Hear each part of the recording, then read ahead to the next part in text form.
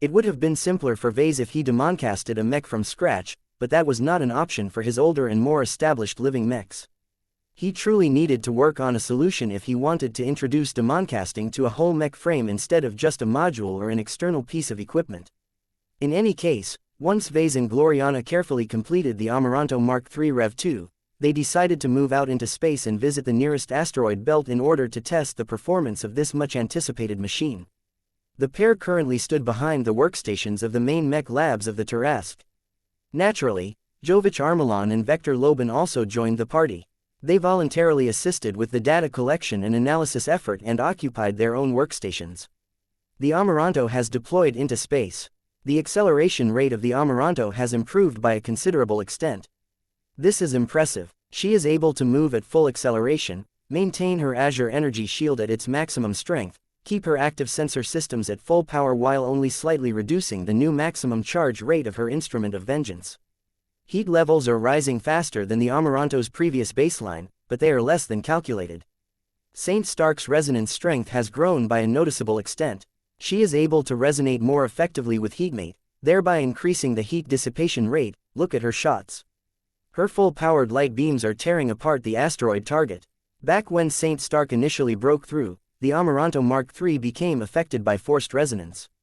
This was usually considered a rare moment for everyone to witness how much stronger the ace pilot became after he or she piloted a proper ace mech for a couple of years.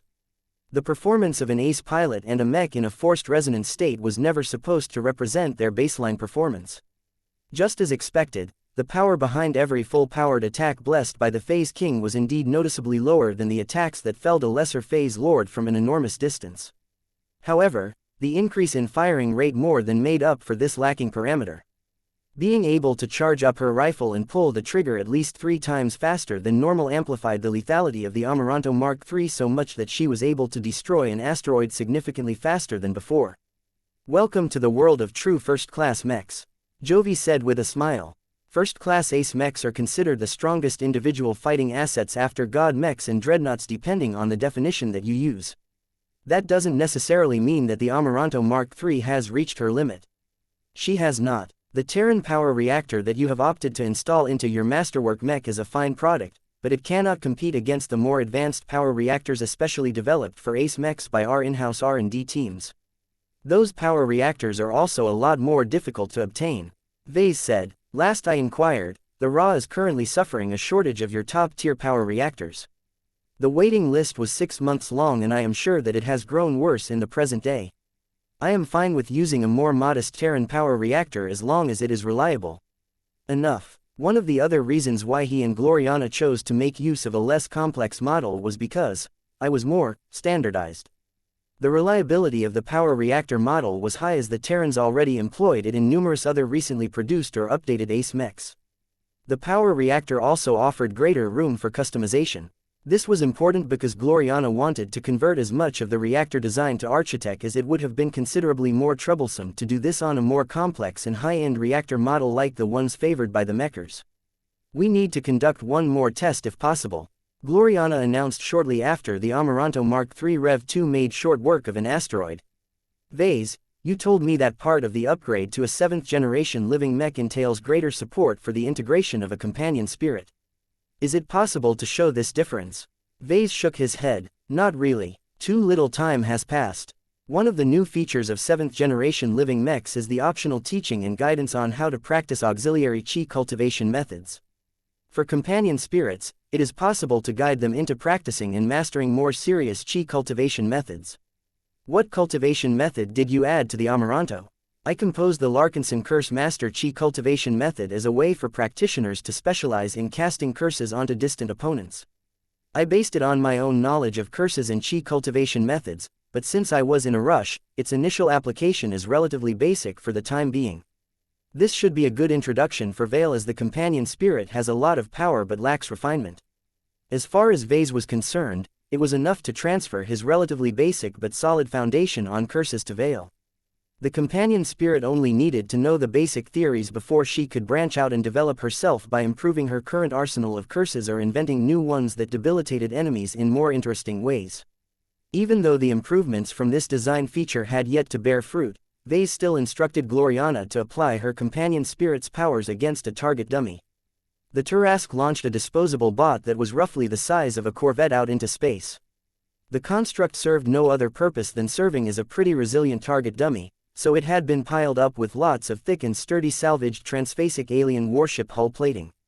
Ves did not expect to recycle any of the valuable materials, but he figured that it was worthwhile to destroy the bot in exchange for obtaining detailed data on the Amaranto's current performance. Start. Just like before, the Amaranto glowed brightly as her instrument of vengeance charged up at a fairly rapid pace. Saint Stark did not need to put any special effort to aim her weapon at a static target that was also not too far away.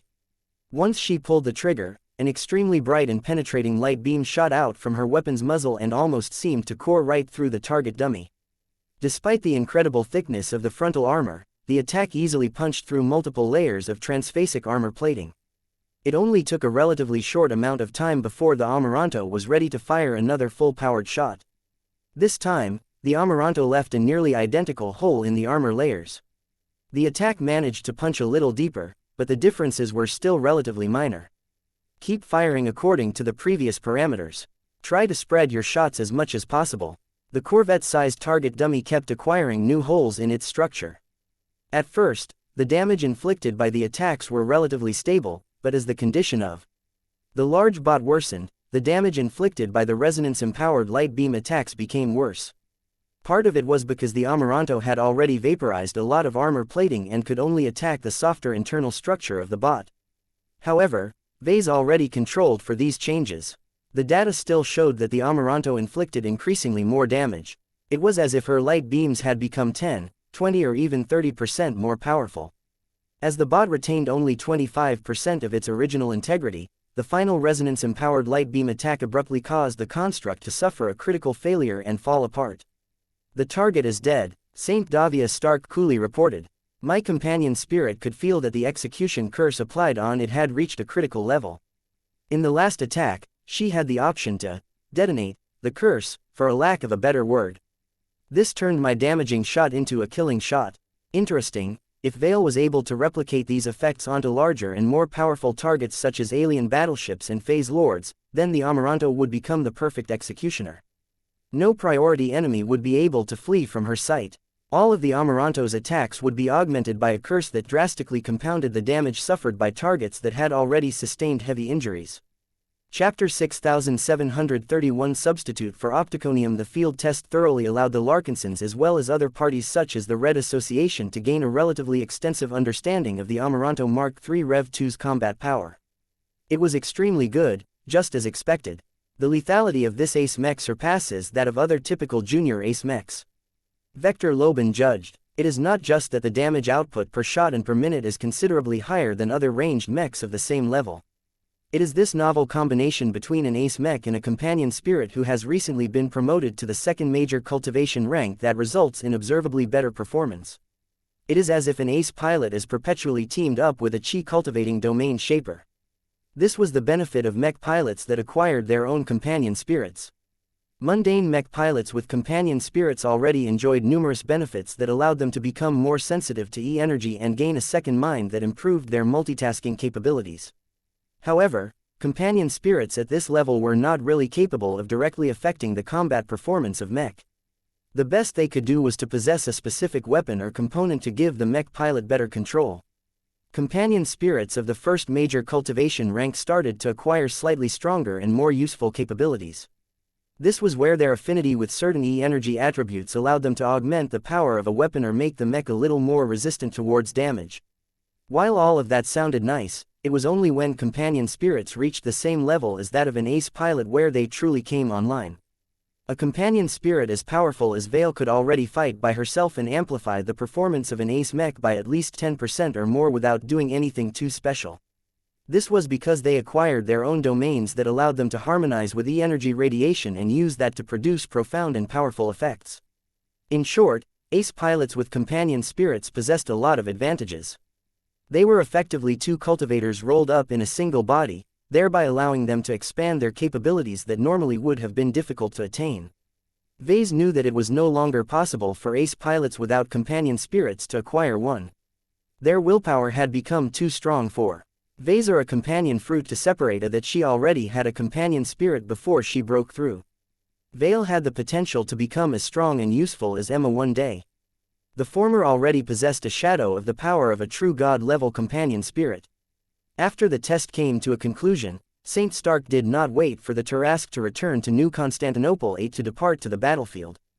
The native aliens had begun to consolidate their most recent gains and were already in the process of amassing their forces to assault the 5th defensive line. The Amaranto had to be where she was needed the most. The powerful ace mech was of little use in the hinterland of human-occupied space. Ves met with Saint Stark one last time before she transferred to a fast courier vessel that would bring her to the front lines. Have you already decided whether you want to fight alongside Tusa?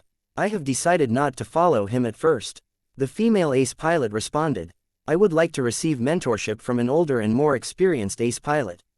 There are many that have shown interest in mentoring me. Executing a lesser phase lord during my second breakthrough event has made me considerably popular among those who are having difficulties with these powerful enemies. I bet that they want to try and see if they can poach you from my clan as well while they are at it. Ves said, you are the only ace pilot in our retainer that has not formally joined my clan. There is no need for concern. I will continue to serve you for the remaining duration of our 100-year agreement. You have yet to show any dishonor that would compel me to prematurely break our relationship. The love and effort that you and your wife have put into the Amaranto over the years has thoroughly convinced me that I will only be able to enjoy the best mechs and gear from my rank as long as I remain in your service.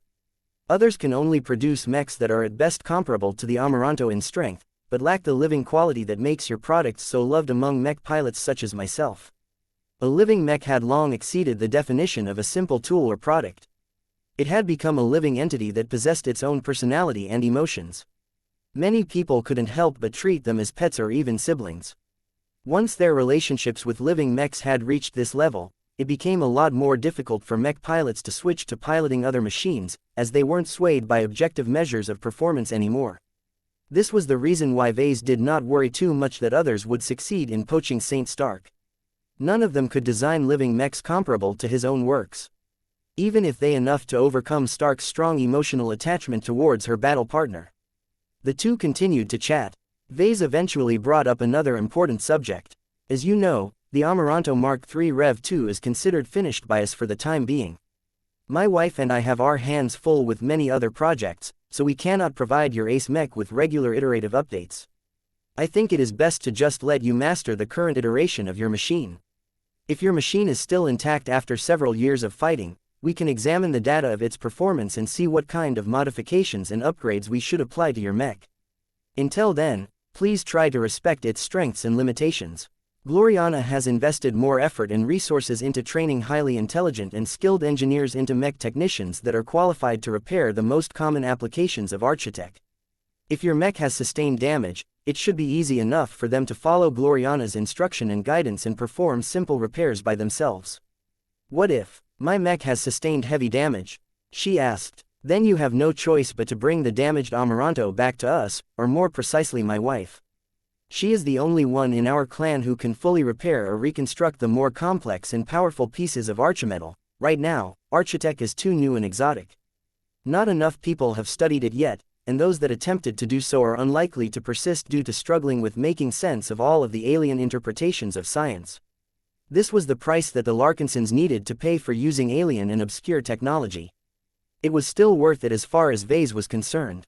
The Dark Zephyr Mark III had repeatedly taken advantage of the strengths of architects to take more risks and achieve more results on the battlefield. I shall endeavor not to sustain damage, then.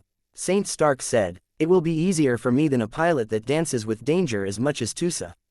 That is good to hear. Please remember that while I have no objections with you going on tour, there will come a time where I will transmit a request for you to return. I will need your firepower and the power of all of our other ace pilots in order to fight on behalf of our whole clan. Only by concentrating our best assets and utilizing them exactly the way they are supposed to be employed in battle will we be able to attain the best results. Saint Stark mildly frowned. I have few objections to returning to fight under your direction, but only if we actually get to fight just as many aliens. I will not agree to stay around if all you want is bodyguards to cover your escape. Don't worry. I do not have any intentions of running away, at least for now. If enough time has passed, Having you return will make it easier for my wife and I to anli ungrader to your si makru the way du Von have any ronek that Von would like to add to your amaranto next time. We can't fulfill every request, but we can at least look into whether it is feasible. I do have a request, she said. The initial version of the amaranto made use of opticonium as a resonating exotic. It granted me the very useful ability to bend my energy beams, allowing me to strike targets that were otherwise behind cover. The Mark III doesn't have that anymore, and I always find myself missing this useful capability. Is there any way you can return this capability to me in one form or another? It is very useful for my mech to be able to threaten enemies that are not in a straight line of sight from my position. I am sorry, Stark, but what you are asking for is difficult to fulfill. Opticonium is indeed a very useful resonating exotic for expert pilots, but there is no ace mech grade equivalent. There are material scientists that specialize in developing new resonating alloys that can attempt to develop such a material, but that will take years and hundreds of millions of MTA credits of funding. It is not really worth investing in. You don't need it, though. I do not. Saint Stark looked surprised. Resonating exotics are a crutch. It's a shortcut, Ves stated to the guest pilot. The most popular theory and the theory that I ascribe by is that exotics are the fossilized remains of powerful entities. That, or they are simple rocks and minerals that have been affected by the radiation of strong beings in the distant past. Resonating exotics are the same, but may have absorbed the essence of the domain of those beings. The implication of this theory is that you don't need to stick with using the powers of others as a crutch. Now that you have become an ace pilot, you should be able to develop many wonderful applications of your Saint Kingdom. My advice to you is that if you want to bend your energy beams, you can try to experiment with your domain field in order to figure out a solution yourself. Maybe you can enlist the aid of your companion spirit for additional help. That was a good suggestion. Saint Stark hadn't been an ace pilot long enough for her to make much progress on this front. Do you think this will grant me the ability to bend my energy beams like before? Yes, but you should plan out your training and development strategy before you try to improve. How you choose to develop your power will largely affect what kind of powerhouse you will be as you approach the threshold to God Pilot. If you spend a disproportionate amount of time on bending your energy beams, then that will become your defining characteristic. Your frontal damage output won't be as strong as a similar ace pilot who has focused on increasing the upper limit of his attacks. You have given me much to think about. Thank you for your advice. A part of me thinks that I already possess enough firepower. Regaining the capacity to attack enemies that are being protected behind obstacles is useful, but increasing my defenses to keep themselves safe. Saint Stark couldn't make up her mind at the moment. She needed to consider her possibilities further if she wanted to make a choice that she wouldn't regret. Chapter 6732 The Victrix. The departure of Saint Davia Stark in the Amaranto Mark III Rev 2 returned D&D base to calm. Ves returned to his old routine. He devoted much of his time to developing his slate of mech design projects. His main preoccupations at the moment were the Minerva Mark II project and the Arboreal project. Aside from that, he also began to spend a bit of his spare time on helping Ketties set up the elemental universe. The comprehensive reform and expansion of the MSTS was an ambitious project, so much so that the two mech designers couldn't complete it by themselves and still had enough time left over to design their mechs. This was why the two had already begun to set up a new organization that was specifically tasked with managing, maintaining and expanding the elemental universe. Finding the right programmers, architects, virtual system designers and so on was not that difficult these days. The gradual compression of human space created a lot of refugees that urgently sought new homes and jobs to rebuild their lives. It took a lot of administration to set it up and hire the right personnel. Ves and Ketties had to find the right directors and head researchers in order to make sure that the Elemental Universe Consortium enjoyed a good start. Fortunately, once the key positions at the top got filled, the executives and leading researchers were able to do the remaining work without needing any hand-holding. Once Ves handed over the initial set of work goals to the new consortium, he made Ketties responsible for supervising its operations from this point and returned his attention to his main line of work. The Minerva Mark II project progressed at a brisk pace, especially after Gloriana enlisted the aid of the Red Association to figure out how to properly make use of a mentalist crystal inside a mech. Mentalist crystals were very powerful and possessed many different use cases due to how flexible they turned out to be. They were crystallized hyper-materials that were overwhelmingly aligned towards the Mind-E energy attribute. Just carrying raw, unprocessed mentalist crystal in a suit pocket was enough to make the carrier a lot smarter and more assertive than before.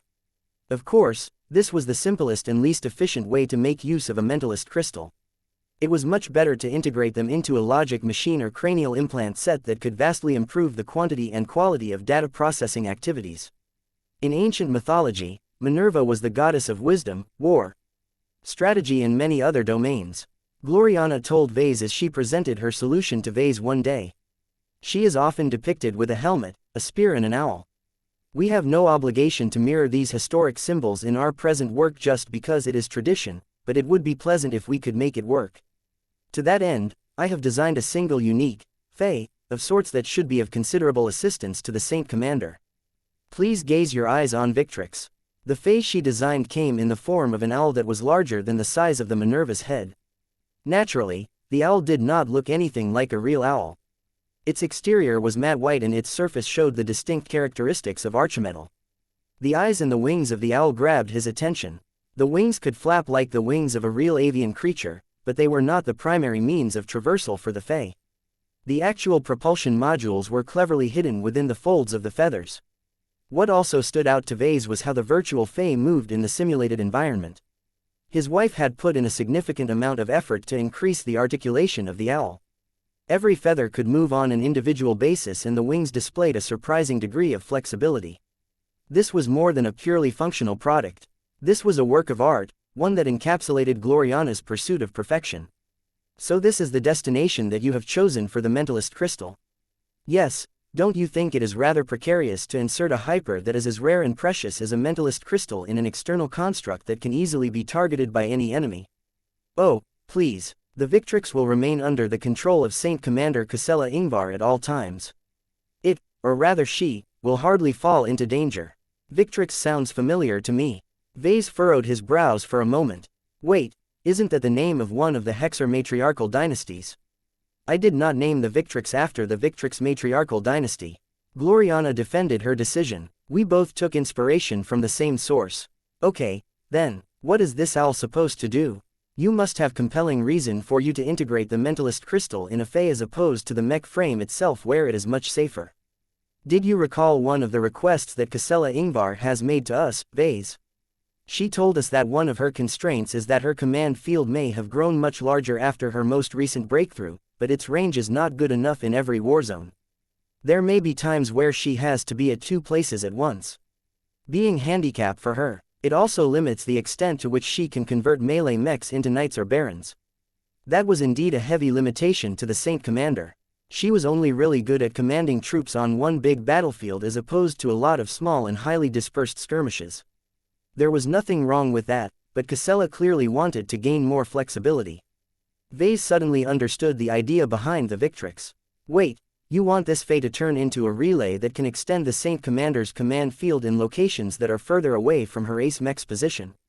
Exactly. Gloriana grinned. I am hoping that it would be possible for the Victrix to be deployed far enough away that she can essentially project a smaller version of Casella's command field at distances that are tens of thousands if not hundreds of thousands of kilometers away. If that is not possible, then the Victrix should at least be capable of projecting a lesser command field in a sphere that partially overlaps with the existing command field centered around the Minerva Mark II. It was like trying to expand a swimming pool. Gloriana ideally wanted to create a second swimming pool that was located on another side of a house. If the second pool could not be dug because of water flow issues or whatever, then she at least wanted to create a secondary pool that directly drew its water from the original swimming pool. Right now, Ves did not have enough information and expertise to judge whether the more ideal situation was feasible. Their only choice was to try and create the Victrix and hope for the best. This is a good and practical way to expand the Minerva's reach. Ves judged. What else is special about the Victrix? It doesn't have any armaments and it doesn't carry anything else aside from carrying a lot of architect processors that are probably designed to take advantage of the effects of the mentalist crystal. This was another reason why he had doubts about whether his wife made the best choice on how to utilize the mentalist crystal. Ves had a strong suspicion that integrating it directly into the mech frame of the Minerva would cause Casella to grow smarter and more capable of manipulating her command field. However, if the Victrix was successfully able to project Casella's command field way beyond the Minerva's normal range, then the trade-offs may be worth this result. Gloriana directed a sharper look at her husband. You are right that there is more to the Victrix. I want to make her as strong as possible. I am already aware that the Fae are essentially the companion spirits of living divergent growth capabilities because they are also imbued with the mech version of companion spirits. Since that is the case, why not combine the two in one and make the Victrix an ultimate module as well? What? Ves almost wanted to stand up. I am already in the process of designing an ultimate module for the Minerva Mark II. I envisioned a slim but elegant silver crown to reinforce the identity of a sovereign leader. Its purpose is to amplify the effectiveness of the command field, either by increasing the number of barons that she can infect, or strengthen this ability so that she can promote barons into more powerful viscounts. Doing this will directly increase her ability to cope against powerful enemies such as lesser and maybe even greater phase lords. Gloriana listened to his explanation. These are good improvements. It would be great if you can realize them in an ultimate module. I am not asking you to suspend your work on the ultimate module. I am asking you to integrate it into the Victrix. I believe this is a superior solution as your ultimate module can directly benefit from the most powerful mind-attributed hypermaterial, namely a mentalist crystal. If you are so attached to the crown symbolism, then just design it so that it can be planted on the head of this Fae. Her suggestion actually did not sound that bad. She made a good point about the proximity to the powerful mentalist crystal. Also, the ultimate module that Ves had in mind could still work while remaining detached from the mech frame. Perhaps the Victrix must remain in closer proximity to Casella's main command field in order for the strengthening effect to work, but that was not a big problem. In this way, Saint Commander Casella Ingvar could choose to use her Victrix in two different ways. She could deploy her Fae at a distant battlefield that she was ordinarily not able to exert her influence because her Minerva Mark II was needed elsewhere. This was great for large campaigns and most interestingly clandestine operations. It was much easier to smuggle an owl-shaped Fae behind enemy lines than an ace if Casella needed hard power more than extended reach. She could recall the Victrix back to her Minerva Mark II. The Fae could even physically integrate into the mech frame to make sure the mentalist crystal boosted the ace command and Saint Commander Casella as best as possible. In this mode, the ultimate module could truly get to work by strengthening the command field so that Casella could more easily channel a greater proportion of her true resonance into her commandeered and infect subjects.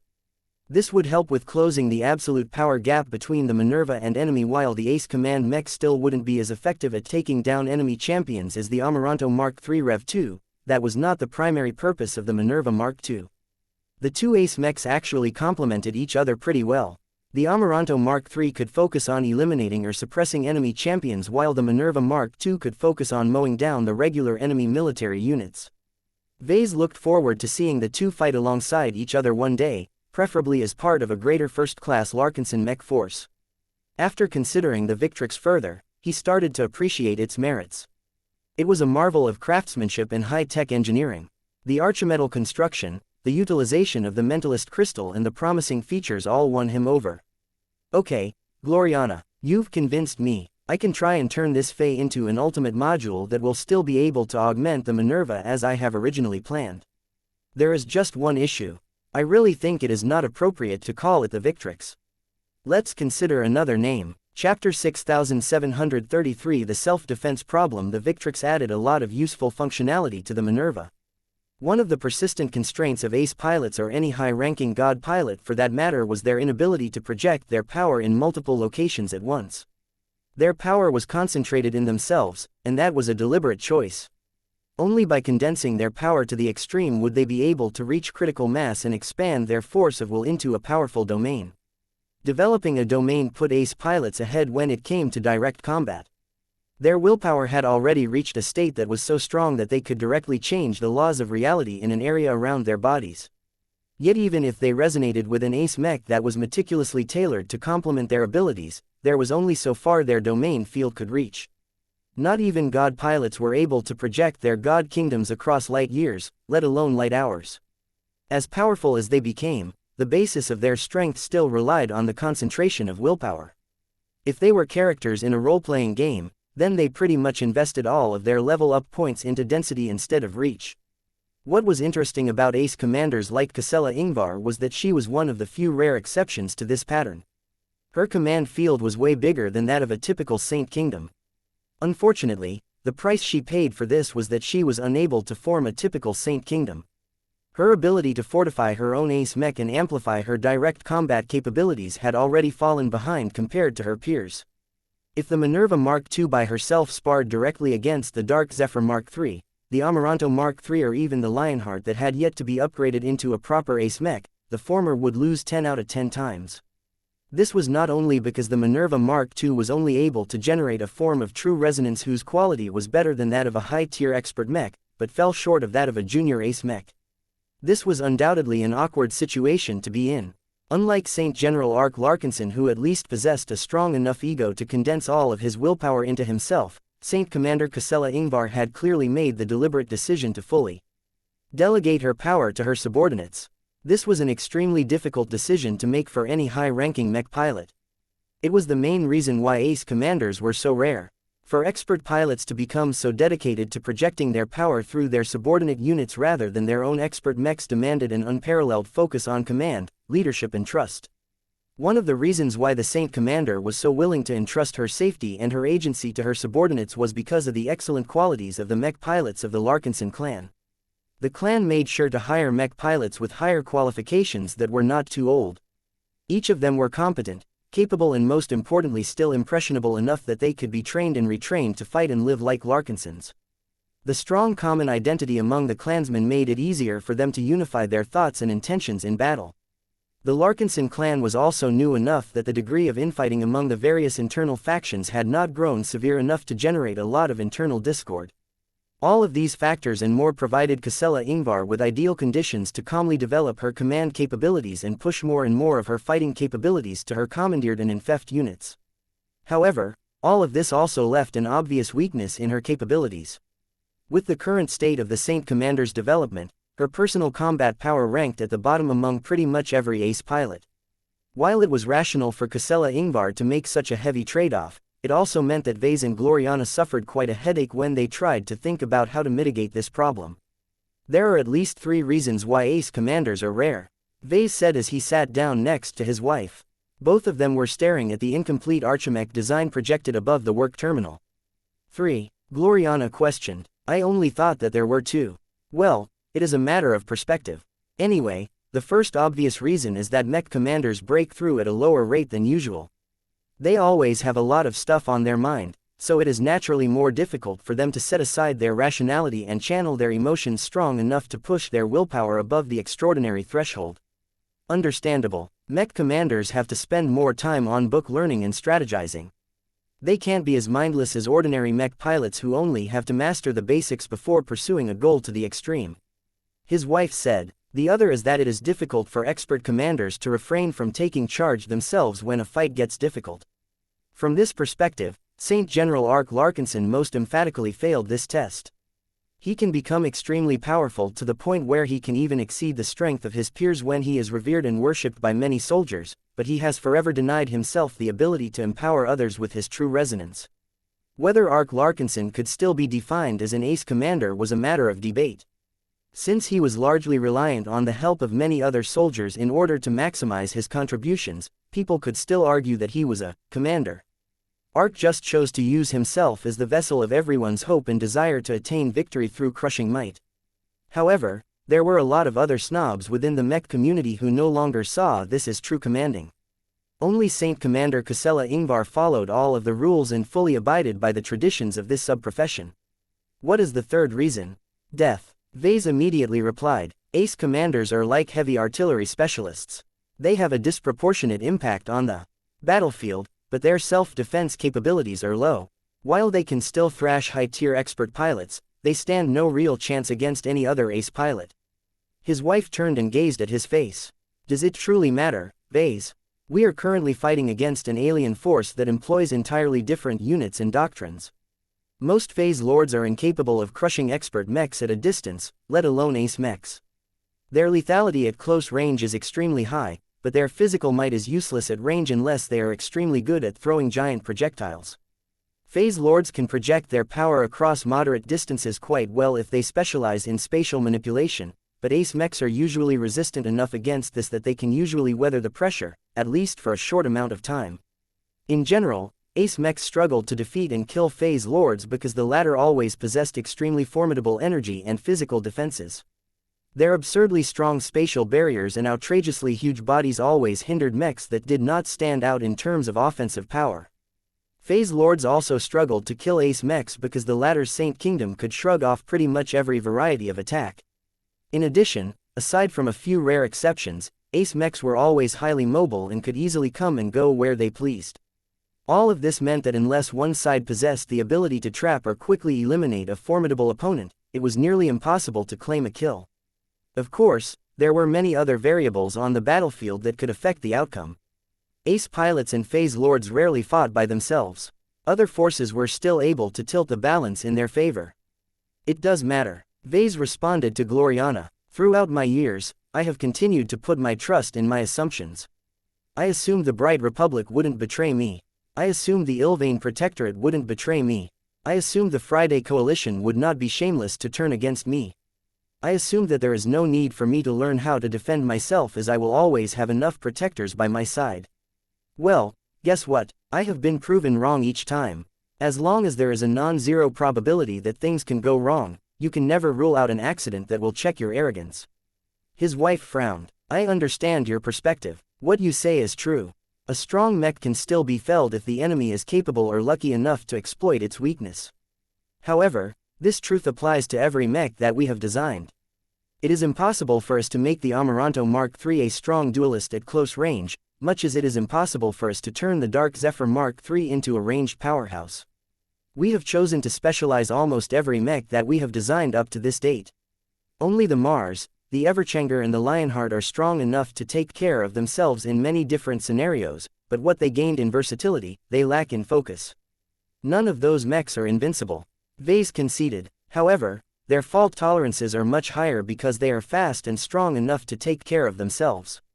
The Minerva Mark II lacks a Saint Kingdom, so her ability to amplify her performance with true resonance is too weak at the same level. A single ranged champion can snipe the Minerva Mark II from a distance if there is not enough. A single melee champion can crush the Minerva Mark II with relative ease as long as he gets close enough. We can rely on good positioning, excellent scouting, strong interdiction tech and lots of mechs in defensive positions to keep the Minerva Mark II safe, but how long will that last? The Minerva Mark II only has to be ambushed once for her to fall. Gloriana narrowed her eyes. She knew him well enough that if he put so much effort into explaining a problem, he most definitely thought of a potential solution. Since you are so afraid that this low probability outcome may come true one day, then I am sure that you have thought of a response. How do you suggest we mitigate this problem? Ves began to grin. It is hopeless to rely on Casella and the Minerva themselves to grow strong enough to fend off enemies. My proposal is to design the Minerva Mark II as the heart of a larger amalgamation of mechs, ones that she can easily infeth into barons or stronger. Why not design the Amaranto Mark II so that she can easily interface with the Bastion or another high-ranking mech? It is too difficult to guarantee that they will be part of the same force. Ves responded while shaking his head. Also, forcing mechs such as the Bastion or the Blood Star Mark II to carry a vulnerable ace command mech on their backs will heavily degrade their performance and add a lot of concerns. I am also afraid that Casella's command field will interfere with the other ace pilot's Saint Kingdom and vice versa. Ultimately, I want the Minerva Mark II to gain a degree of self-sufficiency. I don't want Casella to rely on the protection of other expert pilots or ace pilots to bail her out of a sticky situation. This is not favorable to the development of her willpower. Okay, I understand your argument, but I still do not have a good idea how you intend to solve it. How do you expect Commander Casella and the Minerva to defend themselves if they are being cornered by a Phase Lord one day? Like this, he said. He activated a projection that showed an important moment during the last battle that took place in the Viola Magnifica system. It showed numerous Puelmer elite phase fighters joining together to form a combination gunship. Chapter 6734. The most valuable ace pilot. Gloriana looked at the draft design that Ves presented next. There was no obvious presence of the Minerva Mark II anymore. The ace command mech had become completely subsumed by a juggernaut-like construct that was several hundred meters tall. The premise behind this monstrosity was relatively simple. Ves designed a series of mechs that actually comprised the different limbs and sections of the juggernaut. Unlike the Puelmer elite phase fighters that were able to fight independently when they did not join together, it was clear that Ves designed each individual mech in a way that made them practically useless if they fought by themselves. Only if they linked up with each other and wrapped up the Minerva Mark II like a protective shell would they be able to exert their true value. Ves clearly did this because he did not have time to add dual functionality to the mechs and because he rejected the compromises that this design choice would entail. By solely dedicating the different sections to functioning as limbs of torso sections, they were able to fulfill their primary responsibilities to the fullest. As Gloriana quietly studied the ambitious concept, she most definitely developed a lot of options about it. Her lips curled into a frown. My first impression is that this can be extremely powerful if you can pull it off. It is rather clever of you to take inspiration from the Puelmers and think about overcoming the Minerva Mark II's weakness by devising a combination juggernaut.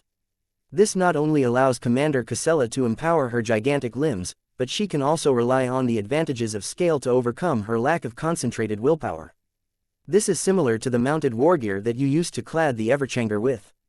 It is also similar to how Phase Lords have developed the habit of wearing raiments in order to augment their existing combat power. The biggest difference is that you are taking this much further. There are only two immediate problems that I can foresee. What problems have you noticed? Cost, she said. If we want to create a raiment that is not a drag on the Minerva Mark II and can fully enable her to compete against a lesser Phase Lord, then it needs to be made with the highest quality materials.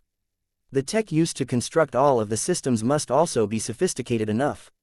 All of this will demand a huge amount of high-grade resources, far more than we have spent on any individual ace mech up to this date. We can cover the demand for Phase Water based on the spoils that our clan has earned in the final battle of Viola Magnifica.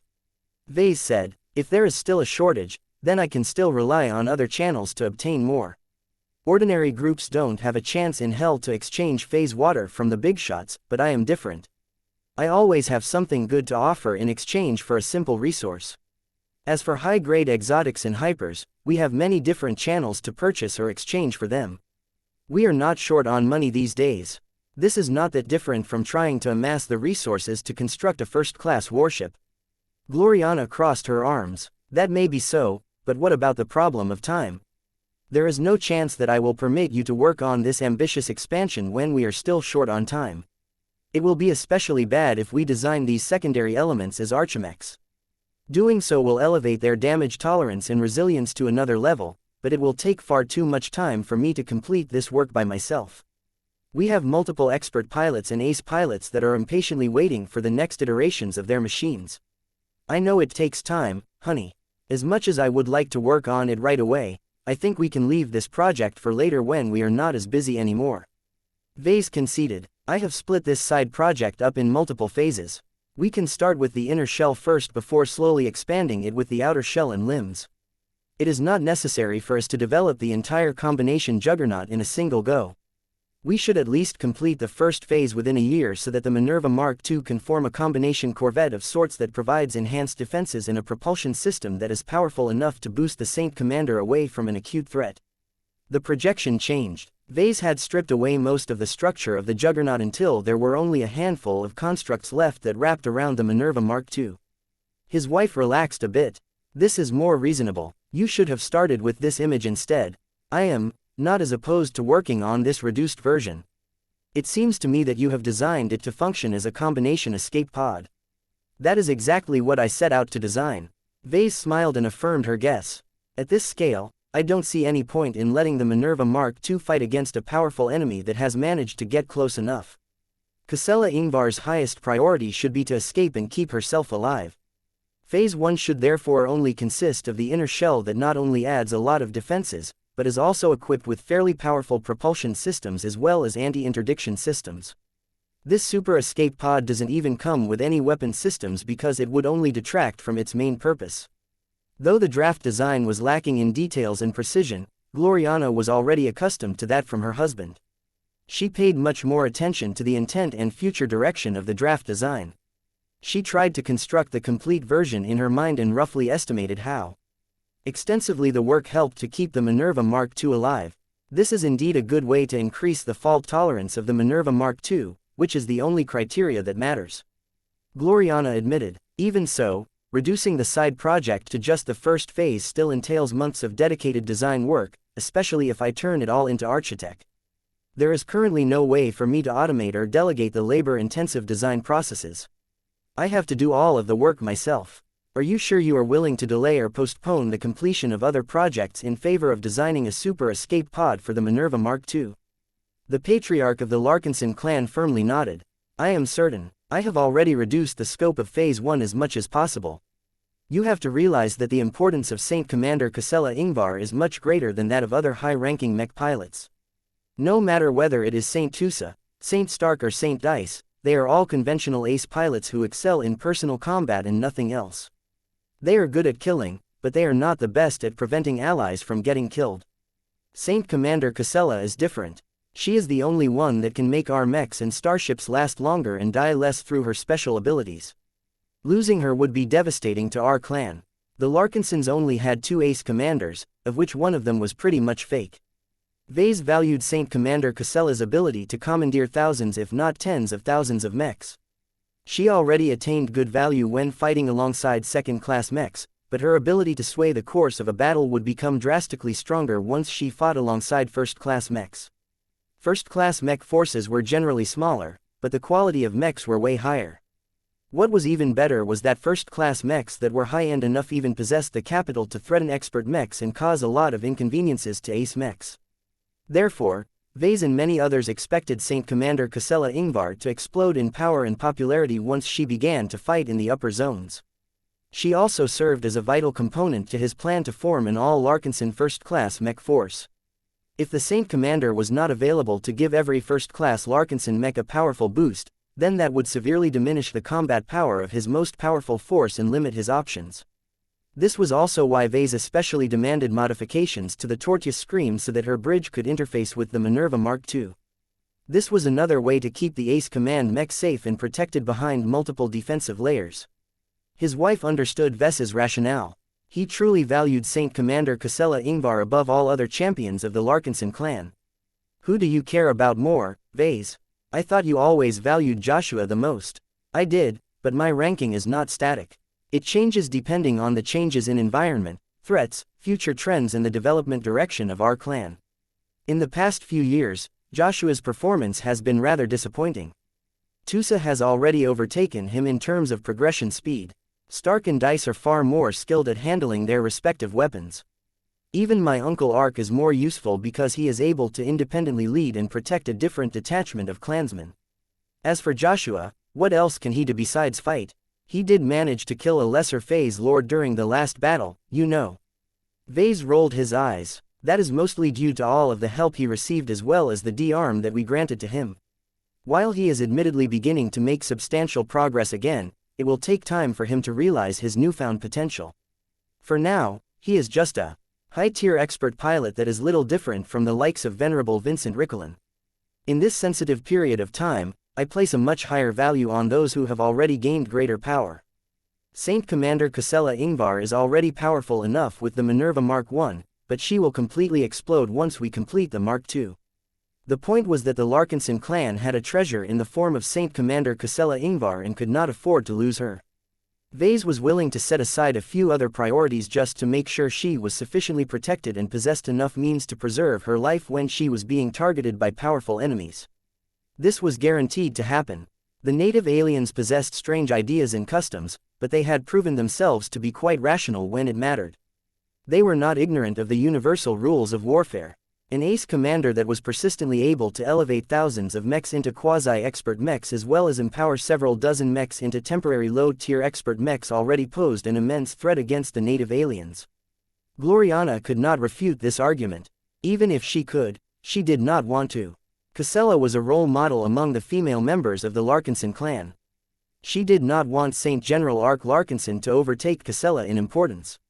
Fine. The female senior mech designer sighed. I will try to rework my schedule so that I can work on this side project in what little spare time I have available over the course of this year.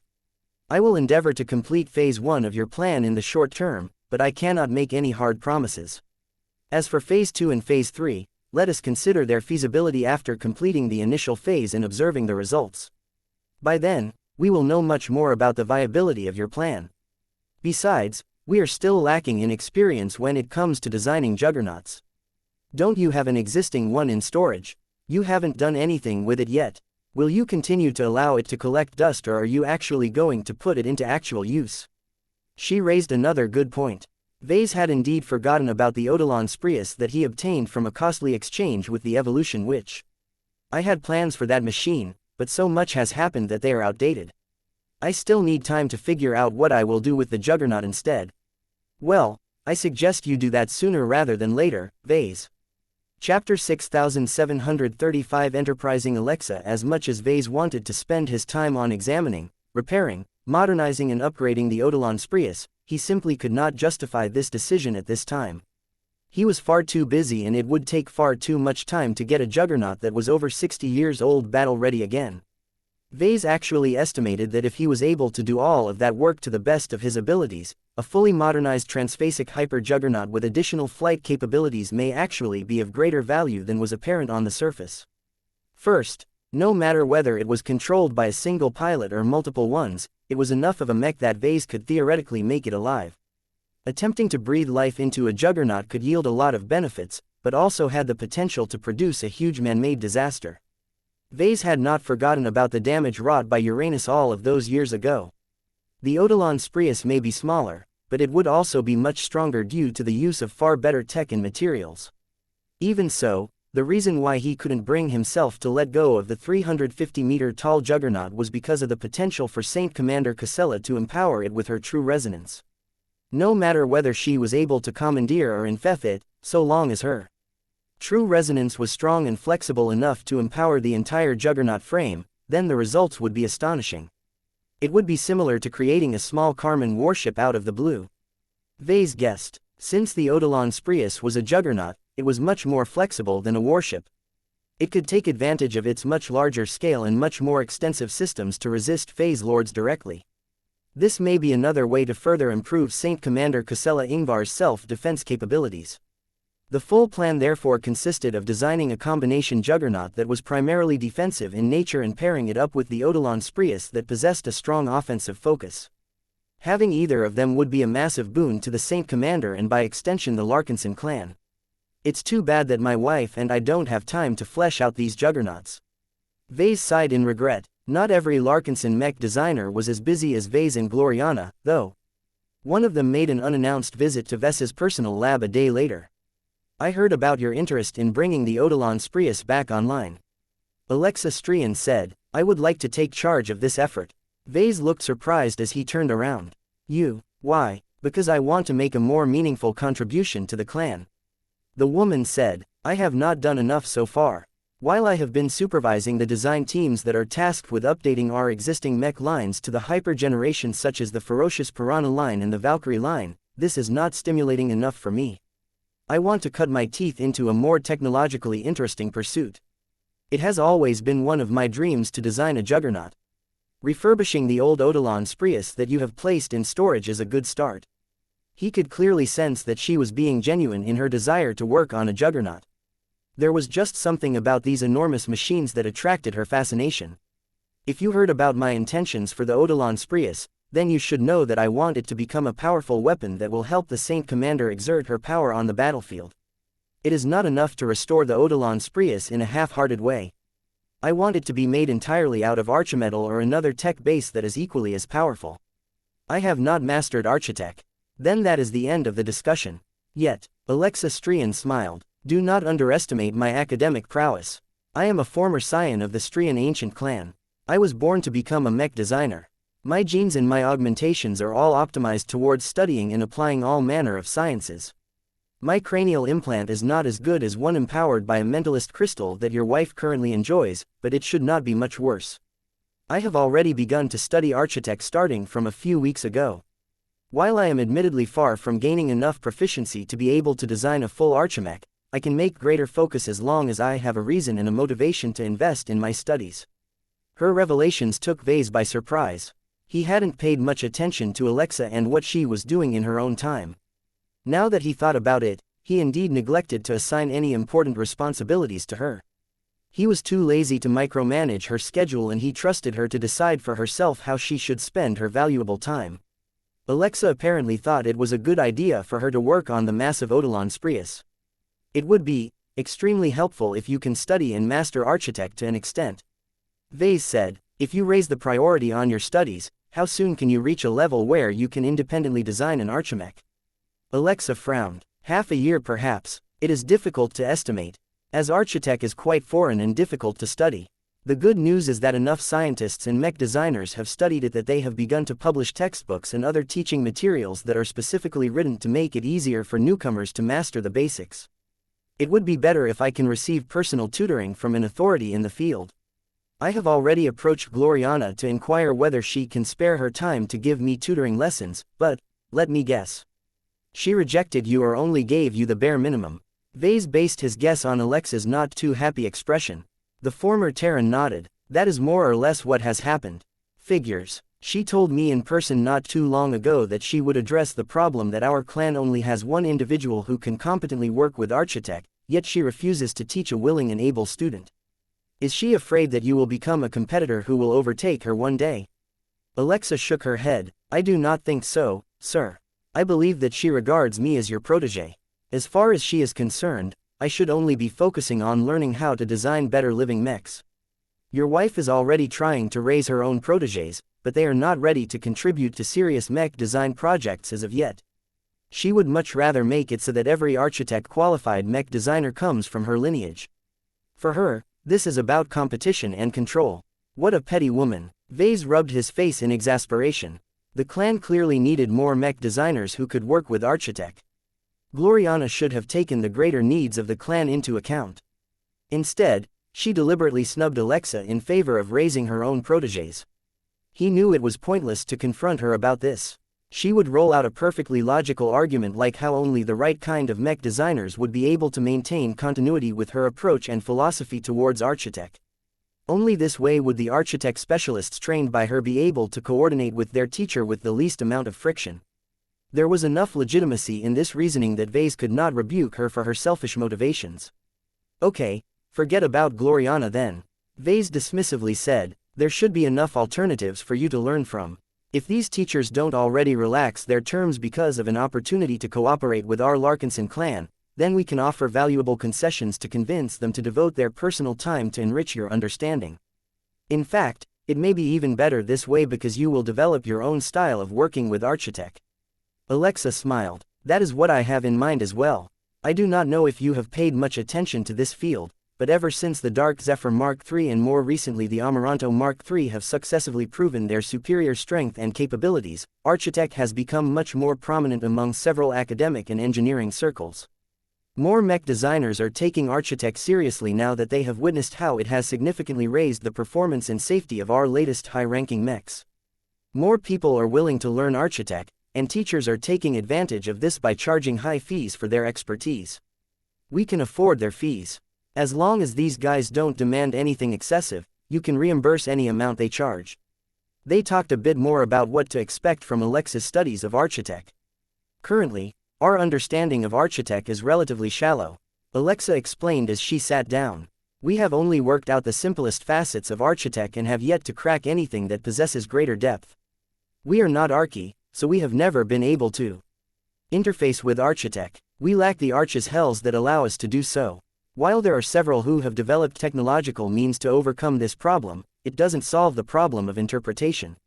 The data that we receive from architect is all garbled and alien. That is why my wife relies on Heckle as an intermediary. Ves mentioned. Yes, using an archi-engineer as your interpreter is a clever workaround, but there is much that Heckle cannot understand or convey. A bad solution is no solution. What if I tell you that we can do better than that? Alexa leaned forward as she spoke with greater enthusiasm. What if we apply a different approach towards architect that may allow humans such as ourselves to interface with architect as if we are native archi? I would say that this is impossible, but I know better than to make such a claim. You clearly have a plan. Alexa's confidence rose. I do, sir. My idea is to combine aspects of your design philosophy with architect. I want to see if I can make an architect product that is alive, ideally in the form of a single block of archimetal. If that is not possible, then I should at least be able to develop a living archimech. Regardless, as long as the mech is alive, it is inhabited by a spirit that can directly interface with humans. This spiritual interface can serve as a substitute to the more traditional archeshell interface. I hate to burst your bubble, but we already tried that with the Dark Zephyr Mark III. Ves gently said, Only Saint Tusa can interface with his ace light skirmisher, and he does not possess the technological acumen or expertise in architect to understand the technical data supplied by his own machine. What I intend to accomplish should not be as rudimentary as that. Alexa shook her head. I want to replicate the full experience of the native Archie to humans. To that end, I want to develop a new variation of architect that is inherently designed to align with our design philosophy. Originally, architect was derived from the organic structure of Arch's hells. I am convinced that we can take advantage of this origin to make architect more organic, and increase its compatibility with living mechs by several times. Once I apply this new variation of architect to a juggernaut such as the Eudolon Sprius, I believe it will be a groundbreaking machine that can bring living mechs to a higher state. What an ambitious mech designer. Ves instinctively wanted to tell her that she was being way too ambitious, but he soon changed his mind. He was not much different back when he was a journeyman. He never let his relatively modest rank get in the way of developing groundbreaking innovations. If Alexa was confident enough in this endeavor to invest her valuable time and energy on it, then he was more than willing to let her pursue her passion. Your proposal is intriguing, he said in an appreciative tone. I am not sure how viable it is, but even a partial success can yield valuable gains to the development of subsequent high-ranking mechs. What do you need in order to get started on this interesting research? You can begin by acquiring 100 or so Arch's hells for me. I need to study a large enough sample of them in order to understand how modern architect differs from the original organic structural patterns of their Arch's hells. It would be even better if you can ship over living Archie prisoners as well, but it is not completely necessary to obtain them. I am only interested in their shells. Chapter 6736. The first breach. Ves tentatively gave Alexa permission to play with the Eudolon Sprius. So long as she was able to learn architect and find a meaningful way to combine it with living mechs, then she had a good chance of turning the outdated juggernaut into a special war machine. In an ideal reality, Ves preferred to tinker and experiment with the Eudolon Sprius himself. Scale translated into power. He would have loved to work on a juggernaut and understand the rules and mechanisms that made them so dominant on the battlefield. However, his schedule was so packed that he had little choice but to delegate this priority to Alexa Strian. The only other alternatives available to Ves was to sell it to another party or keep it in storage for a longer period of time. Neither of these options sounded acceptable to him. He could not afford to waste his resources and assets during this sensitive period of time. Ves actually felt really grateful towards Alexa. She offered a more optimal solution to this problem. He would still be able to benefit from her work by studying her design for the reformed and upgraded version of the Eudolon Sprius. Studying Alexa's homework might not allow him to understand the juggernaut as deep and intimately as he would like, but he could at least obtain a lot of knowledge and insight for free. He also felt it was worthwhile to assign this challenge to Alexa to develop her as a mech designer. If she wanted to stand out in the mech market, then she needed to choose an interesting direction for her work. It was not enough for mech designers to stick to routine work. A journeyman mech designer should go beyond the well-trodden paths and begin to explore how to apply facets of their design philosophy in a superior and novel fashion. The outcome was not too important so long as the mech designer learned and improved from the experience. Of course, Ves did not think that Alexa would botch her assignment and fail to properly upgrade the Eudolon Sprius. She was one of the most competent mech designers in the design department. Her excellent background and upbringing even caused her to perform better in certain jobs than Ves and Gloriana. Though Ves only knew Alexa for a few years, the latter had consistently met or exceeded his high expectations. The Terrans truly knew how to raise their best scions. With the Eudolon Sprius issue out of the way, Ves began to spend his time on developing the Victrix into the living Fae and ultimate module that his wife envisioned. Designing the exquisite owl-shaped construct as a living Fae was not that difficult.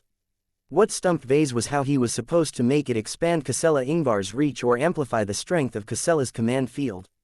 As Ves puzzled over this issue, he paused in his work when he received a silent alarm. It was a very special alarm.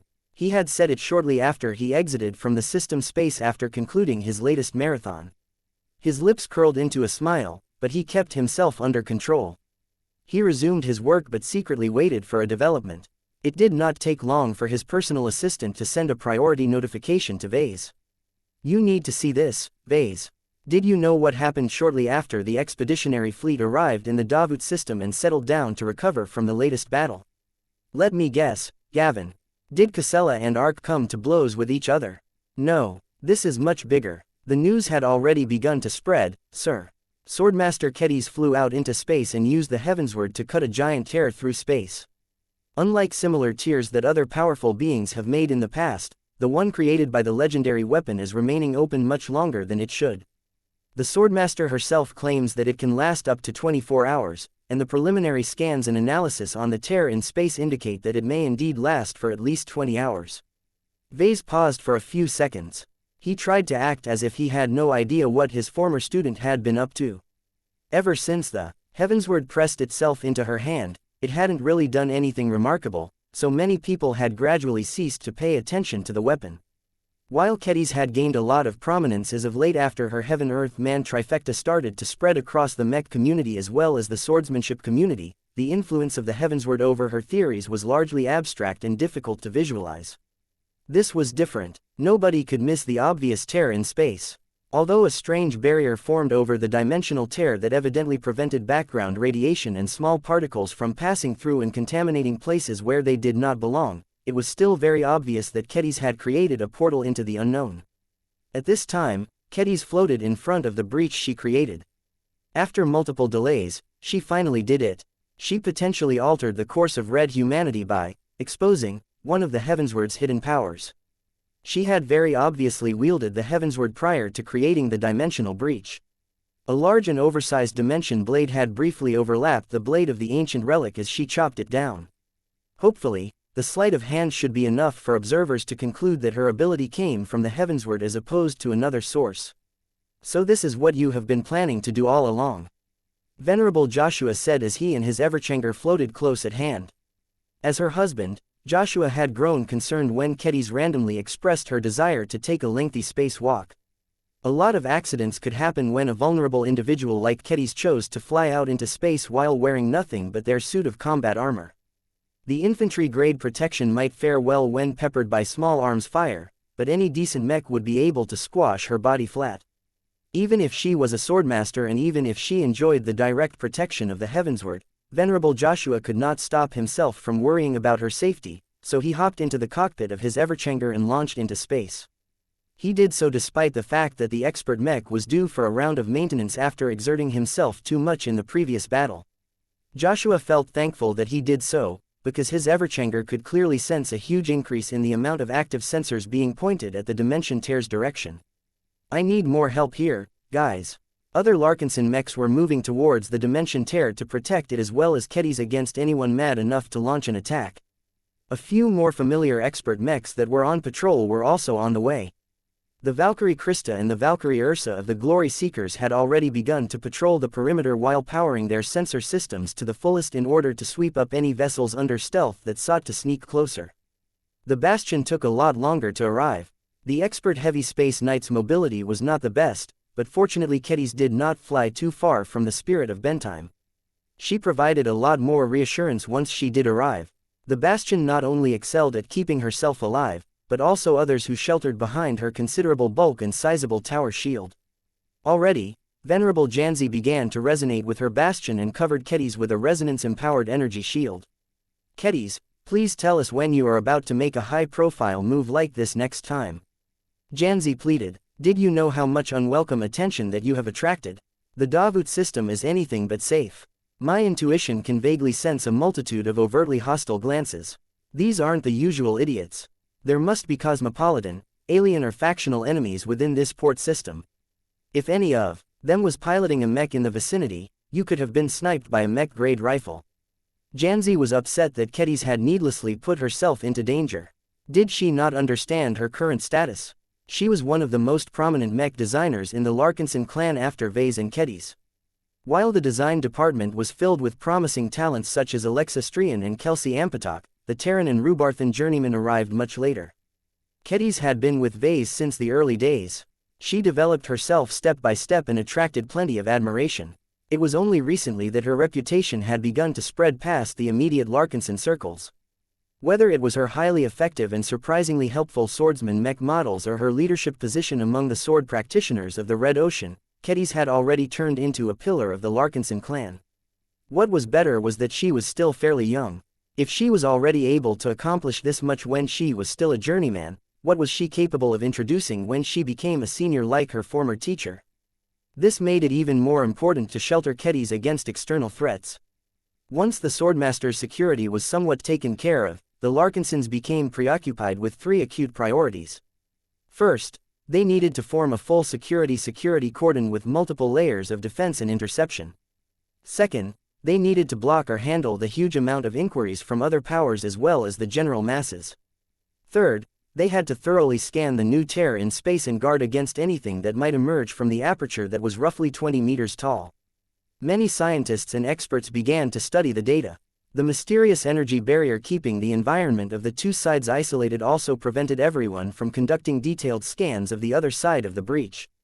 It could be heaven or it could be hell. It could grant them passage to Messier 87 or just the star system next door. Anything was possible. It took a bit longer for the local MTA garrison force to dispatch a nearby patrol. The Mechers were far more eager to obtain answers than the Larkinsons. As Kedis continued to get bombarded by internal and external requests for clarification, she abruptly raised her heavensward and induced it to release a bright flash. Enough. Her voice boomed in an authoritative manner, causing many others to shut up. I do not have all of the answers, but I will hold a press conference on the spot in order to clarify what I have done. I do not want to repeat myself a dozen times over, so do not bother me with exclusive interviews or interrogations. By the time I have concluded my speech, you will understand the significance of what I have done. For now, I am requesting my clan to dispatch probes through this breach and confirm whether my blade has cut into the right destination. The Larkinsons had already begun to send out probes. They were not too hardy, but they were cheap and disposable. No one would shed a tear if an astral beast swallowed them whole or if close proximity to a powerful star had vaporized their structures. The first probe cautiously touched the mysterious energy barrier, but encountered no resistance. It easily passed through the tear in space. Its disappearance was strong proof that the probe had reached an entirely different destination. The first probe returned 5 seconds later, just as it had been programmed to do.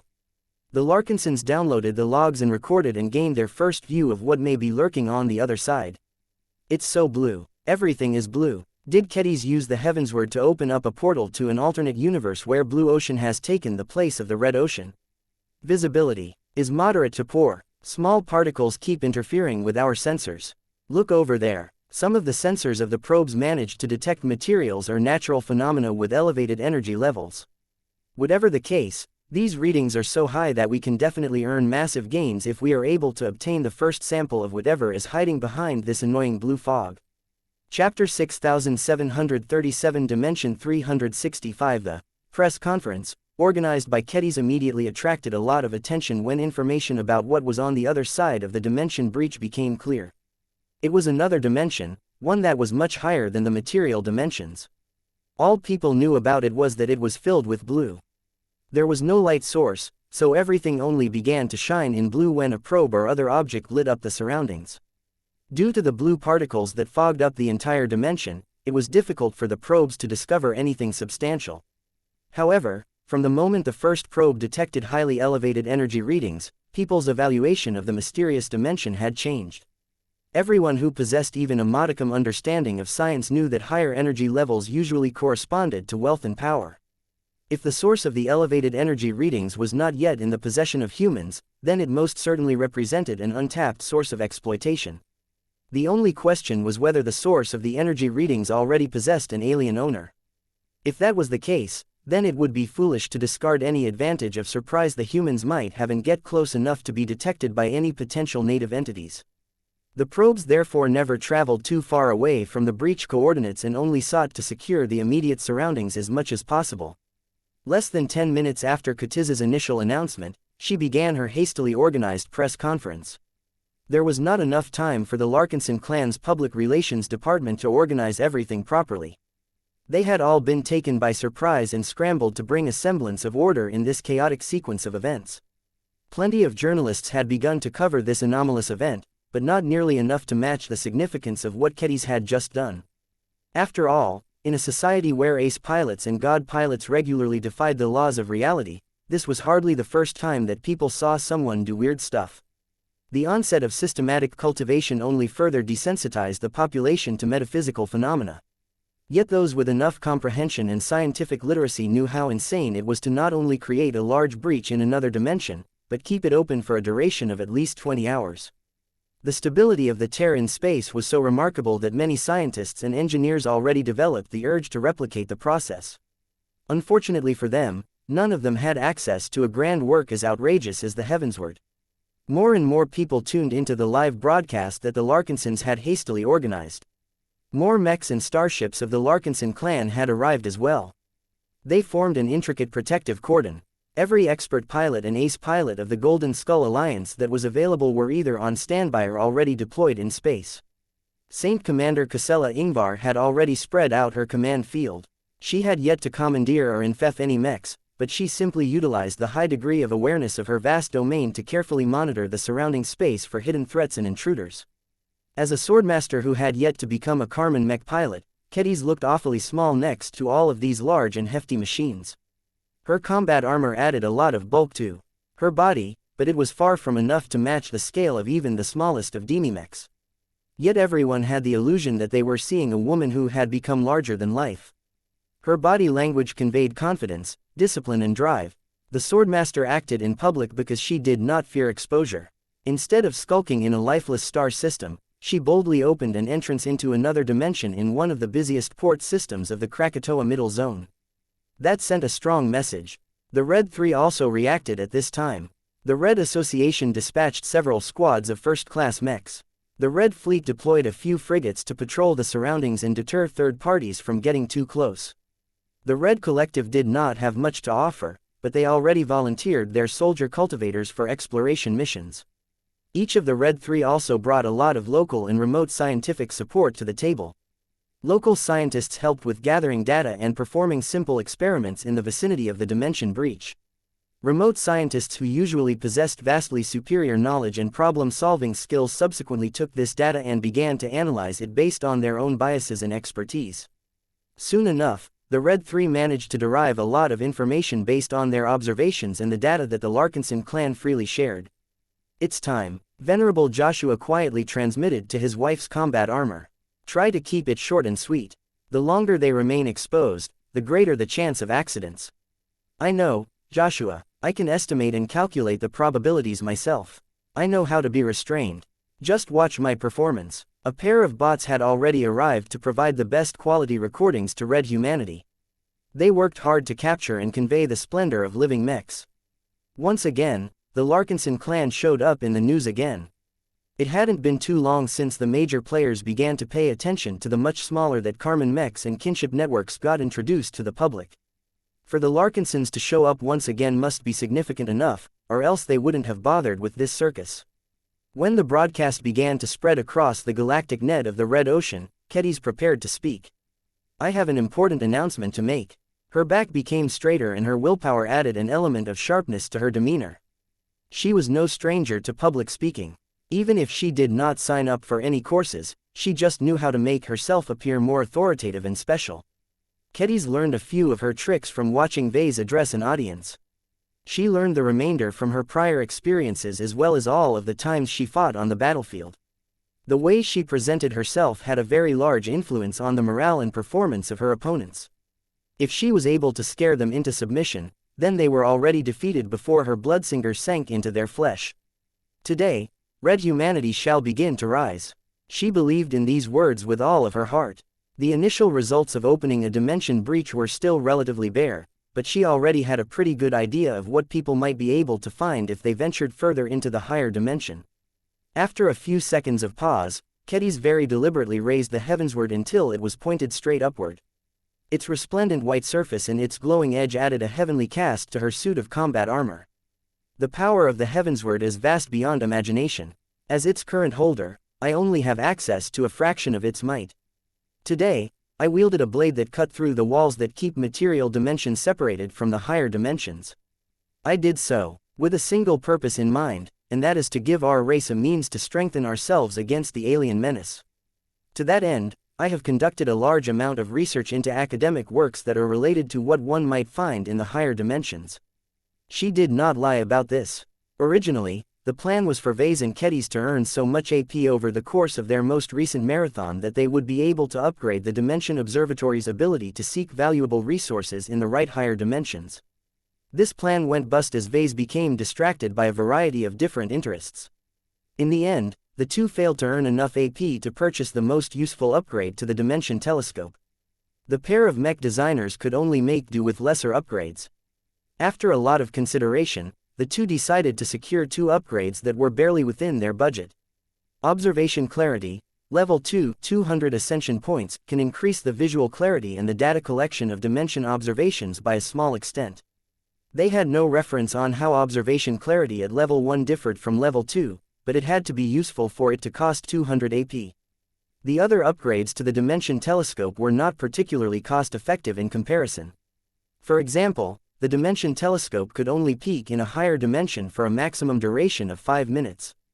They could pay 200 AP for an upgrade that extended this observation period to 6 minutes, but this was crazy.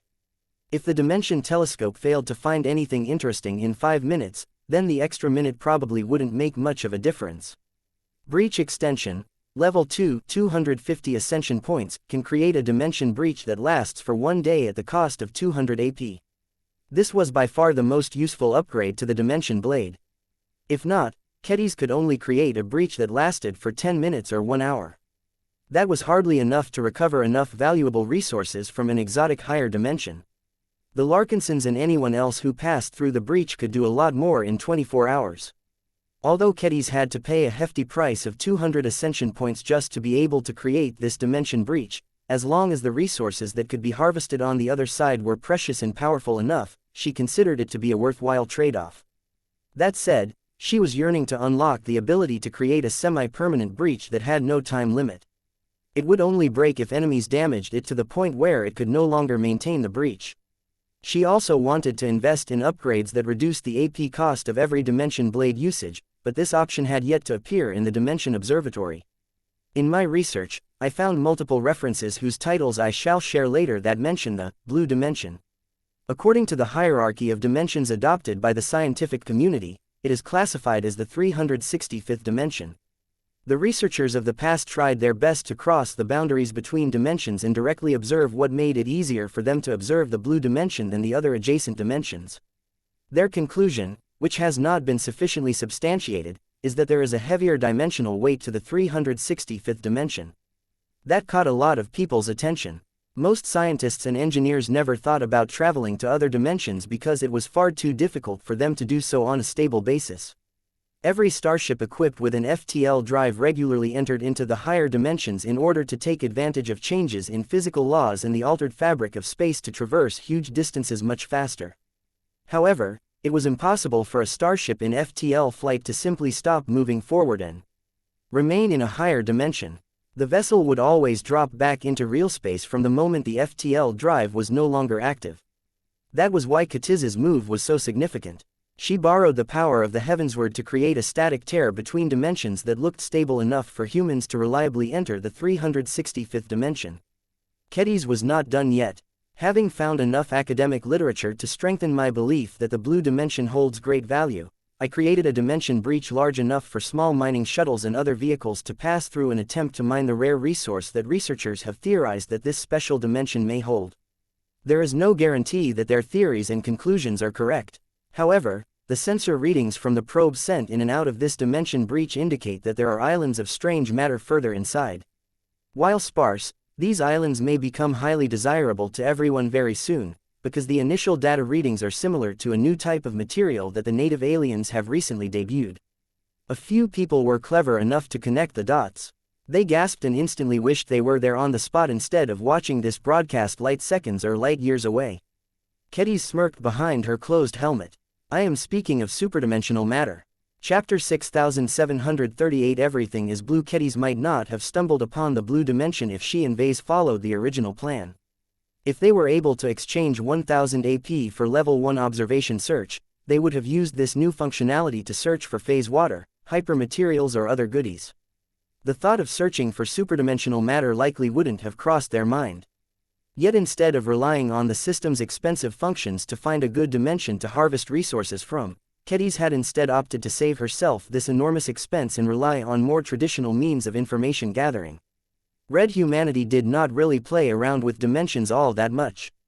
It was a different story for original humanity. Over the course of thousands of years, a huge amount of scientists and mavericks experimented with FTL drives. Most bold attempts to innovate on the tech or develop radical new applications from them ended up in disaster. That did not mean that the experiments had been for nothing. Even failures produced valuable data, some more valuable than others. The collective body of human science therefore gained a gradual understanding of what might be going on in different dimensions. Above the 10 or 11 dimensions that encompass the ones that most people who never traveled to other planets could come in touch with, the dimensions higher than that all possessed weird and even life-threatening phenomena. For example, there was one dimension that appeared to be perpetually filled with thunderstorms. It was never a good idea for a starship to engage in FTL travel that included this dimension, or else the vessel would begin to incur light but persistent electrical damage. There was also another dimension that was filled with a jelly-like substance. Starships that happened to partially move into this band would encounter much greater resistance, causing their forward progress to slow or maybe suffer even worse consequences.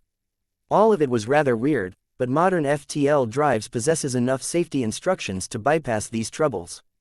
The blue dimension was special in that it was one of the few dimensions where starships engaged in FTL travel tended to converge towards when their FTL drives were operating within a specific range.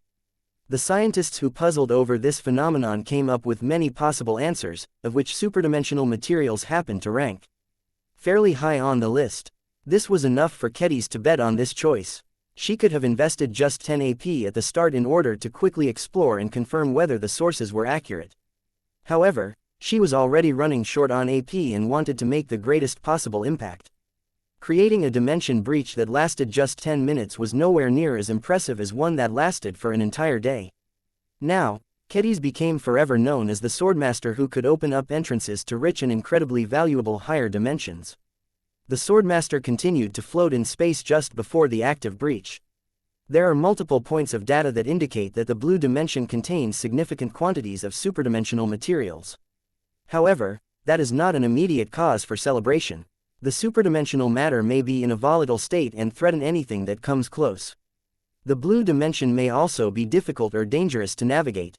We do not understand the properties of the blue fog and whether they can corrode metals and other materials. Finally, there is one final threat that everyone who enters this breach must take into account. Kedis took a deep breath. The blue dimension may not be as lifeless as we assumed. My teacher has always told me that life finds a way. We have encountered the strangest life forms inhabiting the corona of a star. It is not far-fetched to assume that dimensional beasts could also exist in this strange and exotic dimension. The enthusiasm of many would-be explorers dimmed a bit. The superdimensional materials may have their own protectors, ones that would be willing to fight to the death to preserve any quantity of their treasures. Still, danger or not, there were still plenty of people who were willing to try their luck. I created this dimension breach for every group to enjoy. She continued to say, we will not keep all of the spoils to ourselves. We are more than willing to let shuttles belonging to any of the Red 3 to travel freely through the breach in exchange for cooperation and protection. As for other third parties, I will permit your shuttles to enter on a case-by-case basis. That did not sound good for groups that did not maintain close relations with their partner. Kutiz's expression grew harsher. The breach will only allow for the entry of shuttles that can casually pass through the breach. It is not large enough to comfortably transfer a large amount of mechs, for now. The inability for most mechs to pass through the entrance was an incredible inconvenience. Not every shuttle could fit through. Even if they rolled at a 45-degree angle, parts of their vehicle would still collide against the side of the breach. The point was that the first breach would not allow mechs to play a role on the other side. It would be shuttles, people and mining equipment at most. The mechers, fleeters and collies were already scrambling to start their mining operations as soon as possible. In fact, because Kedis also blindsided her own Larkinson clan, precious minutes passed by until the Larkinsons and their allies in the Golden Skull Alliance gathered so many small shuttles that were suitable for mining missions. Soon enough, an expedition had formed. No expert pilot or ace pilot would enter the other side as it was stupid to remove them from their cockpits at this time. Saint Commander Casella Ingvar was thoughtful enough to put Avatar Commander Melkor in charge of this first wave of exploration. Because you are stronger than other people who have engaged in chi cultivation.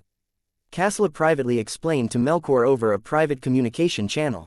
If the blue dimension is populated by dangerous beings, then you should be able to lead our men to safety. I shall do my best then, Saint Commander.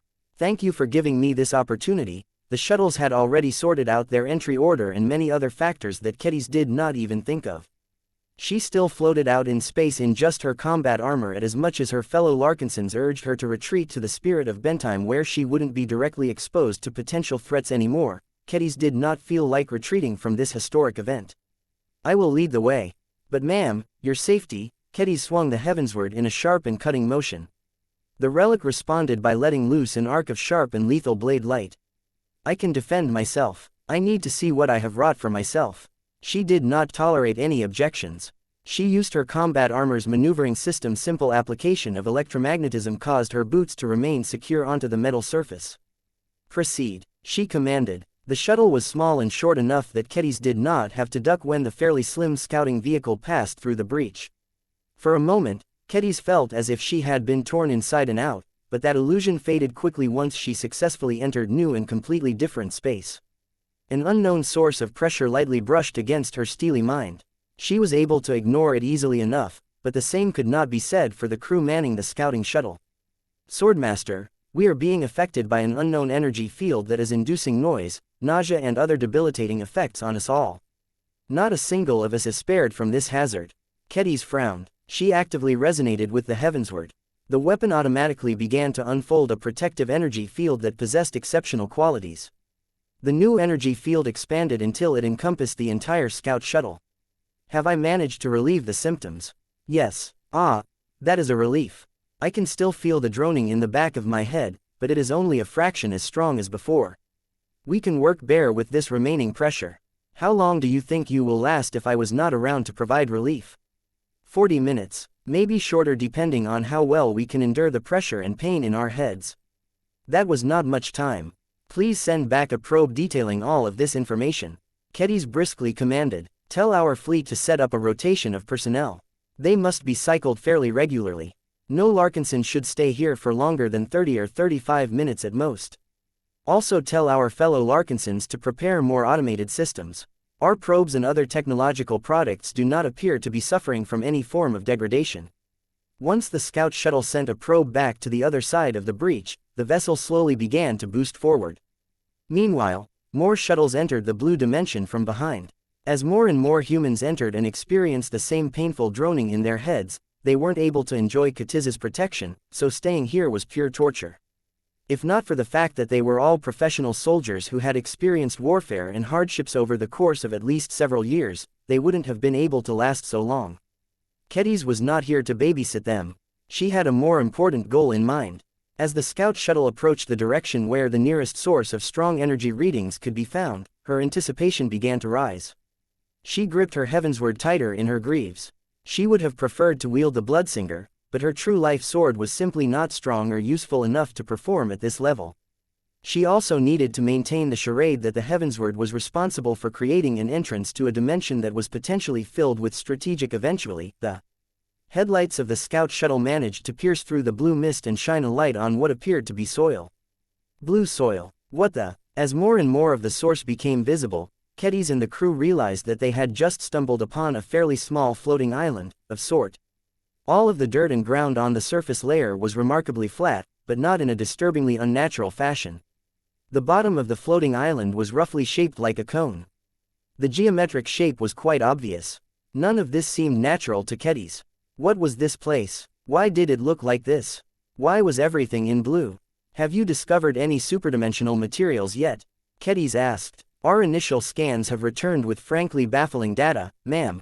We had to manually check whether the owls made the right judgment and whether there is anything amiss with our sensors. So far, we have not found any signs of malfunctions or glitches. If the data is to be believed, this entire island is superdimensional. Kedis lost her composure when she heard that. Was it truly possible for this strange blue island to consist entirely out of superdimensional matter? Ah, before you get too excited, ma'am, this is far from the best variation of superdimensional materials that can theoretically exist. The superdimensional version of dirt is only useful for building or expanding large fortifications. What we need is weapon-grade and armor-grade superdimensional materials, which should mostly come in the form of metallic ores. Due to the huge interference produced by the entire island, we are unable to scan for the more strategically valuable variations of superdimensional matter. Are you telling me that we have to dig up this island to search for ore? Yes, ma'am. We are not quite sure whether our digging equipment can even dig through superdimensional matter. Our tools may break. Great. Chapter 6739, A Gift to Red Humanity. The spontaneous exploration of the 365th dimension completely disrupted the schedules of many people in the Davut system and beyond.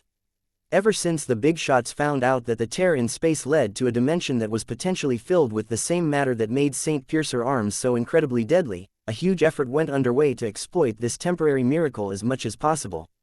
The first shuttles that passed through were ordinary scout shuttles, troop shuttles and mining shuttles that the Larkinson clan and other nearby forces had on hand. That changed soon enough. The Colonial Federation of Davut and the Red Three had been caught off guard, but that did not stump them for long. The best designers they had available quickly designed a very specific mining vessel and fabricated it with all of the materializers and superfabs they had available in the Davut system. Soon enough, purpose-built vessels that looked like extremely long passenger vehicles started to approach the tear in space and pass right through. Each of them possessed a cross-section that was almost 20 meters tall and 5 meters wide. Their length varied, with the longest one measuring well up to 150 meters. The RF probably would have preferred to make them even longer than that if there weren't any concerns about unknown threats and environmental hazards. The newly fabricated shuttles consisted almost entirely of harvesting and mining vehicles. Their considerable volumes granted them more than enough capacity to efficiently harvest a huge amount of matter that could only be found in the blue dimension. Kedis was rather perplexed as she witnessed all of this activity taking place. Hours had passed by since she initially entered the blue dimension. Her sword aura kept herself and whoever was close at hand protected from the pervasive pressure exerted by the environment. In fact, it was not just Kedis that was able to resist the unknown effect. Particularly good swordsmen and sword initiates were able to more effectively resist the pressure of the mysterious energy field as well. The Larkinson clan happened to have a lot of them, so many of them had been drafted to act as temporary mining workers and security guards. Kedis had not bothered to explore the mysterious dimension any further. She continued to stand on top of a shuttle as she witnessed the huge man-made effort to steal away as much of the floating blue island as possible within the 24-hour timeframe. The dedicated mining shuttles possessed all manner of devices and mechanisms that allowed them to break off pieces of soil and shove them into their sizable cargo bays. All of it happened to be transphasic. The initial attempt to dig through the island ended in abject failure. All of the drills and blades wore down and broke far too easily when digging through the superdimensional rock and dirt. People quickly discovered that only transphasic tools could resist the accelerated erosion effect, and even that was limited depending on how much phase water saturated the mining equipment. This effectively locked out the poorer and more grassroots entrepreneurs and organizations from taking advantage of this bounty. Only the bigger players such as the State and the Red Three were able to harvest a huge amount of superdimensional matter from the blue dimension. That did not mean that the smaller groups and outfits gave up, though. Some of them had taken to harvesting the blue gases as they became convinced they could develop a useful purpose for it somehow. Others chose to venture deeper into Dimension 365. They either sought new treasures, encountered native beasts or found other superdimensional islands before coming back to sell the coordinates to an interested party. Out of respect for the Heavensward, for creating this unimaginably valuable portal through dimensions, everyone deferred to Kedis when deciding on who was permitted to enter the dimension and how their spoils should be divided. Anyone can try their luck if they have a shuttle and are willing to brave the hazards of this dimension, she declared at the time. This dimension breach is our gift to Red humanity, not to the Larkinson clan alone. I only hope that my clan and the Red Three can set up a form of traffic control so that everyone who is interested has a fair share of profiting from their own discoveries in this dimension. The Red Three should not monopolize everything. Everyone should have the chance to become stronger and fight for a better future. Whether the big shots respected Kedis or not, they took her words seriously and did not allow anyone to take ownership or abuse their control over the dimension breach. Kedis felt satisfied with how everything unfolded so far. She knew extremely well that humans had always engaged in one form of infighting or another. They couldn't help but tear their rivals down in order to climb their way up. She half expected for an idiot or three to come along and test her patience. A pity, she could have used an exercise. She looked forward to being the first human to execute another in this new dimension. As dozens of mining shuttles and other small vessels continued to break down the superdimensional island, a handful of smaller mechs flew in to assist in the effort. Their transphasic shovels, pickaxes and drills were remarkably effective at breaking down the harder and more valuable superdimensional matter. Few groups had any mechs on hand that were small enough to fit through the dimension breach. Not even the Larkinson clan had any on hand. Most ordinary mechs were too big to safely squeeze their way through. Only the big players were able to materialize or cobble them together in a short amount of time. The mechs fulfilled several different functions. Dozens of them had been sent on scouting trips. Others assisted in the mining effort. The remainder were armed as heavily as their limited frames could fit and guarded the vulnerable shuttles. Kedis reminded to herself that she should really purchase the system upgrade that would allow her to increase the size of the dimension breach. One of the mechs fabricated by the Larkinson clan approached Katiz's position. The machine lacked any form of coding and its design was very crude and basic. The mech technicians who put it together in a hurry had only bothered to apply the crest of the Larkinson clan on its chest to denote its allegiance. The mech was a little more special than the others because it radiated an aura of courage. This was because its pilot happened to be Venerable Vincent. Despite the unknown dangers of the blue dimension, Vincent did not hesitate to be the first Larkinson expert pilot to pass through the breach. Even though he had been reduced to using the weakest mech that he ever had the pleasure to pilot, Vincent was not a stranger to controlling bad machines. He offered to stick in her vicinity and guard her from threats, but she didn't need the protection. She instead sent him on a scouting trip and saw what everyone was doing. "How was your journey?" "Boring," Vincent replied over the communication channel. "Nobody has encountered any blue beasts or intelligent aliens so far.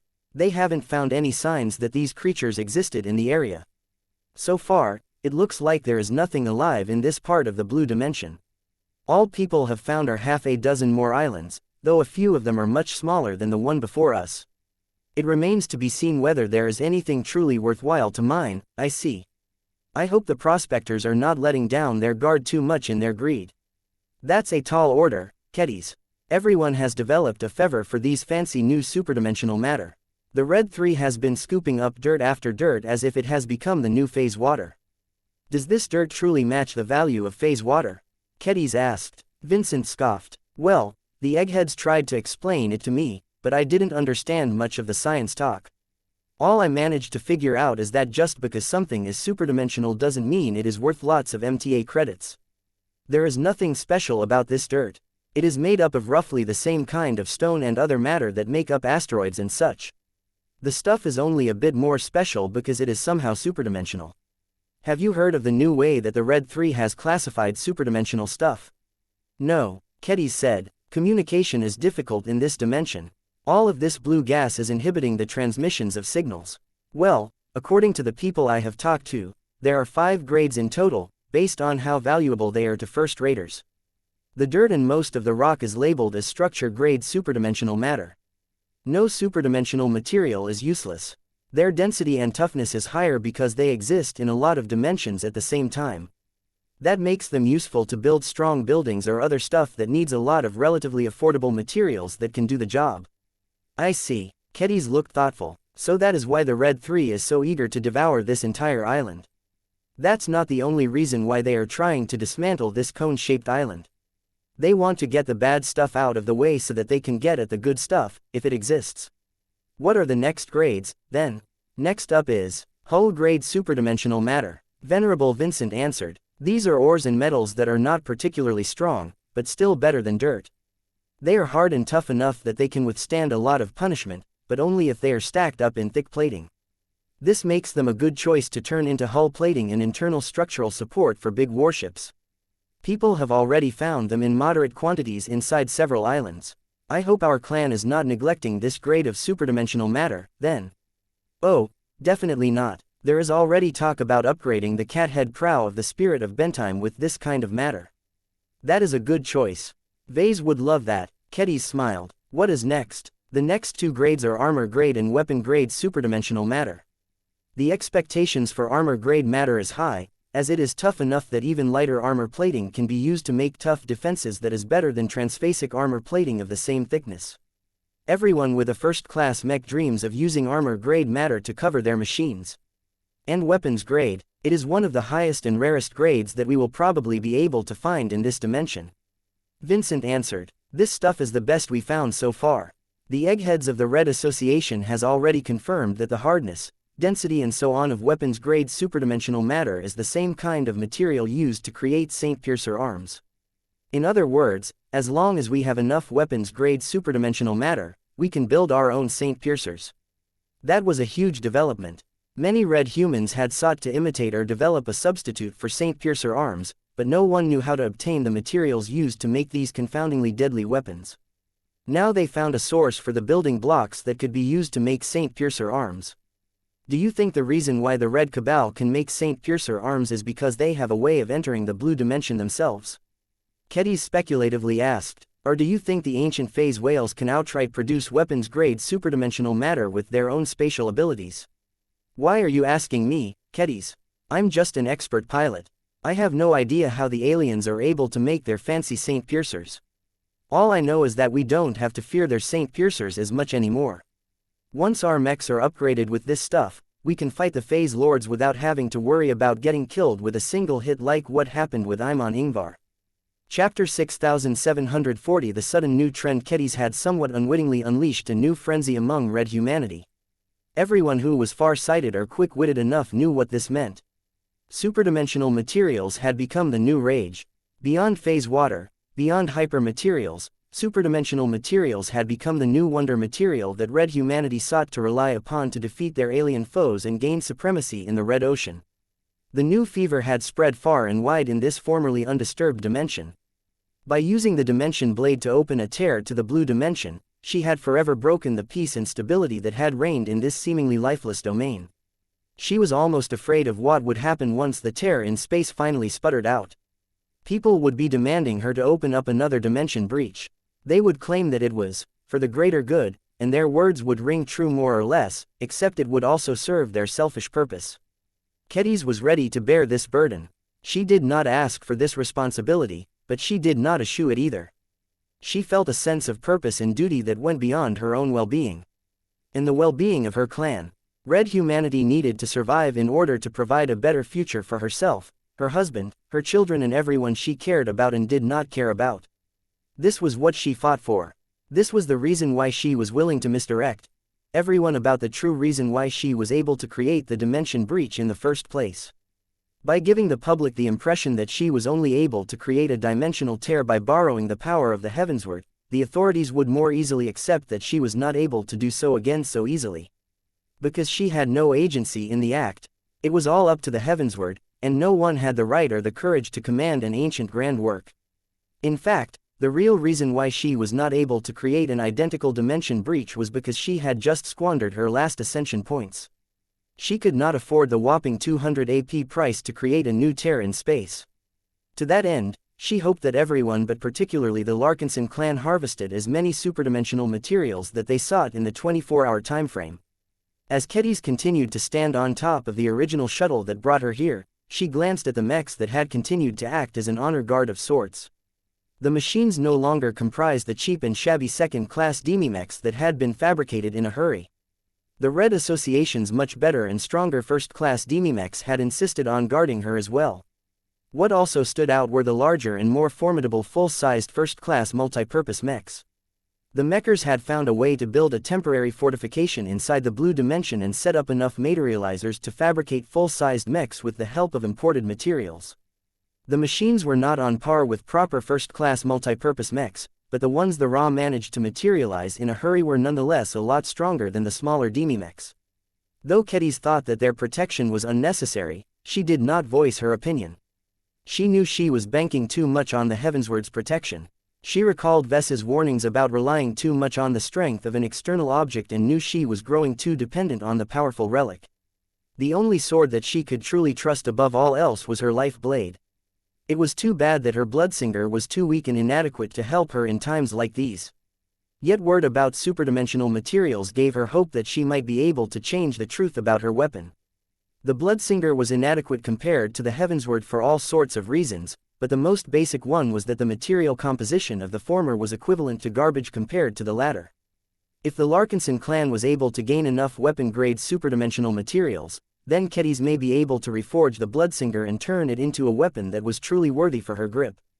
Even if the new version of the Bloodsinger still fell short of the Heavensward in terms of artifact spirit and other qualities, at least her life sword had made a significant amount of progress. To that end, Kedis inquired about the spoils that the Larkinson clan had obtained up to this point.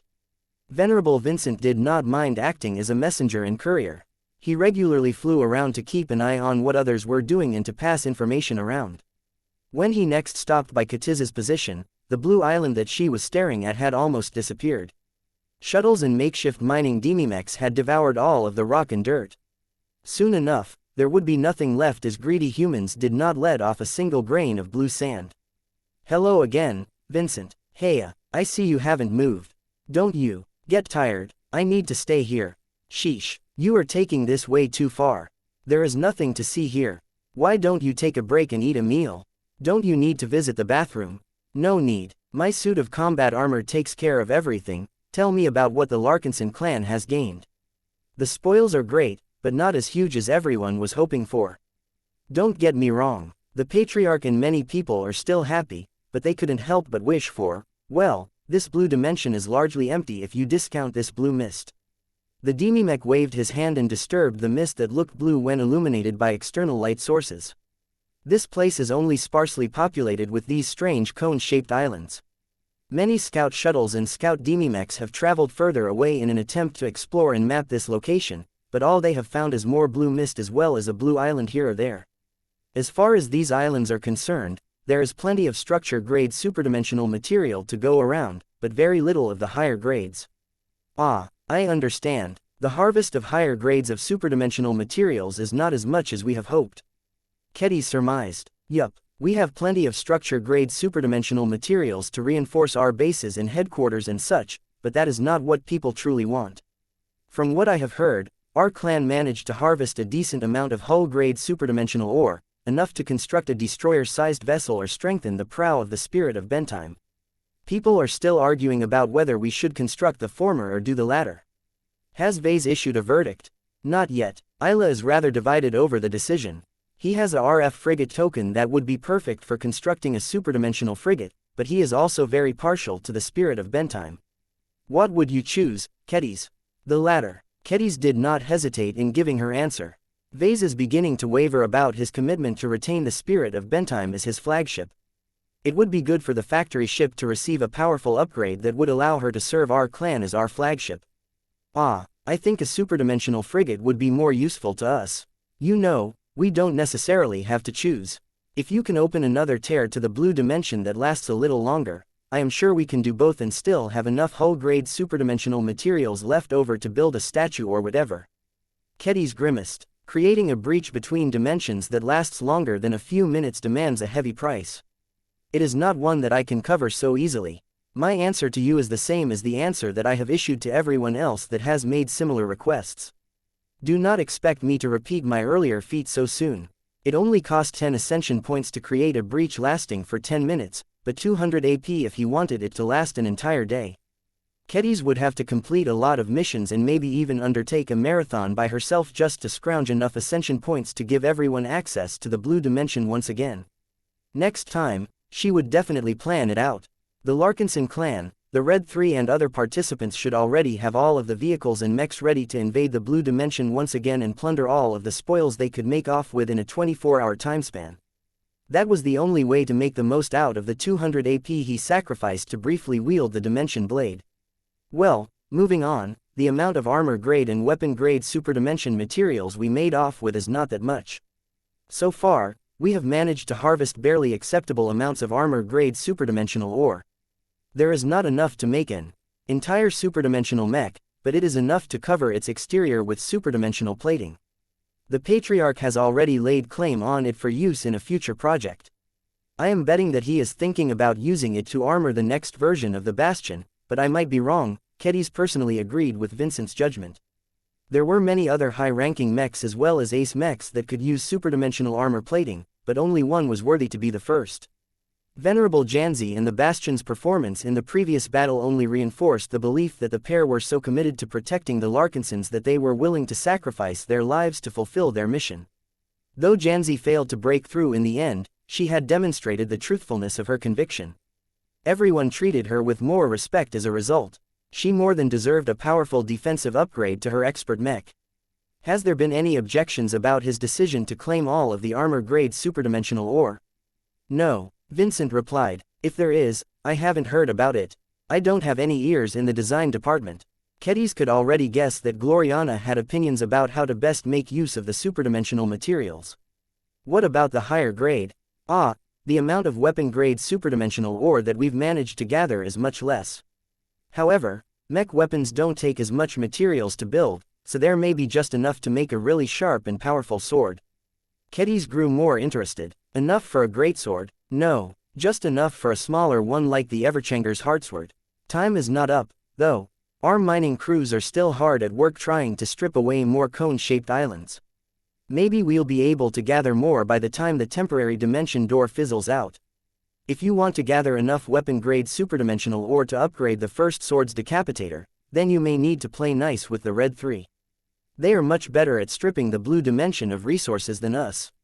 I bet that they have managed to gather more than enough weapon-grade ore to construct 3 superdimensional mech great swords. That gave her hope of being able to use this unexpected development to upgrade the first sword's weapon. She could already imagine the first sword slicing spatial barriers apart with a single swing and decapitating lesser phase lords in an instant. Good idea. I have already scheduled a meeting with the Red 3 in order to answer their questions and talk about the future. I am sure I can close a deal that will make up for the shortfall. Forging a superdimensional blade became imperative to Kedis. She was not satisfied with reforging the Heartsword. The Everchanger already obtained the bitter scimitar anyway. The first sword had greater need for an upgraded weapon, and Kedis was determined to answer the call.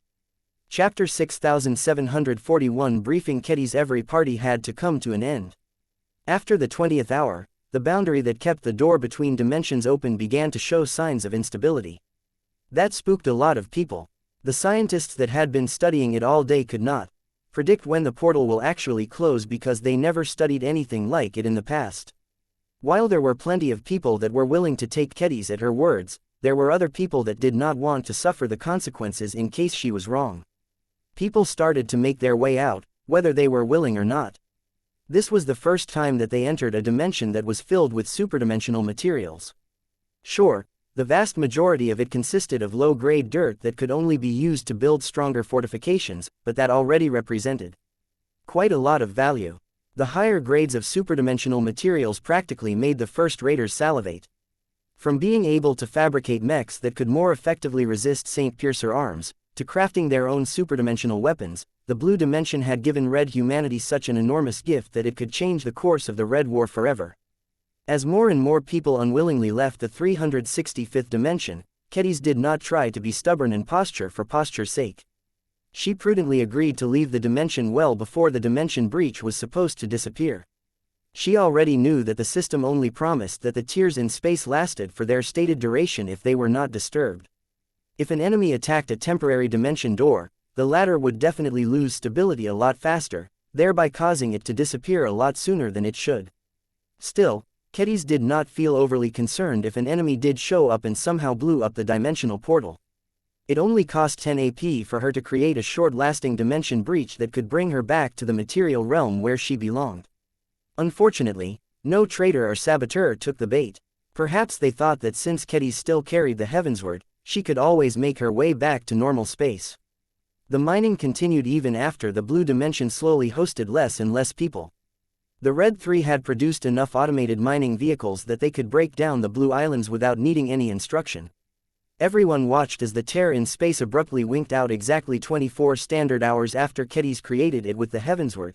That ended the first instance that Red humanity harvested a bounty of precious resources from a different dimension. Kedis did not have time to retire to her grand stateroom and take care of her children. A lot of powerful individuals and groups wanted to meet with her in private. She only agreed to meet with the representatives of the Red 3.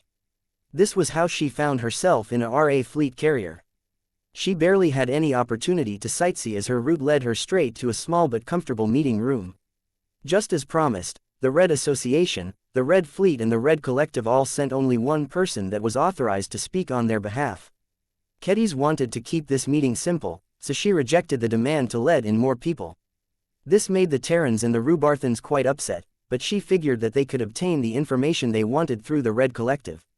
All right, I am here. I have already answered numerous questions before, but if you want me to tell you more, then I am willing to offer clarification, up to a point. A woman from the Red Collective bowed. We would not presume to impose ourselves on you. We are grateful for what you have done. We called for this meeting for your benefit as well as ours.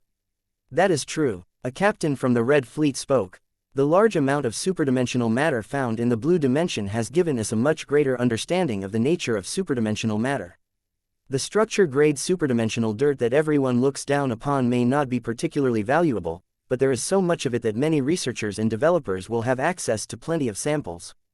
Already, our local scientists have begun to make numerous discoveries that they would never have been able to make if they were only aware of superdimensional materials in theory. The Red Fleet was able to keep up with the Red Association in terms of most scientific innovation.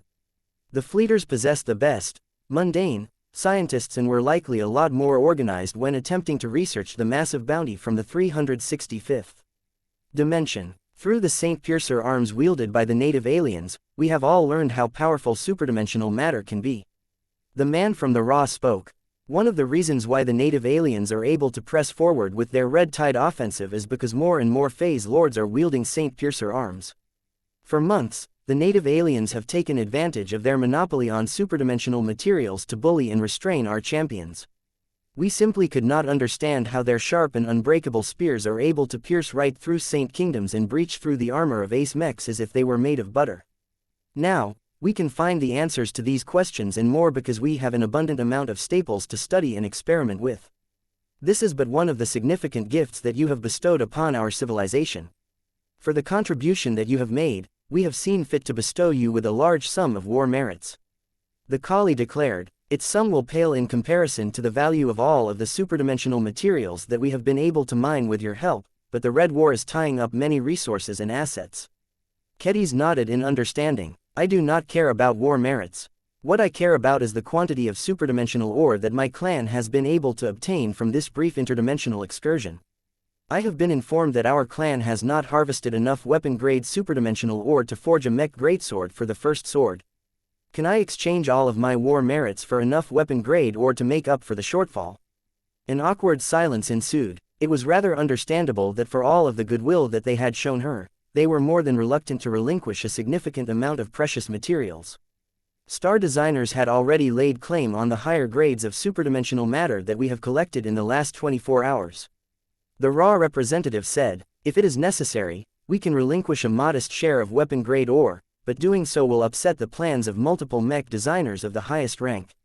That was not a good idea. The Red Collective also shook her head. Your purpose is noble, but it is ultimately too small. There are many cultivators among us that await artifacts that can massively increase their combat effectiveness against the enemies of red humanity. From assassins to human phase lords, each of them can perform their duties much more effectively once they receive superior gear. We are also willing to part with a small quantity of weapon-grade ore, but it would be best for all of us if the Red Association and the Red Fleet are willing to make equal contributions. That was smart. Getting the entire Red 3 to cough up 1/3 of a share each was a much more bearable price to pay. Of course, by denying the opportunity to meet Katiz's demand alone also closed the door to earning a massive amount of favor from the Swordmaster. The man from the Raw frowned. It was clear that he was in private communication with a superior, or perhaps he was receiving direct instructions from a star designer. Whatever the case, the Mecher relented. There are star designers that have already designed the perfect upgrades for the Ragnarok, the Hartpyrdser and other god mechs. The higher grades of superdimensional matter are that valuable. They can not only be used to make the god mechs tougher and more lethal, but with the right application they can also speed up their transluminal travel methods, thereby enabling them to come to the rescue sooner than what was previously possible. Everyone else's eyes widened. Almost every god mech was patrolling the front lines trying to wipe out as many native alien fleets and bases they encountered. While the god mechs were undoubtedly wreaking a lot of destruction, the native aliens were so numerous that they could still persist with their assault despite the frequent disruptions. If God mechs were able to reach other star systems 20 or 30% faster, then that would be a game changer. Is it truly possible to increase the traversal speed of God mechs? Kedis asked. It should be possible, but not in the short term. The RF representative spoke truthfully just to put the raw down. Have you come across the idea that there is a connection between phase water and superdimensional matter? I have not thought about it, Kedis admitted, but now that you mention it, perhaps they are strongly related. Phase water should also be a superdimensional substance by definition. If that is the case, then they should inhabit the 365th dimension or other compatible dimensions. Instead, they can only be found here in the Red Ocean. We are still looking for answers. The Mecher said, there are already theories that our scientists are working hard to test. One popular theory that has emerged so far is that phase water should not be available in the entire material universe. For whatever reason, a powerful third party has ripped a large amount of phase water away and placed the liquids into planets. That is not the only theory that is gaining steam. There is another theory that phase water is generated by phase whales accidentally evolving the ability to extract phase water directly from the 365th dimension or another place. That, or they are able to directly create more phase water. The theories sounded interesting, but Kedis was not interested to delve into this, so there is a definite connection between phase water and other superdimensional matter. The former may be different enough from the latter to show up in completely different places. Just so, Swordmaster, our researchers are continuing to study the relationships between phase water and superdimensional matter. Kaden did not see how that could he Neefel in the short term. Cha Yum much more interested in how her actions had strengthened red humanity. Please answer these questions for me. Is armor-grade superdimensional matter truly effective when used to withstand Saint Piercer attacks? Is weapon-grade superdimensional matter truly penetrating enough to cut through Azure energy shields and spatial barriers with just a single swing of a weapon? Yes to both questions, the raw representative said. However, you should not believe in absolutes. Armor-grade matter can only partially withstand Saint Piercer attacks. The weapons wielded by the Phase Lords are much larger depending on the scale of their wielders. That already gives them an inherent advantage. As for weapon-grade superdimensional weapons, they only require one attack to remove one Azure energy shield outright, but only up to a point. There are stronger Azure energy shields and spatial barriers that can resist one strike. They can rarely resist two strikes, however. That is how powerful such a multidimensional weapon can be in the hands of the right wielders. The Red 3 did not loosen their criteria at all. If an ore was judged to be armor grade or weapon grade, then it could most definitely be used to increase the defenses of mechs and give them the ability to threaten enemy phase lords more directly. No longer would the alien champions be able to hide behind their nearly impervious spatial barriers with impunity. Chapter 6742 raised importance. The Red 3 undoubtedly benefited the most from the unexpected opportunity to harvest resources from the blue dimension. What they could not stand was how Kedis just decided to reveal this capability and open up a gateway to another dimension without warning. If the Mechers, Fleeter and Collies received advance warning of what Kedis was about to do, they could have made much more extensive preparations. They could have transferred in professional mining personnel from other star systems. They could have designed better mining shuttles and mechs before producing them in large numbers. They could have developed a much more thorough flight plan and schedule in order to optimize the use of the small 20 meters by 5 meters portal. They could have sent in a lot of scientists and high-end survey shuttles to delve into the many mysteries of the blue dimension. If we called in the dimensional architect and the spacelock, then we may have easily been able to harvest 100 times more gains. The raw representative shared one of his theories. Their combined expertise and power over dimensions would have given us a much greater understanding of the nature of the dimensional portal generated by your heavensward. They may even be able to extend the duration of the breach or even keep it open on a more permanent basis. Though the Mecher did not outright say it, she and the others who spoke on behalf of the Red 3 all blamed Kedis for going about this in such a haphazard way.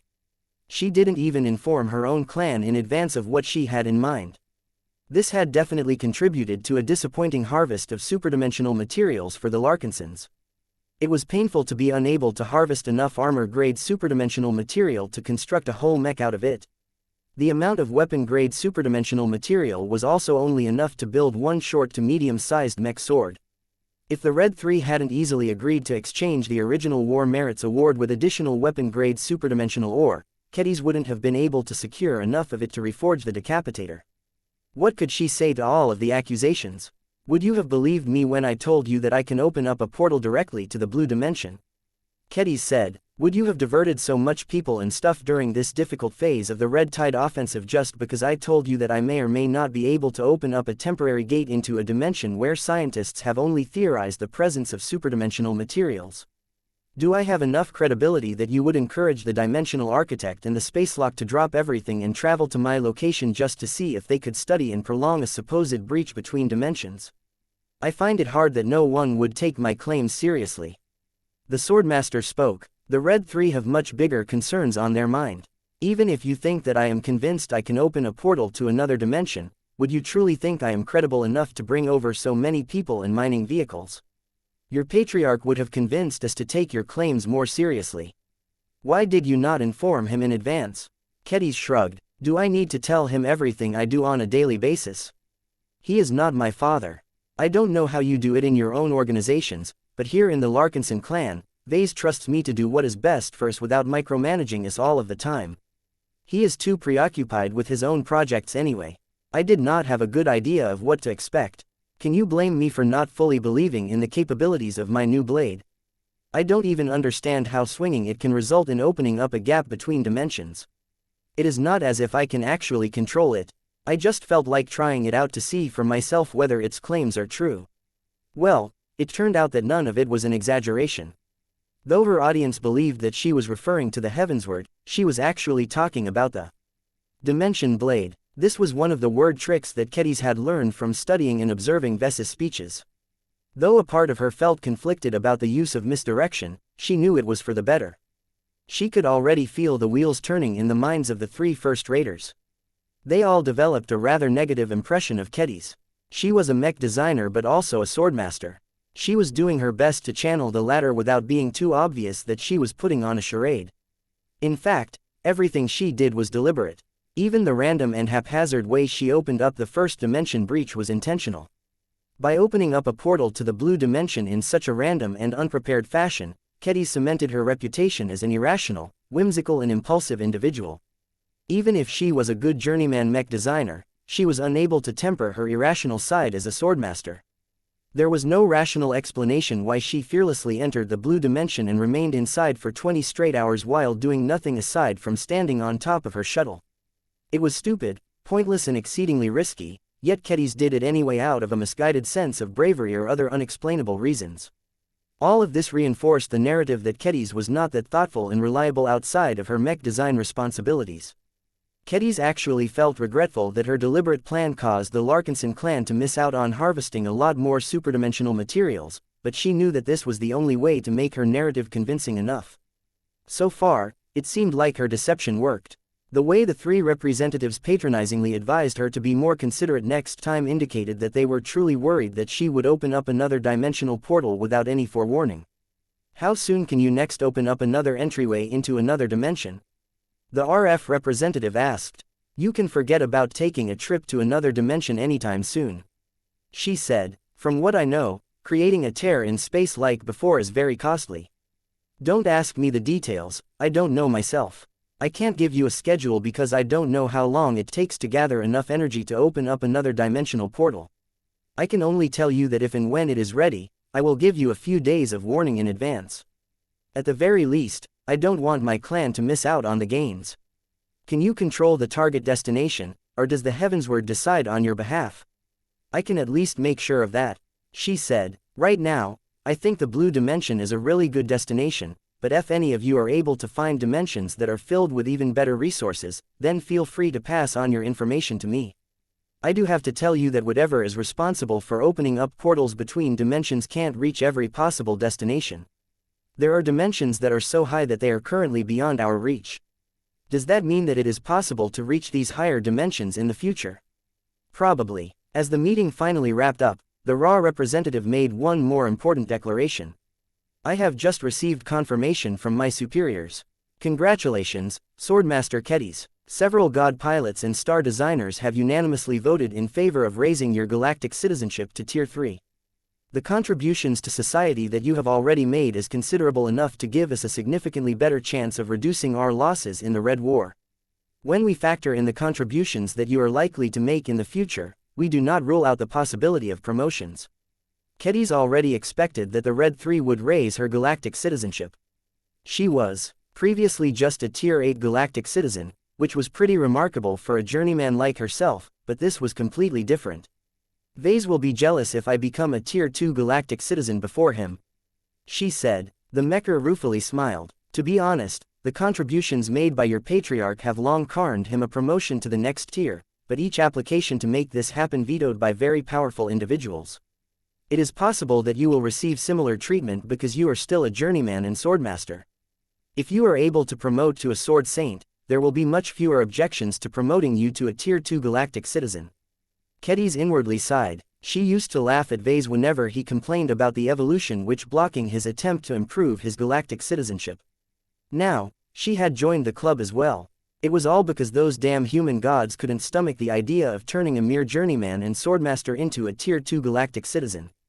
Kedis really wanted to walk up to them and give them a piece of her mind by chopping at them with the heavensward, but she quickly stuffed this impulsive thought in the depths of her mind. She coughed instead. Understandable. I am making considerable progress in my swordsmanship ever since I devised my new theory. That said, I am single-handedly pioneering a route to becoming a sword saint. It will take time for me to succeed. Will you be able to open a portal to another dimension more frequently if you successfully advance to the rank of sword saint? The woman from the RC inquired. Definitely, Kedis confidently answered. Taking one step closer to becoming a sword god grants me greater mastery in everything involving swordsmanship. That was true, but her actual meaning was quite different from what her audience thought.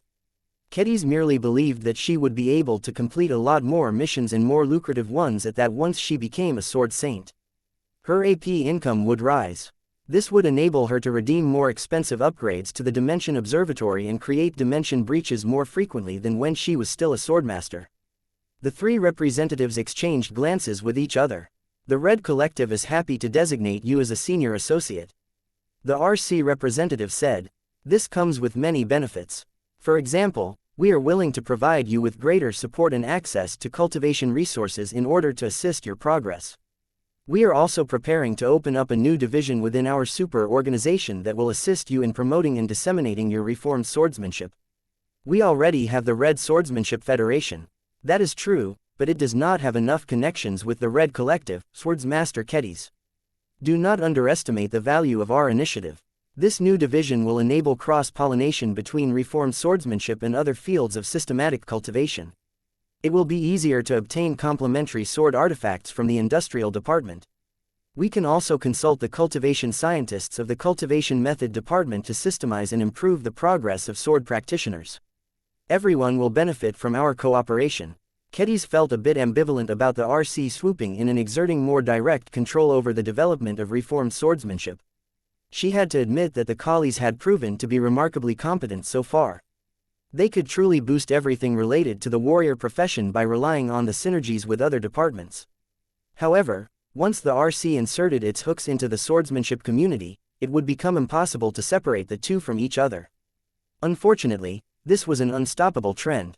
The Red Collective possessed a legitimate mandate to regulate all forms of cultivation, and that included extraordinary swordsmanship.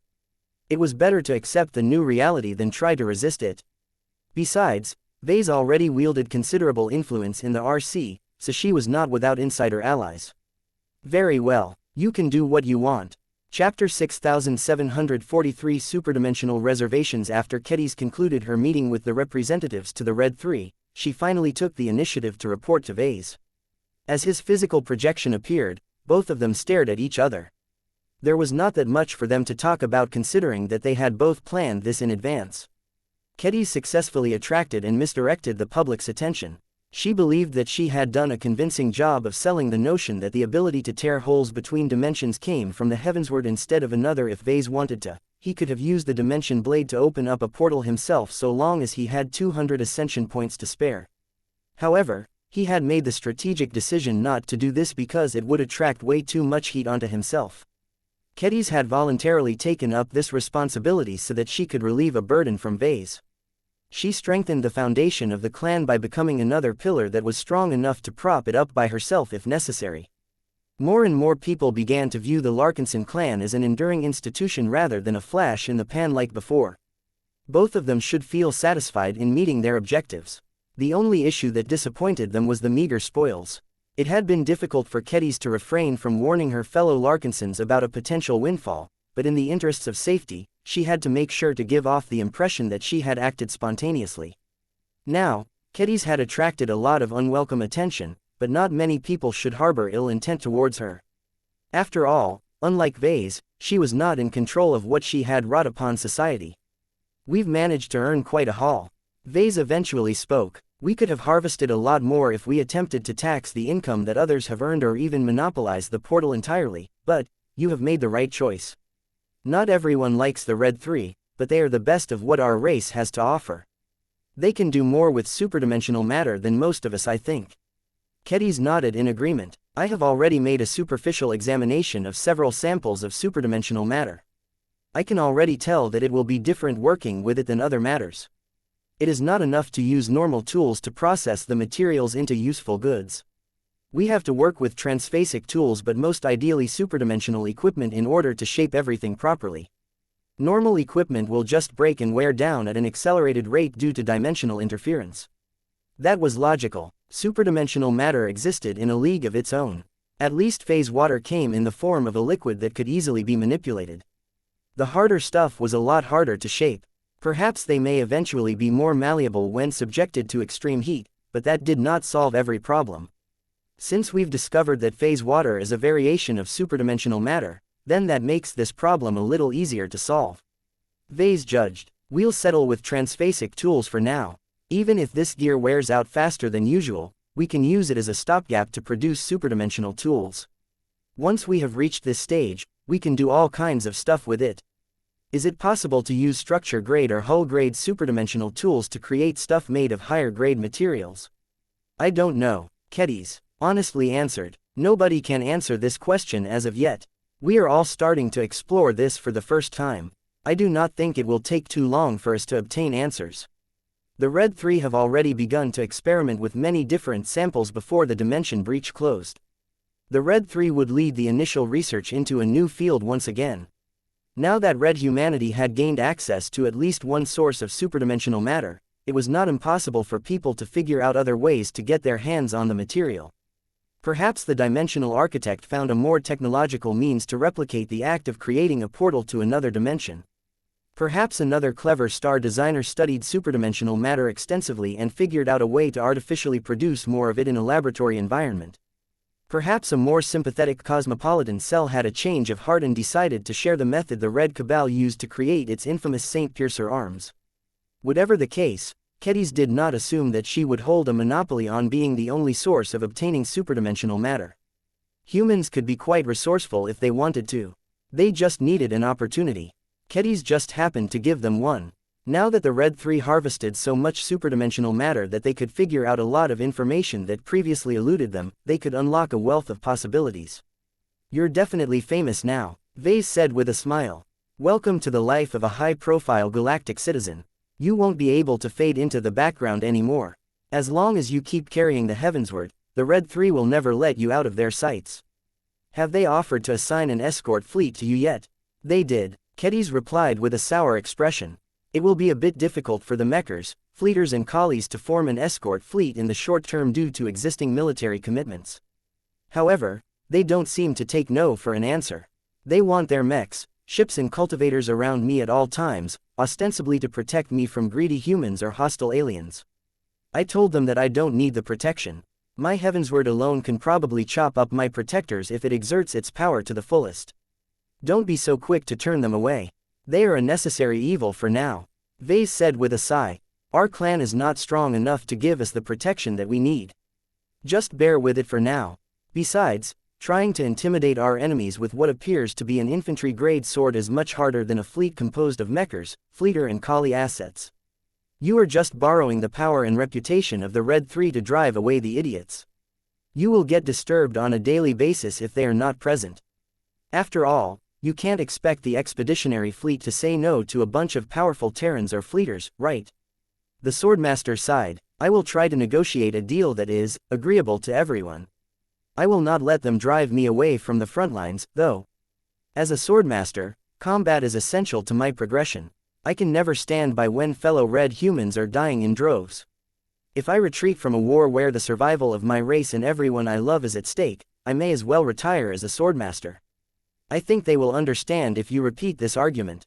Ves smiled in encouragement. The Heavensward loves you precisely because you embody the virtues and ethos of a true swordswoman. That said, I doubt the Red 3 will let you board enemy warships as casually as before. I bet the mechers and fleeters will seek to disable the enemy vessel from the outside while the collies will assign their most powerful cultivators as your honor guard. Do not remind me of that. A part of me regrets what I have done, but I will not let my selfish feelings get in the way of what must be done. Kedis had demonstrated a form of sacrifice by knowingly inconveniencing her life in order to do what she thought was right. Though she did not appear to have grown any stronger, Ves could sense that the weight of her decision had matured her to an extent. She was continuing to grow into a leader who was gradually becoming more qualified to undertake heavy responsibilities. The pair of mech designers continued to talk about other related subjects. I think your next goal is to turn the first sword Mark III into a superdimensional mech, correct? Kedis nodded. That is right, but I do not have enough armor-grade matter on hand to do that. I know that you have laid claim to the quantity that we have gathered, but is it truly necessary for Van to take it away and Kun when it will ha-uner hafora and upgrade the bastion? Who told you that I am reserving the armor-grade superdimensional matter for the bastion? The Swordmaster blinked. We were wrong. Ves smiled in amusement. Evidently so. I can understand your confusion. Everyone thinks that the best defensive materials should always be used to upgrade the bastion. I would agree with you if our schedules aren't already packed. No, given that everyone expects the native aliens to make a critical offensive push in the short term, we need to use whatever we have on hand on solutions that will work out sooner rather than later. Which mech will benefit from our first batch of superdimensional matter? My wife and I haven't made up our minds yet, he said. Ace mechs should gain priority. A good argument could be made for the Dark Zephyr Mark III and the Minerva Mark II. It will be a bit harder to make the same case for the Amaranto Mark III. The Promethea Mark II is still too far on the horizon for me to consider. My preferred choice is the Riot Mark III. An expert mech. Ves nodded. Not everyone will agree with this choice, but I am willing to make a bet on Venerable Rosa Orphan. Her last performance did not end well, but she fought well most of the time. The Riot Mark III is also an expert spearman mech that I am fond of. It has a lot of potential. If Venerable Orphan recovers fast enough and manages to break through in the short term, then the Riot Mark III can duel any lesser phase lord. As long as the machine is clad with superdimensional alloy and wields the Tier 3 Destroyer Spear, I think that there is no better melee offensive mech available to us that can fight against phase lords head-on. The Dark Zephyr Mark III can only play evasion games while the Amaranto Mark III, the Minerva Mark II and the Promethea Mark II cannot afford to get close under any circumstances. What Ves sought was an ace mech that was brave enough to stall lesser and maybe even greater phase lords up close. In order to make that happen, the ace mech had to be clad with armor plating that could effectively resist Saint Piercer arms. One of the reasons why the Amphies Extremis failed to hold back the greater phase lords during the final battle of Viola Magnifica was because the ace offensive Space Knight did not dare to suffer even a single grazing strike from the enemy's Saint Piercer. There is another potential ace mech that could use this superdimensional upgrade. Your Uncle Ark broke through as well during the last battle. His Lionheart can arguably become strong enough to threaten greater phase lords if it is protected by armor-grade superdimensional matter. Ves shook his head. No, it is not time yet for us to upgrade the Lionheart. We will have to wait too long. My wife and I can immediately start to work on the Riot Mark III project after we have concluded the Minerva Mark II project. Anything else will take too long. Have you thought about hiring more personnel to make your schedules lighter? We have. We are working on it. That is all I can say. Kedis still made a good point. Even she could see the problem with how Ves and Gloriana allowed themselves to become the bottlenecks of high-end mech design in the clan. Chapter 6744 Good Leadership. Why are you so stupid, Ves? The Riot Mark III is just an expert mech. Until Venerable Orphan has successfully broken through, she does not deserve to pilot a superdimensional mech. It is much more logical for us to use it to protect our ace mechs instead. We are still working on the Minerva Mark II project, so we can easily incorporate armor-grade superdimensional matter in the design. I just need to gain access to samples as soon as possible so I can figure out whether it can be combined with Architect. Even if it is not possible, we can still use superdimensional matter to construct an exterior shell around an archimetal mech frame. Ves winced a bit when his wife went on her usual tirade. He expected her to respond negatively to his tentative decision to reserve armor-grade superdimensional matter for the Riot Mark III as opposed to a worthier mech. Not now, Gloriana. The kids are here, remember. Let's not disturb one of the few moments of the day when we can keep them company. One of the consequences of their increased workloads was that Ves and Gloriana unfortunately had to make sacrifices in the amount of hours they spent with their children. They still tried their best to be around their kids in the morning and the evening, but the children could only settle for school and their nannies in between. Both parents had tried to bring one kid or another to their workplace when they had a free day, but that resulted in many distractions and far too little work being done. Fortunately, the children were doing pretty well for themselves. They were smarter and more thoughtful than their peers and also understood the plight of their parents. There were plenty of Larkinsons around them that could keep them company. Sometimes, they stopped by their great-grandfather to hear about the old days of the Larkinson family. Other times, they played virtual games together.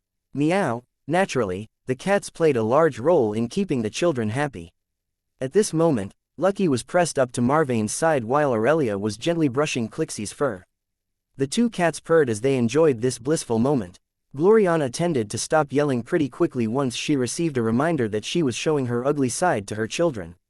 She threw Ves a mean look as if to convey that they were not done with this argument before plastering a smile on her face as she headed back to the living room. Aurelia, how are you doing at school as of late? The mother asked as she sat down on the couch and embraced her oldest daughter in a hug. I already completed this year's mandatory courses in advance, Mama, Aurelia spoke with reserved pride even as she continued to groom Clixie. I managed to win lots of prizes in my singing, dancing and music classes. I even earned the qualifications to perform in a theater. However, the theater shut down most of its scheduled programs due to martial law.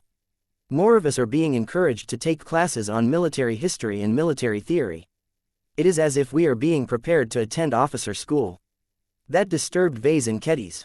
The Joan de Vos Elementary School predominantly enrolled the children of the rich and powerful of New Constantinople 8. The remainder were children who had shown exceptional intelligence and other gifts at an early age. It was pretty much one of the premier young talent factories of the de Vos ancient clan. The school's clear and obvious shift from civilian pursuits to military classes said much about the ancient clan's expectations of its future. Even if Red humanity managed to weather the Red Tide offensive, the war between humans and the native aliens of the Red Ocean would probably drag on for many years. Society had to become a lot more militarized in order to meet the needs of the next few decades.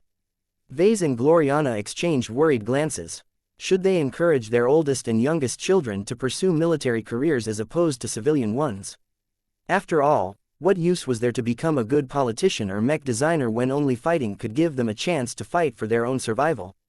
However, an entire civilization cannot be run by soldiers alone. They needed proper direction as well as scientists and engineers to arm themselves with the right gear. At most, Aurelia and Marvain should sign up for extra classes to learn how to defend themselves and how to find their places in an army if they were forced by Aurelia. Ves gently spoke. Yes, Papa, your 10th birthday is coming up, he said. You know what will happen at that time, right? Aurelia paused in petting Clixie and adopted a more serious expression. I will get to learn my genetic aptitude. That is correct. Genetic aptitude is not as important as before as everyone can become a Karman mech pilot these days, but those with good aptitude still enjoy to attend the mech academy or a normal school. I don't want to become a full-time mech pilot, Aurelia said with clear eyes. I think I can do much more if I run the institutions that facilitate our soldiers rather than to become a soldier myself. You can always choose to become an officer, dear, Gloriana said, not a mech officer such as Saint Commander Casella Ingvar, but more like a normal officer such as General Quinlist Verl. Our family line must always maintain control over the military arms of our clan. Right now, the Saint Commander's popularity is growing by the day. The Larkinson army is becoming more and more inclined to follow her orders over that of Ves, and that is not a healthy development. If we want to ensure our mech pilots understand who should be in charge, it is best if one of us sits at the top. Aurelia looked confused. Andraste is supposed to be in charge of the military, right? Yes, but only if she chooses the command track. Ves replied to his eldest daughter. If there is one lesson I have learned from observing so many high-ranking mech pilots develop before my eyes, it is that passion in doing what you like the most are most conducive to breakthroughs. Andraste, tell me honestly, would you like to study to become a mech commander like Saint Commander Casella Ingvar or Saint General Ark Larkinson? No way, Andraste honestly voiced as she crossed her arms. I mean, I will learn how to issue orders if I have to, but I want to become strong above all else. I don't want to sacrifice my own strength to make my minions stronger like Casella. I also don't want to become an ace commander like Uncle Ark who is only strong when he is popular. I want to be more like Saint Dice, who mainly relied on her skills and willpower to become strong. In other words, Andraste strongly preferred to stick to martial pursuits to the extreme.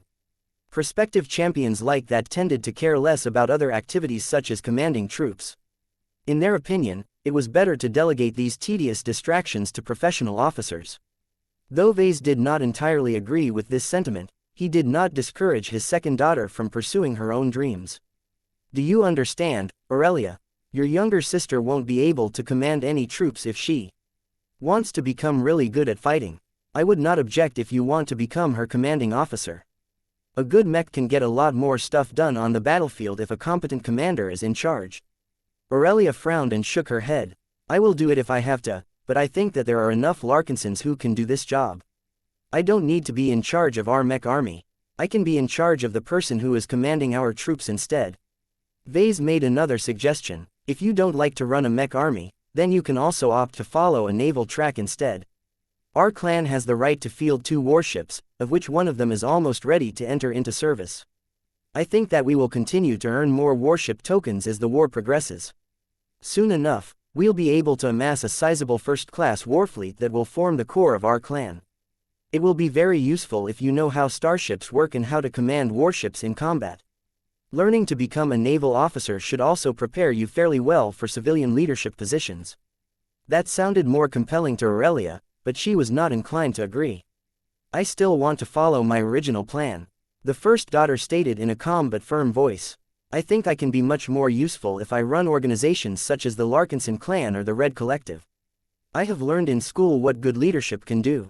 During humanity's worst moments during the Age of Stars, wise and far-sighted leaders bravely stood up to the trend of xenophilia and advocated that our race can survive without appeasing alien bullies. I think we need that kind of leadership in the future when red humanity begins to go astray. Do you think we will? Ves asked. I do not know. Aurelia shrugged. It depends on how well we are doing in the Red War. Even if we do not get outright defeated, more and more people will grow weary of all of the fighting. Many of their relatives are dying every year. If our people begin to lose hope, they will advocate for peace or surrender. Good leadership can help them regain their confidence in themselves. I want to be a part of that.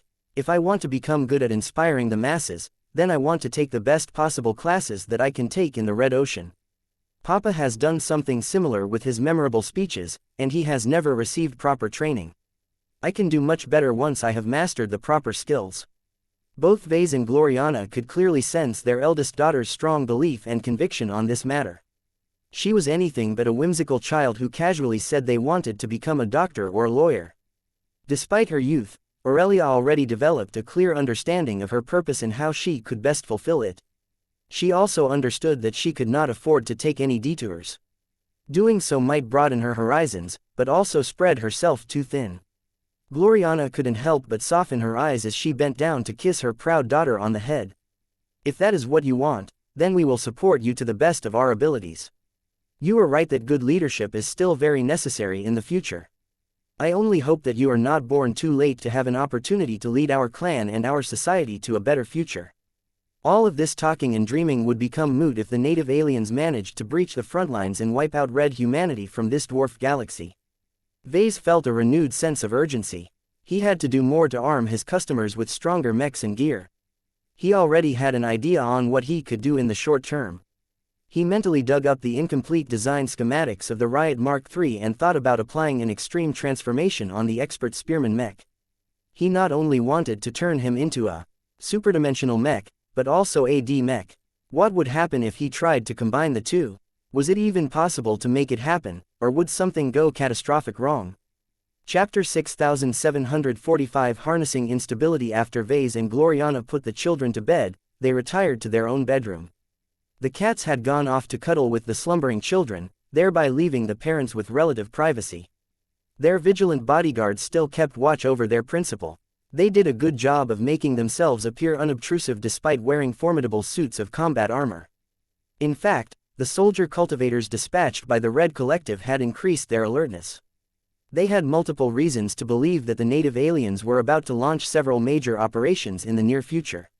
Striking out at the inventor of Carmen mechs, kinship networks and many other dramatic innovations was a sound strategic choice. Fortunately, the new Constantinople system was not directly located in a region of imminent danger, but that could change at any time depending on how the Red War unfolded. As his wife got ready for bed, she turned her head to cast a suspicious glance towards Ves. The Riot Mark III. What's up? Ves asked. I have noticed that you have become much more fixated on the Riot Mark III project as of late. She spoke. This is not normal. The Minerva Mark II project that we are currently working on is a much more strategic priority for our clan. You have said so multiple times yourself. Saint Commander Casella Ingvar is the single most important champion in our clan. Nobody can do what she can do. Not even Saint General Larkinson possesses the virtue of humility and sacrifice that is necessary to become a true mech commander. This should be more than enough of a reason to clad the Minerva Mark II with superdimensional armor plating. She raised an excellent point, but Ves did not look as if he was willing to change his mind. I acknowledge that there is a strong argument to use up the armor-grade superdimensional matter on the Minerva Mark II first, but I have good reasons of my own to reserve it for the Riot Mark III. Ves calmly responded, and those are, the first point is that superdimensional matter is new to us. Ves quickly raised his palm. I know that it shares a lot in common with transphasic alloys, but you know very well that it is different. I foresee problems with trying to integrate it into Architect. There is a large chance that the strange superdimensional properties will cause damage and other glitches when this new stuff is intertwined with more conventional forms of matter. It will not remain a problem for long.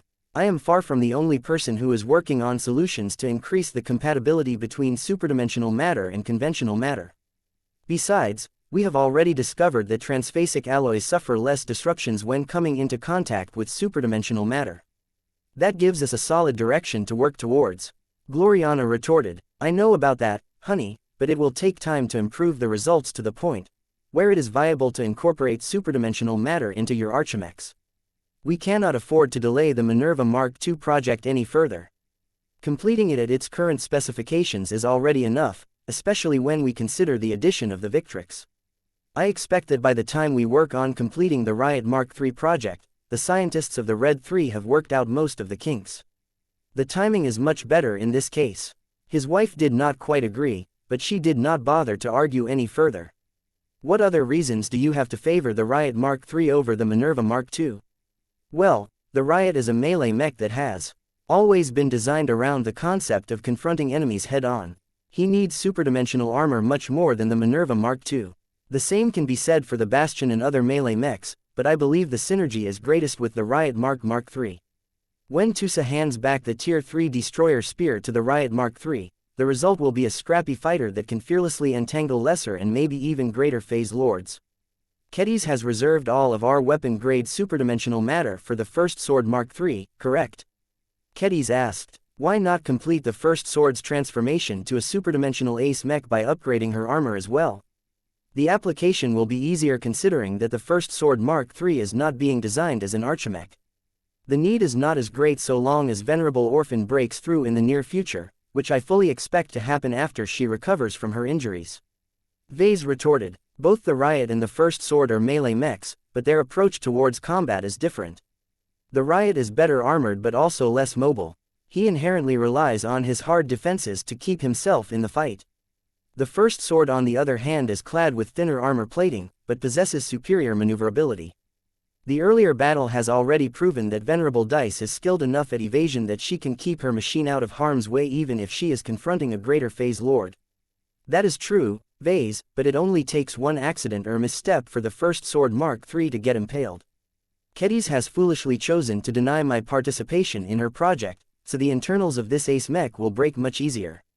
Once the first sword suffers a crippling blow that impairs her mobility, her ability to survive the subsequent attacks is very low. I trust that Saint Disc is skilled and experienced enough to avoid that possibility from happening. This is what she is good at. Besides, the armor of the first sword Mark III is not completely garbage just because it isn't made out of arch metal. It relies on an active form of transphasic armor system that can resist superdimensional attacks to an extent. I expect that all of the new studies on the samples of superdimensional matter will lead to an improvement in its performance. Perhaps you can even blend in a modest proportion of hull-grade dimensional matter to increase this parameter even further. Even if hull-grade superdimensional matter was considered not good enough to be used on high-end mechs, that was only from the perspective of first-raters with very high standards. Hull-grade superdimensional matter should still outperform most if not all variations of transphasic alloys in terms of defense, especially against other transphasic attacks. Besides, this is only a stopgap solution. Ves continued. Once Ketes opens up a few more portals to the blue dimension, our clan should be able to harvest enough superdimensional matter to clad a few more melee mechs with proper superdimensional armor. The first sword, the Bastion, the Dark Zephyr, the Lionheart and other melee mechs rank high in priority. Ranged mechs such as the Prometheus and unfortunately the Minerva will have to wait a lot longer until they get their turn. I have already shown you the design of the soon-to-be refurbished tortuous Scream, Gloriana. The warship possesses formidable defenses of her own and can extend much of her protection to any mechs that take shelter inside of her hull. Unless there are good reasons to deploy the Amaranto Mark III and the Minerva Mark II in open space, it makes much more sense to keep them within our warship where they cannot be sniped or ambushed at will. His wife frowned, but she eventually sighed. Very well. While I do not fully weigh your arguments as highly as mine, I can acknowledge that your arguments are sound. I still believe that you are fixating on the Riot Mark III for other reasons, however. What exactly do you have in mind that makes you reserve our first batch of armor-grade superdimensional alloys to this machine in particular? Ves smirked. I can't share the details to you yet because I still need Venerable Orphan's consent. I have a very ambitious plan in mind that should make it extremely powerful. The addition of superdimensional matter will complement my plan. It is better to apply it sooner rather than later, not enough. I need more information. Ves paused for a moment. He decided to throw his wife a bone. Do you know about the chaos armor that Jovi is developing? I do, she said. I do not understand the mechanisms, but I know it is meant to add more randomness to its performance through quantum mechanics. Chaos armor is designed to be inherently unstable. Ves emphasized. It is supposed to be formed out of a mix of volatile exotics and hypers that are still able to remain in balance just enough for the Riot Mark III to remain in good condition, most of the time. Now think about superdimensional matter. How do you rate its stability?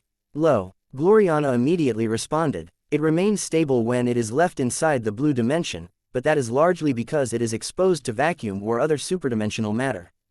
As soon as it comes into frequent contact with conventional matter, the two begin to interact with each other, thereby generating changes that are mostly undesirable. Exactly. Right now, a lot of material scientists are working hard to figure out how to make the two kinds of matter play nice with each other. My idea for the Riot Mark III is that we don't entirely neutralize the interaction between superdimensional matter and conventional matter.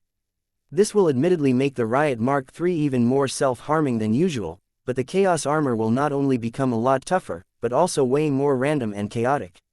Can you imagine it, Gloriana? Nobody will be able to predict how the Riot Mark III will fare against enemies. That includes us as well. She pointed out. This is trying to embrace randomness for the sake of randomness. Each time you deploy the Riot Mark III on the battlefield, you are rolling the dice.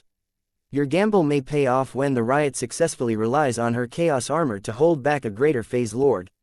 However, there is also a considerable risk that the variables will produce unfavorable combinations that cause the Riot to fold and weaken ahead of time. The mech will have to retire much earlier from the battlefield than expected. You are not wrong, but only if you discount the involvement of the pilot. Ves said. While Venerable Orphan is not strong enough yet, once she advanced to the rank of ace pilot, her willpower should become strong enough to partially control for the randomness of the chaos armor. She can deliberately improve the results of positive outcomes while suppressing the results of negative outcomes. This is not only a good way to exercise her resonance strength, but also prevent her from becoming complacent. That is cheating. Every high-ranking mech pilot is a cheater. Ves gently reminded his wife. The higher the rank, the more outrageously they cheat reality. The chaos armor that we are developing for the Riot Mark III takes advantage of this to produce a unique armor system that will define this machine. The chaos armor should become the defining feature of the Riot as far as Ves was concerned. Not even the Tier 3 destroyer spear could match the importance of the chaos armor. Best of all, Ves hadn't even mentioned his intention to turn the Riot Mark III into a mech to his wife. If he was able to pull this off, then he expected the performance of the chaos armor to be thrice as good. Even if Ves made life a lot more difficult for Rosa Orphan as a result, he still believed the trade-offs were worth it as the Riot stood to gain an incredible amount of defensive power, enough to fearlessly duel against any greater phase lord. You are making that evil laugh again, Ves. Now I truly know you are up to no good. Hey, I only want what is best for Venerable Orphan and our clan. Chapter 6746 Mindstorm Alloy. Despite all of the excitement that took place as of late, work had to continue. Ves chose to devote most of his design time on the Minerva Mark II project. The high-end mech design projects had risen in priority. There were too many expert pilots and ace pilots that needed to receive updated machines. The longer they had to wait, the more their strength remained suppressed during the following months and years of fighting. That did not mean he neglected his other projects. He still tried to keep up on developments related to the Arboreal project as well as the unnamed Mergewater mech project that he was supposed to work on with the Hunting Association. Aside from that, Ves had to spend a bit of time supervising the development of the elemental universe. As one of the people who understood the building blocks of the MSTS the best, he had to spend a bit of time tutoring the new programmers and engineers of the new Elemental Universe Consortium how to adapt their work to a spiritual construct. Programming code tended to behave a little differently when applied to purely spiritual systems. It was as if a computer system possessed the ability to process feelings and emotions. This added a lot of new variables as a depressed setting could result in a chain reaction of bad outcomes. It was difficult for many programmers to get accustomed to the impaired predictability of spiritual systems. They had to deal with potentially fickle entities that could easily turn 2 + 2 = 5 according to their whims. On the other hand, the elemental universe opened up a lot of new possibilities that people could never imagine when they worked on conventional virtual reality programs. The option to induce actual emotions and make users experience the threat of death in a more authentic fashion massively increased the realism of many false settings. The new consortium had specifically hired a lot of young, highly qualified and most importantly creative virtual reality developers. These newly employed workers possessed the drive and vision to fulfill the promise of the elemental universe, especially when they were given room to contribute their own designs. Despite their enthusiasm, it would still take at least half a year before the most basic form of the elemental universe would be ready for general usage. The upgrade to the MSTS was simply that big. Ves honed it would be implemented in time to make a difference. New and old pilots already made good use of the basic version of the MSTS. Several changes enabled Vulcan to support more frequent usage, which allowed the soldiers polish their skills and gain more experience during this tense and critical period of time. Ves continued to count the days until the tortuous scream arrived. He had already implemented a plan to enact a phased transfer of the premier branch. He did not want to start too late and risk getting overtaken by unexpected surprises. To that end, the Larkinsons had already begun to transfer all sorts of heavy assets and supplies to the ships of the Blue Jay fleet. At this time, the premier branch already acquired enough first-class combat carriers and transport vessels to form a small fleet in itself. It did not really amount to much, though. This was why Ves agreed to embed the ships into the existing structure of the Blue Jay fleet. This would keep Admiral Gory Tenson in charge and make sure that everyone was part of the same chain of command more or less. Ves knew better than to add more confusion by propping up his own naval leaders. Perhaps he might have tried harder to put his own people in charge if he was living in a time of peace, but now that every red human was under threat of extinction, Ves had little choice but to put his trust in Admiral Tenson and all of the other mechers and fleeters. With all of these concerns weighing down on him, Ves did not dare to entertain too many distractions and tried his best to complete his contribution to the Minerva Mark. The Victrix originally envisioned by Gloriana was quite fun to design. His wife had already designed much of the physical structure of the living Fae, but she thoughtfully preserved enough room for Ves to add his own visual flair to the construct. For example, he designed the wings of the highly articulated owl Fae to produce a green glow when they were active. He also made the eyes larger and more expressive. They glowed in bright purple and contrasted nicely with the white living Fae. He dedicated more time than he would have liked on designing the crown. It was quite hard to visualize a crown that would work when placed on the head of an owl as opposed to a human. Still, the silvery crown might not be too obvious, but it added a clear sense of authority to the Victrix without making it too overbearing. As much as he would have liked to continue his effort to elevate the appearance of the living Fae, he couldn't afford to spend too much time on its looks. He already spent enough time on thinking about how he wanted to tackle this assignment while he was working on improving the exterior of the Victrix. The Victrix was more than just an ultimate module. It was a living Fae, so it needed to be able to act independently and project power well outside of Casella's command field. How can this be done? He came up with one theory. The Victrix functioned as an extension of the Minerva Mark II. Elia functioned as an extension of the Saint Commander. Both the Mech and Mech pilot possessed their own companion spirits. What would happen if Elia resonated with Victrix? Ves had a very large suspicion that this would produce a result that far exceeded the sum of its parts. Though he did not have any way to test this theory at the moment, he was so confident in this interaction that he was willing to bet on its success. As Casella's companion spirit, Elia technically did not possess extraordinary willpower of her own. The silver-winged snake was a natural chi cultivator that granted Casella the ability to exert control on a hostile mind. The Saint Commander never used Elia this way because the companion spirit was limited by how far she was able to move from her principal. Creating the Victrix should not only grant Elia the ability to move much further away from Casella, but also allow her to act as a conduit to channel the Saint Commander's willpower. In short, the Victrix had the potential to become powerful enough to be treated as a slightly lesser copy of the Minerva Mark II. It would be like having two Minervas on the battlefield. Of course, this was not quite the case. The Minerva and the Victrix should be fully capable of projecting Casella's command field in two different locations. What the two should not be able to accomplish was to double the Saint Commander's capacity to commandeer and infect friendly units. Casella was currently able to infect 40 mechs. Once she received her upgraded mech, Ves expected that to increase by at least 50%. If Casella was able to temporarily upgrade 60 mechs to barons, that did not mean that the Victrix would be able to infect another 60 mechs. The most likely possibility is that the two have no choice but to share the same quota. If Casella infect 30 mechs, then the Victrix could only do the same with 30 mechs at most. This showed that the Victrix was not an instant game changer if her only power was to extend the range of the Minerva's command field. If Ves wanted this to change, then he had to incorporate an Ace Mech grade resonating exotic into the living Fae. Gloriana already selected an Ace Mech grade resonating exotic for the mech frame of the Minerva Mark II. Saint Commander Casella Ingvar had already completed a test conducted by the Red Association that provided a quick overview of which resonating materials she was compatible with. The test was not as extensive as Ves wished, but he and his wife were able to find a good match. Mindstorm alloy was a very recent development that mixed both resonating materials and mind-attributed hyper-materials to form a mix that could grant individuals with strong minds the ability to generate powerful psychic storms. These storms were not as violent as they sounded. They were mostly able to disturb the minds of enemies in wide areas depending on the strength of the ace pilot. What made Mindstorm alloy very compelling to Ves and Gloriana was that it synergized better with a mentalist crystal than other mental-oriented resonating materials. Both Ves and Gloriana felt that Mindstorm alloy was a good addition to the Minerva Mark II. One of the shortcomings of the ability granted by Mindstorm alloy was that an ace pilot could only use it to generate a storm inside his domain. This was not as much of a problem for Casella as her command field was much larger than the Saint Kingdoms of typical ace pilots.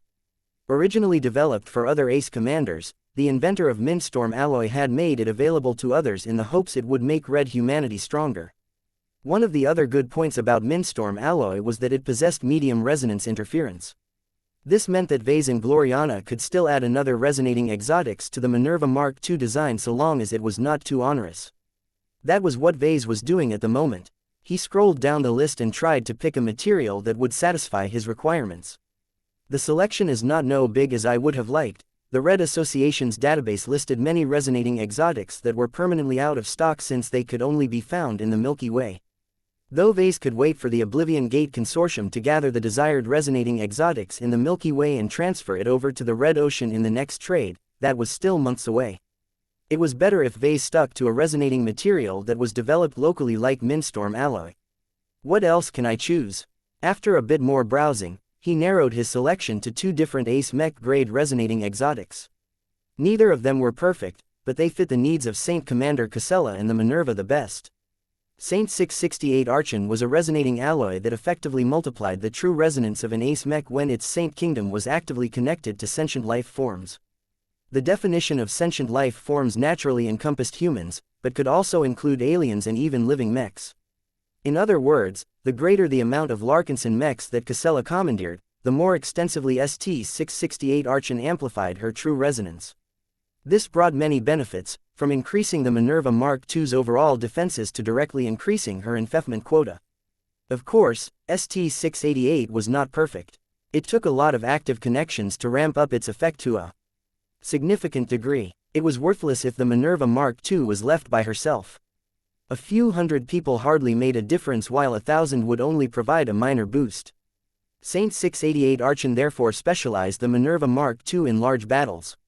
As long as Saint Commander Casella developed her resonance strength further and participated in battles involving millions of mechs, she should easily be able to amplify her true resonance by 30% or even more. This was huge. Though this resonating alloy could serve Casella well during her early and middle progression as a junior ace pilot, it would eventually turn redundant once she became a peak ace pilot. This was because ST-688 Archon was unable to multiply an ace pilot's resonance strength above the hard limit of 1545 Rivalries. Chapter 6747 Dragon Scales. The fact that ST-688 Archon became redundant to ace pilots when they were getting closer to reaching the limits of their rank was a pretty big asterisk. It was not too catastrophic as a mech designer could always swap out ST-688 for a different resonating material. The problem with doing so was that all of the progress that the ace pilot had made to transform ST-688 into a more compatible resource through persistent willpower baptism became wasted. Not only would Saint Commander Casella have to relearn how to fight with a different resonating material, she would also have to spend a lot of effort into becoming completely in tune with her ace mech. This could add significant delays to her preparations to step on the road to no return. Of course, this was not a deal-breaker. Many peak ace pilots tended to make a lot of changes to their ace mechs in the hopes of turning them into prototype god mechs. What mattered was that the greater the changes, the more time the ace pilots had to spend on familiarizing himself with their new machines. Swapping the key resonating materials of an ace mech was a pretty drastic change. Doing so removed and added powerful options to the ace pilot, thereby necessitating significant changes on how to approach combat. Before Saint Commander Casella reaches this point, she should benefit quite a lot from using ST-688. The resonating alloy was like a cheat in that the Saint Commander was able to fight as if she had gained months or years of additional growth in resonance strength. The importance of this boost could not be overstated. Resonance strength was a measure of how extensively a high-ranking mech pilot was able to distort reality with his willpower. The higher the number, the more extreme the fabric of reality bent to the will of the pilot. Resonance strength affected all factors of a machine. Their offensive, defensive, mobility and utility parameters all rose by different percentages depending on the height of numbers.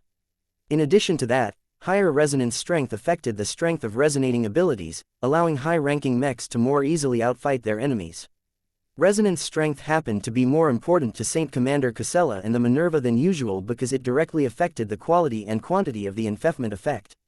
As a non-traditional ace mech that lacked a Saint Kingdom, the Minerva possessed a diminished capacity to empower her own mech frame.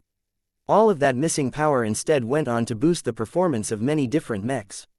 The problem with that scheme was that without Venerable Imon Ingvar, the Saint Commander was not able to concentrate all of her disposable power on a single subject.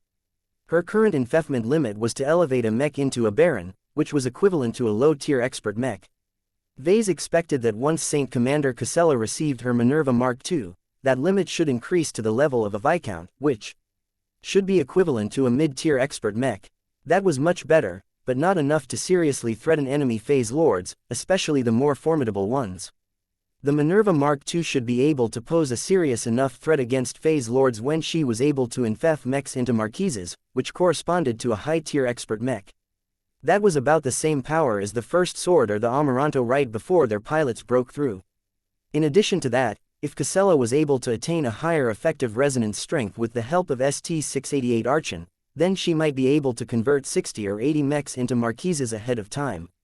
That was an incredible amount of high-tier expert mechs on a single battlefield. At that point, the sheer quantity of high-tier expert mechs should produce qualitative changes, especially if the original mechs already happened to be powerful first-class mechs. The huge quantity of marquises should be enough to strike fear in the hearts of Phase lords. Even if an individual marquis was still not able to win a duel against a genuine high-tier expert mech due to multiple factors, the former at least matched the latter in terms of true resonance. What did this mean in concrete terms? Lesser Phase lords would get shredded when they got targeted by so many marquises. Greater Phase lords would endure serious pressure, perhaps to the point where they had no choice but to retreat. The Minerva would no longer be as helpless as in the last battle where her Baron's Ultimatecor nosed too little of a threat to clue down the likes of the Herald of the Void and the Lower Herd Master.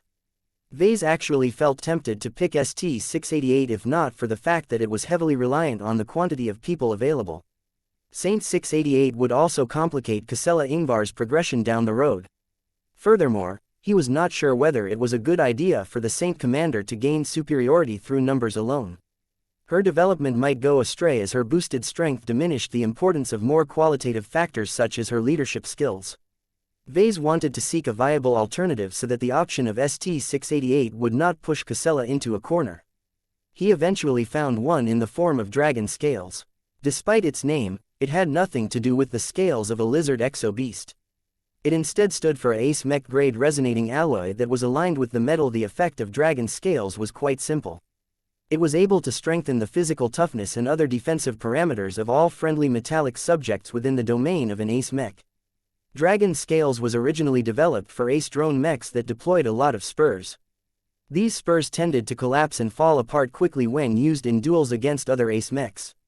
In order to make them tougher and last much longer on the battlefield, Dragon Scales came into existence.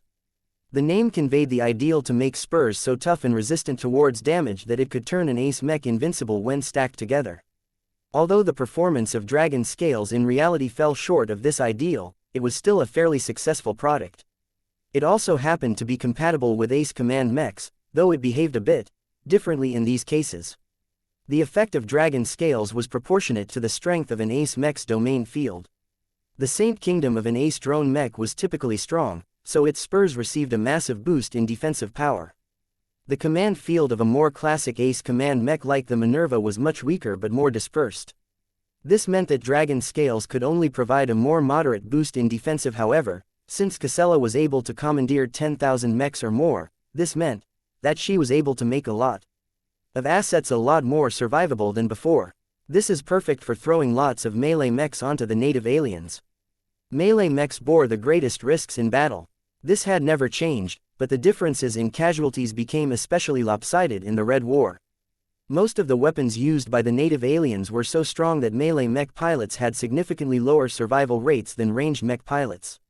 It was costly to deploy melee mech units against serious enemies. No matter whether their side had won or lost the battle, the melee mechs always paid a price. If Casella was able to bolster the defenses of every commandeered mechs by just 2 or 3 times, then that could make a massive difference in losses over a longer span of time. Her command field can also affect subjects other than mechs. She had already demonstrated the capability to commandeer human starfighters to a slightly lesser degree back when the RF still fielded them in considerable numbers. This gave Ves hope that she would also be able to commandeer starships one day if she had a reason to expand her capabilities in this direction. The Saint Commander would partially resemble the Demon of the Sand, or more famously the Technomancer, who also relied on empowering warships to saturate their opponents with overwhelming firepower. So long as Casella was able to bestow her true resonance on increasingly larger warships, she may even be able to transform a warship as immense as the Tortuous Scream into a much more impenetrable bulwark. Naturally, Ves had a very high interest in making vessels such as his own flagship tougher and more defensible. Our clan lacks champions that can bolster the defenses of our fleet. Ves sighed. The problem would become a lot less severe if Venerable Janzi was able to trigger her second apotheosis. However, the Bastion was just one living mech. She could only defend one large hull or a handful of smaller hulls at most. This was not enough for a fleet that consisted of at least a dozen different starships. The only way to bolster their defenses and increase their chances of surviving a lengthy campaign was to empower their defenses on a more universal level. Dragon Scales had the potential to make that happen. but only if Commander Casella actively expanded the scope of her command field to encompass warships. Ves was a bit reluctant to encourage Casella to develop her power in this direction. By focusing on expanding her versatility, she would have less time to spend on improving her hard power. Dragon scales also benefited commandeered subjects more than infeft subjects. The latter enjoyed a better defensive boost, but not that much due to diminishing returns. Since this was the case, it was much better to spread the benefits to as many friendly assets as possible. This resonating alloy is also rather passive in its usage. It doesn't provide a direct offensive boost to different subjects. Stronger defenses often proved to be insufficient in the battles of the present day. It took strong attack power to quickly penetrate the defenses of the native aliens. Even so, stronger defenses could give the mechs and warships that already possessed adequate weapons a much greater chance to survive, allowing them to get off more attacks than otherwise. Besides, Casella's command field already bestowed a qualitative boost in offensive. As Ves continued to weigh the pros and cons of ST-688 Archon and Dragon scales, he could not make up his mind.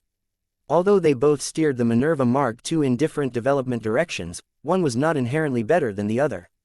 He decided to present his dilemma to his wife. Gloriana's answer was simple: "I can see why you are struggling to make up your mind. Frankly speaking, we do not have the right to make this design choice. We should brief the Saint Commander of her options and let her decide." They did just that. When the Saint Commander patiently listened to what key resonating materials she could choose from, she remained silent for half a minute before she voiced her opinion. "Both key resonating exotics have their merits," she said. "I am more interested in immediate benefits than long-term payoffs. Saint 688 fits my criteria quite well. It matters little to me that it becomes worthless once I become a strong enough senior ace mech. I am more willing to exchange long-term pains for an immediate boost in combat power." "That is quite magnanimous of you, Casella," Ves remarked. "Dragon scales can also serve an immediate purpose in the short term while also remaining highly useful in the long term." The Saint Commander continued, "Its benefits to the mechs under my influence are massive, as helping them survive when struck by the primary or secondary gun batteries will make it much less costly to employ melee mechs against enemy warships. This resonating alloy will make our mech army much more effective at culling a large number of mundane assets. No matter how heavily the enemy outnumbers us, they cannot defeat our forces so long as we do not go down fast enough."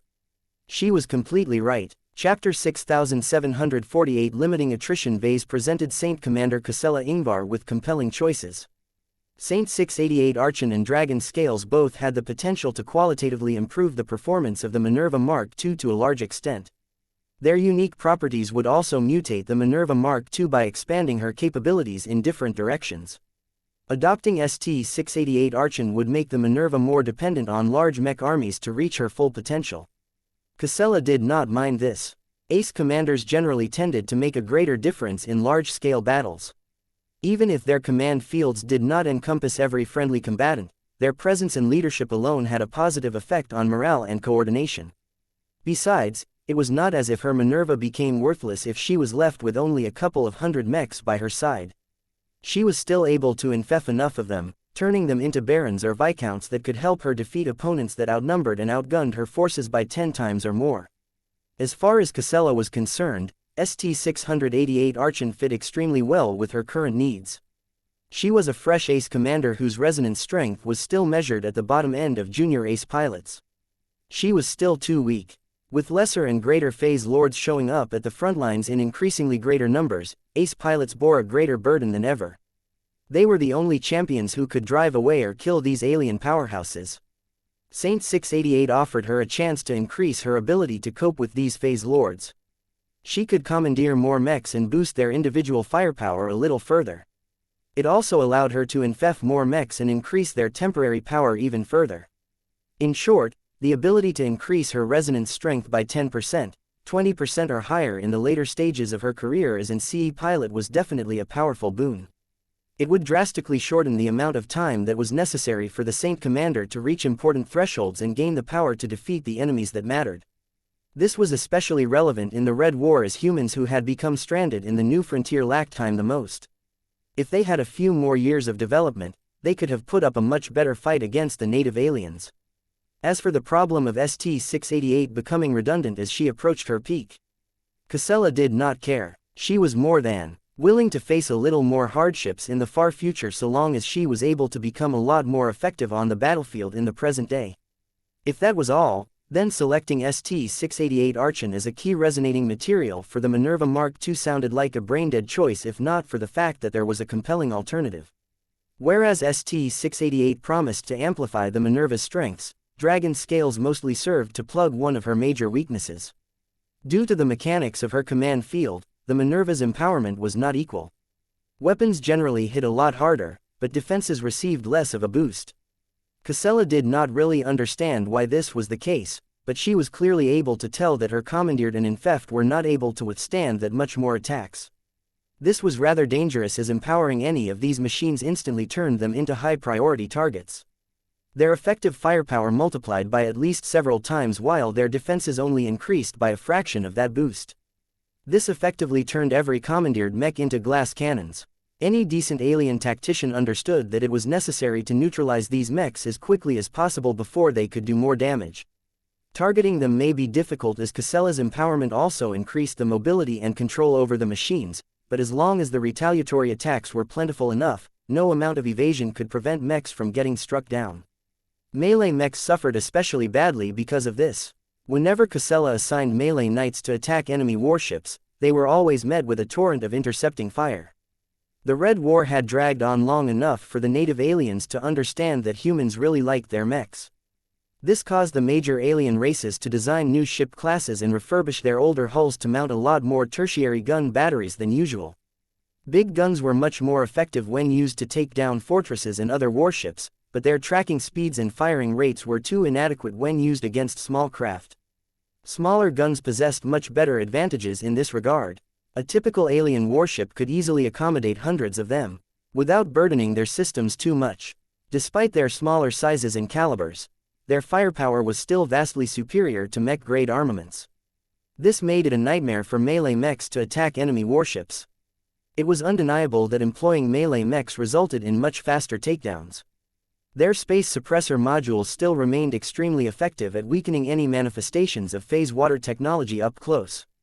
Casella's empowerment amplified their performance even further, thereby causing enemy warships to rapidly lose their most important form of protection. Yet even as her melee knights were able to strip enemy warships naked at prodigious speeds, they were also prone to suffering a lot of damage in return. Casella tried to minimize their chances of getting hit as much as possible by making them circle around the hull at high speeds. It certainly helped, but as long as a warship had enough rapid-fire guns, a handful of mechs always became unlucky and got shredded to pieces. The problem became even worse when the aliens armed their warships with an abundance of transphasic missiles. By changing them to specialize in crushing mechs across large areas, these expensive missiles always produced painful casualties unless they got intercepted in time. In short, the native aliens had become increasingly wiser to the methods employed by the enemy did not have the ability to deploy melee mechs themselves, but they had plenty of alternatives to choose from if they wanted to get rid of small craft at close range. This was why the Saint Commander usually liked to elevate ranged mechs to Knights and Barons the most. Their offensive power was already good, so the boost provided by her true resonance was always great. As for the lackluster increase in defensive power, Casella was able to disregard this shortcoming so long as her Knights and Barons maintained enough distance from the. However, there were times when Casella clearly preferred to commandeer more melee mechs, but declined to do so because the price in blood would be too great. In the last battle that took place in the Viola Magnifica system, Casella could have taken down more enemy warships if she commandeered more melee mechs. The Larkinson clan fielded plenty of them.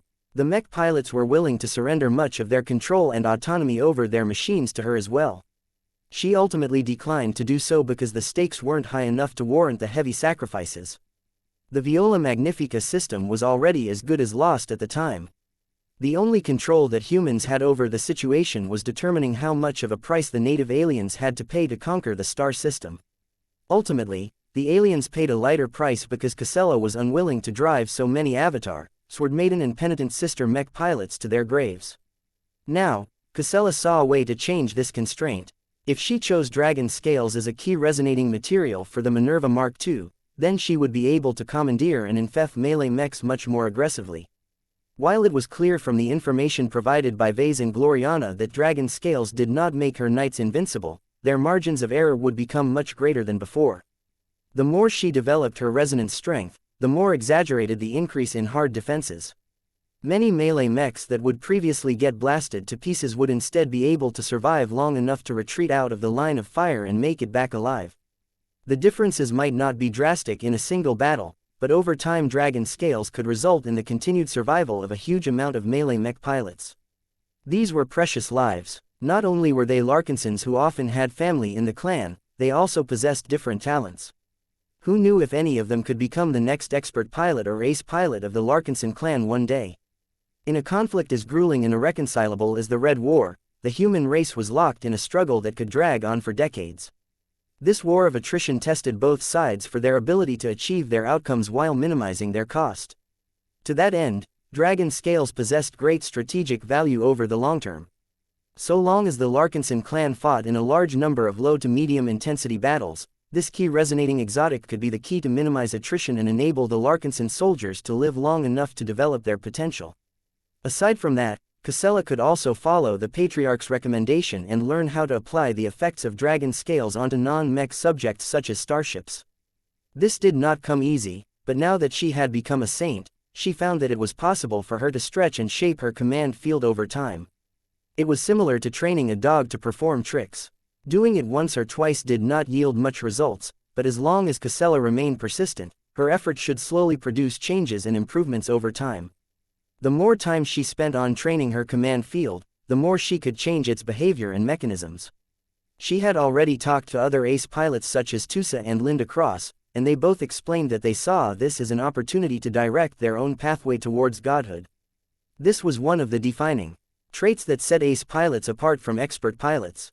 The ability to take more active control over the development of their own strength allowed them to strengthen their existing powers, develop new abilities and complete their comprehensive combat system.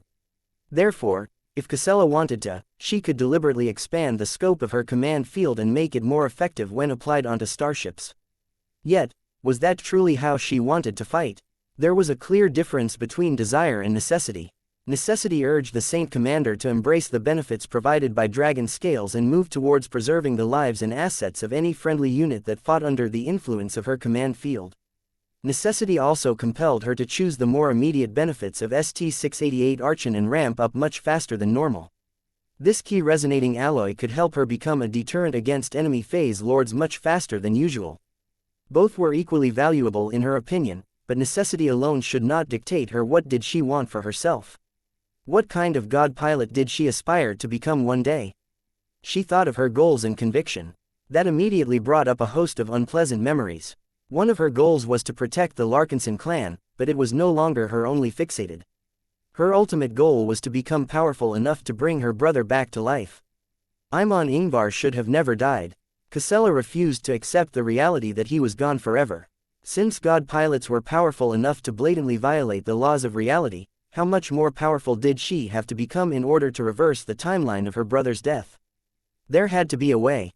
Casella hardened her eyes as she understood much better what she needed to do in order to make her deepest wish come true one day. I have made a decision. She announced the two physical projections. Both key resonating materials have their strong points, but I would rather prefer to enjoy the benefits of one over the other. Chapter 6749. The goal of an ace commander. Ves stared curiously at Casella's physical projection. He badly wanted to know the answer. Her decision would have far-reaching consequences for the Minerva Mark II, her future combat performance and the development of their clan.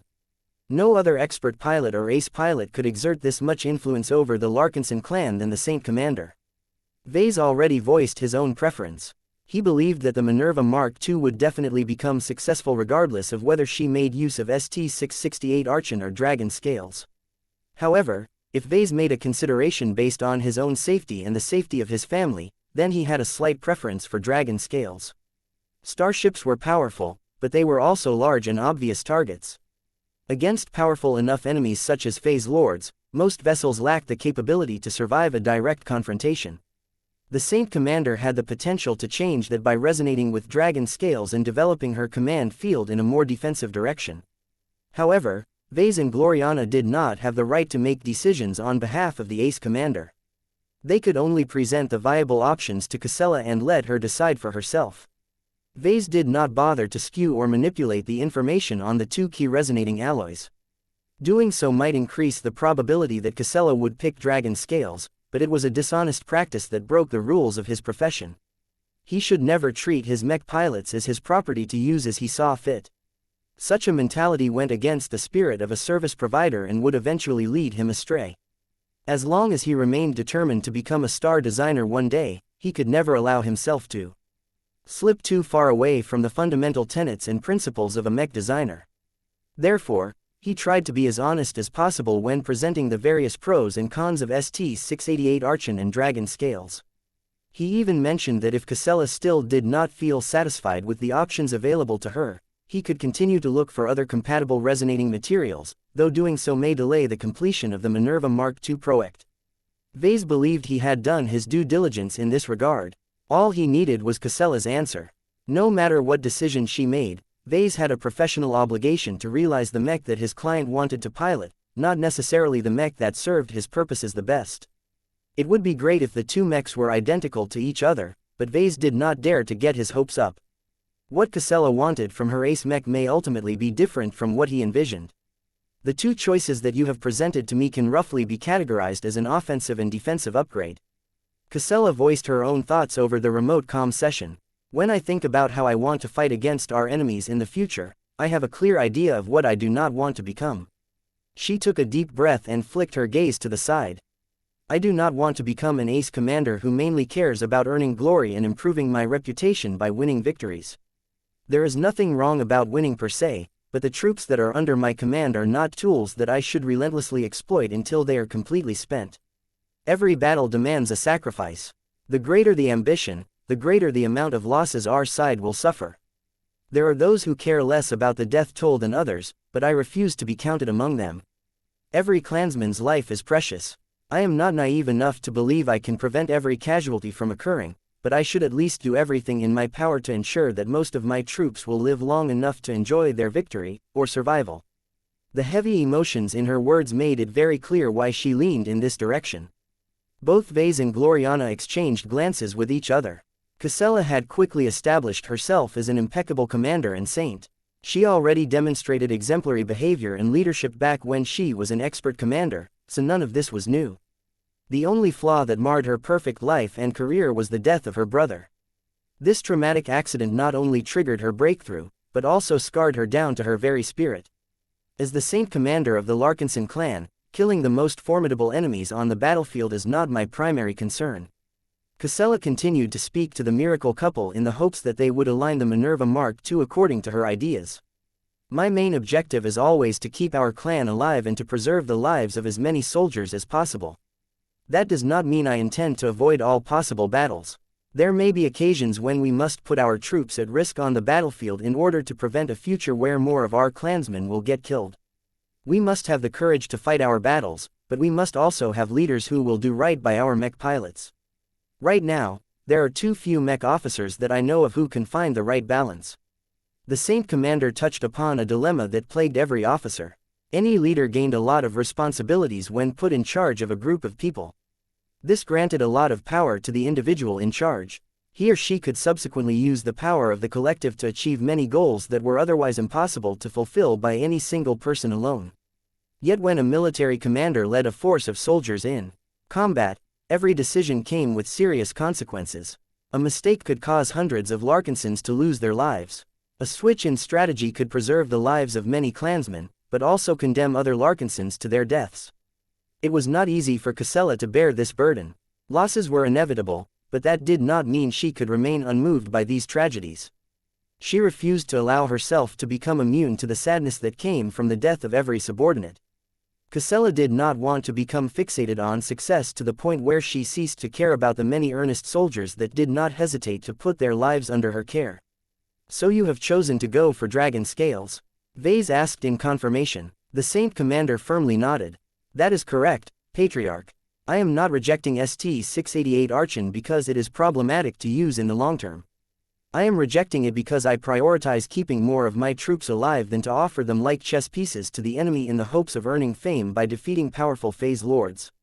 There are too few expert pilots and ace pilots that are doing their best to protect our regular forces.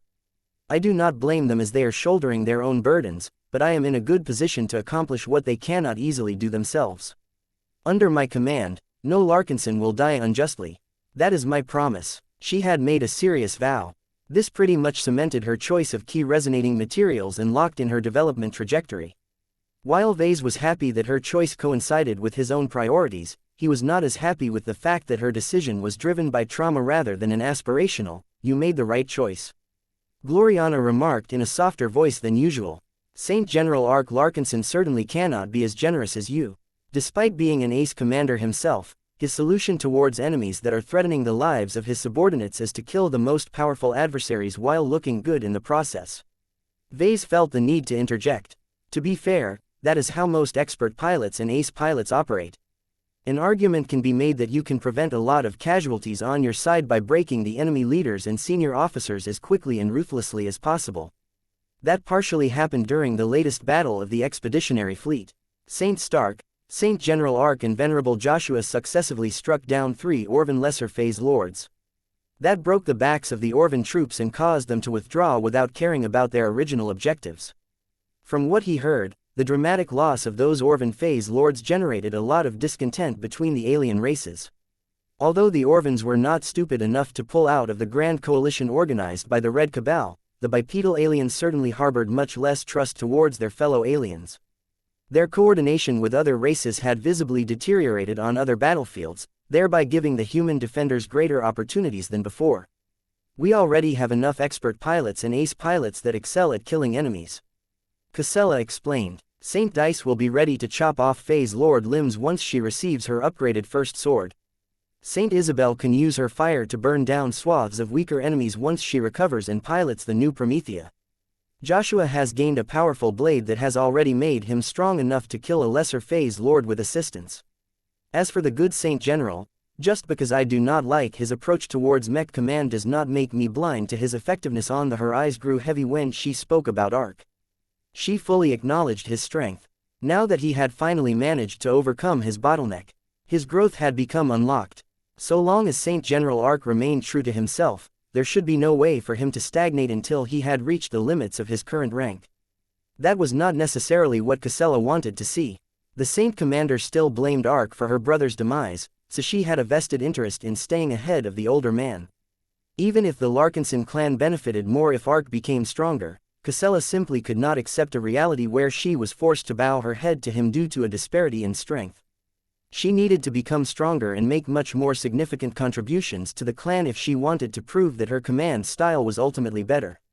"All right," Ves eventually nodded. "We have noted your selection. We will begin to procure a stock of dragon scales as soon as possible. It should be fairly easy to integrate it into the mech frame as well as the Vitrix. If this works the way I think it does, you can impart a stronger boost in physical defenses if you keep your living Fae close to the Minerva. If you choose to dispatch Victrix to a more distant location, then the defensive boost will cover a greater area at the cost of lowering the magnitude. Does this sound acceptable to you, Casella?" She thought for a moment before nodding. "I can work with these mechanics. It would be great if I can use the Victrix to reinforce the defenses of friendly units in distant locations. The Victrix should particularly be useful when employed in indoor environments depending on how compact you can make the Fae. It won't be too small, Casella. The Victrix is loaded with many features, but also needs to be robust enough to survive on the battlefield. That said, the living Fae will still be a lot more compact than a mech, so you can indeed make use of the Victrix in the manner that you have described. The Victrix could be used to support infantry assaults or facilitate infiltration." Casella mentioned another point. "You have mentioned that there is a potential synergy between dragon scales and warships. I think that this is an idea worth exploring. When I am finally able to pilot the Minerva Mark II, I will make sure to work towards this goal. Mechs are strong, but mechs alone will not win us the war." Chapter 6750 New Strategic Options. Are you happy, Ves? More or less. Ves and Gloriana gathered together in order to make the arrangements. After the Saint Commander made her choice, the pair of senior mech designers immediately began to order a sizable batch of dragon scales. They subsequently began to perform the initial calculations and simulations on how the Minerva Mark II would perform if her command field gained the benefits of dragon scales. It is difficult to estimate the increase in defensive performance on mechs affected by her command field, Gloriana said while furrowing her brows. There are too many variables at play. Based on the publicly available data on other ace mechs that have made use of this key resonating materials, knights can expect to become at least 3 times tougher at Casella's current resonance strength. Once she becomes stronger and reaches the threshold of a senior ace pilot, I expect the multiplier to become higher, but not in proportion due diminishing returns. Knights will only be 5 or 7 times harder to destroy than before. That is still a good amount of improvement, but it is disappointing by the standards of ace mechs. What are your estimates about infeft mechs? Barons should start with a multiplier of at least 5 according to my very loose estimates. Ves judged. However, the scaling becomes more and more detrimental as Casella's resonance strength continues to grow. At the latest stages of Casella's growth trajectory, dukes and princes should only become 20 times tougher to defeat due to the influence of dragon scales. Otherwise, their attack power will always far outpace their defenses. This was a pretty massive increase, but it did not automatically mean that Casella could turn any random group of mechs into temporary ace mechs. There were still a lot of shortcomings that effectively caused them to be a lot weaker than genuine ace mechs. Even so, as long as the quantity was great enough, such a massive force of dukes and princes might be able to pose a credible threat against ancient phase lords. At the very least, Commander Casella would probably be able to match the combat power of an RF dreadnought at this stage. As Ves and Gloriana continued to run the numbers, they became increasingly more convinced that the Minerva Mark II would become incredibly useful to the Larkinson clan and red humanity as a whole. Dragon Scales is a good match for Casella. Ves concluded. It is not only able to help her fulfill her goal of keeping her subordinates alive, but also allows her to empower lots of melee mechs without fearing that they will drop like flies. The only issue is that the effects of dragon scales ironically scale poorly with any improvements in resonance strength. That is one of its biggest shortcomings. Commandeered and infeft mechs will not experience any drastic improvements in defenses going forward. Gloriana did not look too upset about this. That is not as detrimental as it sounds. None of these mechs are supposed to endure too many hits in a fight. Even if they cannot stop themselves from getting struck by enemy units, they only need to be resilient enough to withdraw under their own power. Small increases in defenses can be the difference between keeping the mech functional and seeing it crumble before your eyes. Mech designers conducted a huge amount of studies on how extensively they should raise the defenses of their products. Excessive increases in defensive performance might keep the machines alive much longer than average, but the cost of doing so became increasingly more exorbitant. Many clever mech designers and researchers had therefore sought to develop the perfect formula to calculate the optimum defenses to bestow on each mech design. While they failed to formulate a single universal formula that won the approval of the entire mech industry, their studies still revealed a lot of useful information. The most important part was that the main concern that mech designers should have when improving the defenses of their machines was to determine how much they were willing to pay to push back the breakpoints of their products. Mechs could endure varying degrees of abuse but still keep going. If a hostile enemy force was able to land 5 attacks onto the machines on average, then improving the defenses of the latter just enough so that they could endure 6 attacks would lead to a massive increase in survival rate. It could make the tougher mechs raise their win rate from 50% to 70 or even 80% against the same opponents. Of course, this was a vast oversimplification of the kind of math and calculations that went into this kind of stuff. All Ves needed to know was that the effect of dragon scales would continue to become more useful as Casella grew stronger.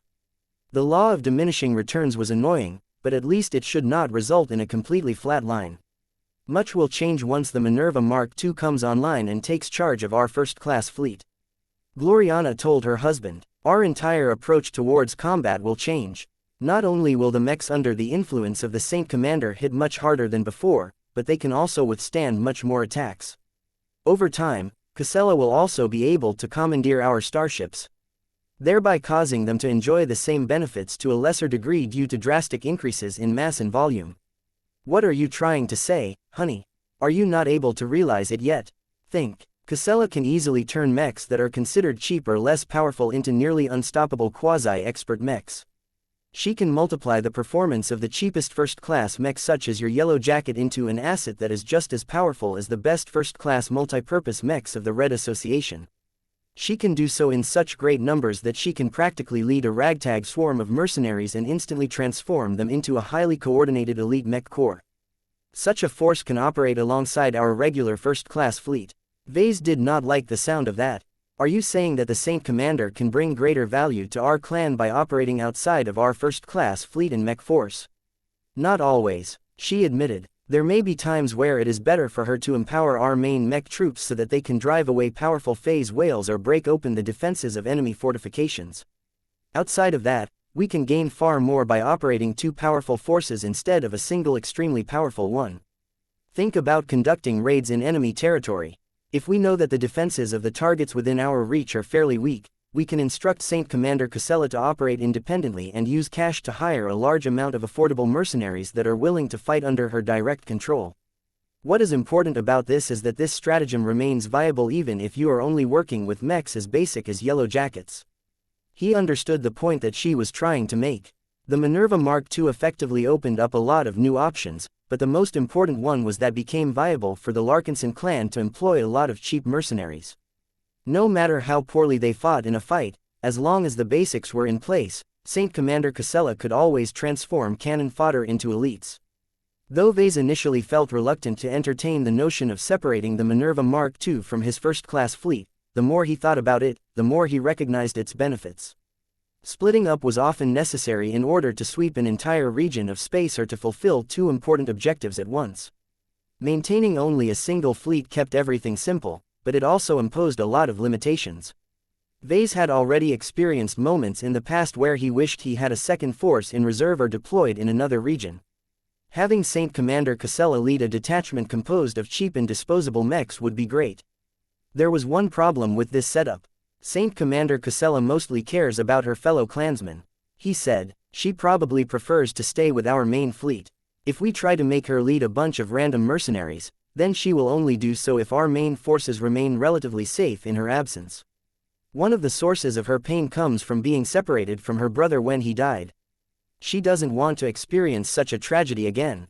This might pose a few complications in the future, but it should still be manageable. They just needed to figure out that fielding a second mech force comprised of mercenaries and other miscellaneous troops would make the clan safer. Let us get back to work. Now that we have determined the combination of key resonating materials for the Minerva Mark II, there should be no further ambiguous about our vision for this ace mech. The differences between the Minerva Mark I and Mark II finally became significant enough.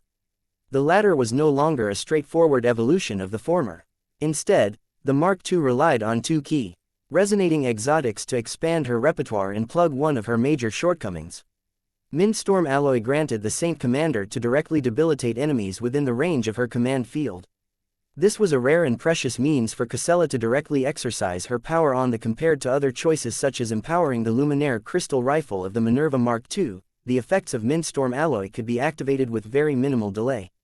This was important as the Saint Commander could instantly generate a psychic storm onto enemies that were on the verge of killing vulnerable mechs and mech pilots. Other solutions might work, but only if they responded fast enough. Nothing could beat the speed of a psychic storm. The power of such a measure should not be weak, especially if it was further amplified with a precious wholly intact mentalist crystal.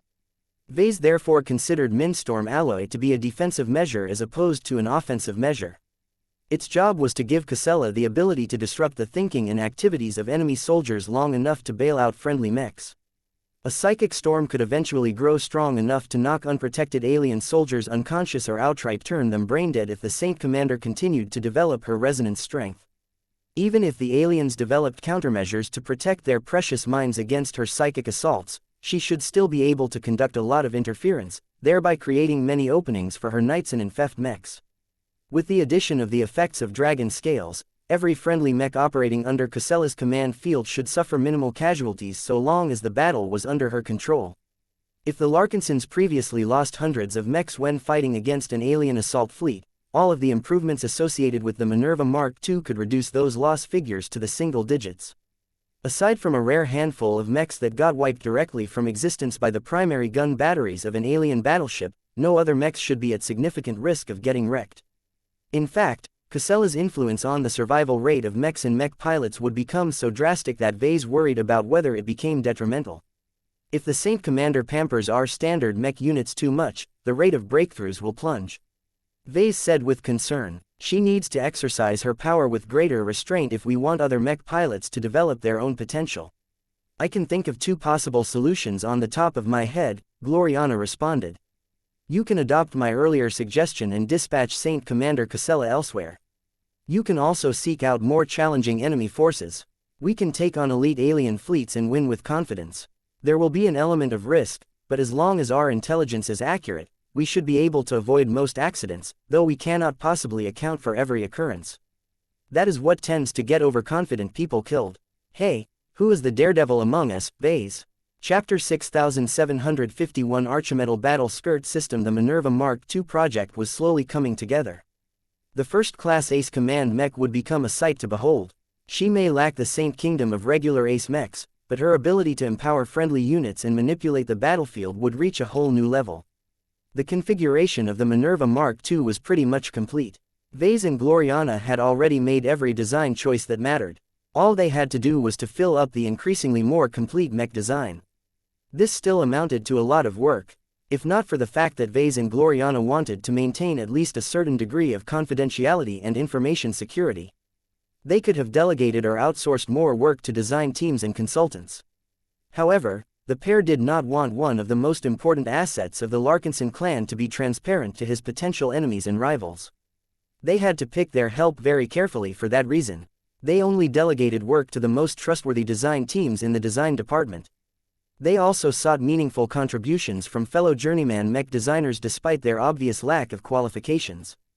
Ves invited Victor Macmillan to employ his specialization to develop the most luxurious and powerful close-surface Azure energy shield system that he had ever realized. I am not qualified, Victor said as he looked overwhelmed by the offer. The Minerva Mark II is a first-class mech. Not only that, it is an ace mech. I am still a second-class mech designer. I have been working hard to pass all of the courses required to become a first-class mech designer, but it is still too premature for me to work on such a high-end project. Ves responded by casually placing his hand on the other mech designer's shoulder. Tough luck, Victor, because we don't have much to choose from besides you and a few others. I can easily look for outside consultants. There are plenty of third-party seniors and masters that would salivate over the opportunity to put their mark on the Minerva Mark II. However, no matter how much we isolate all of the more sensitive and confidential parts of the mech design, they will always be able to learn many of the properties of our future ace mech. Since this is the case, I would rather turn to a fellow clansman than rely on the discretion of a stranger. Do you understand? Victor felt ambivalent about this. He understood what Ves was getting at. Personally, he looked forward to contributing a small but still important aspect of an ace mech that was bound to become a legendary machine among the Larkinsons and the rest of Red humanity. However, his integrity as a mech designer forced him to acknowledge that he was far from the best at improving the design of a first-class ace mech. It was only because Ves himself insisted upon his participation that Victor was reluctantly able to set aside his misgivings. If you trust me that much, then I will do my best not to disappoint you. Victor eventually said, I may not have completed my studies in first-class high technologies, but I think I can whip up an extremely powerful Azure shield generator so long as you permit me to license an existing first-class component design and give me permission to obtain the necessary phase water as well as other expensive materials. You will have it, Victor. Please coordinate with Master Layla Rebecca DeVos for your licensing needs. You can also talk to her about purchasing the rare exotics and hypers that you want to use to build the shield generator. The journeyman frowned when he heard that name. Is Master DeVos involved in this mech design project? Yes, Ves sighed. Proper ace mechs can only be designed by master mech designers.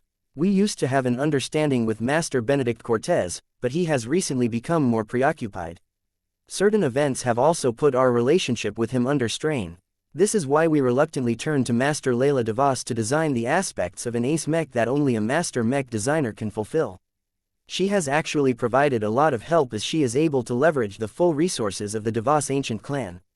We actually had to decline many of her offers since we don't want the Minerva Mark II to become a fully fledged Terran ace mech.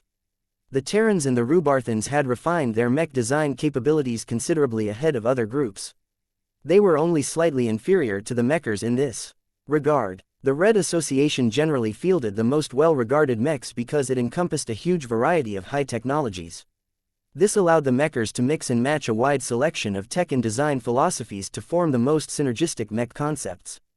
The Terran Alliance and the Rubarthan Pact employed plenty of mech designers as well, but they could not beat the Red Association in terms of quantity and variety.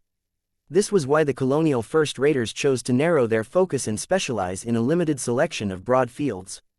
For example, the Terrans chose to put more emphasis on the development of melee mechs while the Rubarthans typically put more weight on the evolution of their ranged mechs. By narrowing the focus of their R&D and industrial development, the Terrans and the Rubarthans were still able to design and field excellent first-class multi-purpose mechs that remained somewhat competitive in comparison to raw mechs. In any case, the Terrans could offer a lot of good stuff to the Minerva Mark II project, but Ves and Gloriana were hesitant to accept them because they did not master the proprietary tech themselves. As much as Ves had developed good relationships with the Devas Ancient Clan and Strian Ancient Clan, there was a limit to how much he wanted to make his most strategic assets dependent on other people's tech. Victor Macmillan went to work. As a journeyman who had proven his competence during the Phase Shaper contest, he was much more competent than the average mech designer. He urgently studied the most essential pieces of knowledge that were necessary to fulfill his latest assignment and proceeded to understand and modify the Terran Azure Energy Shield Generator according to his limited expertise. There was room for another contributing mech designer. Ves thought the Minerva Mark II needed a stronger bite. Hebrifly thought about involving Xanthar Larkinson, but Gloriana insisted on bringing in Beatrice Hendricks. "Your Luminaire crystal rifles are already strong enough," she said. "There is little added value to substituting the next version of the Irvin Luminaire crystal rifle with one of Xanthar's strange, EE weapons. As far as the Saint Commander is concerned, her subordinates are her weapons. It is best if we invest in additional defenses. Enemies will focus more and more on eliminating the Minerva Mark II as she becomes increasingly more famous and powerful. Then who do you want to suggest instead?" Beatrice Hendricks has made strides in improving her adaptive modular armor systems. She is able to design a basic but functional first-class edition of the battle skirt system that will provide an extra layer of adaptive protection for the Minerva Mark II as well as the Victrix. The modular armor plating of this system also synergizes extremely well with the resonating ability derived from dragon scales. If they were working on another project, then Ves would have argued that such a strong focus on defenses was excessive. They already tasked Victor Macmillan to develop an extra powerful Azure Shield Generator for the Minerva Mark II. Adding an improved version of the battle skirt system almost sounded redundant. However, Ves acknowledged that Gloriana made an excellent point. There was no need to put heavy emphasis on direct offensive power in the high-end mech design. Classical Ace Command mechs weren't supposed to defeat their enemies directly. They were designed to empower other friendly units while trying to stay alive as much as possible. Many famous high-ranking command mechs possessed multiple redundant defensive layers due to the fact that they lacked traditional Saint Kingdoms. Without a strong domain fueled by willpower that was centered around themselves, the Ace pilots were much more vulnerable to powerful attacks. Ace mechs that did not compensate for this critical shortcoming tended to attract assassination attempts and decapitation strikes at much greater frequencies than normal. Enemies simply couldn't resist the obvious opening. By turtling up the Minerva Mark II, the Larkinsons would not only be able to reduce the success rate of any targeted strikes, but also deter enemies from making the attempt in the first place. One of the benefits of the new battle skirt system soon became clear. There is strong synergy between the adaptive modular armor plating and Architect. Gloriana judged after she worked with Beatrice to puzzle out a custom solution for the Minerva Mark II. The regular modular armor plating consists of a solid plate at the front, but is embedded with relatively fragile electrical components in the rear. Even if they are shielded and covered up with protective layers, it is still a fact that these modular armor plates tend to lose control before their physical structures are entirely spent. We can eliminate this shortcoming by making the modular armor plates out of archimetal. This was an intriguing suggestion that could significantly increase the performance of the battle skirt system. All of this sounds great, Gloriana, but it will also make the battle skirt system more expensive and troublesome to make. Ves mentioned, unless the new archimetal plating is easy to mass produce by other specialists in our clan, you will have to devote extra time to fabricate a lot of spare plating in case the Minerva Mark II or the Victrix incurred serious damage. I am prepared to do so. It shouldn't take too much time to mass produce enough spare archimetal modular armor plating to replenish the entire battle skirt system at least 2 times. Ves actually grew more and more impressed by the properties of this archimetal variation of the battle skirt system. We should look to implement this design application in other mechs whenever possible. Ves said, by 3, but Kedis has shut me out of the project. Kedis has found another mech designer to take care of the defensive needs of the First Sword Mark III, I predict that the solution from this outsider is not as elegant and feminine as the battle skirt system. Looks don't matter as much as being able to resist the impact of superdimensional weapons head-on. Ves pointed out, the Archimetal battle skirt system does not score well in this area unless we make the modular armor plating out of armor-grade superdimensional matter. Then tell Kedis to hurry up and convince the Heavensward to open up another portal to the blue dimension. Ves's refusal to allocate the limited amount of armor-grade superdimensional matter to the Minerva Mark II still did not sit well with his wife. As much as he felt tempted to change his mind, he ultimately stuck to his original decision whenever he imagined his ambitious vision for the Riot Mark III. Venerable Rosa Orphan needed the power of superdimensional matter much more urgently than Saint Commander Casella Ingvar. He tried his best to set this matter aside and resume his work. The contributions of Victor Macmillan and Beatrice Hendricks should provide more than enough of a defensive boost to the Minerva Mark II to keep her safe and active on the however, it was the unique contribution made by Master Layla Rebecca DeVos that truly gave an additional dimension to the Minerva Mark II. Master Layla most definitely possessed the expertise and wisdom to become the leading authority on mechs within the DeVos ancient clan. She had lived for over 300 years, which meant that she had entered the mech industry during the start of its heyday and lived through the remainder of the age of mechs. Her design philosophy reflected this long journey of development. Chapter 6752 The Design Philosophy of Master Layla Rebecca DeVos. Ves did not meet with Master Layla Rebecca DeVos too often, but the few times they came together always sparked an insightful conversation. Both of them were mech designers who belonged to vastly different generations. Ves was in his 40s while Master Layla had already begun her third century of life. The master mech designer was also born and raised in the DeVos ancient clan, which was one of the best places for a human to start out in the old galaxy. While she may have spent the vast majority of her life in Terran space, she had witnessed much over the course of her lifetime. Then there were her professional qualifications.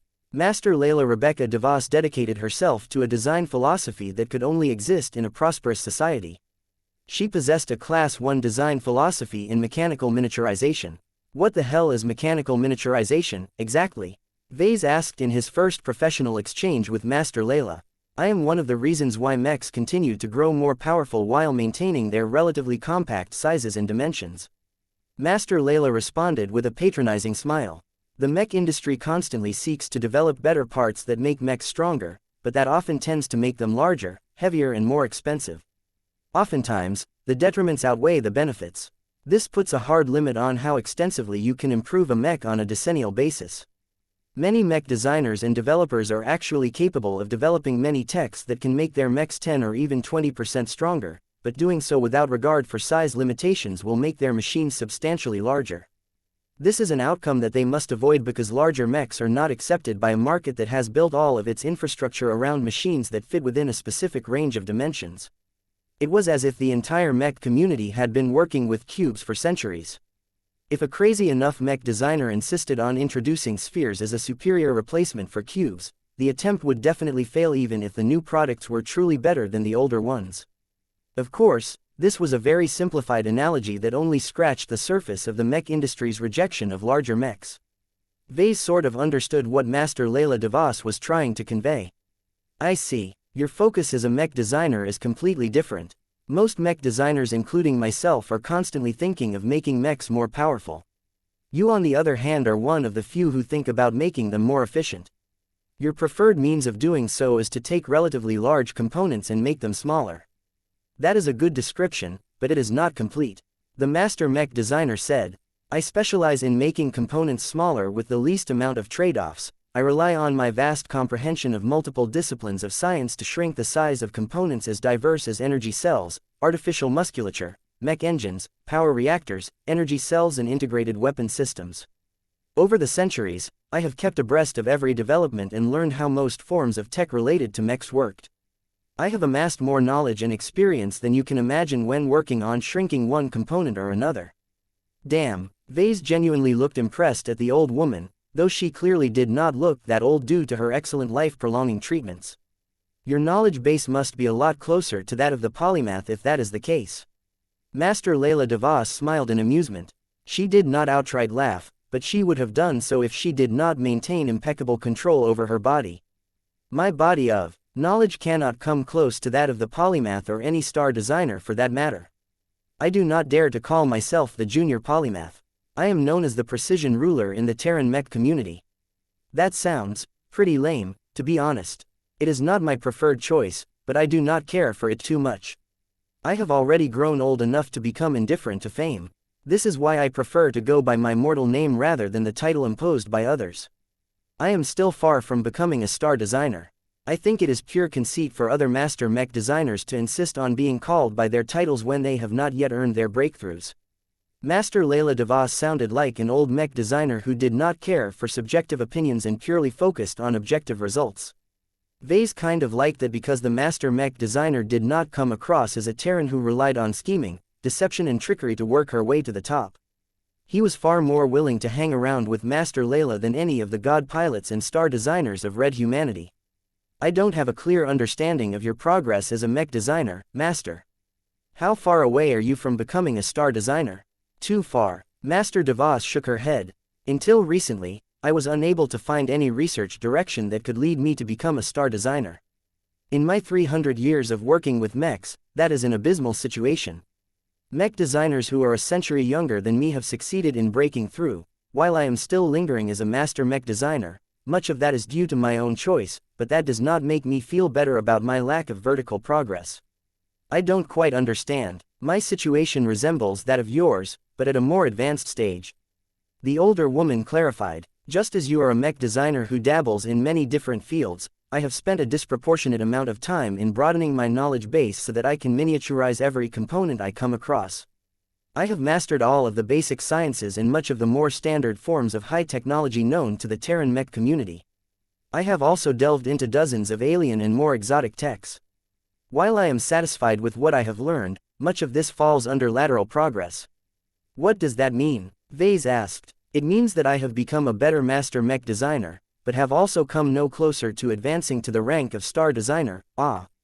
That sounds familiar. It should. Is it truly the case that all of this lateral progress is of little help to progressing your design philosophy?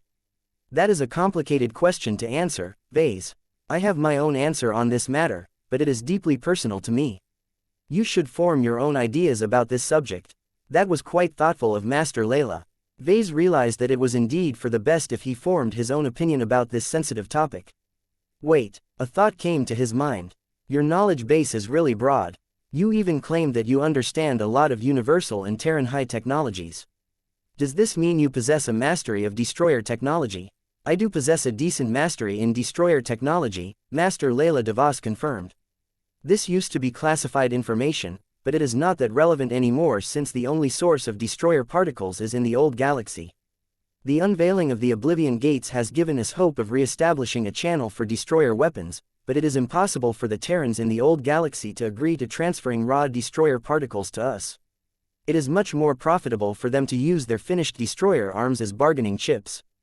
The master mech designer made a good point. Knowing how to develop a destroyer weapon wasn't as valuable as before in this dwarf galaxy. The Terrans of the Red Ocean needed to establish a homegrown supply of destroyer particles in order to make use of their exclusive expertise, but that did not appear to be happening anytime soon. Ves diverted to another topic. Earlier, you said you saw no prospect of becoming a mech designer until recently. What changed? Is it hyper-technology? No. The woman shook her head. Hyper-technology opens up many new possibilities, but all it has done for my work is to introduce another source of volatility. Miniaturization has become considerably less safe when trying to bring different hyper-materials into close proximity to each other. Then what else has caused you to find an opportunity to make a lot of progress in your design philosophy? It is best to start with my desired end goal. Every good mech designer is working towards an ambitious result that can only be turned into reality when you have gained command over a fundamental rule or law. This is what star designers rely upon to design works that are impossible to replicate by lesser individuals. They can aptly be described as human gods who can impart a touch of their divinity into their works. Different from god pilots, the divine touch of star designers continues to linger in their products, thereby allowing them to retain their reality-defying properties at greater distances. Ves already knew most of this information, but Master Layla provided additional context due to how she framed the subject. I see, he said with dawning comprehension. The rule that you are trying to achieve a breakthrough with is miniaturization or something related to it. From your perspective, the ultimate work should be a successful instance of miniaturization that comes with no negative trade-offs. It is kind of like designing a mech that is as powerful as a juggernaut, but continues to maintain the size of a standard mech. Master Layla nodded. That is an accurate guess. I have been working for centuries to realize this sort of outcome. You cannot imagine how many different scientific fields I have studied in order to make concrete steps in designing such an idealized mech. However, much of what I have learned over the years has not brought me much closer. There is moderate overlap and synergies between the fields that I have comprehended, but none of them can produce the result that I truly desire. That is why my progress has remained stagnant for so many years. When Ves thought about how the Terran Master could possibly realize her dream of designing a mech with perfect miniaturization, he suddenly connected the dots to a very recent event. Wait, I think I figured it out. The reason why you have found a new pathway towards becoming a star designer is because of our introduction to superdimensional matter. Its strange dimensional properties make it so that you can fit a lot more stuff in the same amount of space. A lot of matter is actually pushed into other dimensions, which is what makes them so special. Master Ves finally began to look enthusiastic. I have closely followed the publication of research articles on superdimensional matter. Much of the information in these academic articles has made it clear that while it is extremely difficult to shape superdimensional matter in the dimensions outside of the material realm, it is still possible to produce results when you work with transphasic or superdimensional tools. Do you understand the significance of this discovery? It means that it is theoretically possible to develop a laser pistol that fits in the palm of my hand but can actually fire an energy beam that is as powerful as one that is launched by a mech rifle. She was right. Ves had not put too much thought in what people could do with superdimensional matter because he did not specialize in this kind of stuff. However, Master Layla Rebecca Ves happened to possess the right combination of expertise and passion to be able to develop highly advanced and useful applications of superdimensional matter. The notion that superdimensional matter may be the key to developing her perfectly miniaturized mech meant that she must be extremely desperate to obtain samples. Chapter 6753 Terran Trade Superdimensional matter opened up a completely new branch of science and technology. Facewater technology only encompassed a small portion of superdimensional theory. Theoretical scientists had already made strides in figuring out the basic principles of superdimensional theory by conducting a lot of experiments on phase water, but they had very little to work with in the past. Previously, the scientific community had gotten stuck in their research into phase water technology. Researchers had been basing their increasingly more complicated theories out of baseless assumptions and unproven assertions. They continued to spin one new theory after another, but the problem was that much of their explanations were built on top of unstable foundations. By deriving a new theory out of a set of unproven theories, these researchers dabbled more in fantasy than grounded science. It became nearly impossible for them to attain any further breakthroughs in their studies due to the lack of confirmations of their theories. Facewater was incredibly versatile, but it was only a single resource. Scientists had already theorized the existence of many other types of superdimensional matter. People even suspected that several if not all star designers secretly acquired samples of superdimensional matter from one source or another. If this was true, then they certainly never disclosed any information about it. So long as superdimensional matter remained impossible or prohibitively expensive to acquire, nobody expected for Red Humanity to make any breakthroughs in this exotic branch of science. Then the Red Cabal started to hand out St. Piercer arms to Greater Phase Lords. Red Humanity almost couldn't believe that the aliens possessed clear technological superiority in such a powerful scientific field. Humans had long assumed that they were always ahead of their opponents in almost every branch of science aside from phase water technology. Even then, Red Humanity's scientists, engineers and mech designers were so incredibly competent that they had rapidly caught up to their alien foes. Many people suspected that the Cosmopolitans played a key role in helping the phase whales of the Red Cabal develop their St. Piercer arms, but that did not change the fact that the native aliens enjoyed a monopoly on these types of goods. It was therefore extremely good that Ketes had chosen to open a dimensional portal to the blue dimension. Ever since those scientists had gotten their hands on a huge variety of samples of superdimensional matter, they suddenly gained a lot of answers to their questions, allowing them to complete their theoretical models and dispel a lot of mysteries. All of this meant that Red Humanity at large finally gained a proper introduction in the field of superdimensional science. Unfortunately, despite the enormous quantities of mostly low-grade superdimensional matter flowing out of the 24-hour dimension breach, very little ended up flowing in the pockets of the Terrans and the Rubarthans. The Larkinson clan and the Red clan claimed the bulk of all of the juicy superdimensional resources. The government of Davud and other miscellaneous forces managed to harvest the remaining scraps. Perhaps the Ves ancient clan might be able to purchase samples of structure-grade and hull-grade superdimensional matter from these parties, but it was probably impossible to obtain anything better. Ves knew what Master Layla Devos wanted. Our clan is currently shipping much of our haul of superdimensional resources to the new Constantinople system. He said, the goods should be arriving any day now. While we have already allocated much of our batch of superdimensional matter to different projects, I can spare a few samples to your clan. The master smiled more earnestly than before. Does that include armor-grade and weapon-grade superdimensional matter as well? Yes, but only a few kilograms at most. I cannot spare more of it until Kedis is able to open up a second portal to the blue dimension. That is more than enough, Ves. Let alone a few kilograms, a handful of grams is more than enough to verify many of my conjectures and refine my theories further. With the amounts that you have promised, I can move beyond theories and begin with applying them in basic applications. This is immensely useful to me because I can already begin to experiment with ideas on how to fabricate true superdimensional constructs. Even if the supply of superdimensional matter becomes more abundant in the future, I still appreciate the time savings. Given how much your gift can make a difference in my research, you deserve compensation from us. What would you like in exchange for donating your samples? Neither of the two were stupid. Ves readily gifted the samples of higher grades of superdimensional matter because he could afford it and because he knew without a doubt that the Ves ancient clan would never accept it without offering fair compensation. I need your help with incorporating armor-grade superdimensional matter into the special armor system for the Riot Mark III project. Ves explained, we previously planned to commission a master mech designer from the Raw supremacist faction to develop an armor system that can resist superdimensional attacks, but from what I have heard from you, I think it is a much better idea if we rely on your contributions instead. I am honored to receive your confidence in this matter. I can tell you that while I do not specialize in armor systems, I possess more than enough experience and expertise in this area.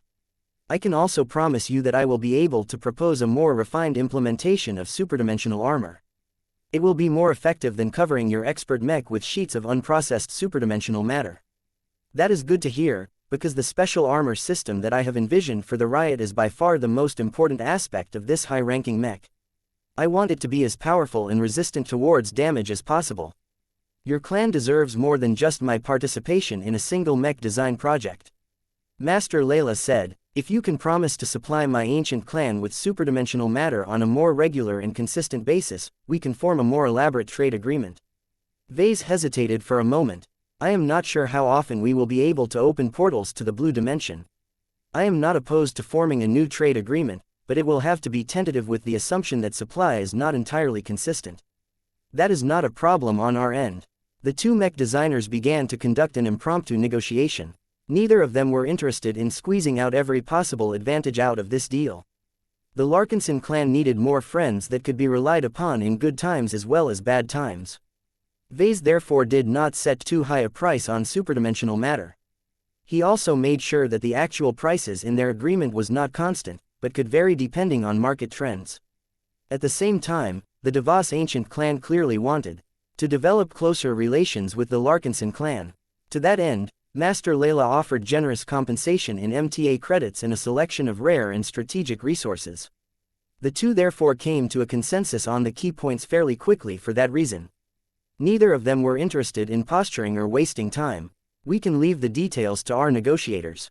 Master Layla said, you have expressed interest in exchanging sensitive and proprietary tech from us. I cannot arbitrarily agree to conduct a trade on every tech that we rely upon to maintain our competitive advantage in human society, but you have earned enough trust that I can ask our councils and higher authorities to debate on the matter. I must warn you that even if we agree to trade you our secrets, the price in superdimensional materials will be high. That is fair, Ves conceded. You Terrans have developed a lot of good stuff. I thought that you would insist harder on keeping all of it in your hands. We used to be much more protective about our secrets, but, when the native aliens are on the verge of assaulting the 5th Defensive Band, we must do more to ensure the continued survival of the Terran Alliance and our race as a whole. It would be helpful to know what exclusive technologies you wish to exchange. Well, For starters, I would like to learn the secrets to destroyer technology. Master Layla raised her eyebrows in mild surprise. It is not surprising for you to develop a fascination for it, but I am afraid you will not be able to gain much out of it. Destroyer technology is useless to learn if you do not have a supply of destroyer particles. Before you ask, I do not possess any knowledge on how to produce it. I can only teach you how to infuse and compress destroyer particles into weapon prototypes and slowly combine them into proper destroyer weapons. Ves grinned. That is enough. I acknowledge that it is likely I won't have a use for this tech for a long time, but I think the expertise in itself will lend me well in developing other kinds of weapons. Besides, who knows whether we will be able to find another source of destroyer particles in the Red Ocean. He actually had a few promising ideas about this problem. One potential idea was to work together with the Destroyer of Worlds to produce destroyer particles. Ves was convinced that Divine Irene Mox absolutely possessed the right domain for it. She either pretended not to be able to produce destroyer particles because she did not want to provoke the Terrans, or she was lacking critical ingredients or recipes. To either way, none of these were insurmountable problems. He was even willing to broker a deal between the Terrans and the Rubarthans if that was what it took for the Destroyer of Worlds to become a new producer of destroyer particles in the Red Ocean. Another potential idea that Ves was entertaining as of late was to find a dimension that contained destroyer particles. This was not a certain result. It was only a possibility. The Dimension Telescope could only observe the 20th to the 1000th dimension at this time. What was the probability that destroyer particles happened to occur naturally in one of them? Not high. Ves Arquettes needed to pay a whopping 1000 ascension points to unlock access from the 1001th dimension to the 10,000th dimension. Yuan then all of that ananding mad ha in vain, as there un no guarantee that destroyer particles could exist in all of those dimensions either. Still, as long as such a dimension definitely existed, it was probably worthwhile to locate it and open up a dimension breach. Harvesting the particles may be difficult, as anything that entered the deadly dimension might get destroyed on the spot. However, as long as they made enough preparations, it should be possible for destroyer-resistant shuttles and mechs to harvest enough particles to make this ordeal worth all the cost. This was why Ves was willing to trade precious superdimensional matter for the secrets of destroyer tech. As a bonus, Ves also suspected that there may be parallels between destroyer weapons and D-arms. The principles between producing destroyer weapons and demoncasting may be entirely different, but they both dealt with stuffing dangerous things inside weapons to empower them way beyond their original parameters. Ves hoped to improve his demoncasting or maybe demonforging capabilities by applying any relevant lessons from destroyer tech. There was no need for him to explain this to Master Layla, though. What other technologies do you seek to learn from our ancient clan? Master Layla, well, you Terrans have made a lot of strides in the development of biomechs. I would like to receive more extensive knowledge and tutoring on how to design more advanced biomechs, particularly ones made out of wood-based materials. Ah, you want to gain more control over the Arboreal project. That, and more. Is there anything special that you can offer in particular that will enable me to design much better woodsap mechs? Chapter 6754 Mecher and Terran Biomech Development. Biomechs did not manage to attain widespread adoption, but they still managed to carve out a niche in the mech market. Compared to third-class and second-class biomechs, first-class biomechs enjoyed considerably more advantages. When money no longer became as serious of an impediment as before, there were plenty of first-raters that were willing to invest big to obtain exotic and exciting organic machines. The Terrans, though not known to be particularly enthusiastic about deviating from established trends, unusually possessed a greater interest in making use of biomechs than other first-raters. Compared to the Rubarthans and other first-raters, the Terrans possessed a greater appreciation for nature and organic life. This was mainly due to their obsession with old Earth and propagating the original ecosystem of the human race across the stars. The biotech industry of the Greater Terran United Confederation and by extension the Terran Alliance enjoyed greater development. Perhaps only certain factions of the MTA and RA could rival the Terrans in terms of biotech development, but the Mechers generally pursued different ideals. Both groups possessed different resources, perspectives, goals, rights and cultures. This led to a divergence in how they approached the development of biomechs. Biomechs are largely a curiosity to most Mechers. Master Layla Rebecca DeVos patiently explained to Ves. The MTA and RA have made no secret that they wish to master all of the knowledge and methods related to mech design. Most mechers therefore wish to grasp the secrets to designing biomechs without actually caring about them. Only a small proportion of mech designers from the mech supremacist faction, transhumanist faction, longevity faction and smaller factions possess any actual enthusiasm towards biotechnology and organic machines. That is understandable. Ves looked thoughtful. So how do the mechers approach biomechs? You should already possess a basic understanding of how the transhumanist faction views biomechs. They are obsessed with blurring the lines between human and biomech. The transhumanists view the evolution which is one of the most ideal outcomes to strive for. Even if they cannot become god pilots themselves, the transhumanists still endeavor to develop solutions to achieve integration between human and biomech. The transhumanists became really happy once I unveiled my Karman system to them. Ves briefly smirked. Indeed, the old master smirked back. The transhumanists have lodged many complaints about our exclusive collaboration on the Arboreal project. They are none too pleased that the first Karman biomech in development is a Terran product. Ves shrugged. I am already cooperating with the transhumanist faction on many different fronts. They should learn how to share. That is a tall order to ask from the mechers. I already have a good idea of what the transhumanists seek in biomechs, but what about the mech supremacists? They are not so obsessed with turning themselves into human biomechs. That is true, Ves. The mech supremacists value the unique strategic capabilities that biomechs open up. Their biomech doctrine is largely based on the pioneering works of the grandmother of biomechs. Chelik Askady was one of the older and more famous star designers of the human race. She was around 370 years old and had been one of the first true biomech designers to come into prominence. She faced a lot of skepticism, hindrances, opposition and other foul play due to pushing a vision of mechs that disgusted a lot of mech insiders. Whether was in the past or present, there were many people that simply could not fathom the idea of piloting a mech that looked like a human exo-beast that was one moment away from going out of control. To be fair, these suspicions were not entirely groundless. Enough incidents had taken place where experimental biomechs inexplicably gained minds of their own and started indiscriminate fights. However, properly designed biomechs that had been grown using standard procedures rarely if ever went out of control. The MTA had continually amended its rules and regulations until they ended up with a formula that minimized situations where biomechs went out of control. That rehabilitated the reputation of biomechs somewhat, but they had never been able to get rid of the taint up to the present day. The grandmother of biomechs largely worked in the time before this shift took place. She experienced pushback at every level, yet she took her hits without complaint and continued her efforts to impart value into biomechs. Though all of her peers and other critics continued to disparage her and her seemingly foolhardy endeavors throughout her career, everything changed when she unexpectedly managed to advance to the rank of star designer. In a time where star designers had not become as numerous as today, each and every mock decimer who had managed to ranch this vaulted rank received nar universal respect and admiration. Whatever sins and shortcomings they accrued in the past often became irrelevant the moment they transcended their mortality. One of the reasons why this was the case was because mortals did not dare to criticize the works and ideas of higher existences. Anyone with a sense of intelligence in their heads would definitely keep their mouths shut unless they truly believed in their cause. Chelik Askady went from a pariah into a superstar virtually overnight.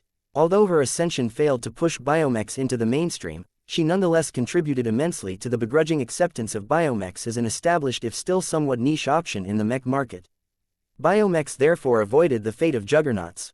The latter failed to gain the support of a star designer or a broad coalition of advocates. This was the reason why juggernauts became virtually extinct in the later centuries of the age of mechs while biomechs still managed to maintain a small but healthy presence.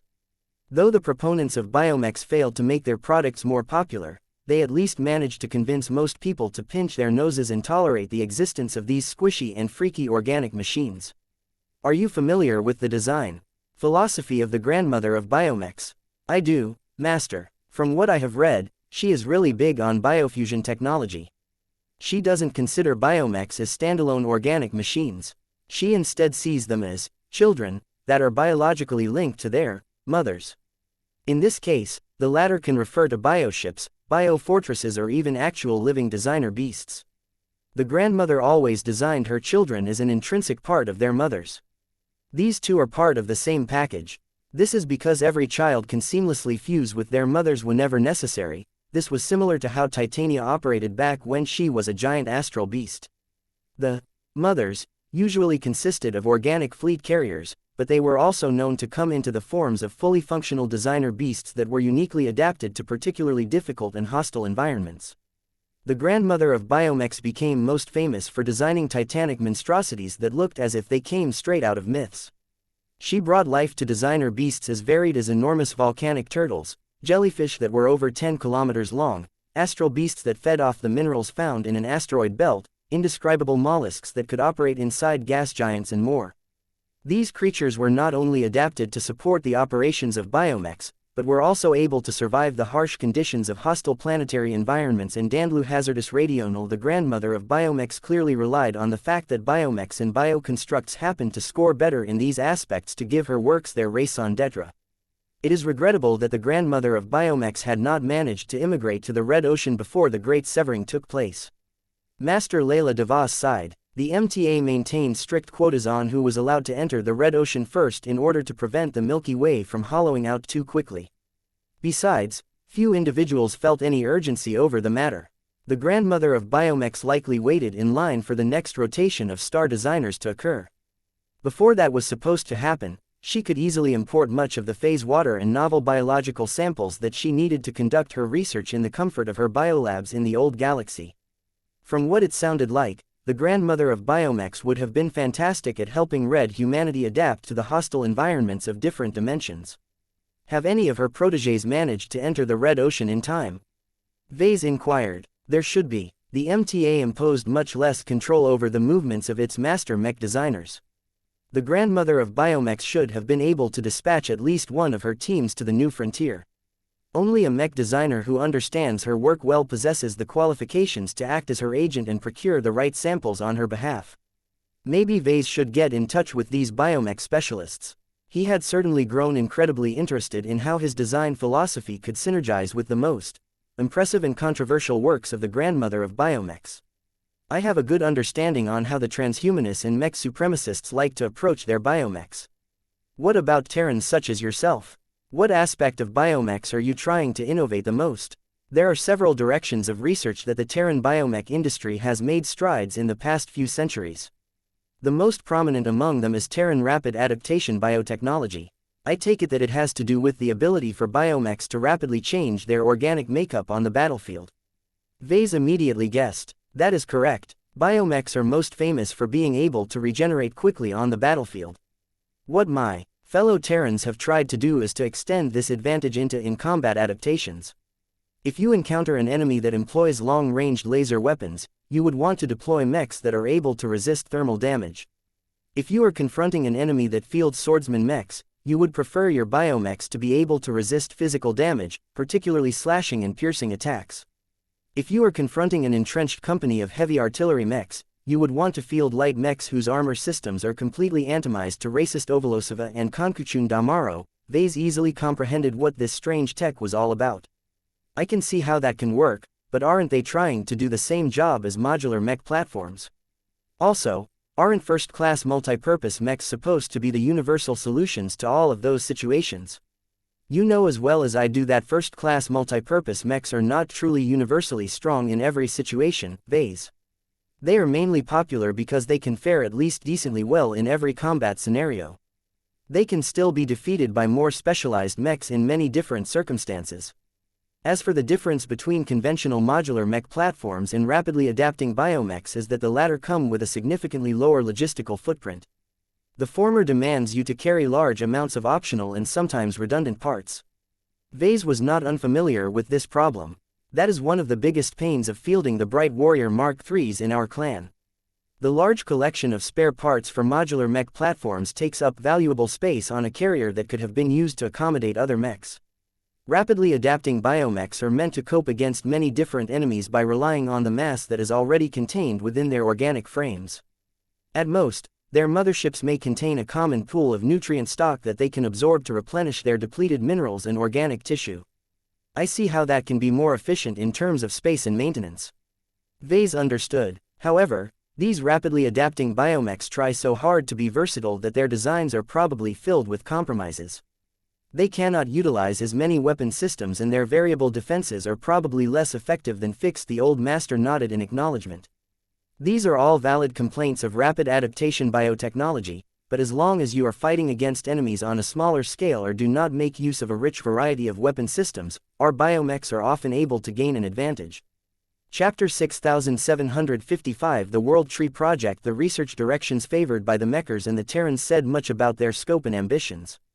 The Mech Trade Association favored huge layouts and grand ambitions. The Mechers were not content with developing incremental improvements. They sought to reinvent the market for biomechs and fundamentally change humanity's relationships with biotechnology. The mech supremacists and transhumanists did not hesitate to invest huge amounts of money and resources to realize their ambitious layouts. The Terrans meanwhile remained more grounded in their research and ambitions. They had big dreams as well, but they did not have as much room to squander so many resources on research and development. This was why they largely sought to develop biomechs that possessed enough practical value to earn a profit within a decade. Ves personally liked the approach adopted by the Terrans. Its biomechs were at least a lot more practical and affordable than the crazy stuff developed by the Mechers. Even if Terran biomechs were not affordable in an absolute sense, the cost-benefit ratio was at least within acceptable bounds. The Mechers of the old galaxy clearly paid less attention to this parameter. They had money and resources to spare. What they did not have was better mechs, so they were willing to invest massive sums just to produce marginal improvements. Although the MTA was probably one of the least efficient organizations in the Milky Way galaxy, Ves and pretty much every other mech designer was still grateful that the Mechers invested so much manpower and resources into these wild ideas. This was because the research and applications that emerged out of all of these research projects usually managed to trickle down to the masses. The Mechers clearly did not share all of their research results, and it could take 1 to 4 mech generations for them to generously pass on a fraction of their new technological advances to the general audience. Even so, the MTA still ensured that the mech industry became more and more sophisticated with every passing year. The development of mechs had never stalled or lost momentum at any point during the entirety of the age of mechs. One of the reasons why the Mechers were continually able to keep mechs fresh and exciting was exactly because they conducted research that no one else dared. There were many innovations that could only be attained with immense capital or plans that stretched for half a century. No other institution was willing to entertain such research aside from the only super organization that was completely dedicated towards mech. You may not be aware of this, but the arboreal project that you are developing in cooperation with our biomech designers and biotech research teams already incorporate minor design applications derived from our rapid adaptation biotechnology. Master Layla Rebecca DeVos informed Ves. That took Ves by surprise. Really, do not harbor any illusions about it. Our work cannot be considered a true implementation of rapid adaptation biotechnology. We are only able to apply minor improvements on your Tay-wood-based biomechs whenever it is convenient. If you want to design a true rapidly adapting biomech, then you will need to start from the ground up and adopt a different approach towards biomech design. It is currently difficult to design such a product by using bioengineered wood as your primary material. Flesh is faster, more malleable and easier to program. I see. That makes sense. Wood was more rigid and inflexible than flesh. This made the former harder to change and less prone to adaptations. While there were many ways to make wood more malleable, the costs outweighed the benefits. Do you Terrans have any biomech design applications that are actually useful to the arboreal project? Ves asked with a touch of impatience. There is, Master Layla said in a measured tone. It is one of the reasons why we support your initiative to develop a biomech based on wood. The tech is highly contentious and it is not one we wish to reveal to the public at this date.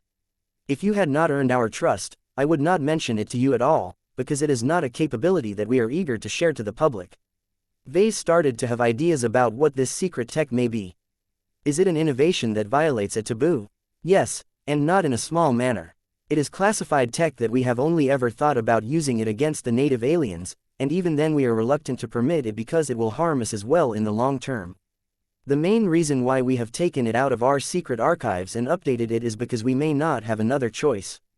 Master Layla DeVos decided to show Ves what she meant instead of describing the secret weapon with her own words. The projection of a typical planet showed up. Ves did not recognize it, but he could see that it featured a mix of greenery and urban development. The foreign architecture clearly showed that the planet was occupied by an alien race. It was unlikely that the biosphere was compatible with the human race. One day, a Terran fleet arrived in orbit.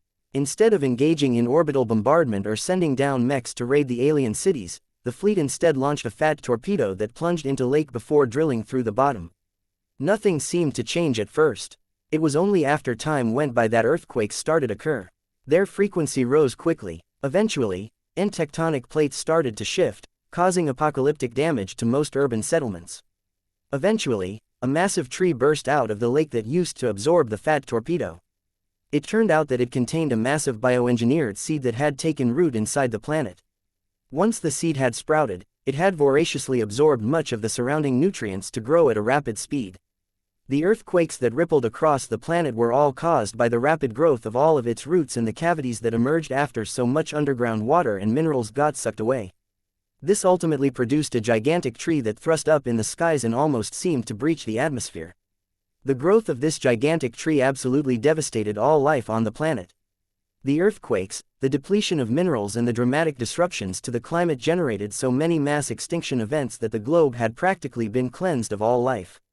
Almost nothing of value was left by the time the tree had grown immensely tall and thick.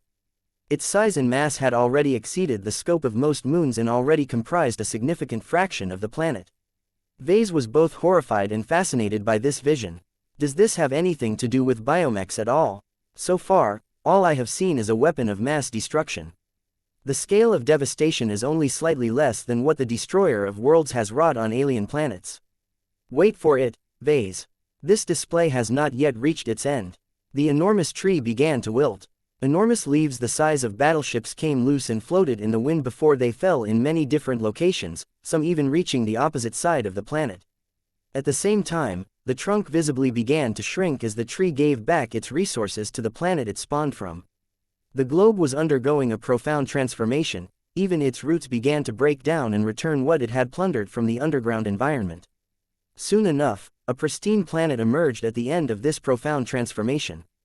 The massive tree had become much diminished by the end of this impressive display, but was still large enough to tower over the surface.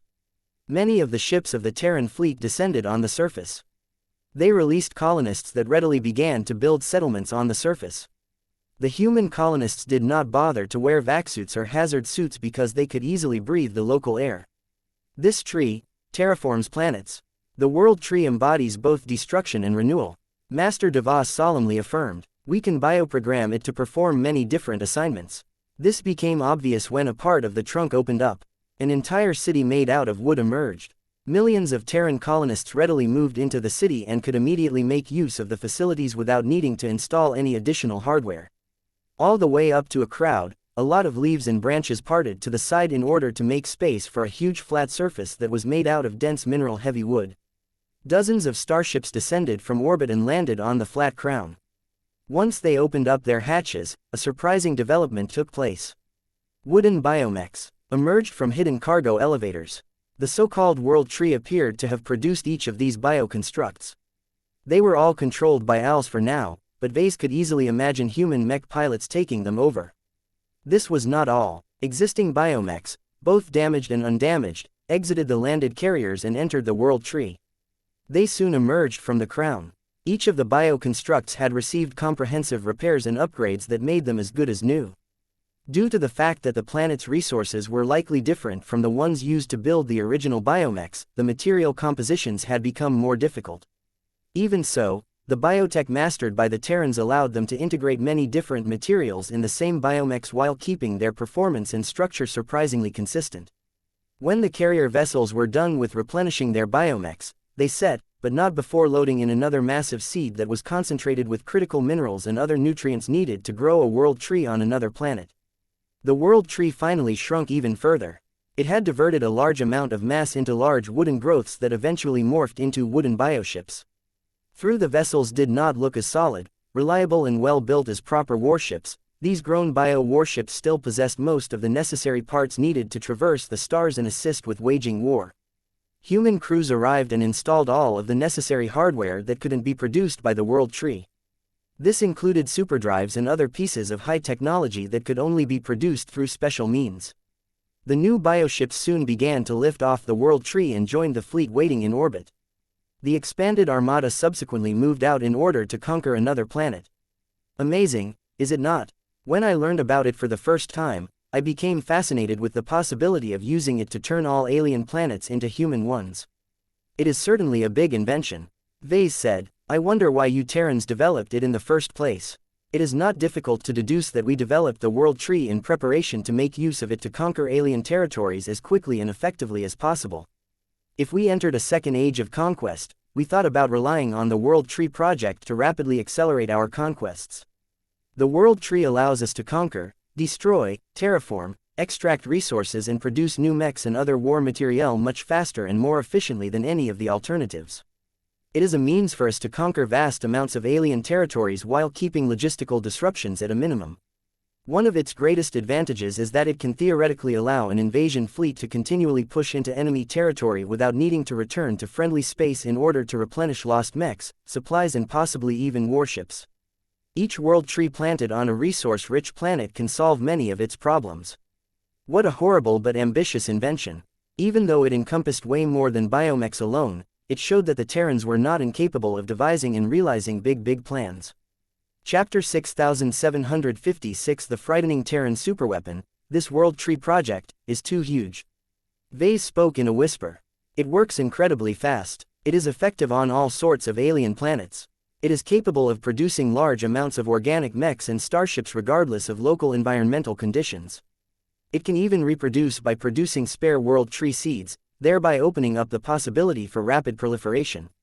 The World Tree is able to account for so many variables with such perfect coordination and decision-making that I cannot imagine that any random Terran R&D team can produce such an amazing bio-construct.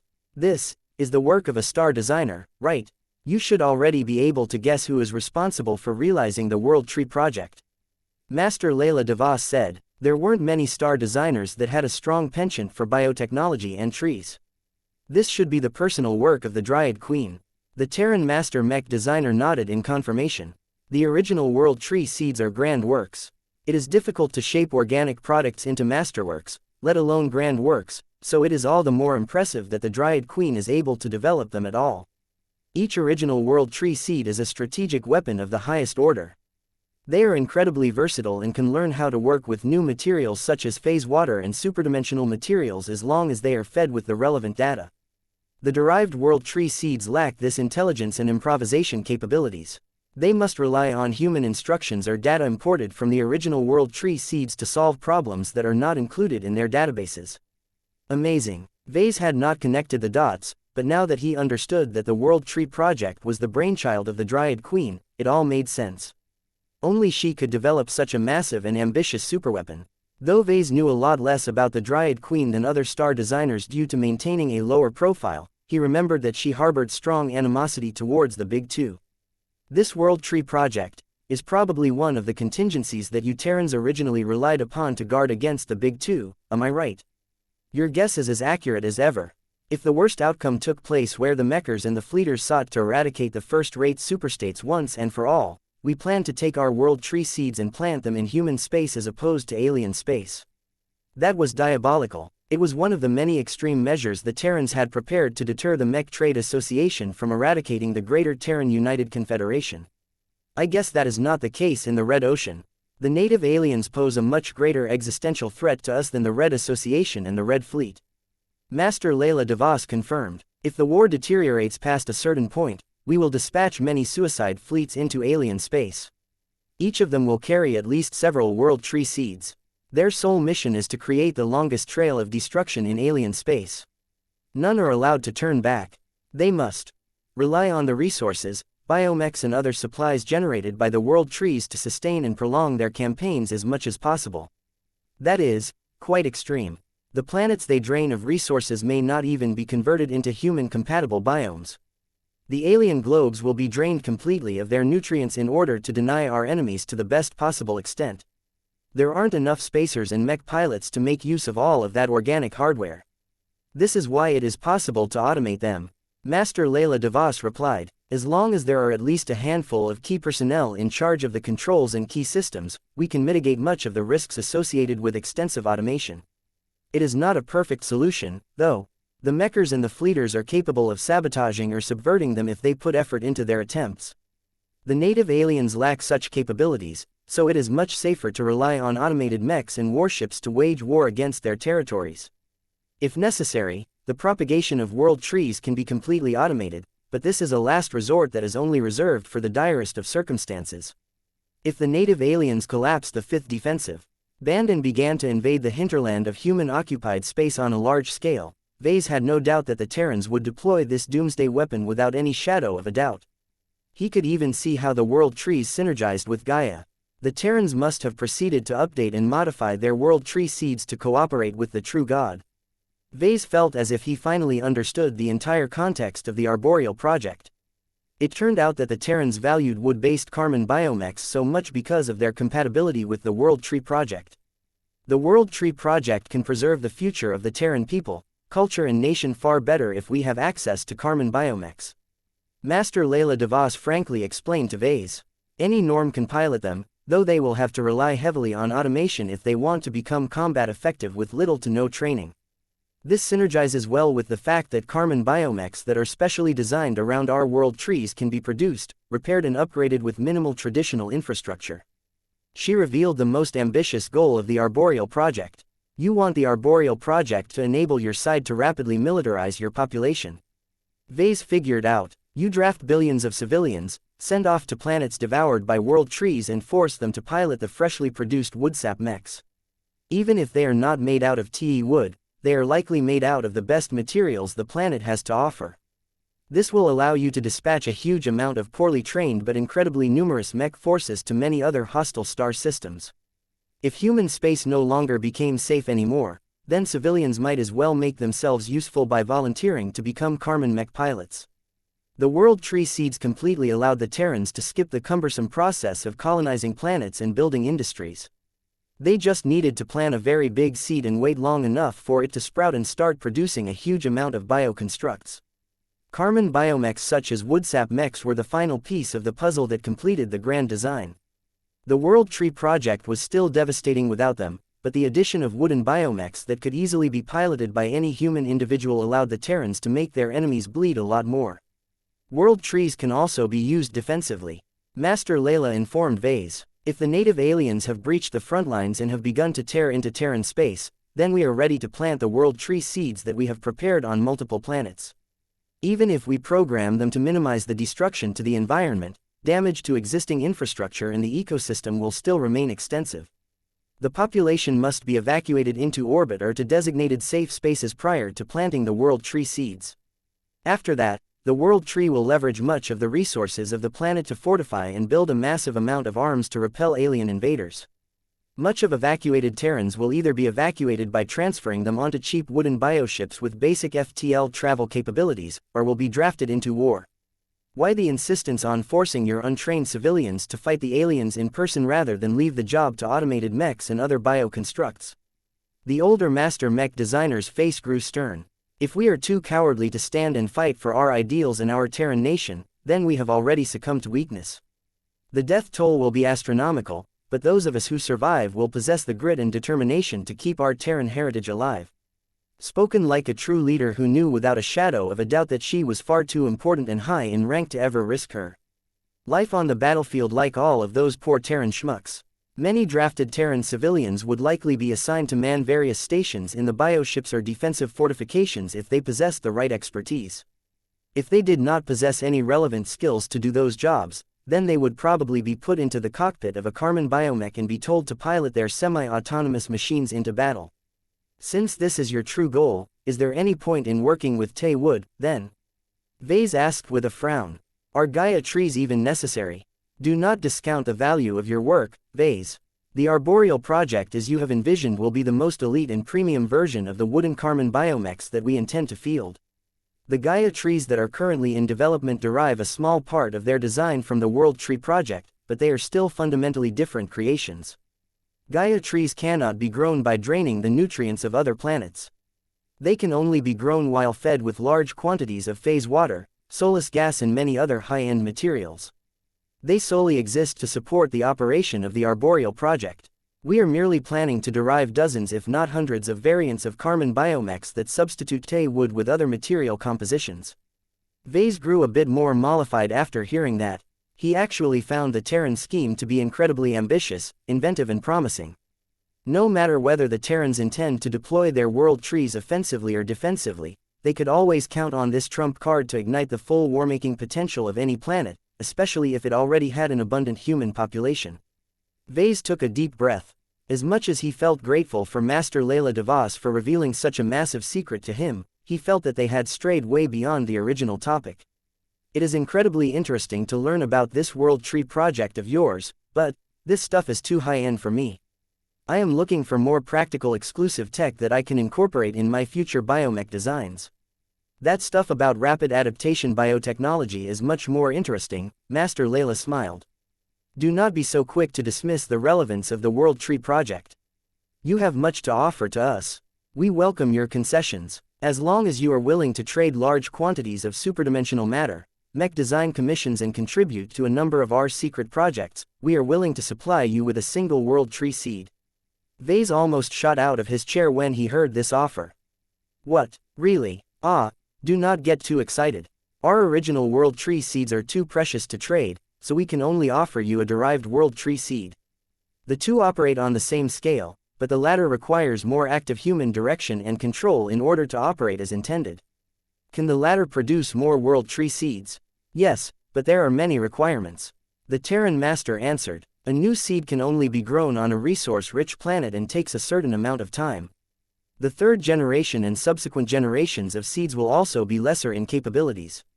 Exceptions do exist. If you plant a seed on a planet that is rich in high-grade minerals and other precious resources, much of that can be used to grow a superior seed rather than strengthen the existing World Tree. You can also actively modify the World Tree or World Tree seed with your own technological applications. You can design your World Tree as long as you possess the right amount of courage and expertise. And completely piss off the mechers and the fleeters by owning and making use of a biological weapon of mass destruction. Ves sardonically remarked. Taboos are a relic of the previous age. Now that the Red War has come this far, I would have expected you to possess more enlightened view towards the use of superweapons. I still want to maintain friendly relations with the Red Association and the Red Fleet, Master. Besides, I don't think you will set a low price for a derived World Tree seed. I am not sure whether I am willing to make this sacrifice, then let us explore the possibilities further. Chapter 6757 Derived Seeds. The power of a World Tree seed was enormous. It could do so much stuff. Unlike other superweapons, its organic nature meant that its ability to create was just as powerful as its ability to destroy. A World Tree could extract any planet with resources to produce a multitude of wooden biomechs and bioships. It could also be used to terraform the entire globe in a hurry. It could further be used to create entire settlements, either on the ground or inside its enormous trunk. So long as Ves had a World Tree seed in his possession, he would never have to be afraid of lacking a means to erect a colonized planet. Depending on how extensively Ves was willing to drain the ecosystem and resources of a planet, he could instruct his World Tree to build enough settlements and basic infrastructure to house millions if not billions of people. If he did not care about preserving the ecosystem of the planet, he could use the World Tree to drain every scrap of highly valuable resources from the globe and use it to produce a large amount of biomechs, bioships and other manufactured goods. Would the stuff grown by the World Tree be as good as properly fabricated products? Nope. However, it was by far the most effective way to plunder a planet to such an enormous extent that Ves and his clansmen would be able to enrich themselves beyond their wildest dreams so long as they conducted a raid on the right planet.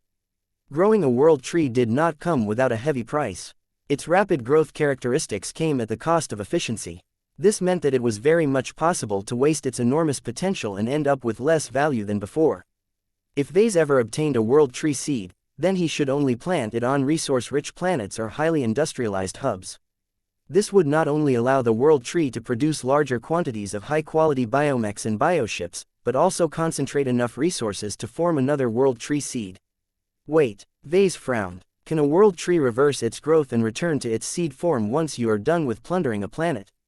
It depends. Master Layla DeVos responded. The original World Tree seeds are capable of doing so. They are miracles given life and form. They are also much more efficient than their less perfect counterparts.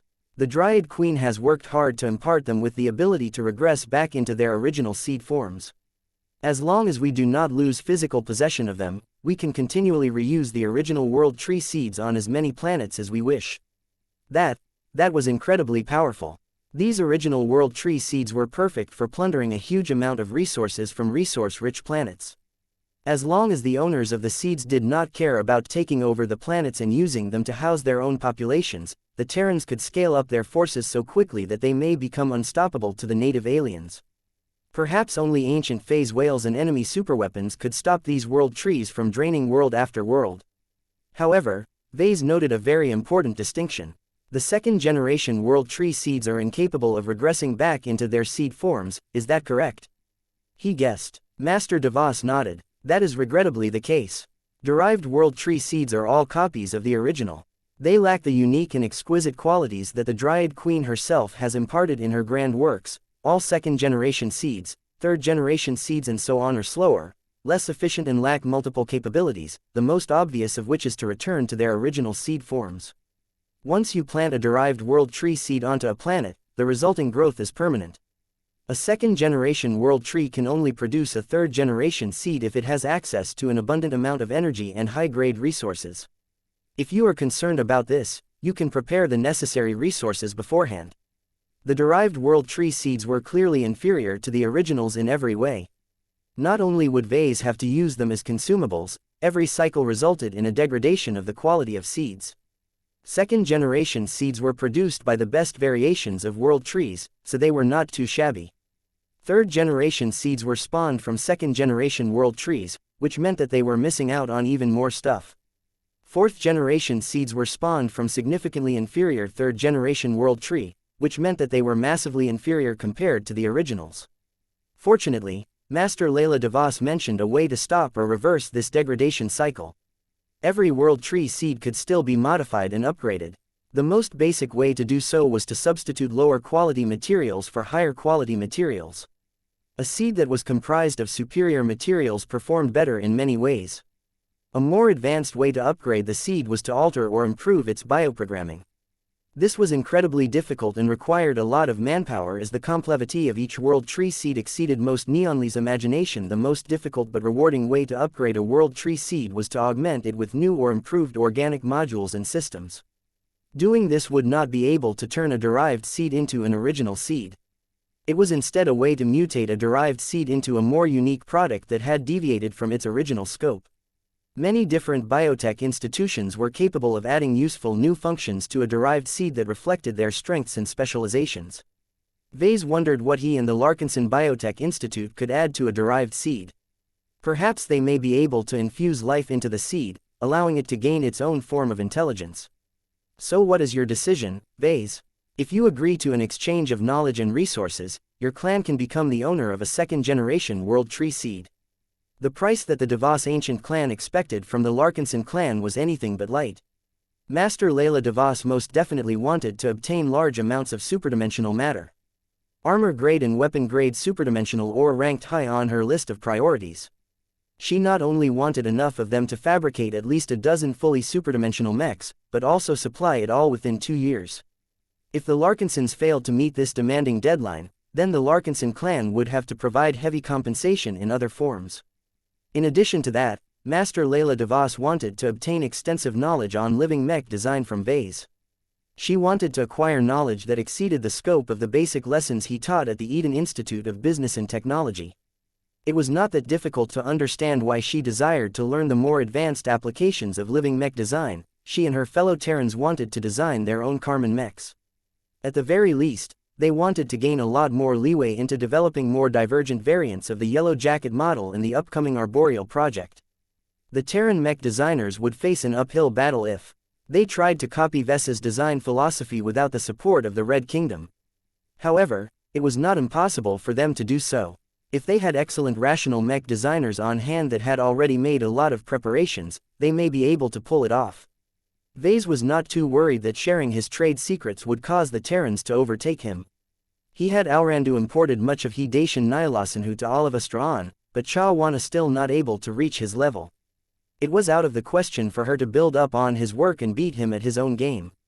The most she could do was to pursue her own research direction. Even so, Ves did not want to sell his expertise on living mech design so easily. This was not because he wanted to maintain his monopoly on living mechs. At this point in his career, he benefited a lot more if more mech designers joined his side and expanded the market presence of their product category. From that perspective, Ves should actually be more willing to help the Terrans acquire the capability to design their own living mechs.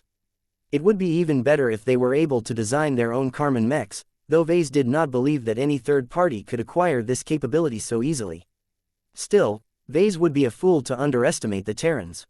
They were incredibly competent and the Terran Alliance clearly had a huge stake in the development of Karman biomechs. The Red Ocean's mech market was far too big for Ves to cater to the needs of so many customers. Even now, there were lots of norms who disdained the use of the Yellow Jacket models and its many variants. Customers who possessed greater ambitions clearly wanted to form blood pacts with more powerful Karman mechs. While Ves was already working on the Arboreal project, it was far from enough to satisfy every norm, especially those who lived outside the Terran Alliance. If the Terrans started to design and publish their own living mechs, then the consequences would be vast. The LMC would instantly lose its monopoly on living mechs. This would most definitely lead to a reduction in the amount of revenue and profits it could earn, as many customers would turn away and spend their money on other products that fit their needs better. However, Ves expected that his new competitors would mostly focus on the markets and product categories that he and his clan neglected. The first-class and third-class mech markets were currently heavily underserved by the LMC. Demand remained sky-high, but the Living Mech Corporation was unable to meet the needs of so many customers due to the limitations of the design department. This was bad not because the LMC was missing out on a lot of sales, but because a lot of market segments simply had no chance of getting their hands on their own living. Ves already figured out that he could progress his design philosophy if it achieved better market penetration. It was not entirely necessary to accomplish this with his own mech designs alone. The works of other mech designers could contribute as well so long as they propagated at least a part of his vision on mechs. The swordsman mechs designed by Kedis were a good example of this form of propagation. Despite the Swordmaster's clear attempts to differentiate her works and realize her own vision of mechs, the fact that she always made her mechs alive represented a continuation of his own design philosophy. In short, the more the mech industry adopted his living mechs, the more his design philosophy gained validation, thereby enabling it to progress faster than what Ves could accomplish by himself. This deal was a good opportunity for Ves to convince the Terrans to join the living mech hype train. Since they were willing to trade away a derived world tree seed for the secrets of living mech design, then the Terrans would definitely work hard to get their money's worth. From this perspective, this demand was not a big deal for Ves. It was the other demands that made him reluctant to commence this trade. I admit that I am tempted to pick up a world tree seed, but since the one you are offering is not an original one, I am not inclined to meet your extravagant asking price. For one, we can't possibly supply so much high-grade superdimensional matter to you. Ves said, we have a need of it ourselves, and I doubt that Kedis can open up a portal to the blue dimension often enough to meet either of our needs. I also do not want the entire Terran mech industry to become my competitor. There is a limit to how much I am willing to teach you about the finer points of living mech design. Master Layla Devos smiled in response. Do not be so quick to turn away. Everything can be negotiated. Chapter 6758. A fair deal. Ves did not possess an overwhelming need to acquire a derived world tree seed. However, he thought that it was better if his clan had one in its possession than not. Who knew when it could be useful one day? World tree seeds were probably especially useful if his clan ever embarked on a deep strike expedition. Ves was not sure anymore whether Red humanity could even pull off the deep strike plan at this stage, but as long as there was an opportunity to go on an attack, the Larkinsons could attain drastically more results with the help of this special seed. Aside from that, if the worst outcome ever took place, then Ves might have an urgent need for a biological superweapon that could quickly terraform a planet to make it livable for lots of human refugees. He would first have to find a safe haven that was out of the reach of the native aliens, but he could tackle that problem at a later date. It was not necessary for him to have everything ready the moment he gained possession over the World Tree Seed. Since Ves did not consider the World Tree Seed a must-have item, he bargained hard for this strategic weapon. He was well aware that a second-generation seed did not come close to the value of a first-generation seed, so he was determined not to get scammed. In comparison to his relaxed stance towards the World Tree Seed, the Devos Ancient clan was a lot more eager to conduct a large trade. The Devosans and the rest of the Terrans were eager to learn the more sophisticated design applications in the field of living mechs. The product category originally invented by Ves had gained immense strategic value. By definition, all Karman mechs were living mechs. It was impossible to form a blood pact with a lifeless mech. The Terrans had even greater reasons to value living mechs because of their inherent synergies with world trees and other Terran biotechnology applications. As for superdimensional material, Master Layla Rebecca DeVos was desperate to obtain as much of it as possible. Though Ves had generously agreed to donate a luxurious batch of structure-grade and hull-grade superdimensional matter to her, this would only allow her to conduct research. A mech designer did not progress by engaging in science. It was only when a mech designer applied his existing understanding of the arts and sciences that he conformed to the expectations and obligations of his profession. If Master Layla DeVos wanted to make serious progress in advancing her design philosophy, she needed to design and produce tangible superdimensional mechs. She could not do that unless she obtained a lot of tons of armor-grade and weapon-grade superdimensional matter. To her credit, Master Layla had been incredibly transparent about her lack of progress in her hopes that superdimensional matter would allow her to design the nearly perfectly miniaturized mechs of her dreams. On this matter, the two sides were on complete opposite ends. Master Layla wanted to gain a massive amount of high-grade superdimensional. Ves did not want to cripple his own clan's utilization of superdimensional matter. If he truly had to make a choice between adding superdimensional mechs to the mech roster or acquiring a derived world tree seed, Ves would always pick the former over the latter. The shrewd Terran master clearly managed to deduce that from Ves and adapted her negotiating strategy accordingly. Eventually, the two sides found a middle ground that was somewhat acceptable to both sides. The two reluctantly shook hands. "It's a deal, then," Ves said. "Whenever our clan harvests armor-grade and weapon-grade superdimensional matter, you will get 50% of our haul. This division will continue until you have enough to produce 6 standard-sized superdimensional mechs. On top of that, I will teach you how to design more advanced living mechs. At the very least, I will give you my textbooks, articles and notes on how to design second-order living mechs as well as the fundamental theories related to Karman mechs and the Karman system." "That is correct, but do not forget that you must fulfill the superdimensional matter quotas within 2 years. If you exceed this time limit, you must pay a sizable penalty." "I remember," Ves tersely replied. "In exchange for all of that, you will hand over a second-generation world tree seed in my possession by the end of this week along with all of the knowledge required to make use of it. Your clan must also provide supervision and scientific support to us when we attempt to modify or upgrade the seed." Their deal actually encompassed a lot more clauses, but they were relatively minor details that could easily be hashed out by their lawyers. Ves let out a deep breath. The mechers and the fleeters will be pissed. They never approved of third parties and private individuals getting their hands on weapons of mass destruction, risk a breach in their relationship with you over violating a single taboo. They depend too much on your works to defend their outdated principles. Aside from that, have you forgotten about your identity as the chief counselor of the upper council of the Red Collective? You are a Kali, Ves. That means that it is legal for you to own your own superweapons as long as the RC gives you permission. This should not be a difficult task for a man who has amassed as much clout as you in recent years. The Red Collective is a big mess, and you know," Ves retorted. "It is not even close to matching the cohesion of the Red Association and the Red Fleet. In this stage of the Red War, you are hardly the only private party that has discreetly acquired superweapons. Many individuals are beginning to fear the worst. A superweapon may not be able to preserve their homes, but they can still be used to deter the native aliens from persisting in their pursuits. The prohibition against superweapons that the mechers and the fleeters have upheld for over 4 centuries has become unenforceable. As long as they are faltering in their attempts to hold back the native alien invasion, they are losing their legitimacy.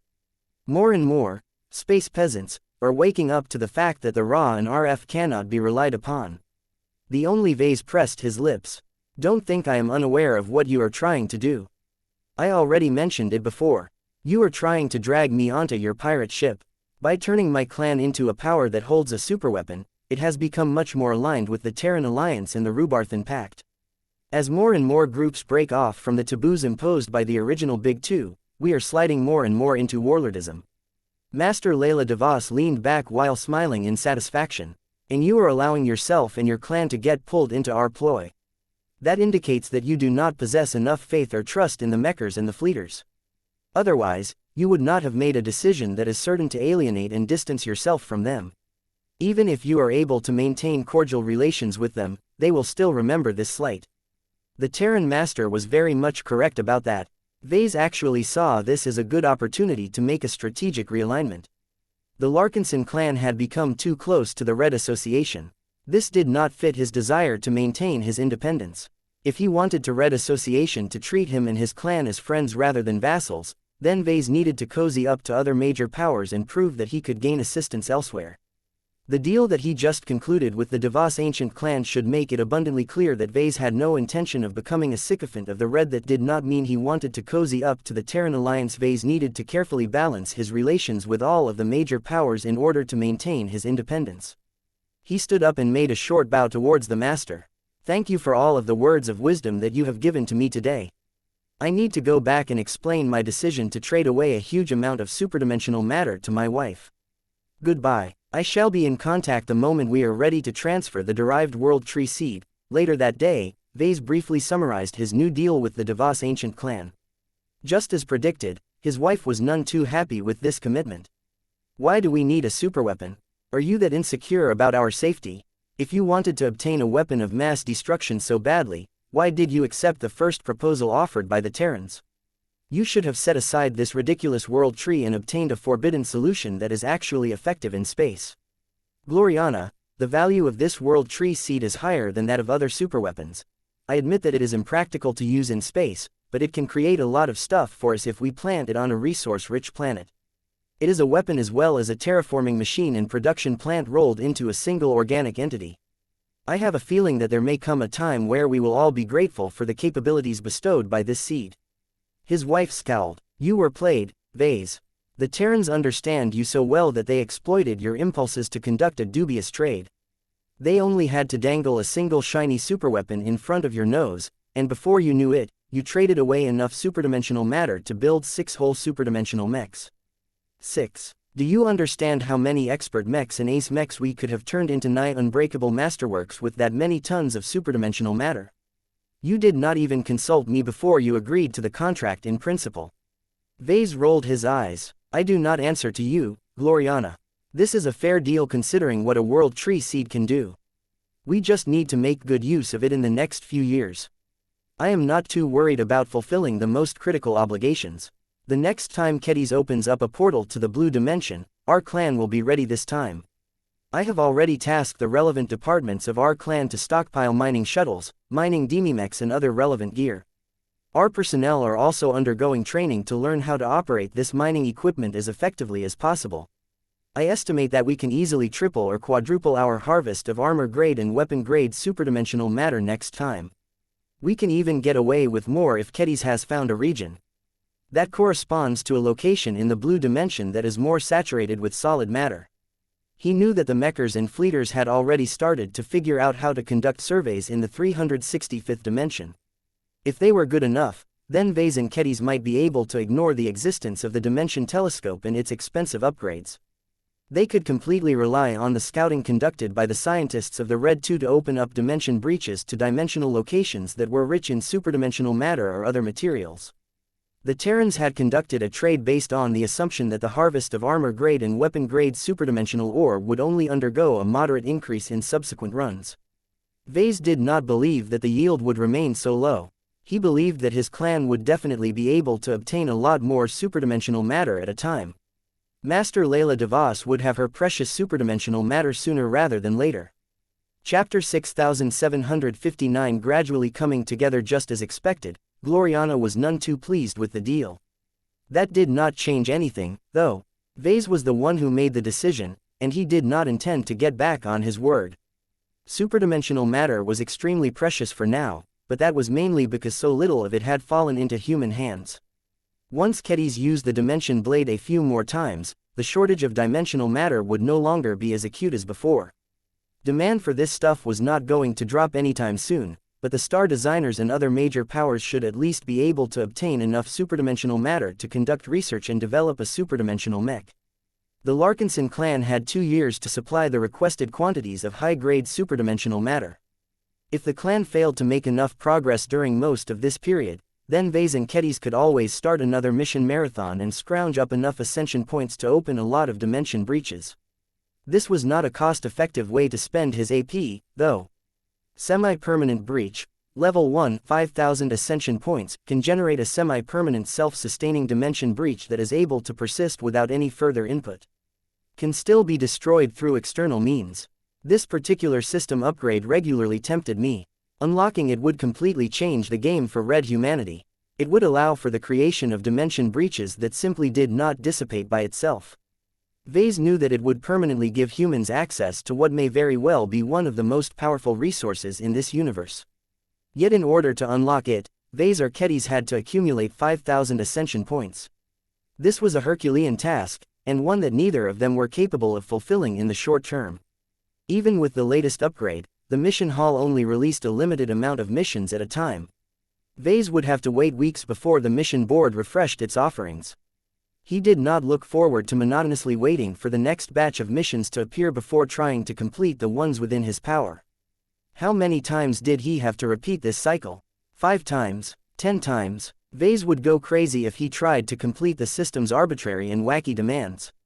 Although he recognized that the missions mostly acted as diversions that allowed Ves to come into contact with new and unexplored aspects of mech designs and systematic cultivation, he could only tolerate so much novelty within a specific period. He was still human. Kedis might be able to persist longer on account of being a swordmaster, but she would also be at risk of breaking if she pushed herself too hard. Ves wished that the system offered a way to sell stuff in exchange for AP. He had access to lots of phase water, high-grade exotics, high-grade hypers and now superdimensional matter. He was sure that the system could put all of this stuff to good use, but it had never once made any attempts to claim these powerful materials. This meant that Ves and Kedis could only earn AP the honest way, just as intended. Only hard work and personal ingenuity could allow a mech designer to earn greater amounts of ascension points. The worst part about trying to unlock this extravagantly expensive dimension observatory upgrade was that Ves and Kedis could not split the bill. They could only spend their own stash of AP on a single upgrade choice. The overly rigid mech designer system did not offer a way for users to transfer AP to each other or split the bill on an expensive item. This meant that either Ves or Kedis had to earn a whopping 5000 AP. No discounts. The astronomical amount of work required to earn so much AP was enough to put Ves in despair. He really did not see any way for him to earn such a massive amount of AP without feeling tempted to spend his earnings midway on a useful enlightenment fruit or other goodies. It was pure torture for the system to list out this attractive possibility before locking it behind an excessively high price tag. Ves shook his head. He refused to think about it any further. After concluding yet another contentious discussion with Kedis, Ves went off in order to fulfill one of his contract obligations.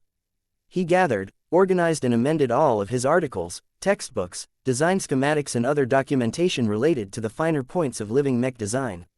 Ves was lucky that he had already prepared a similar information package for Xianxia. He merely had to call it up again and update it. He expanded the amount of knowledge and was not afraid of adding more complicated stuff to the package. The Terrans should have plenty of clever master mech designers among them. They should be able to understand the gist of his more elaborate theoretical framework. That was not enough for them to design a living mech, though. A Class 9 design philosophy was not that easy to replicate, especially without support from the Red Kingdom. The Terran mech designers all had to undergo the same struggles of Kedis and Xianxia. In order to design a real living mech, these mech designers had to be able to shift their mentality and genuinely regard mechs as living entities that were just as smart and powerful as humans. They also had to accept the principle that mechs deserved nearly the same respect, consideration and treatment as humans. This was a bridge too far for many mech designers. The older ones who were more set in their ways should especially find it difficult to adopt such a subversive cognition when they clung to their own views on mechs for so many years. I am obligated to teach these Terran mech designers my craft, but it won't be my fault. If they understand my theories but cannot accept my perspective and cognition on very few Terrans should be able to succeed. Ves personally believed that only younger and more open-minded mech designers should be able to attain a higher success rate. He at least recognized that there were enough highly educated scions like Xianxia in the Terran Alliance that might be able to do more than pay lip service to the idea that mechs deserved to be treated as equal partners. The Vulcanite mech designers that were interning at the design department had been doing fairly well in understanding the essence of living mech design. Ves had been a lot more earnest and attentive in teaching Trent, Aiden and the other 9 novices. It helped a lot that they were young, impressionable and incredibly smart and studious. The Eternal Vulcan Empire had definitely sent their best candidates. Ves actually found it a pleasure to teach so many enthusiastic students. Even if his time was limited, he still tried to be earnest about helping the dwarven mech designers find their groove. He did not want to give the Iron Emperor an excuse to suspend the deal and miss out on receiving a modern first-class fleet carrier. There was no way he was willing to invest so much personal attention to teach a bunch of random Terrans. He would give them an honest chance, but was up to them whether they had what it took to design living mechs well enough to be able to develop their own. Ves decided to write down his extensive warnings in a document before promptly sending it all to the Devos ancient clan. He was not stupid enough to transfer the files over the galactic net. He instead transferred his information package into a secure data chip before arranging a courier to deliver it to Master Layla Rebecca Devos by hand. It would not be devastating to his work and career if his information package got leaked anyway. Ves would merely lament the lost opportunity to sell his knowledge to others interested. After taking care of this issue, Ves began to direct his attention towards another important matter. What is the state of our first-class fleet, Gavin? There are currently 15 first-class combat carriers at our disposal. Each of them are capable of housing and carrying the supplies for 30 first-class multi-purpose mechs each. His personal assistant reported without delay. His recent augments allowed him to call up the most current data and information at a rapid speed. Most of them are built by Starfarer Bay, so they are consistent and high in quality. The rest are second-hand vessels that we procured from other parties at considerably high costs. None of them were modern, so we had to commission repair yards to service them and update the most essential systems. Ves grimaced. 15 combat carriers did not amount to much. The Larkinson Premier fleet needed to become a lot bigger before he became satisfied. Well, I already know that the tortuous Scream is being finished up. She will be here within 2 months. He recalled. What about the Archeship? Have we managed to refurbish her so that actual humans can operate her controls? The Archeship designated as A33 has indeed completed her conversion to a human-operable scout Archeship. Gavin informed Ves. She still needs to be operated by a crew that knows what it is doing. The Premier branch has already hired the necessary officers and specialists. They are currently undergoing extensive training on how to operate Architect systems. I see. That sounds good. Has there been any updates about the first-class fleet carrier that the Eternal Vulcan Empire is supposed to build on our behalf? We have received inconsistent updates on that front, boss. The assistant mentioned. Ever since the start of the hyper-generation, the Eternal Vulcan Empire has been becoming increasingly more isolated from the rest of human space. We still have intelligence that indicates that our fleet carrier is still under construction. The Vulcanites have even revised and upgraded certain pieces due to newer developments in phase water tech and hyper-tech. This has caused the delivery date to be delayed, but it should be done several months after the tortuous Scream has arrived. She will still have a 320 mech capacity, but this can be expanded upon if you are willing to make trade-offs. That won't be necessary. The fleet carrier needs to be fast and tough enough to withstand the rigor of warfare. She also has to retain as many bunkers as possible to house our heavy artillery mechs. About that, sir. We are in the process of amassing a respectable amount of carrier vessels, but we do not have any living mechs to fill up their hangar bays and mech stables. Gavin noted. The only first-class living mech of your design is the most expensive version of the Yellow Jacket model. I doubt that you want to rely on Yellow Jackets to fight from the Larkinson Premier fleet. Gavin indeed pointed out a serious flaw in Ves's short-term plans. That is very much the case. Ves sighed. I do not know if I can remedy this issue in the short term. I suppose we can apply quick and dirty upgrades to our most popular quasi-first-class mech designs. Upgrading their power reactors, energy cells and heatsinks should at least bring them past the first-class threshold. Strengthening their energy transmission systems and other necessary adjustments will take time as well. Perhaps we are better off with ordering several hundred first-class mechs designed by other mech companies. That is an understandable decision, but it will paint you as incompetent if you go ahead with this move. A mech designer who cannot adequately serve his own needs is pretty pathetic. You are right, but I don't think I can do much about this at the moment. I need to think over it further. Very well, boss. Let's switch to another subject. Ves's eyes grew sharper. Have you contacted the RF yet on what is taking it so long to award our clan the RF warship tokens that we deserve for killing a bunch of Orvan Phase lords in the last battle?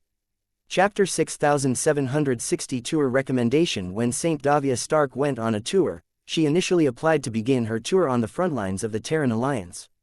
However, Human High Command rejected her request.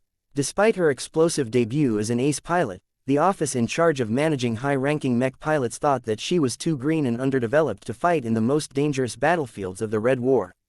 The Terran Alliance was being hit harder than the other fronts. The native aliens clearly recognized that out of the three colonial alliances, the Terran one was distinctly weaker due to enjoying the protection of only one dedicated god pilot. The Light of Sol worked hard to do the work of two god pilots by shuttling from star system to star system at the fastest possible speed, but no matter how amazing his mobility may be, he was forced to cover way too much ground. Not only did the god pilot have to wipe out aliens that invaded the fortified star systems of the Terran Alliance, but he also had to travel to the enemy staging points to delay subsequent invasions. The god pilot never truly enjoyed a break since the start of the Red War. He destroyed so many alien phase fighters and warships that it should have been enough to break any single alien polity by this time. Yet the aliens kept throwing in more forces at the front lines. The natives of the Red Ocean possessed a vast amount of accumulation, so they could afford to take these highly unfavorable trades just to keep the annoying god pilot occupied.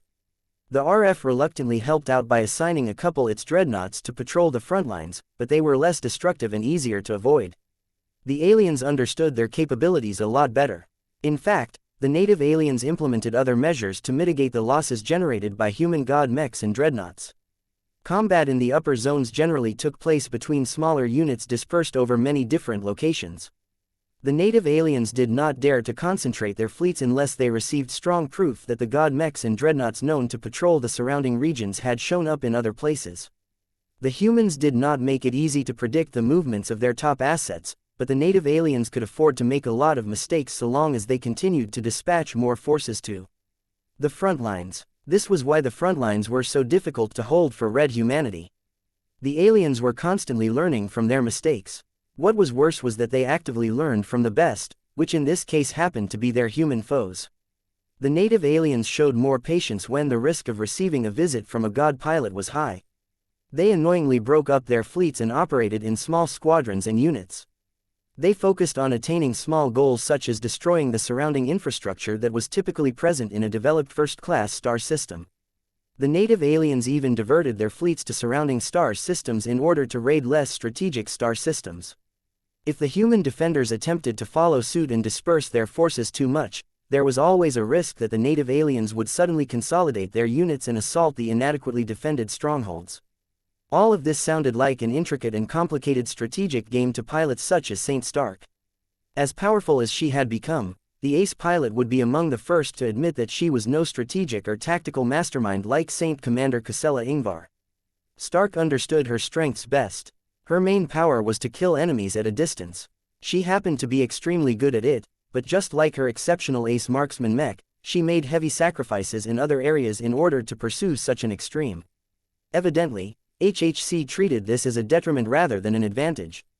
They thought she needed to widen her horizons and develop a different approach towards combat now that she had become an ace pilot. Saints such as yourself are symbols as well as powerful combatants. A liaison from the HHC explained during their first meeting. Many humans look up to ace pilots such as yourself. They will take inspiration from you and seek to imitate your deeds. Your words have power. Everything you say in public will be scrutinized and obsessed over by millions of humans. Do not take this lightly. We highly advise you to limit your exposure to the public and avoid saying anything that can be misinterpreted or used to encourage misbehavior. Saint Stark was not happy at being told what to do by a random bureaucrat. She knew that Human High Command was an umbrella organization that consisted of the best military strategists and planners of the Red Three, the first-rate superstates and other major human institutions. In other words, HHC represented the interests of the big shots of Red humanity. Though the HHC had done well to safeguard the overall state of human civilization in the Red Ocean, Stark could never fully trust its intentions. The HHC had no qualms about sacrificing lots of humans to the not-so-tender mercies of the native aliens to secure more strategic goals.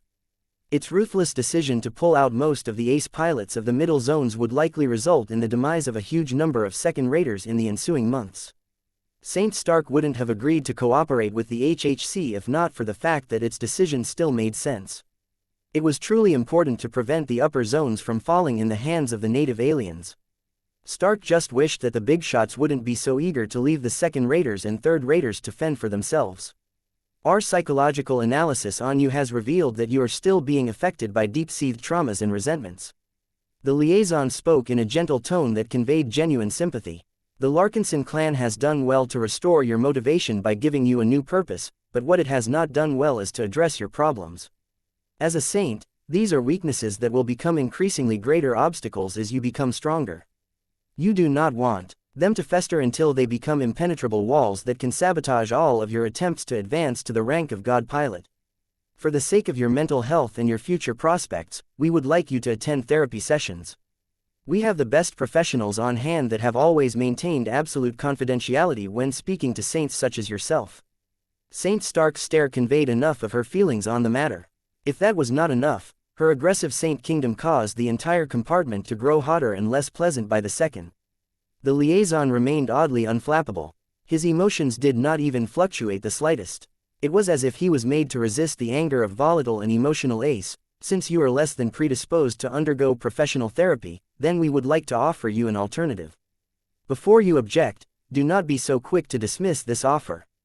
There is a pair of exceptional peak ace pilots who have suffered great traumas of their own. Their suffering and grievances mirror your own. We believe that you should have much in common to talk about when you meet each other in person. The offer sounded intriguing. As Saint Stark inquired further, she knew that the liaison spoke the truth. The pair of ace pilots had become shaped by the tragedies that pushed them past their breaking points in their earlier years.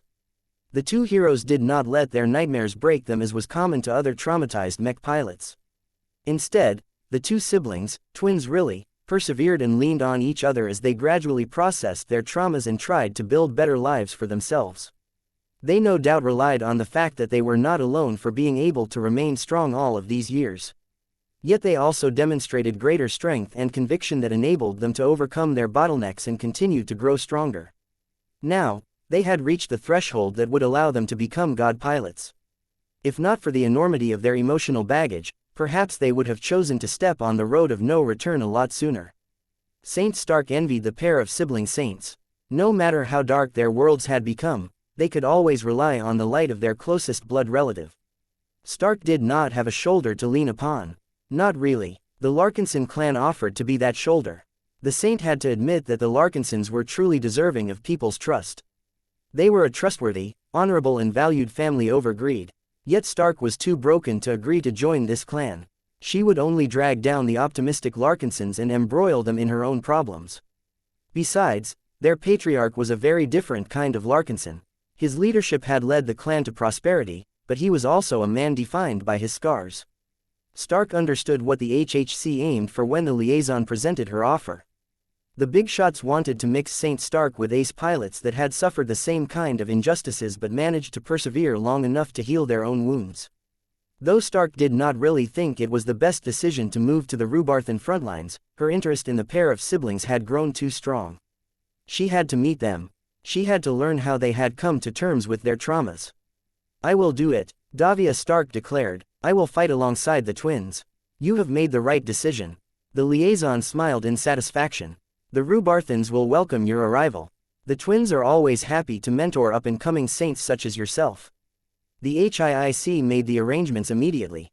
In fact, the people working for the umbrella organization already made a few preparations in advance as they already predicted that there was a high probability that Saint Stark would accept the suggestion to fight alongside the twin saints. The liaison continued to talk with the ace pilot without showing any sense of inferiority or superiority. "The Rubarthan frontlines are less intensive, but that does not mean that you should lower your guard," the bureaucrat advised. "The Red Cabal has appointed several leaders to the front. Each of them harbor their own ambitions. They cannot advance their station and ranitation if all they can do is to maintain the statue house. The native aliens are still able to transfer enough troops and warships to the Rubarthan front to make life difficult for the defenders." "I understand. What else do I need to know about fighting on the Rubarthan front?" Battles are relatively less intensive in the Rubarthan Pact, so take advantage of that to experiment and develop your new capabilities. The liaison earnestly advised. You will not be able to enjoy this opportunity for long. When the Red War has reached the next stage, the enemy will punish you much more severely for every mistake you make. We have high expectations for you. We have a growing need for your exceptional firepower to push back the phase leaders of the alien races. For now, you are still new to your Saint Kingdom, but we hope that you will develop the means to use its strengths effectively in your future deployments. I have every intention to do so. Saint Stark said, in your case, we do not fear that you will cease to work on improving your firepower and marksmanship. We are instead concerned about your imbalanced approach towards your development. Your new mentors should be able to offer you guidance on the responsibilities of a saint. You are more than a soldier now. You are a symbol and a role model to the troops. You are a leader whose words can lift their morale and terrify your enemies at the same time. Do not disregard these possibilities. You will need to leverage every advantage at your disposal to save our civilization from extinction.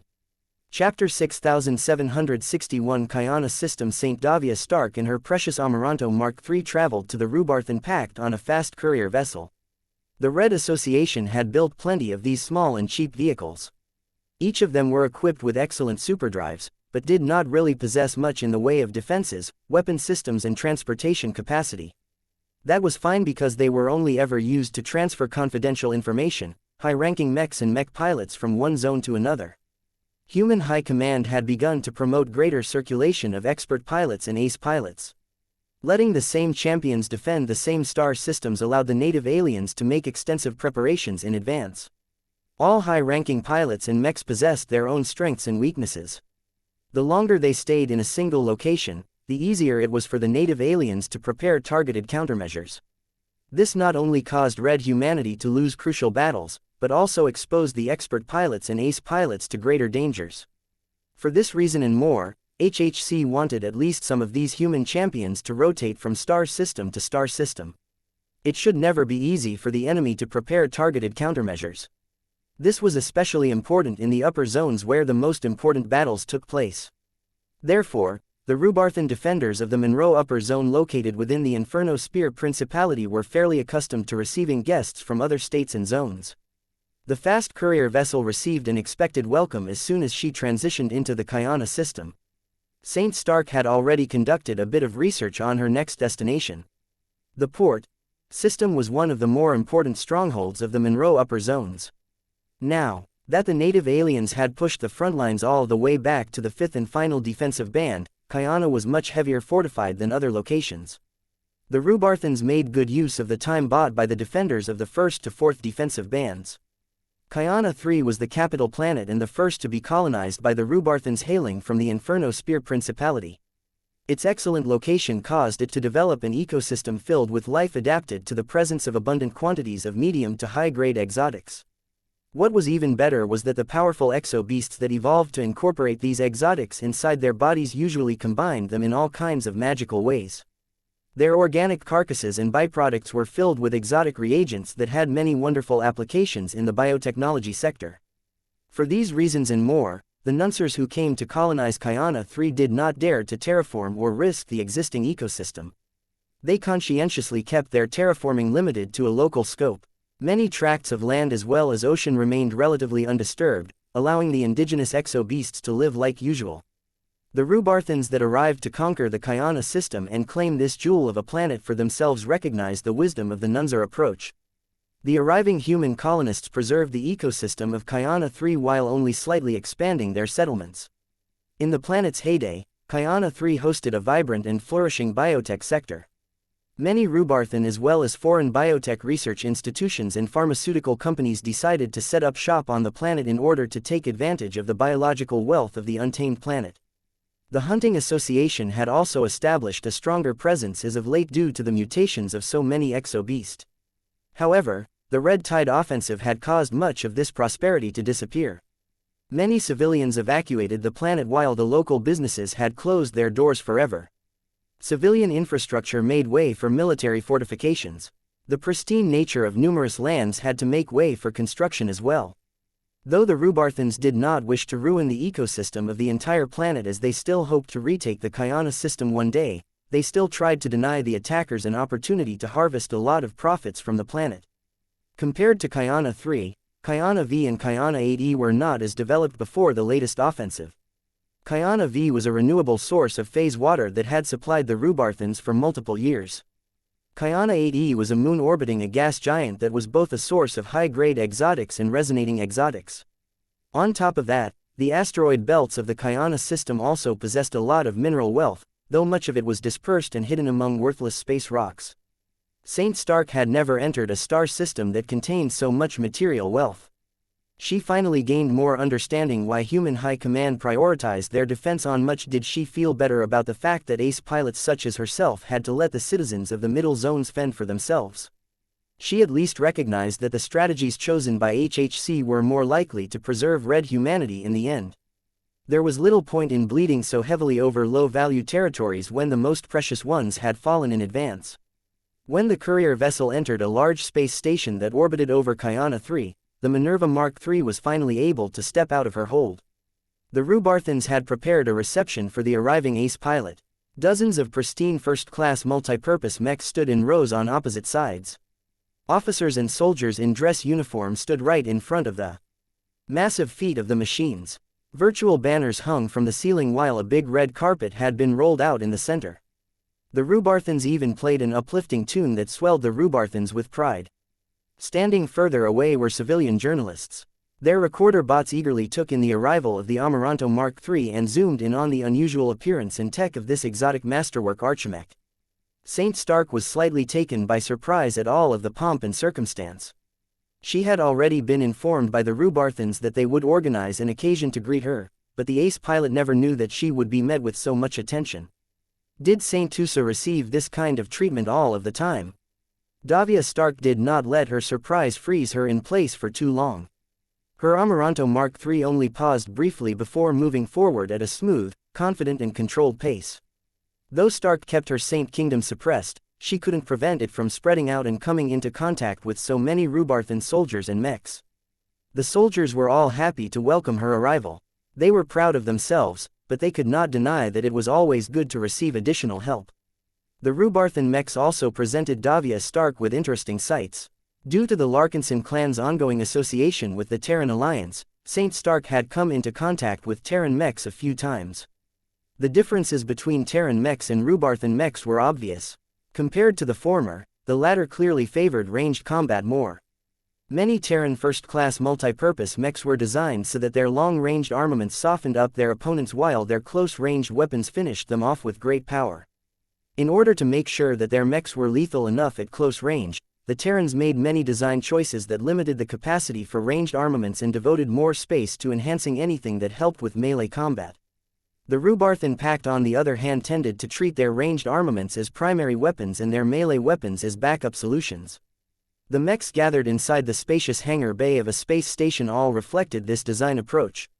Their designs allocated a lot more capacity towards accommodating higher calibers, stronger capacitors and many other relevant components. While the Rubarthan mechs could still swing a sword or bayonet in order to fend off opponents that came close, they would much prefer to back off and keep pelting their enemies with plasma bolts, energy beams, kinetic rounds and missiles. Saint Stark felt a little more at home among these first-class multipurpose mechs. These were soldiers who had taken ranged combat to the highest level. She suddenly understood a little better why the Rubarthans stared at her machine with so many hot eyes. Everyone in the Larkinson clan and the Golden Skull Alliance had already become somewhat familiar with the Amaranto, or at least her previous incarnation. The Rubarthans probably never saw a machine like the Amaranto Mark III. She was simultaneously a 7th-generation living mech, a masterwork mech, a transphasic mech, a hyper mech and a soulless mech, if only barely. Yet it was not these technological identifiers that the Rubarthans fixated upon the most. The ace pilot could deduce from the emotions of the Rubarthans within her Saint Kingdom that they admired and desired to pilot a machine like the Amaranto because she pursued an extreme that few of the locals were willing to commit towards. The Amaranto Mark III was a mech designed around the concept of extreme firepower. This not only reminded the Rubarthans of the famous Ragnarok piloted by the destroyer of mechs, but also gave them the belief that Saint Stark could assassinate any phase lord so long as her ace mech possessed a clear line of sight. Their expectations were too high. Stark was reluctant to disappoint them by telling them that she could not one-shot every phase lord that appeared in her crosshairs. As the Amaranto approached the other side of the hangar bay, she stopped before a podium that already hosted a number of Rubarthan dignitaries. Saint Stark tuned out the boring boilerplate speeches. While she could feel that the Rubarthans were sincere enough, they couldn't help but use her arrival as an opportunity to play to their citizens. Please exit the cockpit of your fine masterwork mech so that you may address our citizens. That was her cue to open up the cockpit of the Amaranto and emerge from the chest of her machine. She floated down and soon faced her own mech as well as the many Rubarthan soldiers and mechs. I thank you for your warm welcome. She began to speak. She was not entirely comfortable with addressing the public, but she was not about to make a fool of herself. In my youth, I looked up to the new Rubarth Empire as a state that continued to set an example for many states, including my own. It is an honor and a privilege for me to grow strong enough to earn your recognition and fight by your side. Though Saint Stark did not harbor any special sentiments towards the Rubarthans, she still admired their history and how much they had done to curb the arrogance of the Terrans. It was a shame that the Big Two came and reduced the new Rubarth Empire from a powerful star empire to a mere state. As a decades-long guest pilot of the Larkinson clan, I may not be able to represent my hosts directly, but I can tell you that the Larkinsons also admire you. Many of its rules and customs are based on the meritocracy that you have exemplified across your history. The Terrans possessed a longer heritage, but the Rubarthans had a greater influence on the societal development of modern human civilization. Here in the Xianxia system, I arrived to do my part in protecting your colonial superstate and the many people who reside in your territories. I have come to observe, to learn and to fulfill my purpose as the protector of all humans who are not able to take up the fight themselves. I hope that my performance in the coming weeks will be satisfactory. I shall endeavor to teach the invading enemy phase lords a lesson that they will not forget. The Rubarthans cheered. Even if her words were not that important, her attitude and the respect she had shown to her latest hosts had already endeared her to the locals. Chapter 6762 Kindred Spirits. After concluding her speech, the Rubarthans made further arrangements to accommodate her stay. They made sure to transfer the Amaranto Mark III to a deeper part of the space station where she would reside in a highly protected compartment whenever she was not in the field. The hosts also provided tours and accommodations for the Larkinson mech technicians and low-ranking mech designers that accompanied Saint Stark and the Amaranto on the courier vessel. Although the Rubarthans offered to let their own mech technicians and specialists who had studied the basics of architect to help with servicing her ace mech, Saint Stark immediately shook her head. The Amaranto Mark III remains property of the Larkinson clan. The Patriarch himself has already reminded me that only Larkinsons are authorized to service and repair her in case she is damaged. Excuse me, her. I have forgotten that you are not familiar with living mechs. The Amaranto Mark III is not a simple machine. She is alive and intelligent, and I do not mean that the Larkinsons have installed her with an advanced AL chip. This is one of the reasons why the Larkinson clan only entrusts its own trained and experienced personnel with the responsibility to keep mechs like my own in healthy condition. This discussion and others reminded Saint Stark that it had been a long time that she had fought alongside soldiers other than the Larkinsons. Stark had spent so much time among them that she could rightfully call herself half a member of the Larkinson clan. Even if she was not connected to their magical Larkinson network, she was such a familiar face to them that they treated her with almost the same warmth and camaraderie they directed to all clansmen. It was endearing. She genuinely liked the Larkinsons, or else she wouldn't be so satisfied with fighting alongside them. She only regretted that she would have to leave their side sooner or later. Nothing lasted forever in this bleak galaxy. While the maintenance crew dedicated to keeping the Amaranto Mark III in good shape settled into their temporary berths, Saint Stark was being led towards one of the luxury compartments dedicated to the most powerful champions in the Xianxia system. She could already feel their presence long before she arrived at their doorstep. Unlike the tentative and nearly formless domain field surrounding Davia Stark, the domain fields projected by the older and much more powerful saints up ahead was much more developed. Even if they were massively weakened due to being outside of their respective ace mechs, the pair of Rubarthan senior ace pilots still exerted control over the surrounding compartments like a pair of sovereigns laying claim over a small piece of the cosmos. Saint Stark's domain came into direct contact with the domains of the two powerful ace pilots, and lost out directly. The only reason why Stark was still able to keep her back straight and unbowed was because the two aces exerted so much control and discipline over their powerful domains that they accepted the entry of a third domain. This was quite remarkable. Usually, multiple strong-headed ace pilots couldn't help but clash against each other. Their strong willpower made it so that they were often unwilling to concede even if they were outmatched. Bad blood could often arise among ace pilots who were not familiar with each other and did not share much in common. One of them always had to admit defeat and submit to the strength of the strongest in the gathering. However, Saint Stark did not experience anything like this. Not only were the Rubarthan ace pilots remarkably open towards strangers, but they were also able to accept each other's presence with no discernible tension or friction. That was even more impressive. Stark had only witnessed this sort of harmony from the infamous Gemini saints of the Gemini family. The Gemini family went to extremes in terms of family planning and eugenics to produce a result like Saint Sandro Gemini and Saint Kaya Gemini. Not only did the twin brother and sister grow up together without interruption, but they also married each other when they turned into adults. Although many such destiny teams had failed to live up to their potential, the Gemini saints were living proof that their warped schemes could bear fruit. When the ace mechs of the two Gemini saints merged into the embodiment of love and sacrifice, the two ace pilots were able to lend their willpower to each other without any obstacles. This effectively enabled their junior ace mechs to gain the effective combat power of a senior ace mech. Right now, Saint Stark was convinced that her new mentors were capable of fusing their domains and lending their power to each other. All of this matched with the records that Saint Stark had read about them, who just happened to be twins as well. Their ace mech, which unfortunately came with a perplexing name, was not a typical machine of its kind. The Lamia Kylamasu was a dual-pilot ace mech. It was as if a pair of ace mechs like the embodiment of love and the embodiment of sacrifice decided to physically merge together, and never come apart again. This was even more extreme as far as Saint Stark was concerned.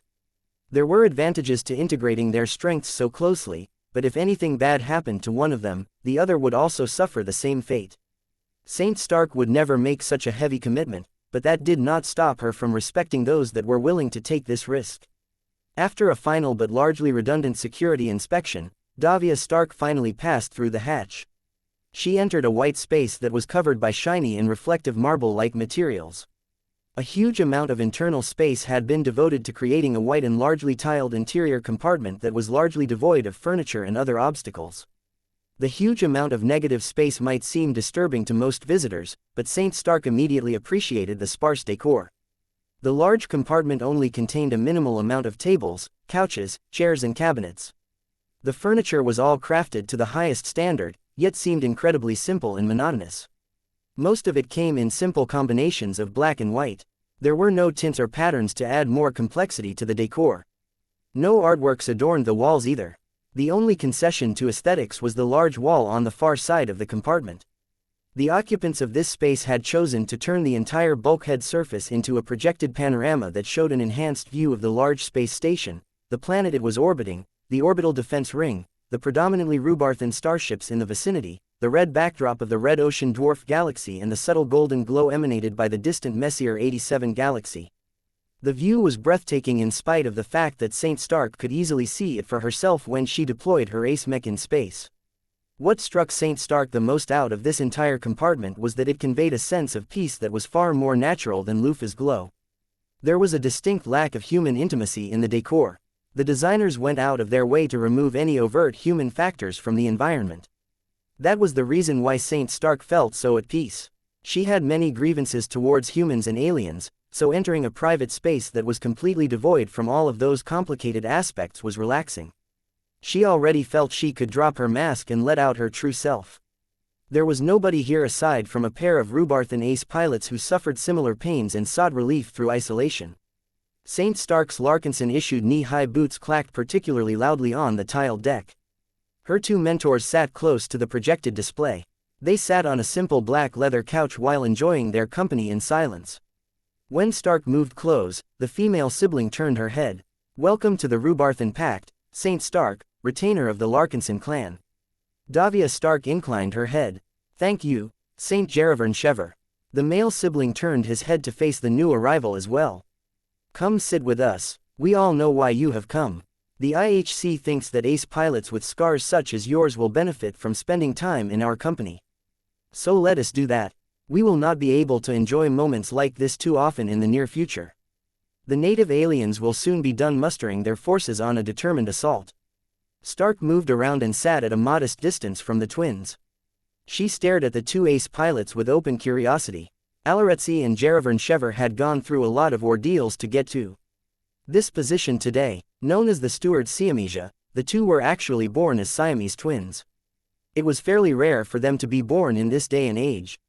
This was especially the case in second-rate states, as medical technology was good enough over there to nip these problems in the bud.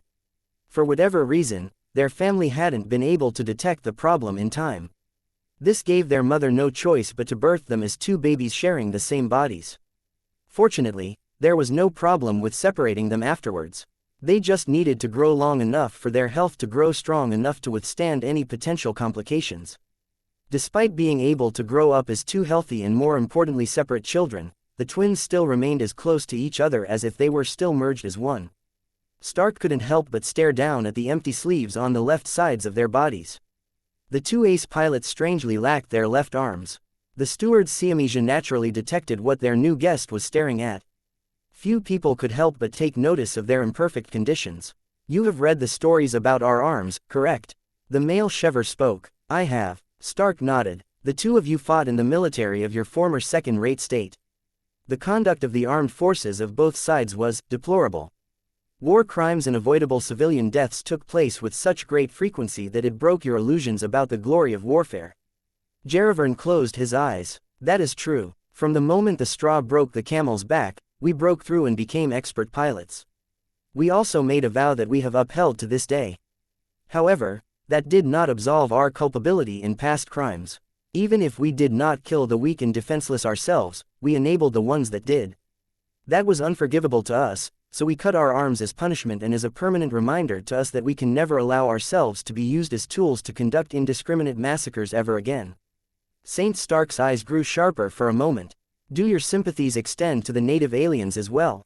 "To be honest, Davia, we never considered the aliens when we made that vow." Jeravern admitted. "This is one of the lingering doubts that we must solve if we want to come closer to taking the final steps. Do not misunderstand us. Despite our vows and restrictions, we will not stand by and let the native aliens massacre innocent humans under our watch. We have chosen to contribute in a fight in our own ways while simultaneously ensuring that we will never turn our strength against the people we are obligated to protect." Saint Stark knew that he meant all of it with all of his heart. His domain conveyed absolute belief and sincerity in his vows and principles. What was impressive was that Alaretsi was of one mind with her twin brother. The two's thoughts aligned so well that there was not a single difference. Stark slowly began to smile in relief. She felt for the first time that she was in the presence of kindred spirits. Chapter 6763 Struggling to make a difference. St. Davia Stark had often been told that high-ranking expert pilots tended to be weird and eccentric. Some had deviated further beyond the realm of normality than others. They did not understand. From the moment a human stepped onto the path of godhood, they started a journey that compelled them to continuously temper their willpower. The difference between a good expert pilot and a bad expert pilot was their degree of commitment and dedication to their cause. How well did they abide by their promises? How much did they follow the spirit of their vows as well as the letter? How extensively did they spend their time on training and pushing their skills to the next level? All of these factors and more determined how far high-ranking mech pilots could go. The worst of them inevitably stalled while those who stayed true to their convictions would be able to reach the very end. However, it was not easy for these champions to stick to their original vows. As willpower cultivators, these people gained power by setting rules on themselves and following them no matter the circumstances. Rules gave them structure. Rules gave them direction. Rules prevented them from becoming the monsters they despised. However, too many rules could be detrimental to their success. They could bind the hands of champions and prevent them from doing what was necessary. The steward xianxia had obviously chosen to follow a far more difficult road than their peers. Their horror towards unjustified violence and bloodshed had scarred them so much that they had made one of the most drastic and impactful vows a mech pilot could make. "We vowed not to kill people anymore," Alaretsi Shever declared with so much earnestness that it seemed as if he had just made this promise yesterday. "We do not deny that humans will always be entangled with killing and wars for as long as they live, but that does not mean we wish to make things worse. By promising ourselves that we will never stain our blood with the lives of others, we are attempting to change a society that is all too obsessed with warfare. By setting an example and spreading our values to those who are willing to listen, we hope to usher in an age where peace becomes more common than war. As Saint Stark continued to bask in the calming and non-judgmental presence of the twin saints, she became fascinated by how they were able to cope with such a heavy restriction. "I can understand why you fight so hard to establish peace, Alaretsi," Saint Stark said as her eyes glazed back to her past. "War is horrible business. It is interesting to observe that we have decided to fight back in different ways. You have chosen to change the people around you through restraining your killing edge. I have chosen to usher greater peace by killing the ones responsible for spreading war." They were kindred spirits. Just because they chose to solve the same problem in different ways did not make them ideological opponents. Everyone had their own ideas, and so long as they shared a common cause, they possessed a natural affinity with each other. "You may call me Aloe," the male twin said with a smile. "And you may call me Jerry," the female twin echoed. "Our names can be a handful for most people, after all." "We agree with your analysis. All three of us bear the scars of warfare unrestrained. The slaughter of civilians and the unjust killing of those who pose no threat to anyone is a phenomenon that must be eradicated from an enlightened civilization. Alas, people who align with our sentiments are far too rare in this day and age. Too many people have grown up in a society that glorifies mech pilots and combat. They have no idea that true warfare is nowhere near as clean and glorious as the unrealistic battles that are depicted in action dramas and virtual reality games. War had become baked into the DNA of human civilization since the Age of Conquest. Humanity struggled when they initially ascended to the stars. The bright-eyed and optimistic people of that early age soon encountered many setbacks as they found themselves to be a young civilization located in a stagnant galaxy that was already divided by many older alien civilizations. Not only did humans fail to expand their power and prosperity, but the unequal treaties and trade agreements imposed by their more powerful neighbors threatened to reduce their territory to a client state. Instead of rolling over and allowing themselves to get trapped in a perpetual cycle of suppression and exploitation, humans under the leadership of the Supreme Marshal rebelled against this malaise and waged war against enemies that enjoyed far greater advantages. It was the unlikely but explosive success of this aggressive approach that forever cemented the human race's love for war. It had become a matter of belief to many people. They always thought that every problem could be resolved by fighting over it. War had become more than an extension of diplomacy. It had become a cause in itself. Saint Stark narrowed her eyes. "Since you seek to inspire change among the people, why did you join the new Rubarth Empire? It is well known that the Rubarthans are the originators of the societal revival theory.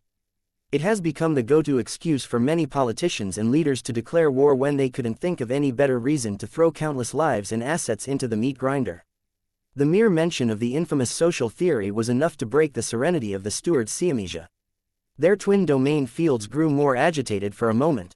While they exhibited excellent discipline and control by suppressing these fluctuations, they did not hide their contempt towards the theory and the ideology it spawned. The new Rubarth Empire is not perfect. Jerry plainly admitted. No state or group is perfect. Its history with the Terrans has indeed anchored the societal revival theory into the heart of their culture and institutions. Yet what makes the Rubarthans tolerable is that they see themselves as better and more enlightened than others. Are their beliefs justified? Everyone has a different answer to that.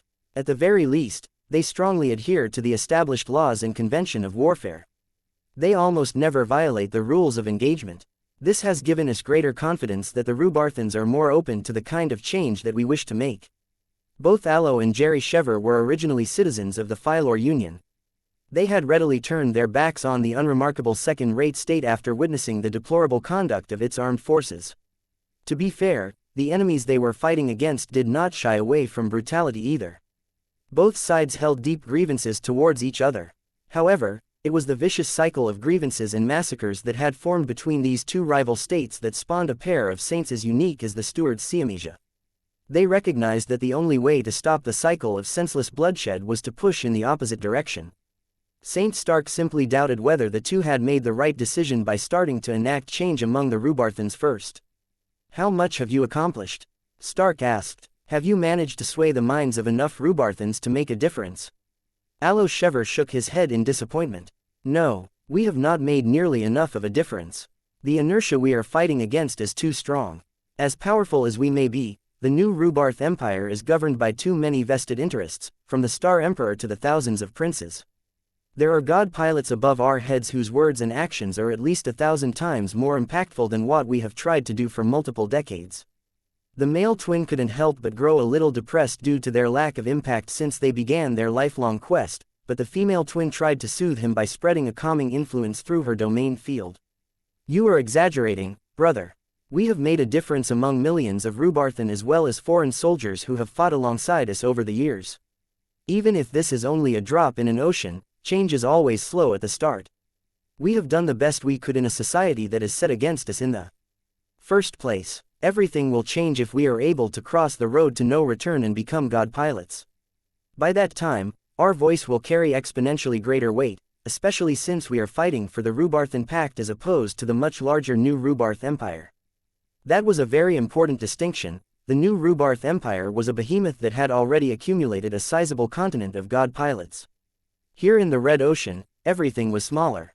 Only 2 god pilots had dedicated themselves to protecting the Rubarthan Pact. This meant that any ace pilot that broke through in the following decade would be able to wield far greater influence than back in the old galaxy. However, Saint Stark spotted a very glaring flaw in their plan. Does it make sense to advocate for peace and non-violence when our entire civilization is locked in a war of extinction against the native aliens? As we have stated earlier, we do not think that all wars are unjustified. Allo responded, we can debate on the rights and wrongs of our initial invasion of the Red Ocean. What I do know is that many people who are not involved in the decisions at the top do not deserve to suffer for their missteps and miscalculations. My sister and I would love nothing more for both sides to stop fighting each other and agree to live alongside each other in peace. That sounds awfully like what a cosmopolitan might say. Saint Stark tactfully mentioned, we are not cosmopolitans. Allo responded in a heated tone. This is not the first time that others have tried to tie us to the cosmopolitan movement, but I can clearly state that we value human lives far more than alien lives.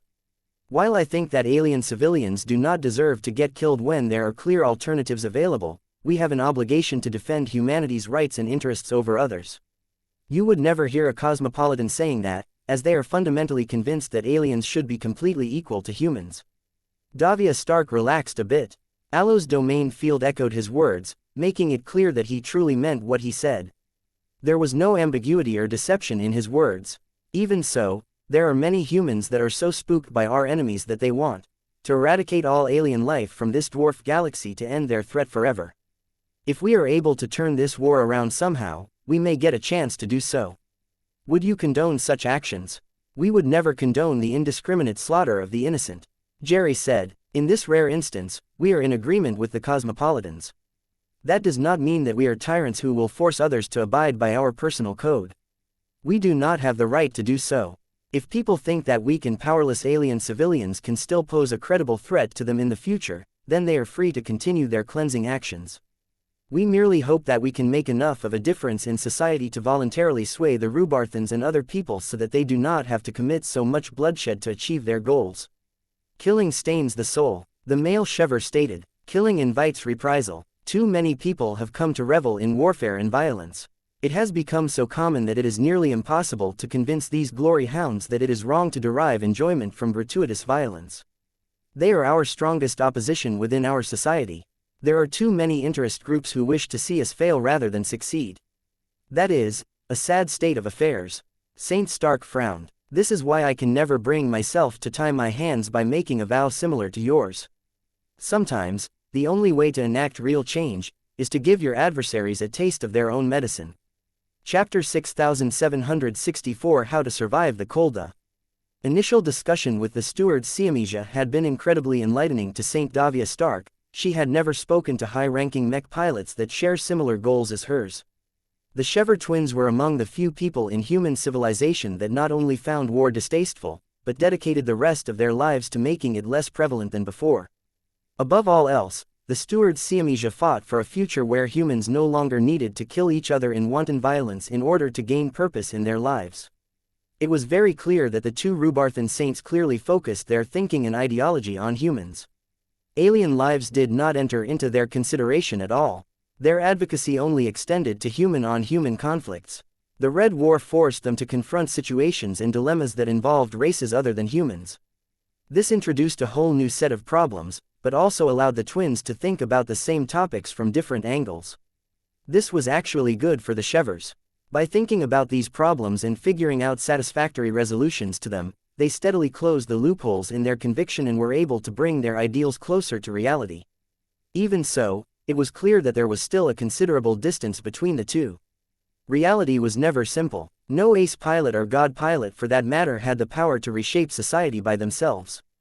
Perfection was not necessary. What mattered was that the high-ranking mech pilot remained true to his purpose and never made any compromises on what truly mattered. In other words, the journey was more important than the destination. Every purpose and conviction presented a challenge to expert pilots and ace pilots. How well they navigated these tests determined how well they tempered their willpower and how much they increased their qualifications to reach the ultimate rank. The indisputable fact that only 100 or so god pilots emerged among an uncountable number of mech pilots proved that the standards of passing were exceedingly high. It was already hard enough for mech pilots to trigger their apotheosis once or twice. The requirements were high from the beginning and became more stringent at higher ranks. Yet the chasm between a peak ace pilot and a god pilot was so much more insurmountable that only the most exemplary and legendary ace pilots were able to cross this impossible divide. Saint Stark already had a basic understanding of how much ace pilots needed to work in order to cross the road to no return, but when the steward xianxia frankly described their own journey and struggles to attain their current strength, she was able to learn a lot of lessons of wisdom. This was an important part of the mentorship process. Ace pilots could learn from other ace pilots. All that was required was for the mentor to trust the pilot of the younger generation. This was why compatibility was such a big deal. HHC did not try to match Saint Stark with the steward xianxia out of superficial reasons. They genuinely calculated that the two senior ace pilots would take a liking to the newly ascended Saint. Stark learned more in an hour than she did in years. Her eyes changed as she became more cognizant of the challenges ahead. There was no hard bottleneck preventing a starting junior ace pilot like herself from reaching the limit of a senior ace pilot. However, there were still plenty of pitfalls that could cause an ace pilot to stumble, slow down or even stop progressing entirely. When you become an ace pilot, your Saint Kingdom has become the primary means in which you impose your own will onto reality. Alo Shever explained, its qualities are directly related to how well you have abided by your convictions and how extensively you have solved the issues surrounding them. You must understand yourself if you want to alter the universe around you. This means that you must also have the courage to confront yourself and ask the questions that you would rather avoid. Saint Stark grimaced. I know what you mean. Confronting ourselves is one of the most difficult things to ask from anyway. Every human prefers to cling to his or her delusions. The male twin nodded in a sagely manner. Yet it is this mortal instinct that is hindering us from growing our willpower. No saint is perfect. We are all human enough that we depend on lies, ignorance and misdirection to maintain our pride and self-esteem. This may sound detrimental, but it is actually not. These lies and false platitudes are like clothes that keep us warm on a winter's night. If you try to strip yourself naked in a single instant, you will quickly freeze to death. Davia Stark caught on the implications of his words. Are you saying that we should not be so eager to engage in introspection and acknowledge the truth about our calves? Yes, Alo grimly said. Why do you think that ace pilots spend decades or even a century to reach the peak of their ranks? It is because we cannot bear to strip our clothes too quickly. The parts of us that are still mortal remain our greatest weakness. It is an even greater vulnerability than our mortal human bodies as far as we are concerned. If we tear our clothes from our body too quickly or in a clumsy manner, we risk doing more damage than we can tolerate. We may even die if we do not take any safeguards. Stark shuddered when she learned of this possibility. She had never heard stories about ace pilots thinking themselves to death, but she figured that there were too many people that had a vested interest in maintaining the heroic reputations of those saints. She did not think that Alo was spreading falsehood. It was difficult to imagine that an ace pilot of his caliber would still engage in deception. He wouldn't lie even to his. Is this a warning about the consequences of rushing my progression? Stark asked in a slightly uncertain tone. Alaretsi Shever shook his head. Not entirely, my guest. My description applies to the Milky Way. Things work differently in the Red Ocean. The exotic radiation from Messier 87 has changed the rules somewhat. If we use the earlier metaphor, then you can believe that the reason why we must strip down our clothes at a slow pace is because we need to give ourselves time to adapt to the colder and harsher environment. E-energy radiation accelerates this process. It passively makes us stronger and more resistant to the cold, so we can safely strip down our clothes several times faster than before. It will not take long for new ace pilots such as yourself to reach the threshold to God Pilot. This is a blessing as well as a curse. I can understand why you would call it a blessing, but why is it a curse? Davia Stark frowned as she couldn't figure out the reason. That is because being able to train yourself to survive the cold air when naked is never our final goal. Each of us are not satisfied with remaining stuck as saints. We all desire to become God pilots. That requires us to pass a more extreme test. You can think of it as diving into an ice lake and trying to survive in the water on a permanent duration. It is impossible for humans to do that unless their bodies are highly augmented. That is correct, Davia, Alosheva affirmed. This is why we must grow strong enough to do the impossible. We must ascend our humanity and turn into a higher existence. We cannot do this by our willpower alone, but it is vital to our transformation. What actually helps us transform are our ace mechs. In this metaphor, you can think of it as the mechanical shell that will contain our minds. The process of transferring ourselves to the mechanical shell is extremely painful and difficult to complete. We must temper and grow our willpower to such a strong extent that we can endure the suffering and remain cognizant enough to complete the steps. Oh, and we must do all of this while diving into the cold and deadly lake. In this metaphor, the act of jumping into the freezing lake was equivalent to stepping on the road to no return. It was no wonder that not a single God Pilot candidate could come back after starting the mech-body merger process. Saint Stark learned a lot of insights from this metaphor and warning. First, exotic radiation from Messier 87 evidently made it easier and faster for expert pilots as well as ace pilots to realize their potential and grow stronger. This was probably because the heaven component of the Heaven-Earth-Man trifecta was a lot stronger in the Red Ocean than in the Milky Way. Yet high-ranking mech pilots never relied on external conveniences to become strong unless they were mech commanders. Their willpower was the ultimate source of their strength, and was inherently focused on the self. God pilots had taken this to an extreme. They were able to tolerate the least amount of flaws or weaknesses. This was why being able to progress faster did not necessarily translate into being able to survive the road of no return. Second, a good mech could substantially increase the success rate of the transformation process. Stark needed to raise her Earth score to the highest possible level in order to provide adequate support during the most difficult test of her career. In the past, the most successful God Pilot candidates of the Milky Way relied entirely on the excellence of their ace mechs to ascend to godhood. It was exceedingly difficult to make an ace mech that had the makings of a god mech. Superclass materials were too scarce, and only the very best mech designers were able to draw out their greater strengths by making use of the most advanced high. Ever since the Great Severing occurred, the Red Ocean gradually became more rich in resources.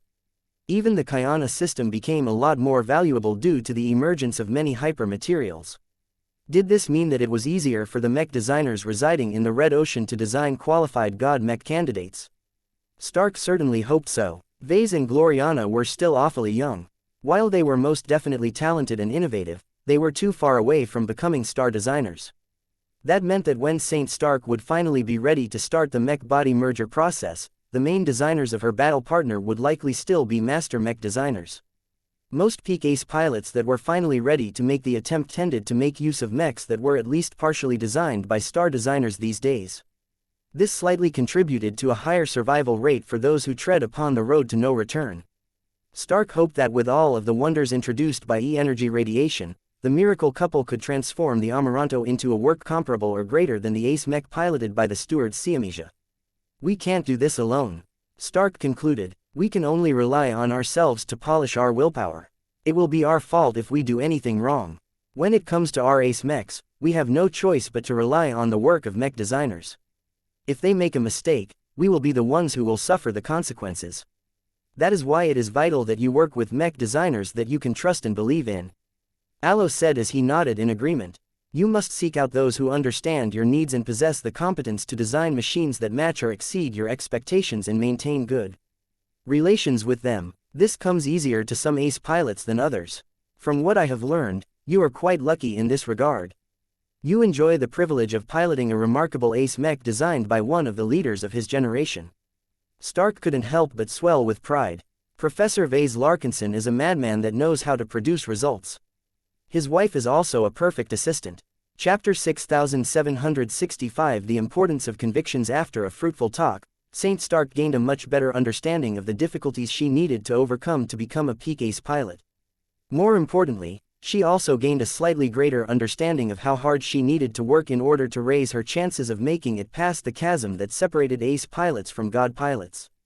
From the moment she gained a powerful Saint Kingdom, Davia Stark already had to begin her preparations to successfully complete the infamous mech body merger process. Just thinking about the depressingly low success rate could drive any ace pilot to despair. Making an attempt was no different from trying to win the lottery by using their lives as payment. So many heroes in the past had tried their best. Their preparations were excellent. Their ace mechs had received improvements that put them several generations ahead of the prevailing standards. Everyone thought that they must be the exception to the rule. Yet no matter how confident they were and how strong their willpower had grown, they picked a fight against reality, and reality won out in the end. Becoming a god pilot is not an entitlement. Alaretsi Shever summed up in a grave tone. It is a reward for all of the pain, hard work, successes and strokes of luck that you have experienced over your active career. Blind effort alone will not get you very far. You need to be thoughtful of your words and deeds, and you must constantly stay true to your convictions. Nobody else is forcing you to impose inhuman demands on yourself. Only you must do the job of motivating yourself to suffer in pursuit of greater strength. Your progression as an ace pilot is a long rehearsal and practice session for the time you step on the road to no return. That last remark was an interesting opinion. Are you saying that the mech body merger process is like trying to grow from a junior ace pilot to a peak ace pilot all over again? Stark questioned. Partially, my guest. Obviously, the duration is not nearly as long, but therein lies the challenge. You must do everything I have mentioned before in a highly compressed timeframe. Speed is of the essence, but you must produce results as well. You must produce a lot of results. Not only must you confront any of the remaining illusions and falsehoods that you have overlooked, you must also prove your convictions in the most dramatic fashion possible. Your feats must be far beyond the realm of mortals in order to prove that you have the makings of a god. Stark picked up an unusual piece of information. Wait, is that why all of those god pilot candidates attempted to complete legendary deeds? It is not the acts themselves that matter, but how extensively they advance your goals and ideals that is important. Jerry Shever clapped in response. Exactly, Davia, you are picking this up quickly. That makes this conversation easier for us. When you tread on the road to no return, you should not think of remaining cautious and trying to play it safe. From the moment you take this fateful step, you must cast aside all restraints and do whatever it takes to reach your goal without compromising your morals and principles. You must set an impossibly high demand for yourself, and try to meet it in a timespan that is so short that no mortal or half-god can make enough progress. And do not try to game this process. Aloe warned Stark. The few ace pilots that tried to set a challenge that sounds difficult but is actually easy for them to solve by relying on loopholes have all become fallen heroes. God pilots cannot lie to themselves. Trying to become one while engaging in self-deception is the height of stupidity. You will know in your heart what challenges you set are difficult enough to prove your conviction. That was important information. Saint Stark would have learned it sooner or later, but it was best to understand it early so that she could make advanced preparations. As she processed the information, she gradually began to frown when she stared at the twin saints. Since the ultimate challenge is related to your convictions, what sort of test do you intend to subject yourselves to, if I may ask? Unlike most ace pilots, you have made a vow to never kill again. How are you supposed to complete a deed that exemplifies your principles? Will you try to convince the Rubarthan Pact to embrace peace? Will you convince the aliens to stop fighting against red humanity? Those are fine goals, but the standards you have set are too high. Jerry chuckled for a moment. The test should be difficult enough that only god pilots can pass it. That is enough. You do not need to go any further. The road to no return is all about proving you deserve to become a god by achieving the results of one while you are still an ace pilot. You need to punch above your weight in such an impressive way that reality itself is willing to bow down to you to facilitate your breakthrough. Think about the feats that other god pilots have accomplished in order to trigger their third breakthroughs. Aloe said, the Light of Sol is one of the simplest examples that you can find. Speed is his obsession and conviction. It is clear that his aspiration is to move as fast as the speed of light in real time. No mortal pilot or machine had done it before. The Terran used the utmost of his exceptional god mech candidate and leveraged his willpower to the utmost in order to break the barriers that stood in his way. From what we can gather, He was literally burning his own life in order to produce enough speed to break reality to such a strong extent.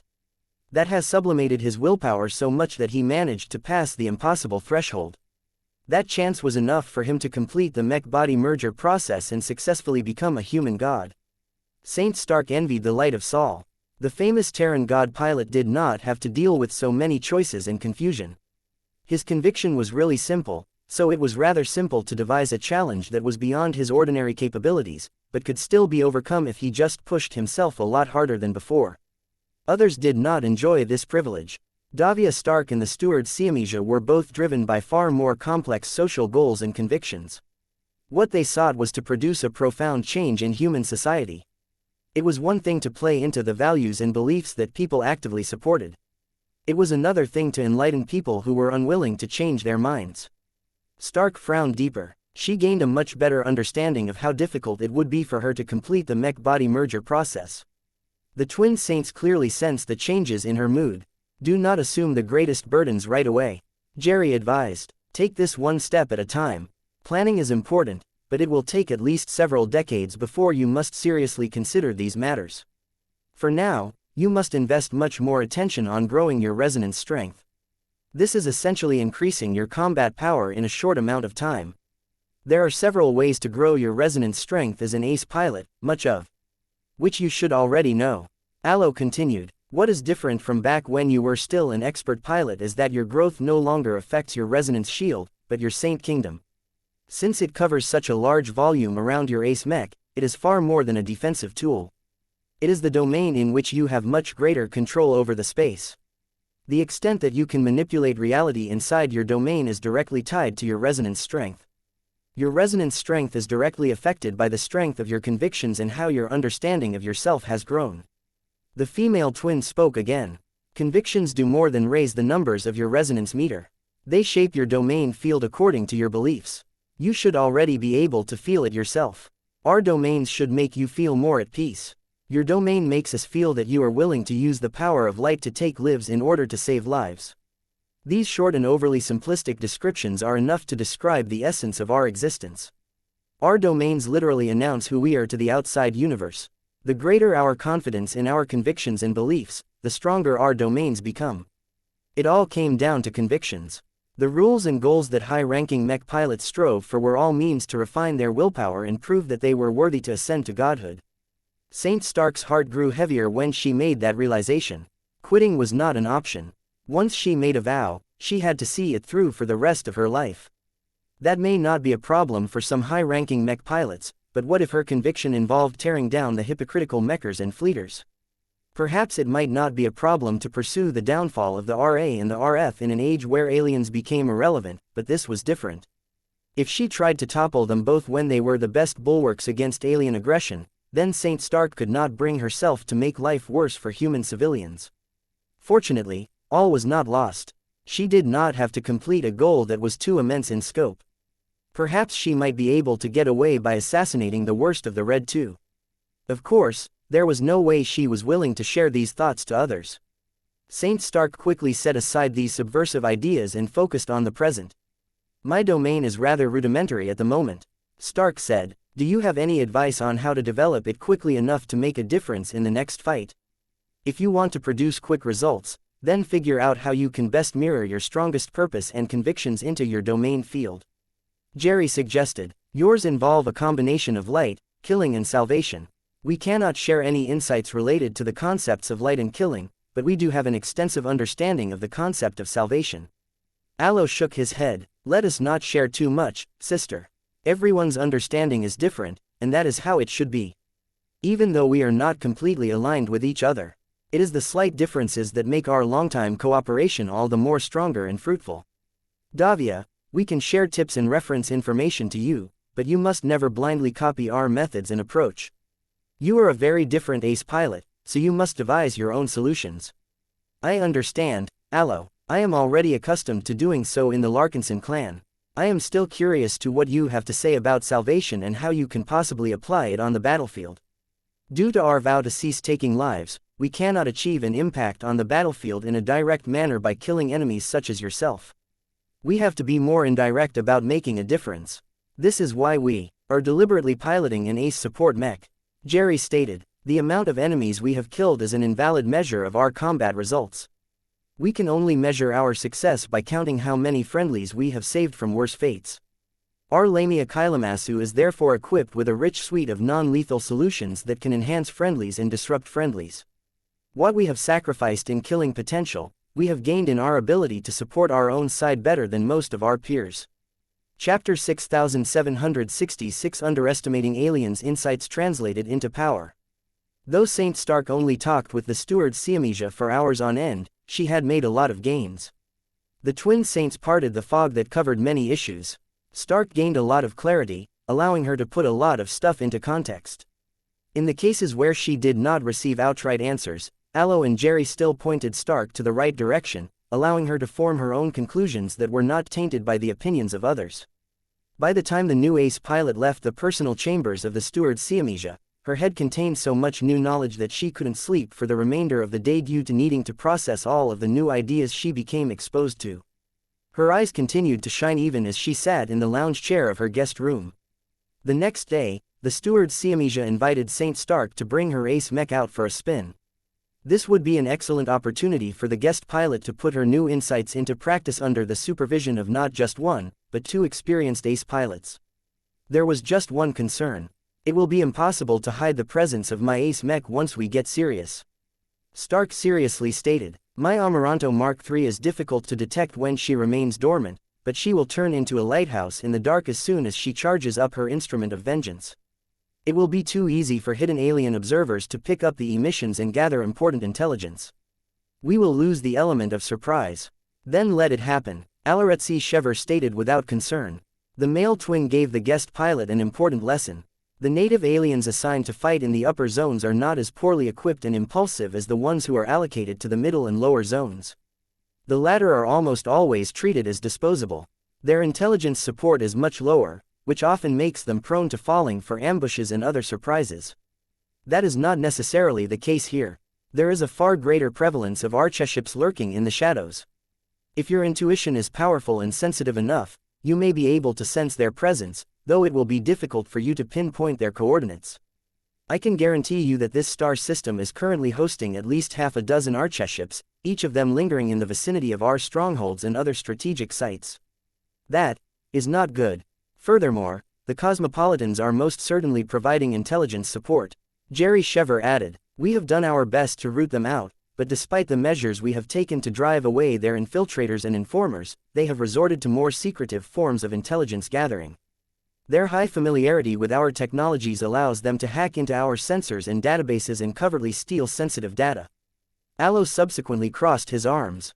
The alien commanders in charge of conquering our upper zones are also much more serious and professional at their jobs. You will rarely see incompetent leaders among them who have only managed to obtain repeated promotions due to nepotism and corruption. Ever since the native aliens admitted that we are not as weak as they expected, they have followed instructions of their cosmopolitan advisors and focused on purging and rectifying their military hierarchy. Some alien races are slower to enact changes than others, but time has proven the value of reforms. The leaders who failed to clean house often end up suffering much heavier losses. If they remain stubborn about sticking to their old ways, they eventually end up dying or resigning in disgrace. Saint Stark froze. It sounded as if the native aliens had shed more of their complacency and had gotten just as serious as their human foes. If this was the case, then any competent enemy would have been able to gather the clues of the Amaranto Mark III's arrival by this time. Okay, I can see why it is futile to put in so much effort to hide my arrival. Saint Stark conceded, we can still deny them information about the exact performance of my Amaranto Mark III. I can assure you that after the latest upgrades that have elevated my Amaranto to a proper first-class ace mech, the rate of fire of her mech rifle has drastically increased.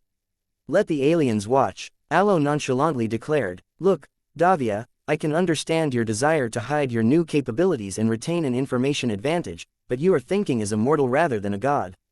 As a saint that has taken 2 steps away from your human nature, your role and responsibilities have fundamentally changed. Do you remember what we told you yesterday? Your journey as an ace pilot is a rehearsal of your final struggle to ascend to godhood. You must cherish the following years as opportunities to learn how to fight and thrive as a war deity as opposed to a strong human. That was an exceedingly bold approach. Saint Stark felt incredibly conflicted by Alo's advice. It was not in her nature to volunteer critical information to enemies that would certainly make use of it to mitigate their own losses. Back in the Larkinson clan, the people around her were of the same mind. They were highly cognizant of information warfare and always tried to limit the amount of secrets they exposed to both allies and enemies. It was therefore quite a culture shock for Stark to hear the steward xianxia advocate for the opposite approach. Jerry reached out and placed her hand on Stark's shoulder. "Do not take my brother's words too seriously. He is speaking from our perspective. You see, the two of us prioritize saving lives over killing enemies. One of the strategies we use to promote our cause is to discourage our adversaries from launching an attack in the first place. By showing off our strength, we can send a clear signal that anyone who attempts to launch an attack on our position will encounter serious setbacks. In the worst-case scenario, none of their attackers may return."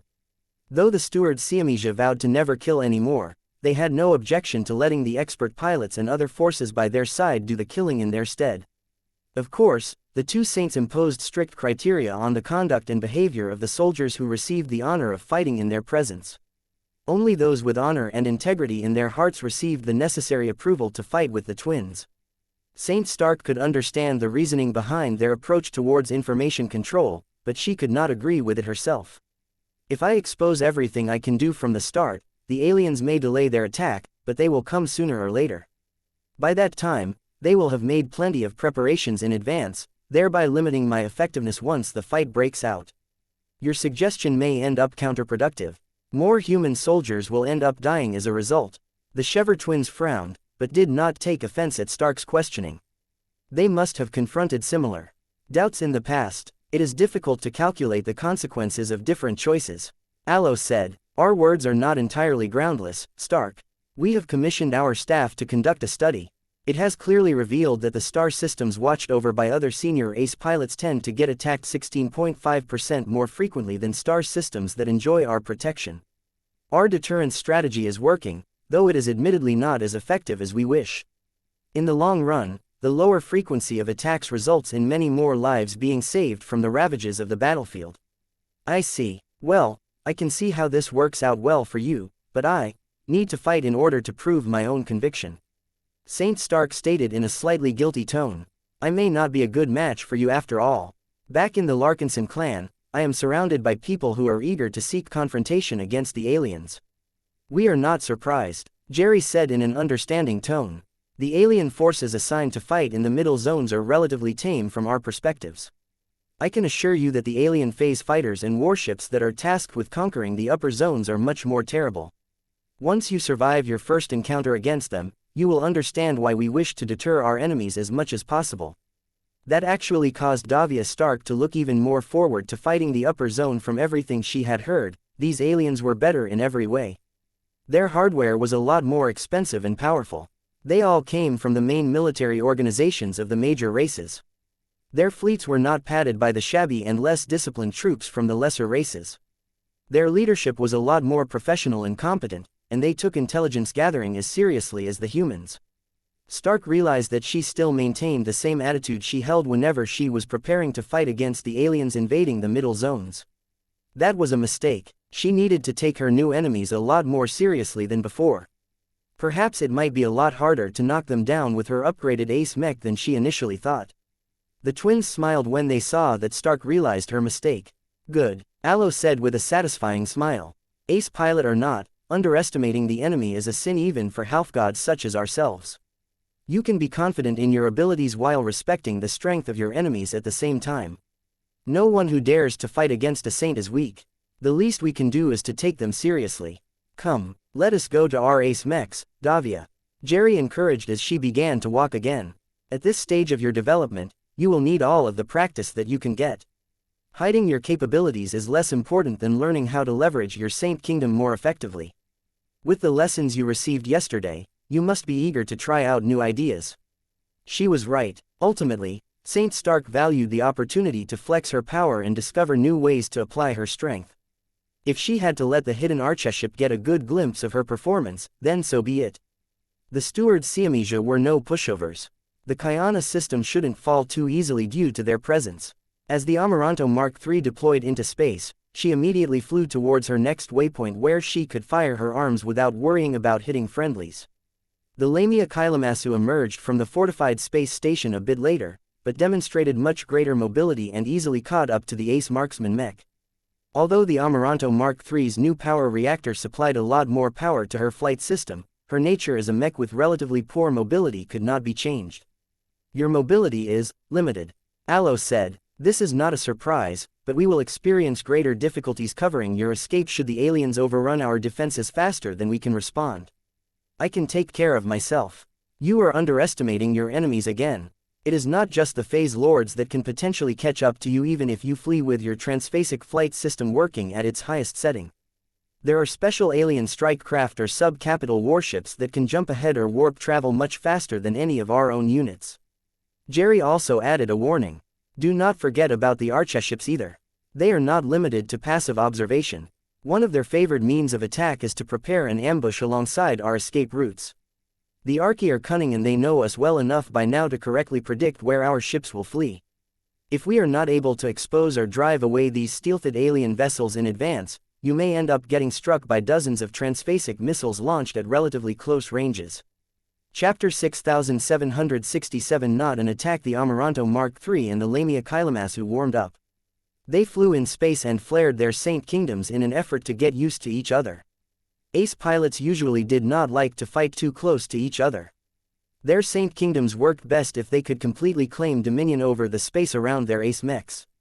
When two or more ace mechs fought in close proximity to each other, their Saint Kingdoms interfered with each other's operations.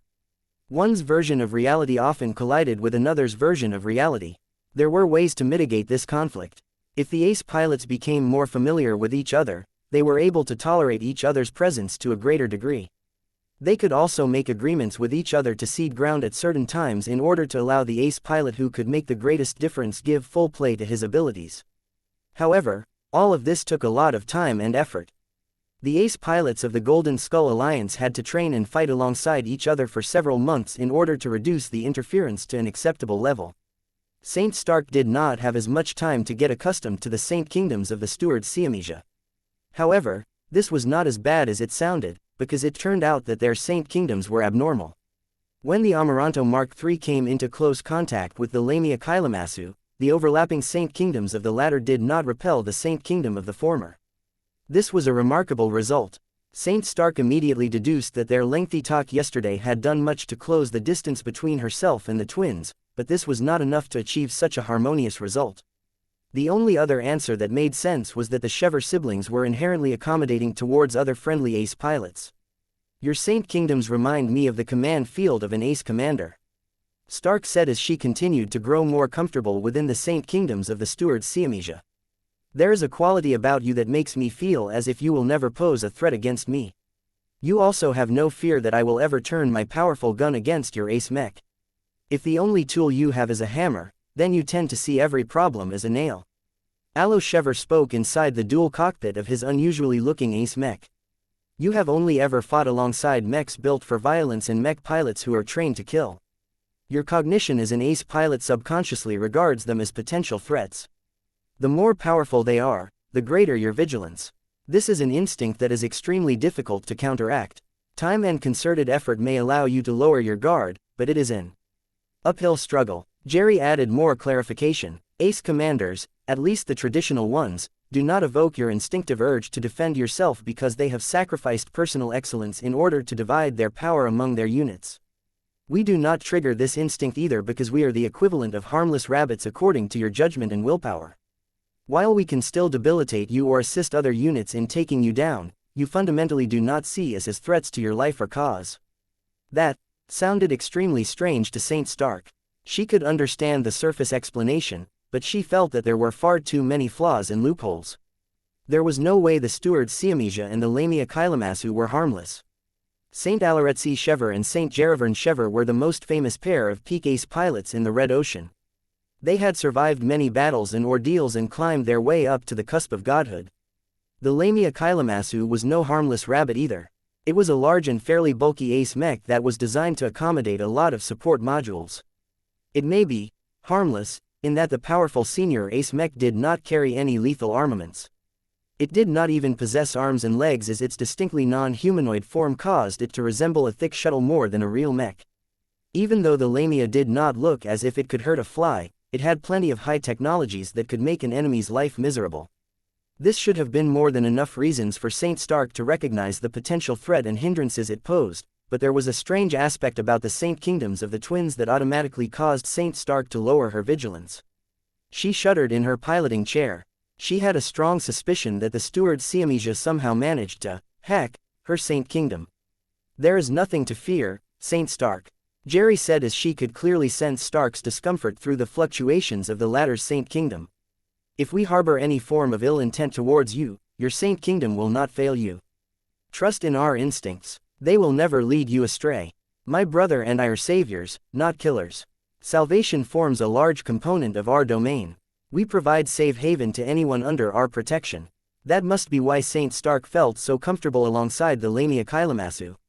The teal and violet striped mech came across as a friendly and reliable companion. As soon as the two ace mechs had reached their coordinates, Stark looked around. They had reached the rear side of a moon. The satellite blocked most of the line of sight to the larger planet and all of the assets in orbit. Any stray shots would collide onto the surface of the moon before threatening anything serious. Not that it mattered. Ace pilots possessed such good control over their machines that their attacks should never be able to inflict undesirable collateral damage. "Now that we have warmed up, what will we do next?" Stark asked. "First, we shall test the condition and resilience of your Saint Kingdom." Aloe replied as he sounded slightly more eager than before. "What you will experience next will be alarming, but know that there is no actual threat. Please keep your trigger finger in check." Before Saint Stark could ask what this was all about, the soothing and comforting Saint Kingdoms of the steward xianxia abruptly changed in character. Saint Stark's willpower flared and her Saint Kingdom became a lot more defensive as the Lamia suddenly turned into a source of great pain and unwillingness. The fresh junior ace pilot's vision doubled. Half of her awareness remained in the present, but the other half of her awareness had gone back to the past. She was back in the Komodo Star sector. She was no longer a powerful ace pilot who managed to snipe a lesser phase lord to death by herself.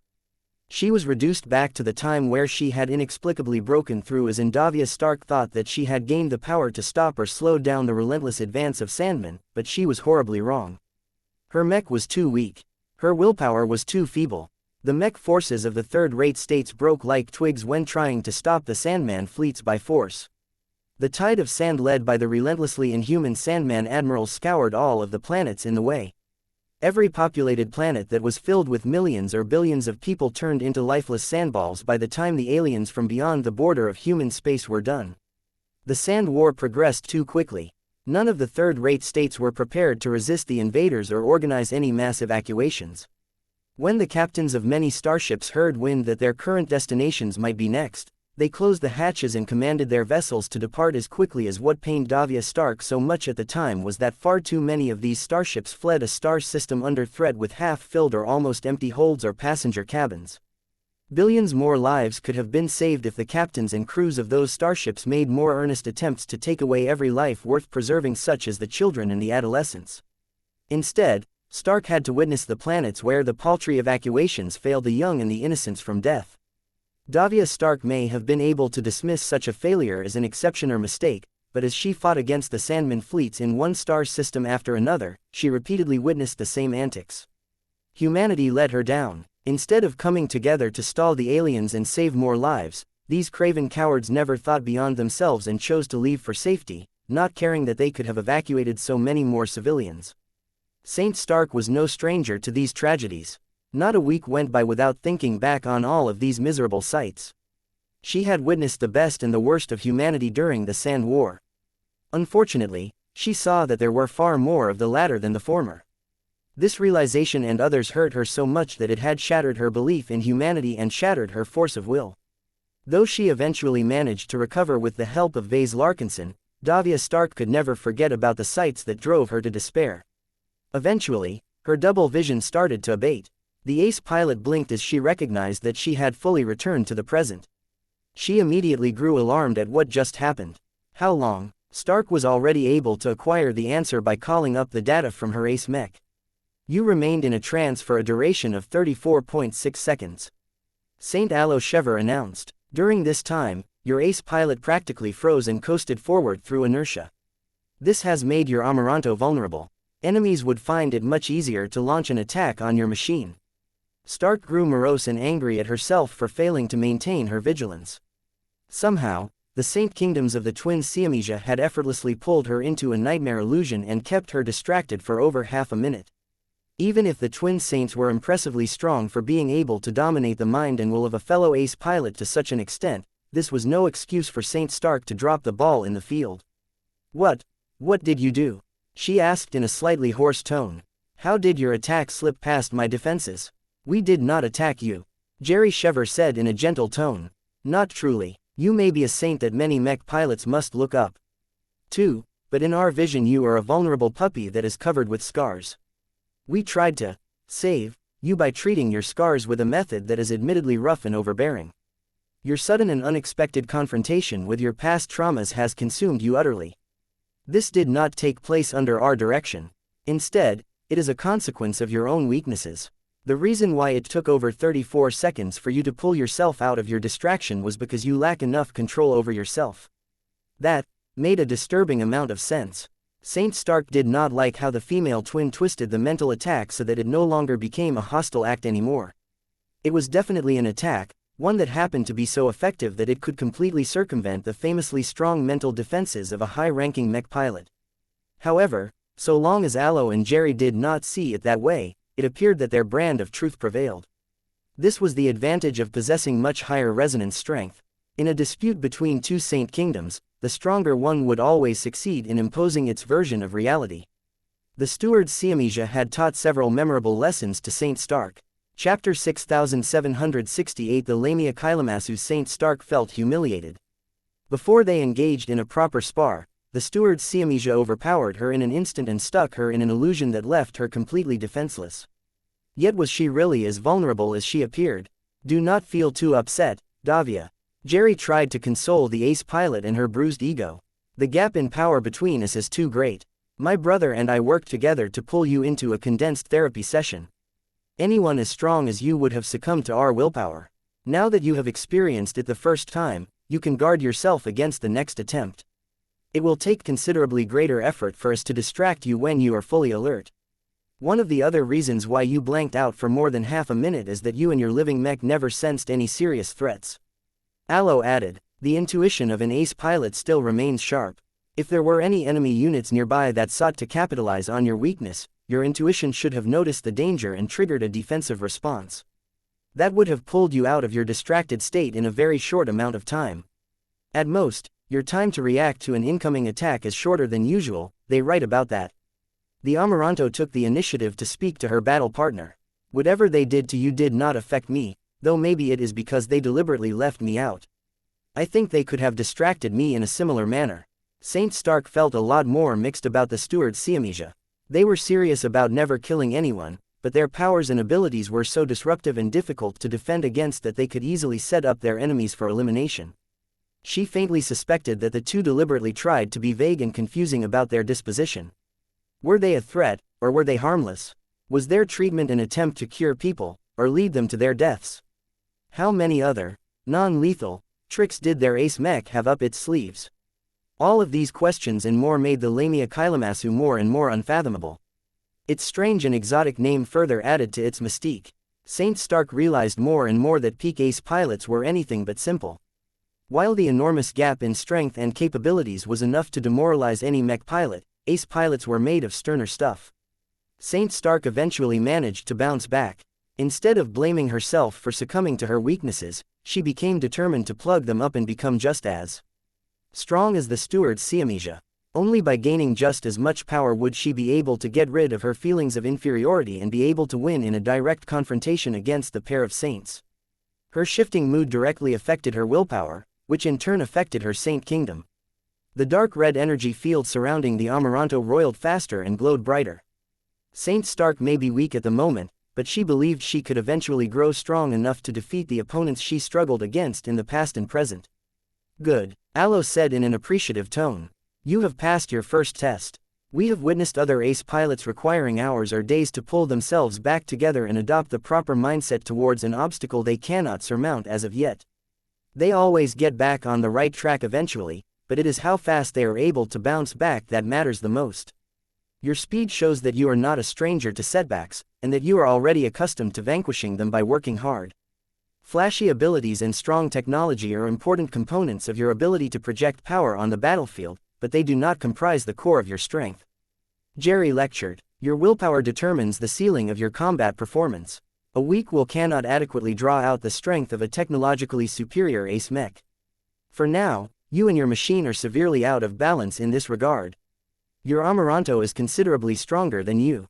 It appears that the Larkinson clan truly attaches a great amount of importance to you. Your greatest priority at this time is to reduce the gap between yourself and your mech as quickly as possible. This is the best way to raise you up to a more adequate standard that you will need to combat the native aliens. Though Jerry's words generated Davia Stark, the guest pilot was not a weak and fragile flower. She could take the criticism. She knew that as long as she worked hard to become stronger, many of her problems would go away. Her fighting intent rose. Though she had no intention of killing or inflicting severe harm on the Lamia Kailamasu, she was eager to prove her strength and show that she was not a brittle champion. What do I need to do next? She asked with an aggressive growl. Aloe responded with a surprising question. How well can you defend against attackers who have managed to get close? How often have you been forced to fend off attackers that have entered within melee striking distance of your Amaranto? Too long. As expected, Aloe sighed. We all understand that your ace mech is entirely designed towards sniping enemies at longer ranges. This may have worked out for you when you were fighting alongside the Larkinsons, but that is mainly because your enemies permitted you to fight at your ideal ranges. Here in the upper zones, the threats we face are more serious and capable. Saint Stark frowned. The aliens do not field mechs of their own. Their phase fighters do not pose that much more of a threat whether they are close or far. That is where you are wrong, the male twin retorted. The native aliens are equipped with much better and stronger tech. They infrequently make use of teleportation tech that can overpower warp interdiction fields and other anti-teleportation countermeasures. There are greater phase lords that have been able to use up a great amount of energy to forcibly open space rifts only a few kilometers away from your ace mech's position. They can also cooperate with the Archie to smuggle themselves closer under stealth. If you cannot defend yourself against a phase lord emerging at close range by surprise, you are already as good as dead. Saint Stark had read about such instances. She also watched battle footage where stuff like that occurred. It didn't happen all that often, though. It was costly for them to overcome all of the countermeasures set up by the human defenders. The units that teleported forward by surprise also became exceptionally vulnerable to retaliation and always endured heavy attacks from multiple directions. Still, Davia Stark acknowledged the point. The aliens would learn sooner or later that they needed to shut her Amaranto down fast.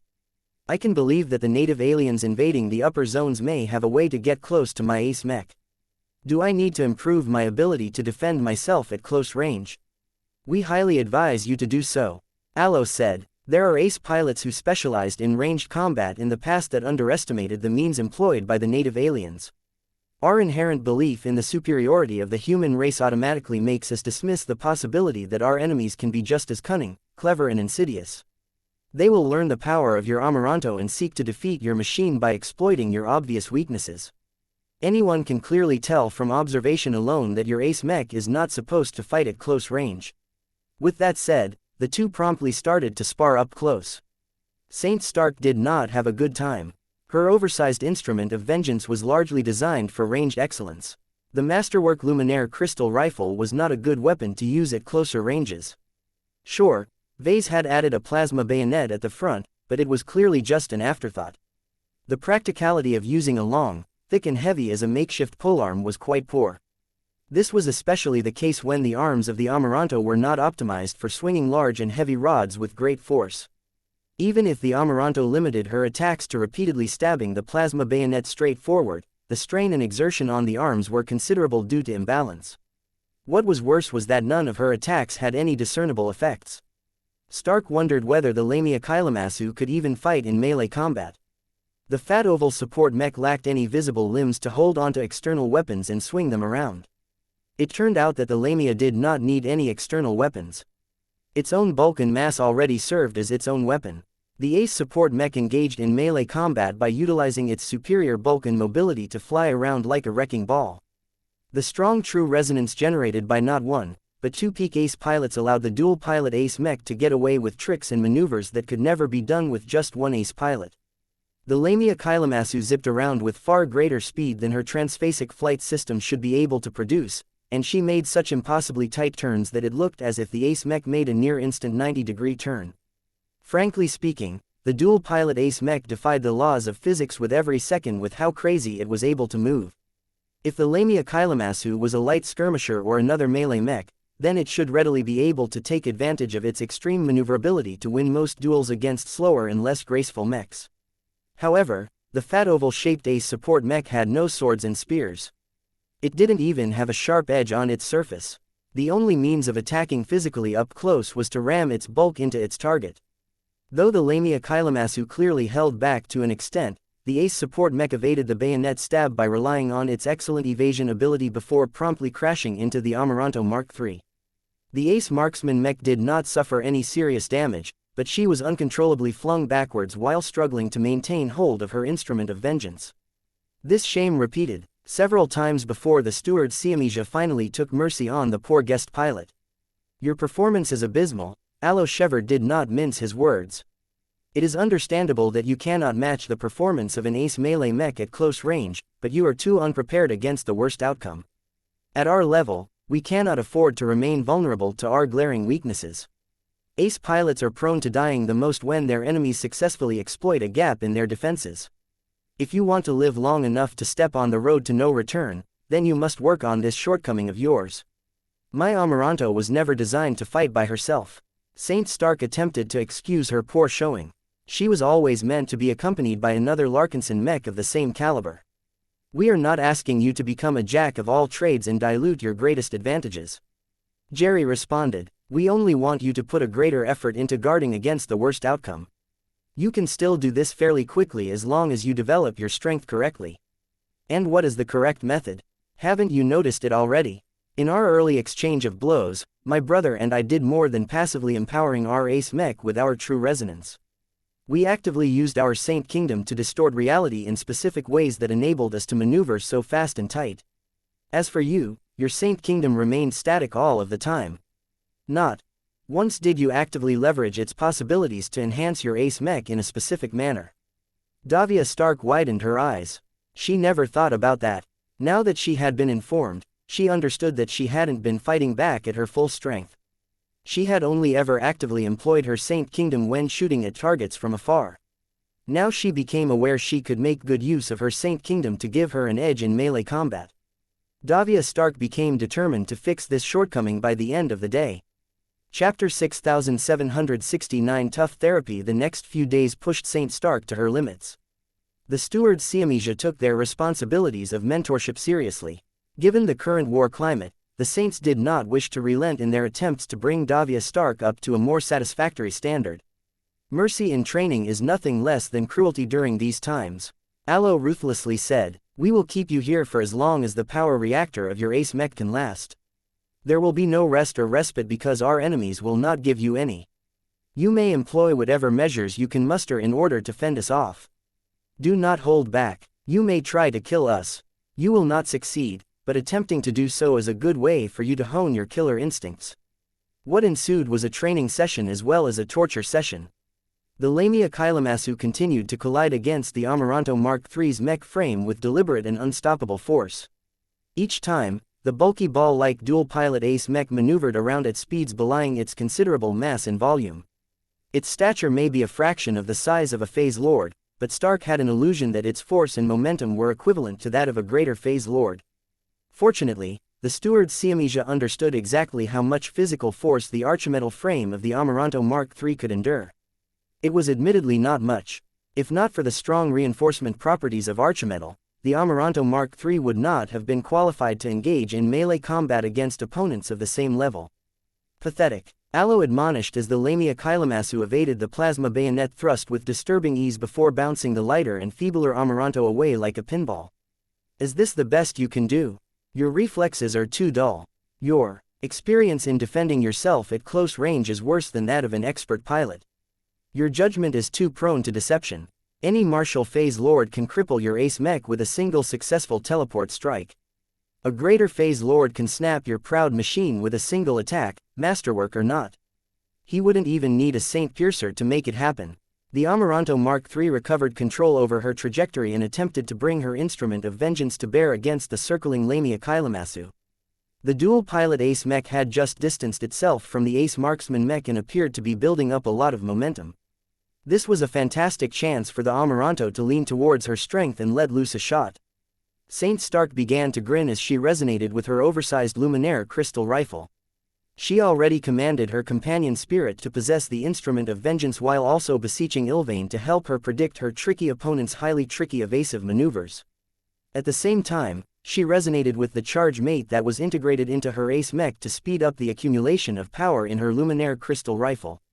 Stark did not bother to resonate with Heatmate as that would slow down the previous effort and induce unnecessary strain. Her machine still remained relatively cool and had just begun to glow brighter as the mech frame's vast amount of hyper materials began to pull in the power of light. She also drew out a lot of additional power from the supplementary index system version 3.0. More and more E-energy got pulled in before being converted into pure electrical energy that facilitated the charging rate of the instrument of vengeance. There was no way the steward's xianxia would allow the Amaranto to charge her primary weapon to her limits, but Stark did not consider this possibility in the slightest. Instead, she just wanted to build up as much of a charge as possible in 2 seconds or less so that she could give her opponent a nice whack. Yet before her instrument of vengeance built up a 10% charge, the Lamia Kailamasu teleported forward in defiance of the Amaranto's Saint Kingdom and smacked straight into the Archimech, causing her to tumble away in a humiliatingly easy fashion. That was not even the worst that happened. The dual-pilot ace mech charged at an angle that wrenched the instrument of vengeance away from its owner. The Luminaire crystal rifle helplessly spun into the distance as a result. It took quick thinking on Davia Stark's part to use her Saint Kingdom to arrest the weapon's launch and pull it back to the Amaranto. Stark did not give up on using her rifle as it was meant to be wielded. She resumed the charge, but the Lamia Kailamasu did not mess around and immediately flew close before smacking away the rifle from the Amaranto's hands yet again. The junior ace pilot grew incredibly irritated. She felt as if her sparring partner was constantly splashing water in her face. "Let me get off a shot," she snarled in frustration. Alo's response was direct. "No, why not? Why train in an area that you already excel at? We all know how good you are at eliminating enemies from afar. Training your marksmanship at this stage will not make you that much stronger. Your shortcomings are too great, but unlike other marksman mechs, the unusual construction of your machine has blessed you with a stronger mech frame than normal. You have never taken full advantage of that. We must correct that as soon as possible. The longer you remain a sitting duck against enemies at close range, the less you deserve to launch any shots. Defend yourself." The sparring session continued. The Amaranto got knocked was a miracle that its more delicate parts hadn't shaken loose. Each time, Saint Stark tried her best to evade the charge attacks. She failed every attempt. So many times had it the twin saints remained merciless. They held in back when it came to inflicting damage, but they had no qualms about employing their greater strengths to ensure their ace support mech smacked the Amaranto around like a ragdoll time and time again. It was an interesting if punishing exercise for the first 10 minutes, but as the sparring session stretched on for an hour, Stark had accumulated a lot of frustrations. The two Rubarthan ace pilots had not limited themselves to physical therapy. They had also begun to use their overlapping Saint Kingdoms to induce mental hallucinations onto Stark. In one moment, the Amaranto looked ready to thrust her plasma bayonet into what would hopefully be the Lamia Kailamasu's trajectory. In the next moment, the ace marksman mech froze for an instant before resuming her attack, which the Lamia Kailamasu easily managed to evade. Davia Stark wanted to rely on her intuition to predict the Lamia Kailamasu's attack angle, but Alo and Jerry's Saint Kingdoms had abruptly pulled at her mental scars, causing her to confront the horrors she had witnessed in the past. Though Stark had tried her best to extricate herself from this forced recollection, she still remained distracted for several crucial seconds. Though Stark had already instructed her living medic to take control as quickly as possible and act according to her best judgment, it simply did not work out as well as she hoped. As much as the Amaranto had learned from her ace pilot, the living mech was fundamentally unable to match the skills, judgment and supernatural intuition of a genuine saint. The performance of the Amaranto merely matched that of a well-trained if unimaginative elite mech pilot at best. The living mech was no different from a child in front of a pair of ace mechs that had reached the cusp of godhood. Alaretsi and Jeravern steadily ramped up the usage of their saint kingdoms. They even began to employ additional measures to add to the confusion. The Lamia Kylamasu engaged in infrequent and unpredictable teleport hops. The machine could appear in any direction. It could show up right in front, to the side, down below or even behind. What was worse was that its teleportation module was so confounding that it could even switch the orientation of the Lamia Kylamasu. For example, when the dual-pilot ace pilot charged from the front, it could instantly teleport behind the Amaranto while simultaneously turning her 180 degrees around, allowing her to launch straight into the unexposed rear of the Larkinson ace mech while retaining most of her inexplicably reversed momentum. This was an incredible cheat. With the help of two sources of extremely potent true resonance, the Lamia Kylamasu's teleportation module was able to violate the laws of nature to a baffling extent. It did so in complete defiance of Davia Stark's Saint Kingdom. The domain field might as well not exist by how domineeringly her adversary pulled off one reality-defying feat after another.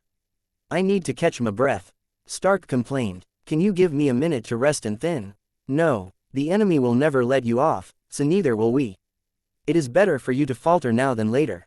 The steward xianxia had been truly serious about abusing the Amaranto until she had completely expended her energy reserves. Stark began to regret the most recent upgrades. The first-class power reactor and vastly more effective energy cells kept the Amaranto Mark III Revision 2 going a lot longer than combined with the renewable electrical energy generated by charge made in the Index System version 3.0, the Ace Marksman mech was loyally fulfilling her purpose in keeping her fed with lots of energy as long as possible. Though Stark found it tempting to employ tricks to drain the energy reserves of her ace mech faster, she resolutely refused to do anything that cut this punishing sparring session short. The sparring session reached its second hour, then its third.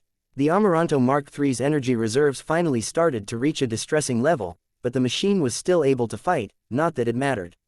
The only consolation was that Saint Stark was gradually able to learn how to cope with the repeated mental and physical abuse. She gritted her teeth, but instead of complaining about the torture, she kept herself silent and worked hard to perform better than before. Her ace mech gradually found ways to lessen and mitigate the consequences of getting slammed by the Lamia Kylamasu. She learned how to anticipate the charging attacks to a better extent. She learned how to reduce the impact damage. She learned how to arrest the Amarantos tumbling faster. She also learned how to keep hold of the instrument of vengeance. Her Saint Kingdom played an indispensable role. The Amaranto alone could not do it.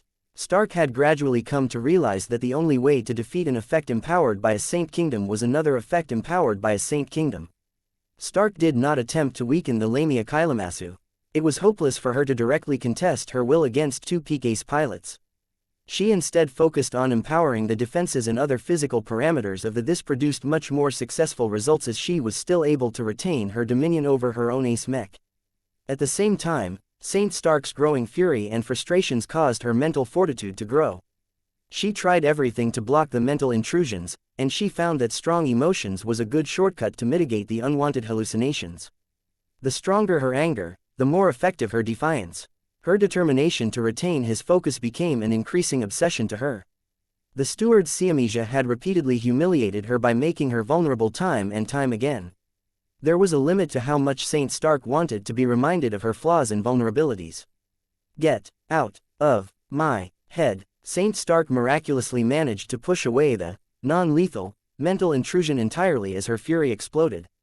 Her rebuke came accompanied by a dazzling explosion of light that turned the Amaranto Mark III into a giant flashbang. Though it did not stop the Lamia Kylamasu from colliding into the ace marksman mech shortly afterwards, at least Stark managed to protect her awareness this time. "Good job, Davia. It took you long enough. I was afraid it would have taken you 4 hours to figure out how to defend your mind and will." "Screw you, Aloe." Chapter 6770 Confidence and Weakness, Purging Light. Stark roared. The largely depleted Amaranto Mark III mustered up all of the light energy she could gather and released it all in a single omnidirectional explosion. The resonance-empowered light wave instantly cleansed and purified the junior ace pilot's mind, causing her to shake off her traumatic recollection and fully regain her focus. The expanding explosion of light was too weak to repel the incoming Lamia Kylamasu, but it at least gave Stark enough time to quickly adjust the Amaranto's posture so that her feet touched the surface of the dual-pilot ace mech first. The Amaranto struggled to maintain her footing, but she was able to extend her legs and launch herself to the side with just enough skill and control to maintain control over her flight. The ace marksman mech subsequently spun around on her axis and swiped her plasma bayonet in a sweeping slash. The Lamia Kylamasu teleported right in the path of the plasma bayonet, just as Stark predicted. The plasma bayonet glowed brighter and hotter as Stark poured all of her hatred and frustrations into the tip of her instrument of vengeance. Light arts. The drastically more powerful and lethal bayonet struck the exterior of the Lamia Kylamasu, only to do nothing aside from leave a minuscule scorch mark on the resonance-empowered armor plating. Even if this amounted to practically zero damage, it was already a considerably impressive accomplishment that a dedicated ranged machine was able to leave a visible mark. "Are you tired already?" Aloe said in genuine concern that sounded like a taunt in the current context. "Do you want to stop and rest now that your ace mech is close to running dry?" "No," Stark snarled in response. "I will not stop until my machine cannot keep up anymore. My tech is allowed to fail, but my willpower must never break." She was determined to fight to her limit as the steward's xianxia intended. She would not accept any other outcome.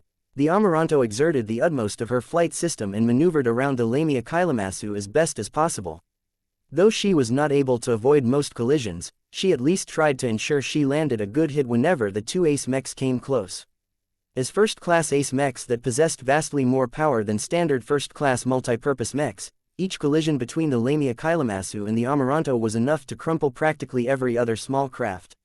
Yet the absurdly strong and thick armor system of the former and the exotic architect construction of the latter enabled the two machines to withstand these forces quite well.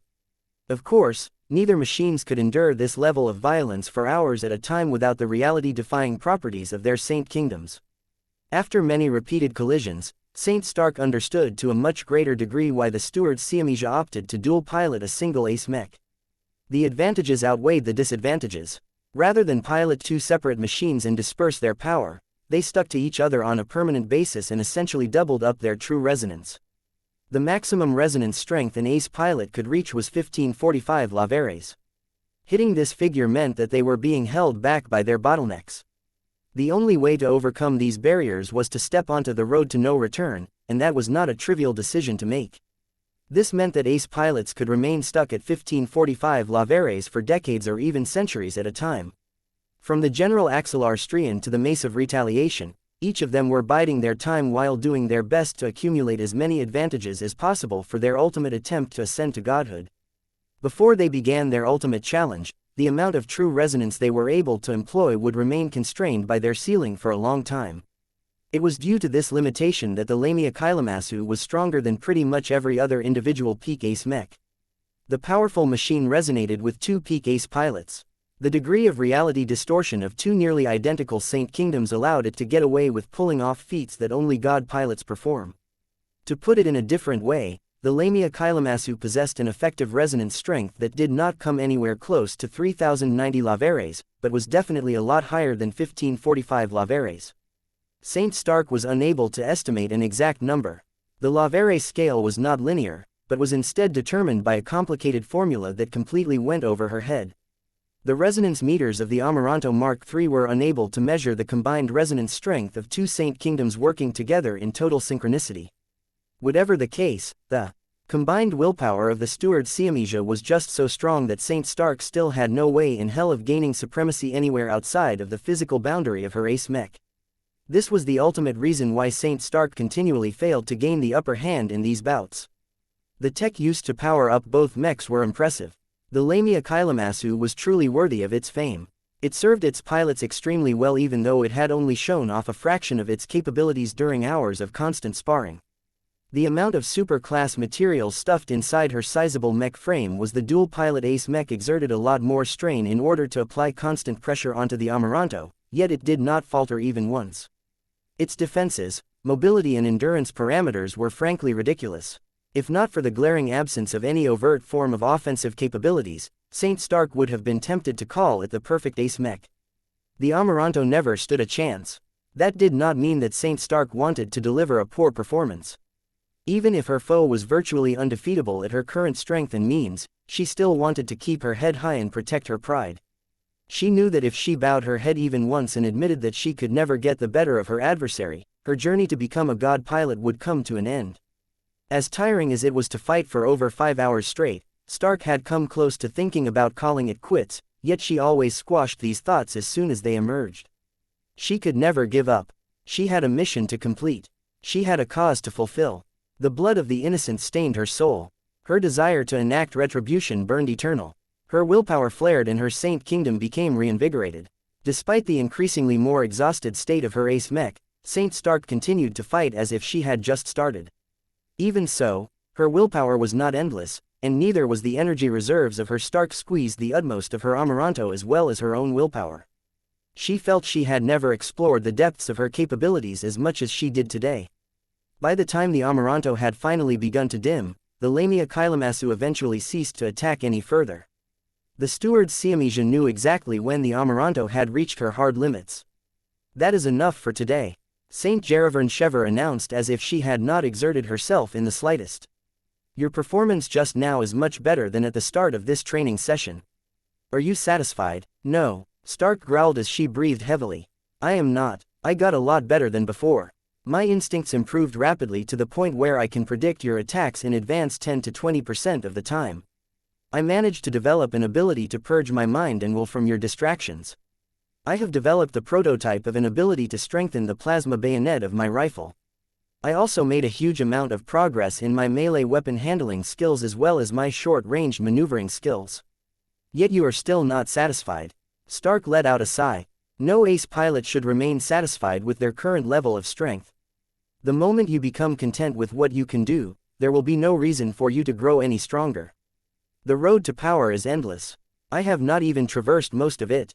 There is still far too much room for improvement. I cannot fall into the trap of complacency just because I managed to become a lot more competent at fending off enemies up close. It has only been a single day. You maintain the correct attitude. Good. Saint Aloe spoke in satisfaction. Not just any ace pilot can become a god pilot. One of the strongest contributors to a successful ascension is necessity. The weaker you think you are, the more you desire strength that is far beyond your current level. If you check your arrogance and fear enemies that are on a different level than you, then you may have a slightly greater chance of surviving the mech-body merger process. It certainly does not help if you think you are already invincible against all enemies. That made a lot of sense, but there was a part of Saint Stark that instinctively objected to this viewpoint. What of our pride? What is our confidence? There are many sources that emphasize the importance of confidence and belief in your own strength as the foundation of your willpower. I know this to be true. If I think of myself as weak, my willpower becomes brittle and easier to break. That is one of the persistent tests that any expert pilot and ace pilot must endure. Jerry answered, "You must find a balance that works out for you. I can tell you that overconfidence will cause your growth to effectively cease. At the same time, a complete lack of confidence in your current capabilities will weaken your Saint Kingdom to the point that it will fail in protecting you from lethal harm. Neither extremes will lead to good outcomes. You must establish a balance where you can maintain enough confidence to keep up your performance, but also retain enough awareness of how lacking you are to motivate yourself to grow stronger. That doesn't sound too difficult. It is when you consider that leaning in one direction to another can influence whether you will live or die, Davia. In a fight against a powerful opponent, you need an abundance of confidence in order to perform at your best. However, the lack of perceived shortcomings will make it so that you will never improve past your ceiling. On the other hand, if you maintain the assumption that you are weaker, then you may not fight at your best, but an opportunity may arise where your urge to grasp greater power will trigger a minor or major breakthrough moment, thereby allowing you to reach a new level of strength. This works even if you have already become an ace pilot. One approach sounded safer, while the other was rife with risk. Saint Stark thought back on the expert pilots and ace pilots that she knew of. There were plenty of them that possessed an abundance of confidence. How were they able to break through? I find it hard to accept that it is that simple, she said. Aloe chuckled in amusement. That is because it is not. This is an oversimplified way of looking at how we fight and improve. Our realities are much more complicated than a single two-dimensional spectrum. I believe that ace pilots fare best when they score high in both areas. They must have supreme confidence in their own fighting prowess, yet simultaneously feel incredibly insecure about their current level of strength. Only when you can maintain both attitudes at the same time will you reach your best possible. That sounds impossible. Just a few years ago, people assumed that norms could never pilot mechs. Now they can. Nothing is impossible, Davia. Out of every human, high-ranking mech pilots such as us are best at altering our own reality. That is what you must rely upon to maintain two opposite states of mind. So long as your willpower is strong enough, everything is possible. Chapter 6771 Adequate Fighter. After the first day, Saint Stark continued to agree to undergo another extreme training session the next day. She did not have enough downtime to study the footage of the completed bouts extensively.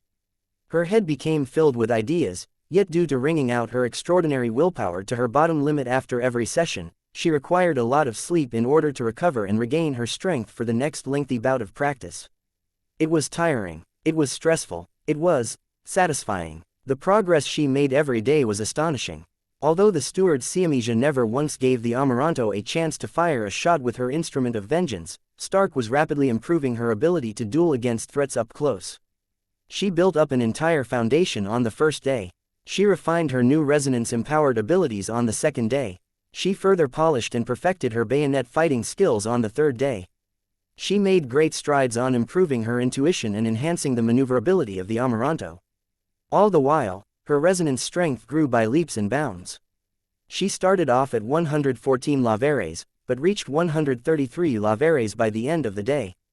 This was a huge leap in strength. Saint Davia Stark made the greatest progress in the first day, with each passing day making less and less gains. She grew disappointed when the growth of her resonance strength was approaching a plateau. Was her potential that poor? Had she become too satisfied with her growth in strength that she thought there was no need for her to grow stronger anymore? There is nothing to be worried about. Jerivern Shever reassured the junior ace pilot. The reason why you grew so quickly at first is because you had a lot of untapped potential. You only broke through rather recently, but already received an ace mech rather quickly. You are still in a rapid growth stage, but it is not obvious because your willpower does not grow automatically. You need to exercise it and push yourself to your raised limits. Only when you activate your new potential are you able to cash in your elevated strength. The reason why your growth is slowing down is because there is no reserve left. You are still improving, but at a much slower rate. Stark grew reassured. The explanation made sense. Besides, she knew in her heart that she still had a lot more room for growth. For several days, we have insisted on training your ability to defend against threats at closer ranges. Aloe spoke. This crash course on self-defense has yielded great improvements. While it is too much to expect you to become an adequate fighter when you are being threatened at point-blank range, you are no longer a floating target dummy as before. We are especially satisfied with how much your intuition and your reaction speed has improved. Anticipation and speed are your most important weapons to defend against sudden attacks. Your penchant for fighting from the rear has caused your scores in these areas to atrophy for too long. Now, they are much closer to standard than before. That meant that there was still a lot of room for improvement. Saint Stark agreed with the statement that a few days of intensive sparring was not enough to reach a standard that would enable her to survive most ambushes against hostile ace mechs or phase lords. However, it was a start. Stark could steadily engage in her own form of practice from here on out. Her progress wouldn't be as quick without the cooperation of another ace pilot, but she could manage by herself. If not for the fact that the MSTS persistently had problems with accurately simulating the performance of ace mechs affected by ridiculously strong levels of true resonance, Stark in her living mech would have been able to gain a lot of practice in virtual training. I have to admit that learning how to fend off enemies up close has become a gratifying experience. Saint Stark admitted, there were many moments where I felt frustrated, disappointed and angry. What the two of you have subjected me to is truly a form of torture. However, I am clearly able to tell that it is for my own good. Fighting against you has improved me almost as much as a fight against a phase lord. Just because I do not like your method doesn't affect my understanding of their necessity. Both Aloe and Jerry Shever smiled. We are always happy to help. We deliberately rile you up and make you feel suffocated because we have found that ace pilots are able to realize their potential faster when they are uncomfortable. The more their mood deteriorates, the more they are focused on improving their performance. That is exactly what happened to you. Your skills have grown remarkably quickly and you have also strained your creativity to develop new ways to empower your ace mech with your Saint Kingdom. There was no reason for Saint Stark to hold a grudge against the steward xianxia. The Rubarthan Saints employed orthodox methods to produce quick results, and they succeeded. Stark's expression dropped when she thought about the necessity of such a rough training method. I fear that I may have to put my new skills and abilities into practice sooner than later. What are the native aliens up to these days? I have already heard that they have started to assault the 5th Defensive Band. That is correct, Davia. The aliens are amassing their phase fighters and warships in many strategic star systems. They have yet to attack in great numbers, but they have already commenced a few determined assaults in the middle and lower zones. What about the upper zones such as the one we are in right now? The native aliens are taking their time, Aloe said. Their warships have already begun to arrive in greater numbers in this star system, and they have already begun to spread out in order to scout the terrain and engage in skirmishes against mech patrols. Only one greater phase lord has emerged in the Xianxia system so far, but there will definitely be more. The Red Cabal knows that they must bring more in order to resist my methods. We cannot predict when the other phase lords will arrive, and how soon they will besiege Xianxia 8E. There were 3 developed satellites of significant strategic importance. One of the larger moons that orbited the gas giant known as Xianxia 8E would be the first stage of this lengthy battle for control. Saint Stark thought about the complicated fight that would ensue at first. Xianxia 8 captured plenty of moons. Each of them orbited the gas giant at different heights, angles and speeds. This created a complex space combat environment where both enemies and allies could hide behind moons or slingshot themselves around to surprise their enemies. What muddled up the battlefield even further were gravity and exotics. Gas giants always produced weird environments where multiple forces of gravity intertwined with. There were also rich deposits of high-grade exotics and as well as hypermaterials on the moons and in the gas giant itself. All of this produced energetic reactions, which could produce a myriad of uncontrolled effects. Mixing them up made the environment even more unstable. All of these variables produced additional problems for Saint Stark. There were clearly more opportunities for the enemies to sneak their forces close and attack ranged mechs such as the Amaranto Mark III at closer ranges. Perhaps this was one of the other driving reasons why the steward xianxia insisted that the Amaranto Mark III was ready to hold her ground if she was ever ambushed at close range. Do you think I should continue to polish and strengthen my ability to fight at close range? Saint Stark sincerely asked. If I continue to invest in this training, I think I can actually become even better. If you let me borrow a plasma sword or if I request a custom melee weapon from the Larkinson clan, I may be able to take many would-be slayers by surprise by briefly matching their efforts at close range. As you have already said, my sniping abilities are already good. Both Aloe and Jerry looked skeptical. Jerry Shever ultimately shook her head. If you began your career by piloting a multi-purpose mech and only later chose to specialize in piloting ranged mechs, then an argument could be made about going back to your roots. Your record indicates that this is not the case.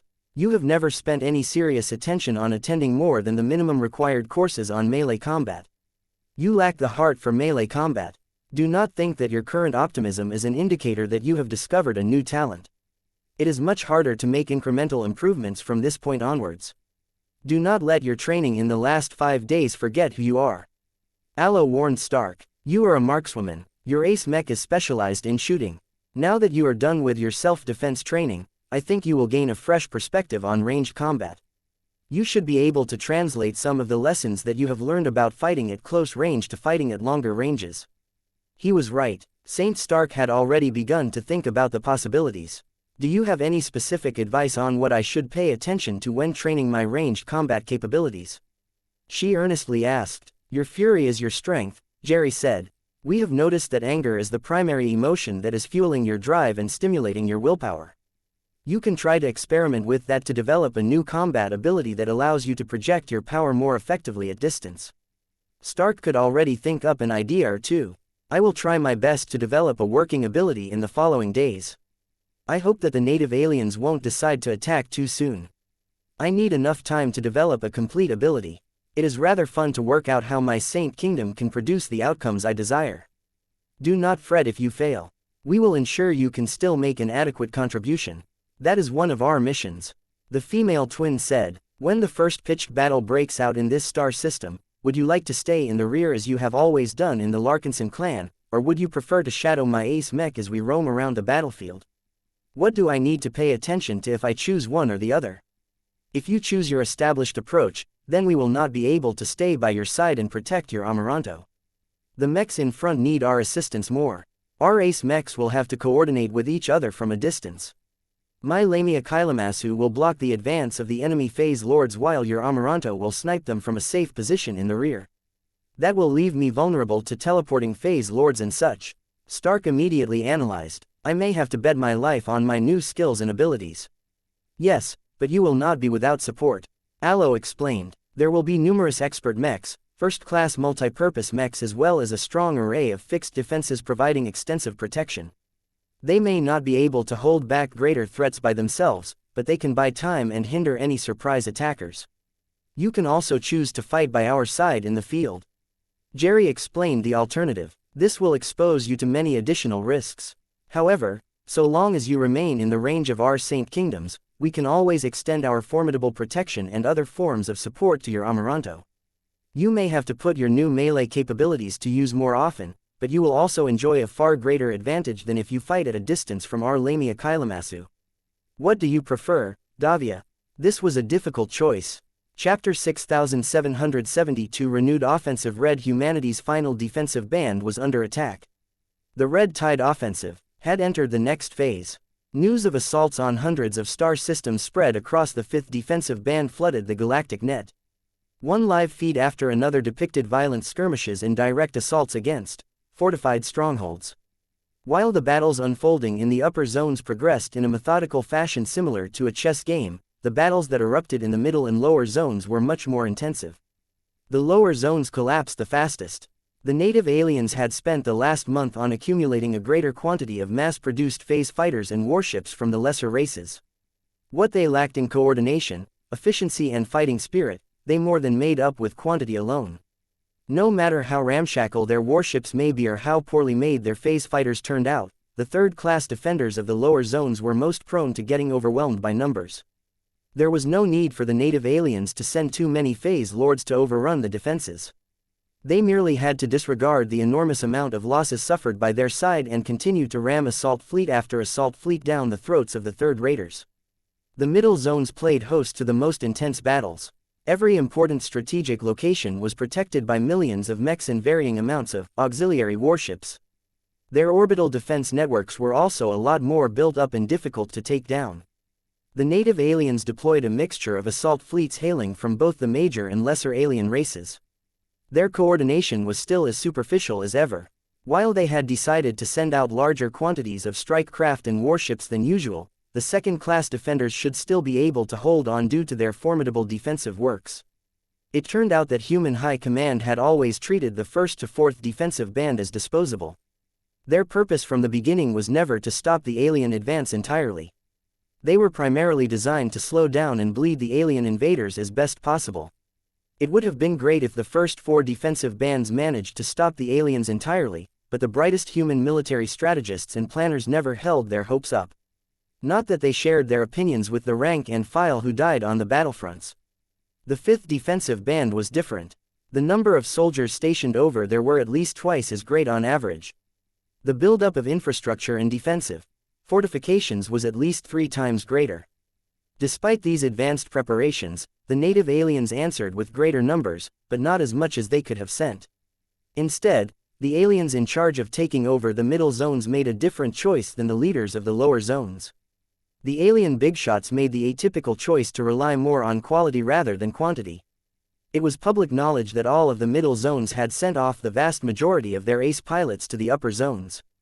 This created a critical gap in the defensive strategies previously employed by the humans stationed in these vulnerable territories. The final battles over the control of the 4th defensive band conclusively verified that the humans had not engaged in any subterfuge. They truly abandoned the middle zones and chose to transfer their strongest champions to the upper zones. This made the phase lords assigned to the middle zones ecstatic. Not only did more of them volunteer to take over these underprotected territories in the name of their alien dominions, they also brought in their personal forces, which were considerably more elite and well-equipped than the usual forces assigned to attack the middle zones. The increased numbers of elite phase fighters and capital warships assaulting the strongholds of the middle zones clearly took a huge toll on the latter. Even if the defenders of the 5th defensive band were able to withstand the onslaught for the most part, the destruction of so many mechs and defensive fortifications could not be made up in a short amount of time. Wave after wave of alien attacks continued to take place over the span of days and quickly started to wear down the strategic depth of the defending forces. In a few cases, the greater phase lords fighting in the middle zones boldly risked substantial injuries to their massive true bodies and advanced close enough to wreck the most powerful and well-equipped space fortresses with their physical and spatial might. The lack of ace mechs that were capable of holding them back meant that the defenders could do almost nothing against them. Their only solution was to allocate lots of firepower to exhaust their ridiculously strong spatial barriers. The efficiency of this method was so low that the greater phase lords were able to laugh with impunity as they were able to dismantle important nodes of an orbital defense network while absorbing blows that were powerful enough to obliterate an entire assault fleet. This was the power of extraordinary superdimensional beings. Much of what they were capable of went beyond the scope of conventional science. The phase water flowing inside their veins fundamentally transformed their true bodies into organic miracles that were still difficult for humans to decipher. Whatever the case, the gap between superdimensional and non-superdimensional combatants was so big that the latter needed a lot of advantages just to overcome their enormous handicap. As the final defensive strongholds of the middle zones began to falter in time due to the relentless efforts of highly motivated phase lords, more and more people placed their hopes in the upper zones. Every soldier involved in the war effort had learned that human high command had placed all of their hopes on the upper zones. So long as the defenders of this zone were able to not only hold back the invading alien forces, but also beat them back while culling much of their numbers, Red humanity would finally be able to launch a serious counterattack.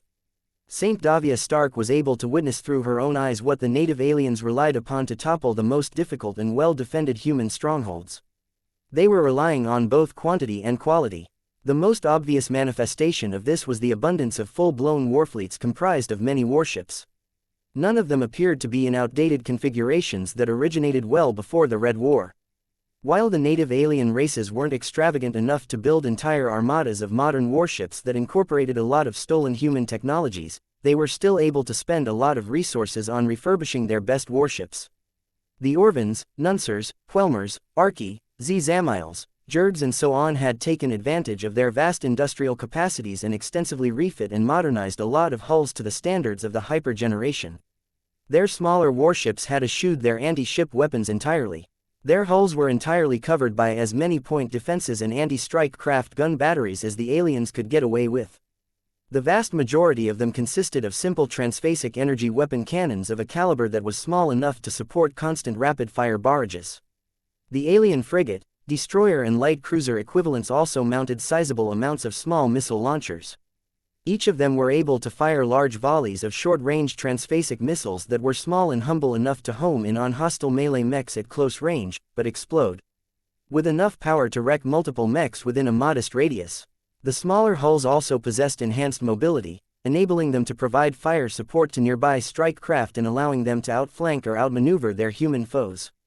While the sub-capital warships weren't particularly tough enough to last long when confronted by accurate and concentrated firepower, the native aliens had constructed or modernized enough of them that the human defenders had to waste a lot of time to whittle down their numbers. The capital ships were more concerning. They mainly boasted a mix of tertiary gun batteries and primary gun batteries. Most of the alien races had evidently abandoned the use of secondary gun batteries for their largest and most expensive warships. This was because the humans did not make heavy use of warships, particularly sub-capital ones that secondary armaments were most suited to attack. The tertiary gun batteries were essential to making the lives of swarming melee mechs miserable. The primary gun batteries solely consisted of slow but immensely powerful siege cannons that were able to exhaust the defenses of static fortifications in quick order. With the new and optimized naval configurations, the modernized warships assigned to punch through the upper zones were clearly well prepared to assault the strongest and most formidable human defenders in the Red Ocean. Alongside them were the elite phase fighters. While their overall strength and sophistication still fell short of first-class multipurpose mechs, the native aliens had built up enough carriers to deploy millions or in some cases tens of millions of them in every contested star system. Not only were these phase fighters more difficult to defeat due to their ubiquitous Azure shield generators, they were also substantially better piloted than Saint Stark was accustomed to in the middle zones. The aliens assigned to pilot these phase fighters are always professional soldiers that understand the value of discipline and coordination. Saint Alochever explained to Stark. The races that trained them also held them back long enough to train them properly while incorporating the lessons learned over the course of the Red War. The pilots have all learned many tactics on how to deal with mechs. Their tech was also better and more uniform. A single-phase fighter was not strong enough to wear down the defenses of a first-class multi-purpose mech by itself. What if a dozen phase fighters attacked the same mech? As long as the disparity in numbers grew great enough, even the most elite and storied mech forces of the first raiders would succumb. How many first-class multi-purpose mechs and other first-class mechs do we have at our disposal in this star system? Saint Stark asked. That information is classified, Jerevern Shever answered. In truth, we am not fully informed of the numbers ourselves. We are still trying to scrape as many reinforcements as we can. Officially, the Xianxia system hosts at least 8 full Rubarthan mech corps, each of which can field around 50,000 first-class multi-purpose mechs. We also host at least 1 full Rubarthan Carmen mech corps.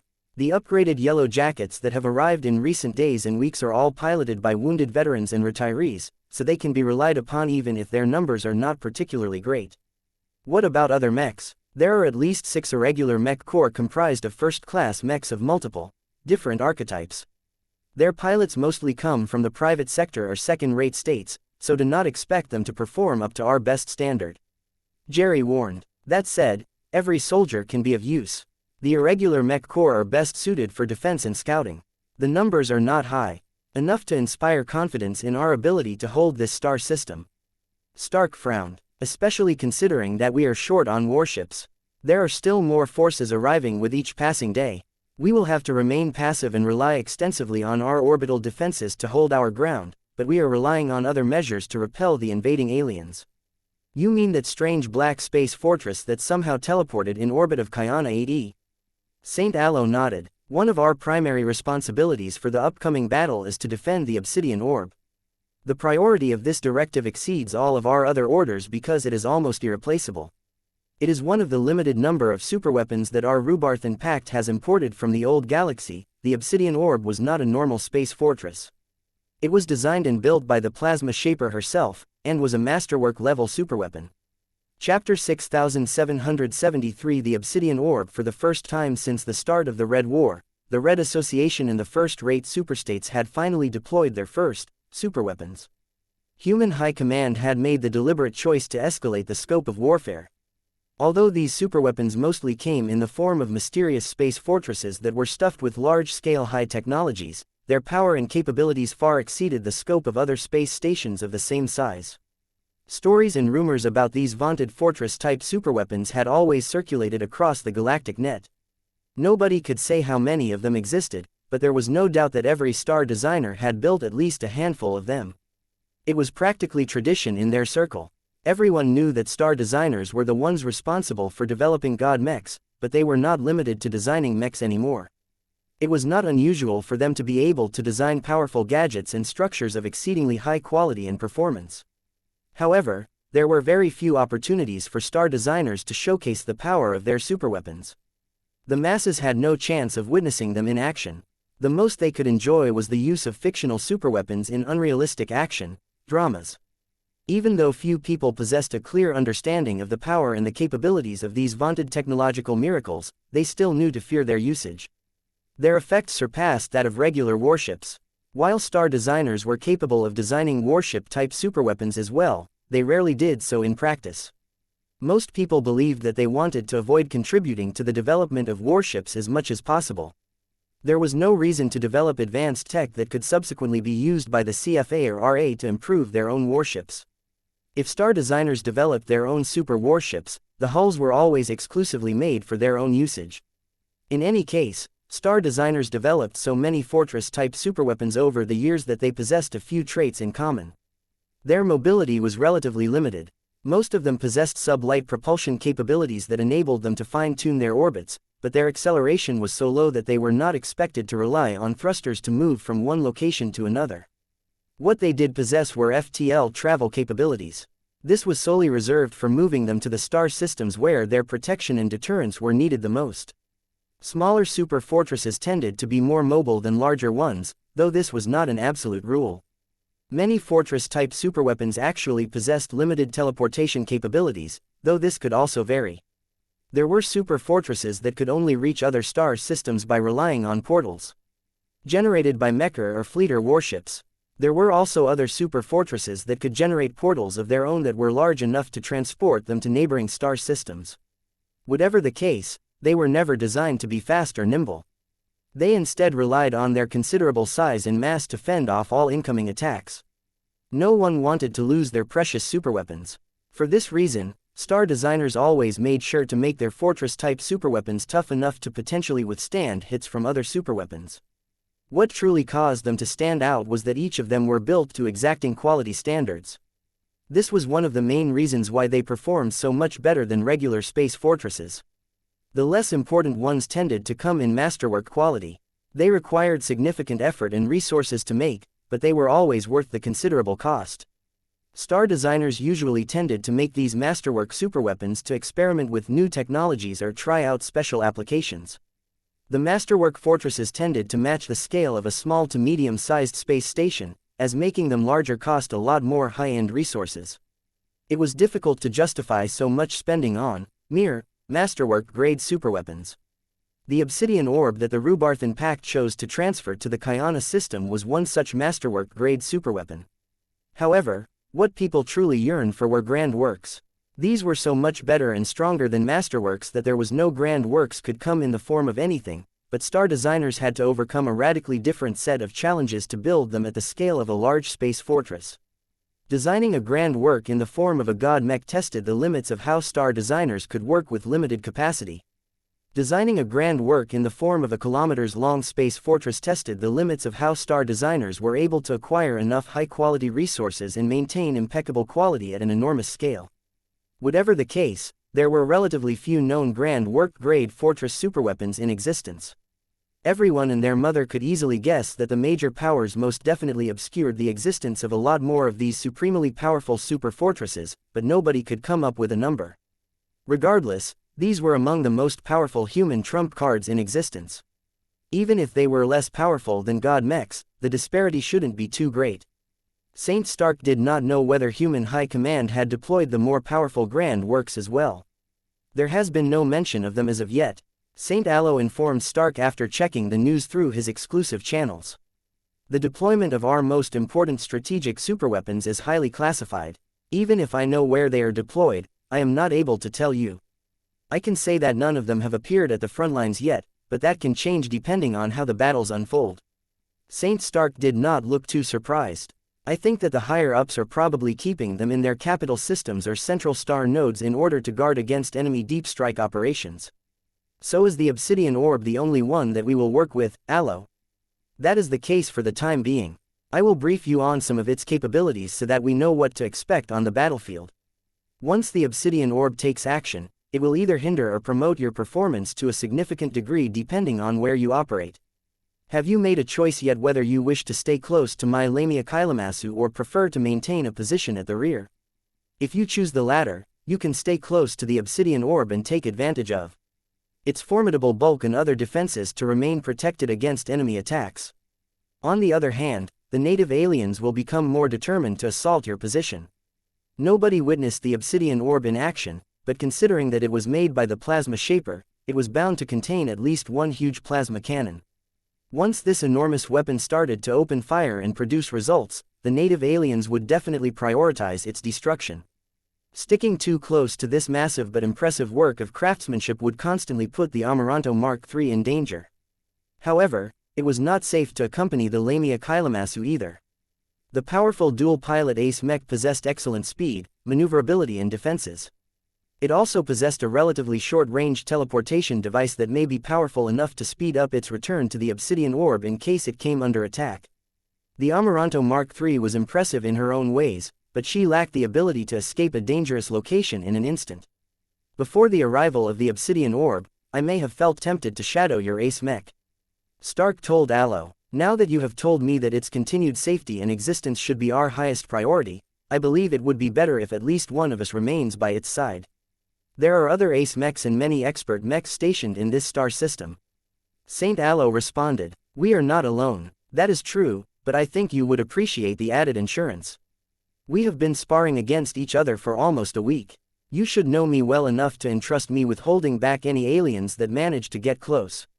Both Allie and Jerry stared hard at Saint Stark, but they eventually decided to accept the, very well. I will primarily be needed to hold back the alien phase lords. We will have to remain in a forward position and attract as much ire and firepower as possible. We can still extricate our Lamia Kylamasu and return to the rear in an emergency, but you must mind the delay. It was not ideal for the Lamia Kylamasu to clash directly against the enemy phase lords at the front, but its combination for excellent mobility and defenses enabled it to function as a space knight to a degree. No matter what, the Rubarthans could not allow a single phase lord to get close to the obsidian orb. I hope that the obsidian orb produces a powerful enough warp interdiction field to prevent phase lords from punting it straight into the nearby gas giant. Stark said, "Not to worry, Davia. The obsidian orb is equipped with a specially developed Zeta-70 super warp interdictor that is far more effective than the more common Zeta-65 versions. Its interior and surface is also embedded with a large amount of space suppressors, mainly to prevent enemies from teleporting directly inside or on top of the super fortress." The mention of a Zeta-70 super warp interdictor reassured Venerable Stark somewhat. The Spirit of Bentime came equipped with the Zeta-65 and it had always worked great at protecting the factory ship and the rest of the expeditionary fleet from alien interceptions. The Zeta-70 version, which was evidently exclusive to superweapons, must definitely be able to inhibit teleportation and all kinds of other spatial shenanigans in a wider radius. Operating at a close distance from the obsidian orb should also make it harder for enemies to approach the Amaranto Mark III. However, the steward xianxia warned him about getting too close. The obsidian orb will run hot when it starts to take action. Jaravern Shever warned, it is equipped with at least one main gun that is enormous and almost certainly capable of launching immensely destructive plasma bolts. It is equipped with smaller but still deadly plasma cannons as well. Finally, it protects itself against damage with its powerful and large-scale plasma shield. Your Amaranto Mark III will most certainly get affected by collateral damage if you stray too close. Thank you for the reminder, Jerry. I will make sure my Amaranto Mark III keeps a certain amount of distance. If you are willing to remain in the rear, then do not stay far enough away that you will be unable to come to its rescue if the native aliens still manage to get close enough. The loss of the obsidian orb will make it much harder for us to defend our other star systems in the future." As the discussion about the obsidian orb came to an end, Saint Stark asked one more important question. Will the native aliens deploy superweapons of their own? Nobody can tell. Saint Aloe shook his head. We have chosen to escalate first. This should come at a surprise to the Red Cabal. They may choose to reciprocate, though we are unclear whether their fortress-type superweapons measure up to ours, as they do not have any star designers of their own. Without makers of this caliber, the performance will never catch up. The closest the native aliens have come to matching our superweapons are their tide stations. Davia Stark could argue that the full collection of tide stations were the most powerful fortress-type superweapons in the Red Ocean. After all, their lack of masterwork or grand work quality did not hinder them from teleporting an entire dwarf galaxy 50 million light-years away. This was a feat that could only be replicated by a god, and a very powerful one at that.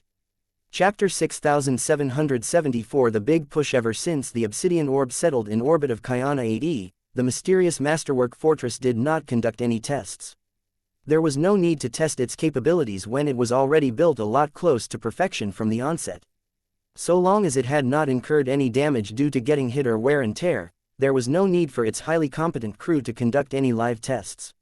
Saint Stark spent the remaining days until the inevitable attack on improving her skills and abilities. She cherished each additional day of practice as the native aliens continued to accumulate their forces. Her ability to fight at close range had experienced a huge improvement. She still maintained a lot of confidence in her marksmanship at longer ranges, but she could use more work in improving her ability to deal against multiple enemies at medium range. The Amaranto Mark III began to shoot at large quantities of cheap and disposable target dummies. The Rubarthans were able to produce them en masse for an affordable price, as they did not need to be made out of expensive alloys. However, they needed to be fast and agile enough to give Saint Stark a decent challenge. Their compact sizes and excellent maneuverability made it difficult for the Amaranto to take them down in sequence with the least possible delay. The instrument of vengeance was a luminaire crystal rifle that was optimized for maximum firepower. Its firing rate had always been a lesser concern. Fortunately, the upgraded power reactor enabled the Amaranto to charge up the rifle fast enough to be able to fire serviceable energy beams at an acceptable firing rate. The frequency of attacks did not come close to matching that of other ace rifleman mechs, but it at least granted the Amaranto Mark III a means of thinning swarms of elite phase fighters. Shouldn't phase fighters be a lower priority to us? Stark questioned. There are plenty of orbital defense platforms and first-class multi-purpose mechs that can handle the enemy's small craft. That may not necessarily be the case. The elite phase fighters are almost always armed with powerful transphasic missiles. If they are able to outmaneuver our mechs, they may be able to get close enough to launch their payloads at the obsidian orb. Its defenses will not break after getting hit by hundreds or thousands of missiles, but it will deplete them much faster. It is worse if the phase fighters are equipped with space suppressors. Space suppressors. Given how ubiquitous space suppression modules had become, the Cosmopolitans easily stole the technology and converted them to alien usage. The main reason why phase fighters had not been equipped with space suppressors in the past was because the strike craft preferred to maintain their distance from their foes. However, if the aliens wanted to take down a strategic asset like the obsidian orb as effectively as possible, they could drain its defenses a lot faster if it was swarmed by thousands of phase fighters that generated their own space suppression fields. Will the aliens employ this tactic against the obsidian orb? They have done so in the past against other important fortifications. The obsidian orb is much stronger and more threatening than those orbital fortifications, so the alien commanders would be stupid to hold back. Stark frowned. Her Amaranto Mark III was not suited to take down lots of weaker targets. That was what the Minerva and Promethea were for. Both high-ranking mechs were much more capable of swatting down lots of flies. So I should divert my firepower to advancing alien strike craft and missiles as long as they are capable of threatening the obsidian orb, is that correct? Correct. We are aware that you would much prefer it if you attack the enemy phase lords, but trust me, the obsidian orb can repel them much more effectively than you. Your Amaranto Mark III may be a powerful masterwork ace mech whose performance is drastically amplified by your Saint Kingdom, but the obsidian orb is a massive station-sized masterwork that is filled with tech that is no worse. It may lack true resonance empowerment, but its enormous scale alone more than makes up for this shortcoming. That was what made the obsidian orb so mysterious in the eyes of Saint Stark. She still couldn't figure out its full power despite staring at it ever since it arrived in the Kyana system. Its reflective black surface continued to obfuscate its secret. The entire surface had a blocking effect similar to alloys infused with soulless gas, so Saint Stark was not able to glean much information. She could only go by the words of the steward xianxia to judge its effectiveness. I hope the expectations we place on it are not misplaced. The guest pilot said, You Rubarthans are all placing a huge amount of confidence in it, but since it is visible in the open, the native aliens will definitely be able to take this super fortress into account. Good. Jerry smiled in satisfaction. This added variable is the reason why the alien commanders have yet to commence a direct assault. Delays are good. Delays will disrupt the offensive rhythm of our enemies and cause their greater plans to become disjointed. The native aliens are already diverting reinforcements originally allocated elsewhere to star systems such as ours in order to prevent the assaults from turning into disasters. We are putting an especially great strain on their phase lords. Super fortresses such as the obsidian orb can only be defeated or driven away by their native gods. There shouldn't be enough of them to overwhelm all of our prized masterwork fortresses. This caused Davia Stark to figure out the intent behind the move to put the super fortresses into action. They were a direct response against the enemy phase lords. There were only so many of them participating in the Red War at the moment. The Red Cabal faced a difficult choice. They could either disperse their phase lords across many different star systems and incur greater losses as a result, or they could suspend the attacks on numerous star systems in order to concentrate more phase lords in the places that hosted these superweapons. In other words, the alien commanders had to choose between bleeding time or bleeding phase water-infused blood. Saint Stark personally hoped that the aliens would be arrogant enough to spread their phase lords thin. The 5th defensive band might still fall anyway, but at least the human defenders should have a better chance of winning their local battles. On a fateful day, the aliens had ceased to skirmish the human scout forces in the periphery of the star system. They had clearly consolidated their forces and moved out in order to assault the first of 3 fortified positions. How many phase lords? 18 in total. There are 2 greater phase lords leading 16 lesser phase lords. That is, less than I expected. I agree, Davia. The alien commanders have proven to be patient, Shrewd and cautious, so they must definitely know that this is not enough to dislodge the obsidian orb, let alone destroy it. My intuition tells me that they are hiding a powerful surprise of their own. This may come in the form of hidden greater phase lords or weapons of mass destruction. Remain watchful. As the alien armada continued to advance towards Xianxia 8E, the human defenders received another piece of news. An explosive development had occurred that shocked everyone. This is bad. Xianxia is cut off from the galactic net. Many people began to fear the worst. As time passed by, numerous starships that had stopped just beyond the edge of the Xianxia central star node confirmed that their FTL travel got cut short because the entire star system by a strong spacetime bubble. Those damn aliens. They pulled off the same trick they used to isolate Bridgehead 1. So this is where the missing alien forces ended up. It turned out that they had been sneaking through our territories for the purpose of attacking our important star system. What are the mechers and fleeters doing? It is dead obvious that the aliens might pull off this stratagem again. Why hadn't they been able to stop it before the aliens were able to do it again? Wait, the latest news reports that the spacetime bubble is losing power at a very fast rate. It won't last more than a week. It sounds like the defenders failed to prevent the spacetime bubble from going off, but they are at least able to tear it down at record speed. Besides, ever since the Bridgehead 1 debacle, we have all learned our lesson and dispersed everything important across many different star systems. Xianxia is still important, but it isn't irreplaceable.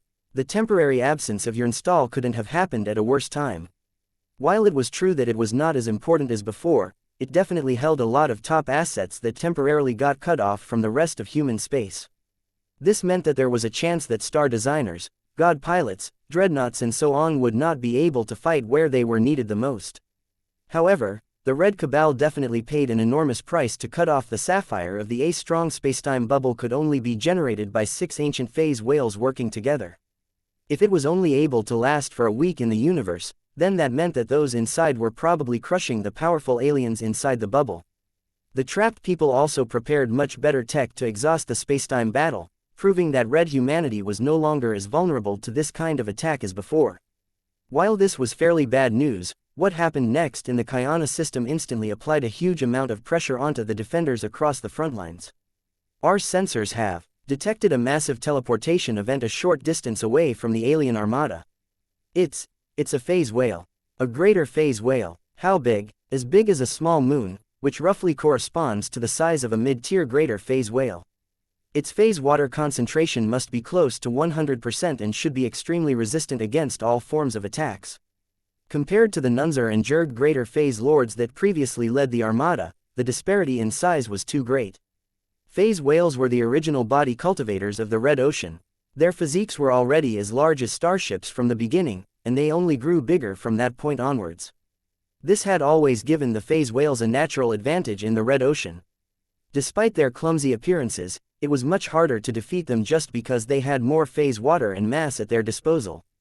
Allo, Jerry, is the obsidian orb capable of defeating a greater phase lord of this size? I suppose we will find out, Davia. We need to adjust our plans. Even though the greater phase lord was still far away from Xianxia 8E, the alien aquatic titan already seemed to cast a dark shadow over the fortified moon. The Xianxia system was not the only location that became host to phase whales. Reports came in of other star systems detecting the arrival of phase whales, both lesser and greater ones. Pretty much every contested star system in the upper zones was at risk of falling due to the unexpected arrival of so many phase whales. The Red Cabal had finally decided to stop hanging back. After studying the human defenders and figuring out their threat levels, the phase whales finally gained the confidence to lend their strength to the offensive. The mass dispatch of phase whales signified their determination to topple the last line of defense and eradicate the humans from the Red Ocean once and for all. We are in deep trouble. I thought these phase whales were lazy. How many of them came out of hibernation? Stop complaining and start fighting. Chapter 6775 The Divine Ma. The phase whale race had begun to move in earnest. Previously, the phase whales had been content to remain behind the scenes. As the original gods of the Red Ocean, they commanded enough respect and worship from the other races that their absence from the battlefield did not generate any complaints. It helped that the phase whales of the Red Cabal successfully united the rivaling major races and bound them together in order to accomplish a common cause.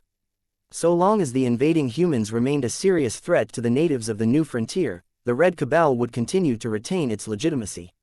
This effectively put the phase whales in charge of all of the aliens in the Red Ocean. Of course, the real situation was probably a lot more nuanced than that. Not every alien race worshipped the phase whales as literal gods, and there were probably a lot of phase lords that secretly desired to tear down the presumptive overlords. For years, the phase whales kept themselves out of harm's way while using the humongous population of the other races as literal cannon fodder. The phase whales did not care about the feelings or opinions of these aliens, particularly the lesser ones. Even if the low-ranking aliens objected to their suicidal missions, there was no need for the mighty phase whales to act in person. There were plenty of enforcers of other races that could easily squash dissent before it could spread. Thus, the Red War unfolded as the phase whales desired. A lot of human and alien blood got spilled across the front lines, yet rarely if ever did the blood originate from an actual phase whale. They could have stuck to this pattern and continued to drive the phase lords of the other races to risk their lives on the battlefield. This was an excellent opportunity to cull the native gods of the other races and prevent them from having any rebellious ideas down the line. The fact that the phase whales chose to enter the fray in person showed that they had different ideas. Whether the phase whales were forced to respond to political pressure or whether they moved out because they genuinely sought to maximize their chances of inflicting a fatal blow to red humanity, the phase whales had moved out in great numbers. Not only did they show up in many contested star systems in the upper zones, they had also invested at least 6 ancient phase whales to temporarily envelop the Xianxia central star node in a greater spacetime bubble. The latter was a particularly costly investment and one that would likely end with all of the powerful phase whales dead at the hand of Xianxia's extremely powerful defenders. Ancient phase whales may be true god-level existences, but red humanity had its own gods. Nobody was too concerned about Xianxia. Its defenders would be able to free the central star node from its isolation. Still, the temporary isolation already created a lot of ripple effects. Xianxia was home to a lot of research institutions and production facilities. It served as the center of trade and became a nexus of human civilization. Most crucially, Xianxia was one of the few star systems where Terrans and Rubarthans could tolerate each other's presence. Trade between the Terran Alliance and the Rubarthan Pact proceeded a lot more smoothly even if they had to put up with the pretense of relying on the services of third-party brokers. Human high command definitely had a strong presence within Xianxia as well. Even if the military strategists and their enormous staff had made an effort to decentralize their offices, the loss of Xianxia still inflicted a symbolic and operational setback during one of the most critical weeks of the Red War. It was not an exaggeration to say that the outcome of the battles unfolding in the next months would decide the life and death of red humanity. As the native aliens assigned to take over the Xianxia system had begun to advance towards the 8th planet from the star, all of the defending forces stoically prepared to fight for the future of their race and civilization.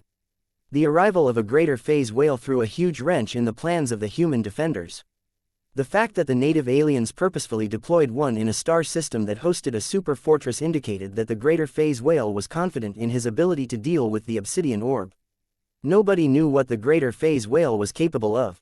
The phase whales hadn't exactly fought much in battle, and they had definitely made far better preparations in order to properly fight against their human foes. The intelligence services worked hard to gather as much data as possible. They were familiar with at least some of the phase lords that accompanied the armada, but half of them were completely new. As the battle was only a little over an hour away, the intelligence gathered by operatives embedded in numerous alien societies finally managed to transmit enough useful information to hold a small briefing. Saint Stark studied the intelligence package carefully. She took note of any relevant information about their equipment and defensive capabilities. You can peruse the information on the 16 lesser phase lords at your own leisure. Saint Aloe told the guest pilot. Do not dismiss their threat. Unlike the lesser phase lords that are assigned to attack the middle zones, these ones are a caliber above. Their lineages and backing are better. Their phase water organs are rarer and better developed. Their raiments can withstand powerful attacks considerably better and are equipped with other advanced tech. Their biggest shortcoming is their ego. They are more full of themselves and typically have poor teamwork. Shouldn't their greater phase lords or the greater phase whale keep them in line, Aloe? Saint Stark asked. Not exactly. Think about it. The phase lords assigned to the middle and lower zones usually have good mortal backgrounds, but are practically the equivalent of grassroots civilians in their societies. The lesser phase lords that we are about to fight against are the most favored scions of older alien dynasties. There are many implications, but the most important one you should keep in mind is that they are a better match against junior ace mechs. If you are not careful enough, they can end your life and the life of your mech. It made sense. These lesser phase lords were a cut above the rest of their kind. Assigning them to the upper zones was a rational choice as they were much more capable of withstanding first-class firepower. These phase lords also have a habit of hiding behind the bulk of their own warships, especially if they are assigned to the Rubarthan front. Jerry Shever added, "They respect and fear our firepower, with good reason. Their spatial barriers are ridiculously strong, but mortal firepower can still tear them down as long as it is vast enough. The aliens will seek to close in, then. Yes, you may very well be forced to put your new training to use. The greater phase lords are much more concerning. The descent of xianxia is a familiar sight among us. He is a Nunzer greater phase lord that has led the gradual conquest of the previous defensive bands for years in the Monroe upper zone. He is familiar with our mechs, our tech, our doctrines, our thinking and so on. He will not be fooled by our tricks. What is worse is that he has been awarded with a Saint Piercer, though its size is fairly limited. The greater phase lord will have to maintain a more compact body form in order to wield it as a polearm.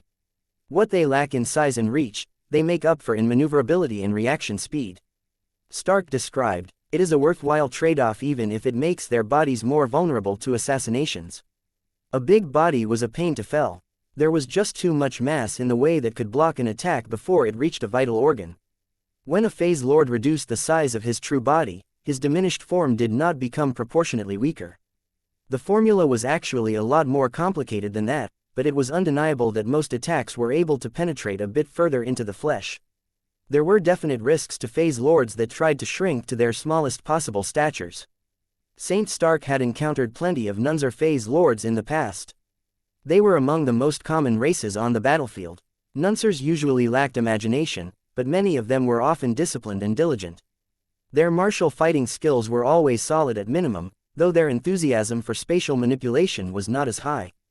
Davia Stark had grown familiar enough with their biologies to know where she should target her instrument of vengeance.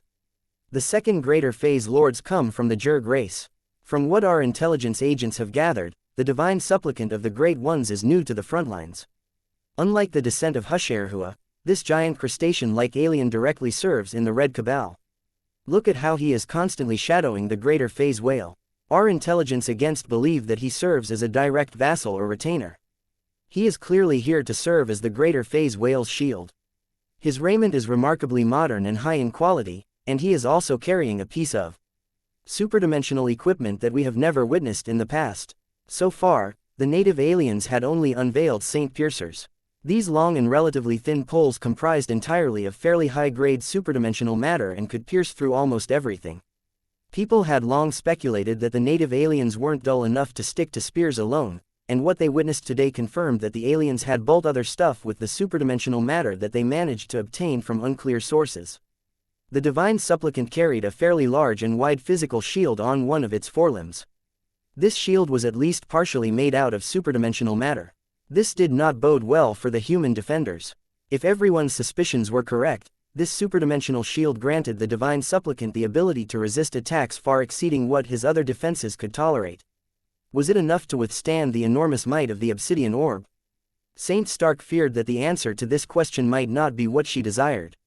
What about the greater phase whale himself? The aliens have information on him. He is known as the Divine Ma, and he serves as a cadre for the Red Cabal. In combat, this greater phase whale is known to be strong in both martial and spatial manipulation, with a greater preference towards the latter. He is most infamous for being able to open his maw and absorb every attack or craft that passes through his massive gullet. What? Is that even possible? Saint Aloe grimaced. None of this is reliable information, so take it what you will. Personally, my sister and I think it is credible that the Divine Ma has replaced his original stomach with a phase water organ that serves the same purpose and so much more. It likely works as a dimensional stomach. Anything that the greater phase whale devours will literally end up in a pocket space. That is where he gets his title. Suffice to say, do not get devoured by him. Do not even attempt to fight him at close range. Your plasma bayonet will do nothing against an enemy of this caliber. I am not stupid. My resonance strength alone is not even close enough to threaten the life of a greater phase lord the size of a small moon. That said, will this phase lord maintain his enormous size? We are not certain. If he does, then his defenses will remain at full strength, but he will also become incredibly easy to target by all manner of siege weapons. It all hinges on whether the obsidian orb can inflict enough damage to force the divine Ma to shrink his enormous true body and take shelter behind his forces. Chapter 6776 3 Final Chances. The first battle that would decide the ownership of the Xianxia system would soon begin. The alien armada had continued to advance at a steady pace while the predominantly Rubarthan defenders geared up for a hard fight. Xianxia 8E was fortified to the brim. Its orbital defense network was more developed than ever, and the surface of the moon hosted additional fortifications that could pose all kinds of problems against the native aliens. All of it would endure catastrophic damage by the time the battle came to an end. Nobody knew whether any part of the orbital defenses would remain intact. The surface of the developed and resource-rich moon was bound to get struck by thousands of warship-grade strikes. Just like the battles that took place in the 1st to 4th defensive bands, Xianxia 8E was not exactly worth dying for. The Rubarthan Pact could still afford to lose control over it. The defenders just had to make sure that they forced the invaders to pay a heavy enough price to obtain their prize. The surviving defenders could still fall back to Xianxia V. The orbital defense network was just as formidable, and would certainly force the alien attackers to suffer even greater losses. That left Xianxia 3, the capital planet and the final barrier. If the battle had shifted to this planet, then that was when the situation truly grew dire. The Rubarthans and their allies couldn't afford to concede any further territory at this point. Losing Xianxia 3 was the equivalent of creating a hole in a dam. Once the native aliens captured the Xianxia system, they could not only divert their powerful warships towards adjacent star systems, but they could also launch incursions into the hinterland of Rubarthan space. While the Rubarthans could still muster a few forces to reclaim the conquered star systems and plug the holes in the 5th defensive band, their numbers were too limited. Every fallen star system represented another costly and time-consuming endeavor. If too many star systems had fallen, the 5th defensive band would be as good as lost. The Amaranto Mark III had deployed in space. Many mechs had deployed in space as well. An intricate array of mech units flew out into space and took up different positions that were designed to cover the orbital defense network from multiple different angles. The amount of mechs and the amount of firepower was astonishing. The most glorious mechs of all were the first-class multipurpose mechs. While not all of them consisted of the most expensive and powerful high-tier versions, their designs spoke of incredible flexibility and competence. They might not excel in any area, but their large range of options always made them useful in any situation. Compared to the Mechers and the Terrans, the Rubarthans distinctly favored ranged combat. Every first-class multipurpose mechs therefore possessed abundant means to strike at enemies from multiple distances. Their energy weapons were precise and most suited for longer ranges, while their devastating plasma weapons inflicted heavy thermal damage, but were most effective at closer ranges due to the relatively slow speeds of their projectiles. The low muzzle speeds of most forms of plasma weapons was the main reason why the obsidian orb had not opened fire as of yet. If its output was just as slow to travel, then the chance of missing a shot was too great. The Amaranto did not suffer from this particular problem. Saint Stark was already itching to snipe a target from afar. The only disappointment was that there were no easy targets within sight. Just as expected, the native aliens had done their homework. The lesser phase lords that were most vulnerable to getting picked off from afar had chosen to travel well behind friendly warships. It made them look cowardly, but the lesser phase lords assigned to the upper zones had learned the hard way that humans were more than capable and willing to launch powerful precision strikes if they ever exposed their true bodies. This was why Stark had instead shifted her attention on the warships of the invading aliens. The intelligence services had identified over a dozen different flagships, some of which were more important than others. Taking them out would definitely impede coordination, but not as much as the humans would like. The aliens would simply transfer command to the captains of the next warship down the line. The scouts had also detected the presence of other unusual warships. There were visible and non-so-visible indications that their roles may not be as straightforward. What purpose did they serve? Did they contain weapons of mass destruction? Were they carrying special supplies? Were they being crewed by cosmopolitans? Nobody knew the significance of these abnormal ships. All the intelligence services managed to find out by eavesdropping on alien transmissions was that they fell Saint Stark. felt tempted to target one of these mystery ships first, if only to glimpse through the hull breaches what they might carry. However, hitting the flagships was a surefire way to mess up the coordination of a large contingent of enemy warships. No matter how well the native aliens were able to transfer command to other leaders, the confusion combined with the lack of trust and familiarity towards the new commanders could cause the attackers to make a lot of avoidable mistakes. The Lamia Kailamassu had yet to make an appearance. Everyone remained frozen until the most powerful pair of ace pilots entered the field. Until they emerged, Saint Stark was ordered to stay put. It was frustrating for the Amaranto Mark III to remain idle while the aliens kept moving closer. Their rigid formations and steady advance turned them into easy targets as far as Saint Stark was concerned. She badly wanted to start the fight by opening fire, but the Rubarthans had other ideas. Perhaps Casella might understand. Stark did not possess any command capabilities, so she did not see the significance of keeping her Amaranto Mark III silent when she could clearly start making the aliens suffer. Finally, a new development occurred. The Lamia Kailamassu launched from the largest orbital fortress and immediately began to fly to a forward position. Its appearance delighted every soldier. The Rubarthans took great pride in the honor of being able to fight under the gaze of the twin saints. The steward xianxia made a show out of it as well. Perhaps aware that the Rubarthans had grown shaky due to all of the bad news circulating across the galactic net, the twin saints had deliberately flared up their saint kingdoms. This caused their dual-pilot ace mech to look a lot more powerful and divine than usual. When the Lamia Kailamassu finally reached its central position, it ceased and turned to face the defenders that were stationed on or around Xianxia 8E. The peak ace mech began to transmit in the open. Soldiers. Saint Gerivern Shever spoke in a solemn tone with the full force of his partial divinity. The 11th hour has arrived. Time is running out. The Rubarthan Pact and the rest of humans in the new frontier is being driven to the brink of defeat.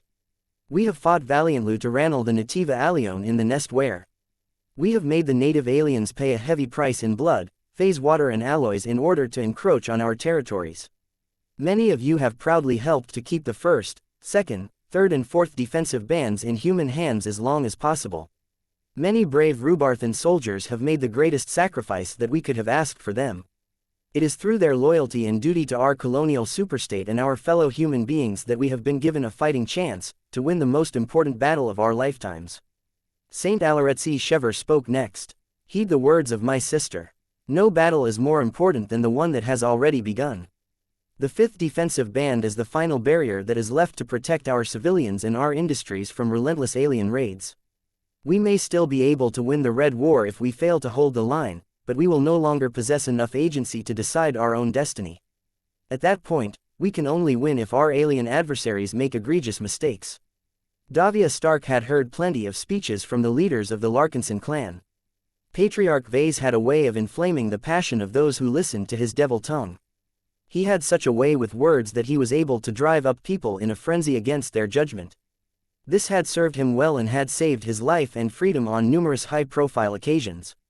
The Saint Commander Casella Ingvar already inspired people by her presence and proven competence alone. Her words merely served to reinforce what was already present. She served as a beacon of hope and certain victory to the soldiers who had the fortune of fighting under her command. So far, the stewards xianxia had been quite realistic to their predominantly Rubarthan audience, but they were probably building up their momentum.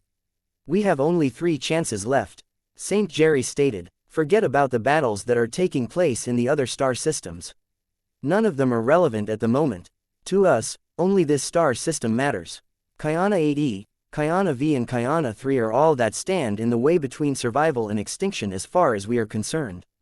We absolutely cannot lose our control over the last planet.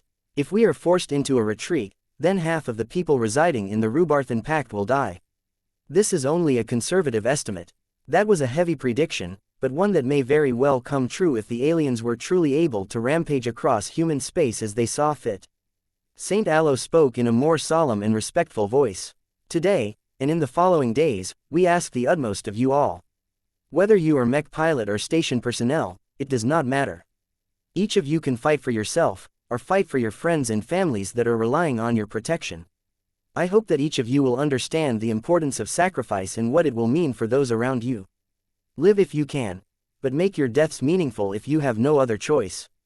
Trust that your surviving soldiers will do whatever it takes to finish the job and that your sacrifice will never be in vain.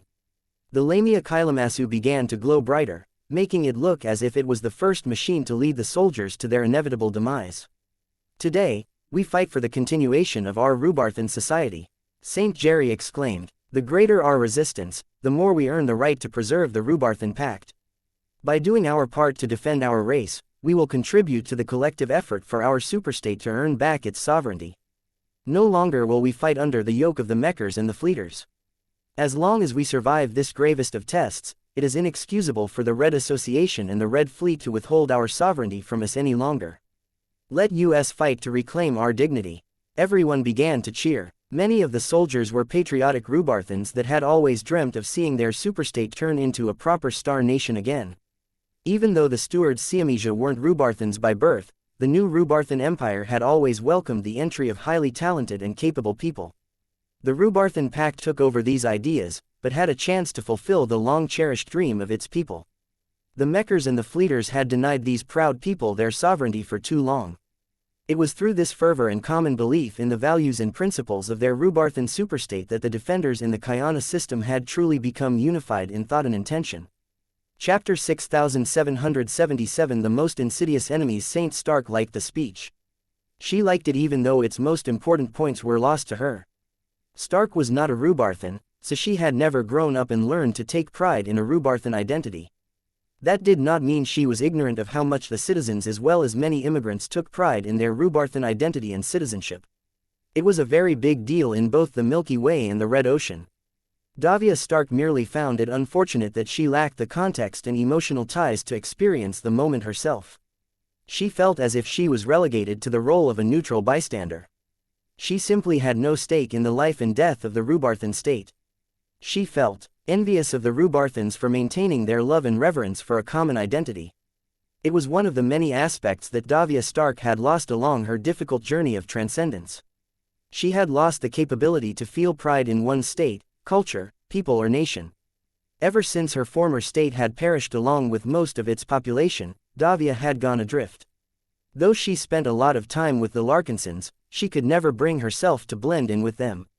She was incapable of living a normal life. These days, her heart burned with vengeance instead of love. So long as that remained the case, only her duty remained. She briefly closed her eyes and centered her thoughts. Though she did not care about the Rubarthan Pact in any way, she was more than willing to fight to preserve the lives of the civilians who relied on the protection of the soldiers at the front lines. Not all first-raters were stained with sin. The ordinary folk were almost just as powerless as the civilians of second-rate and third-rate states. These people were still worth protecting as far as Davia was concerned. Besides, the strategic outlook remained clear. Defending the upper zones was vital to keeping at least some middle zones and lower zones alive. The fall of the Xianxia system would cause a chain reaction that might spell the end of the Monroe upper zone and all other adjacent zones. Davia, St. Aloe said as his voice maintained its transcendent quality. That was a sign that he was bringing his full power to bear against the advancing enemies. The enemy forces should have entered your effective range some time ago. You have our permission to take aim. The guest pilot grinned. The Amaranto Mark III, which currently took shelter on the hull of a Rubarthan combat carrier, cautiously began to inch forward and aim her instrument of vengeance towards the distant enemies. Target, she asked as she refrained from channeling her full power just yet. Do you wish for me to prioritize a phase lord, a flagship or one of those mystery ships? Are you confident that your firepower can disable one of their flagships fast enough before they respond and provide cover? Every alien flagship of importance usually possesses the strongest defenses out of a fleet. I cannot guarantee inclination. I don't have enough information to make that judgment. I am confident I can penetrate the Azure energy shields and drill into the hull. The mystery warships that you refer to are easier targets. They are smaller and most certainly less well protected. The lack of intelligence concerning their roles and payloads are of great concern to our commanders. It is more important to dispel the cloud of uncertainty around them, and the best way to do that is to peel open their hulls and expose their interior. Please target one of these vessels and make sure you inflict enough damage to open up a gap in one of their cargo holds. Understood. This will not take long. The Amaranto Mark III began to light up. Her soulless gas-infused exterior was able to hide her emissions for now, but the mech frame soon started to emit so much heat and light energy that the distant aliens most certainly detected the activity. As the instrument of vengeance started to charge up at a considerably faster rate than before the Amaranto's latest upgrade, the native alien armada already began to respond to this obvious threat. More important warships began to fall back. At the same time, less important warships began to make up the vanguard and used their bulk to provide shelter to the ships and phase lords hiding in the rear. The Divine Ma on the other hand made no attempts to make himself less easy to target. He still retained the size of a small moon, so much so that he had formed his own gravity well that unbalanced the gravitic environment even further. As the instrument of vengeance charged up to full power fairly quickly, Saint Stark quickly activated almost all of the means she could employ to augment her next shot. True resonance, charge mate, facewater technology, hyper technology, blessed weapon. The combination of true resonance empowerment and light energy empowerment caused the instrument of vengeance to glow with so much light and power that it was beginning to turn into a miniature sun. There were still measures that Stark held back. Given the range and lack of mobility of the mystery warships, there was no need to engage the ultimate module. The two-step execution module should only be used in situations where her base marksmanship was not adequate enough. She also held back her companion spirit.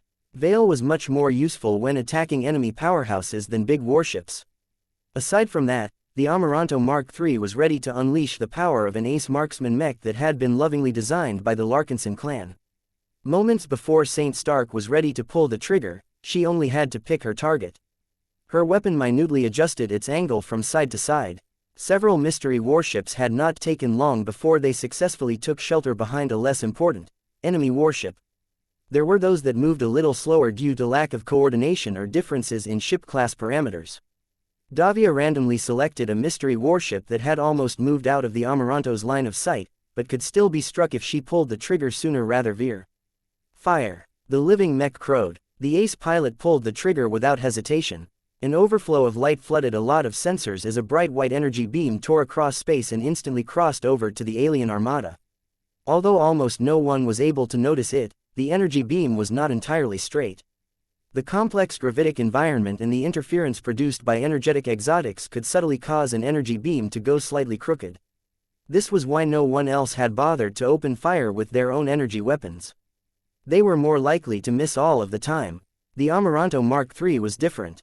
Not only was she incredibly precise at incredibly long ranges, Saint Stark had meticulously calculated and optimized her firing solution in a short amount of time.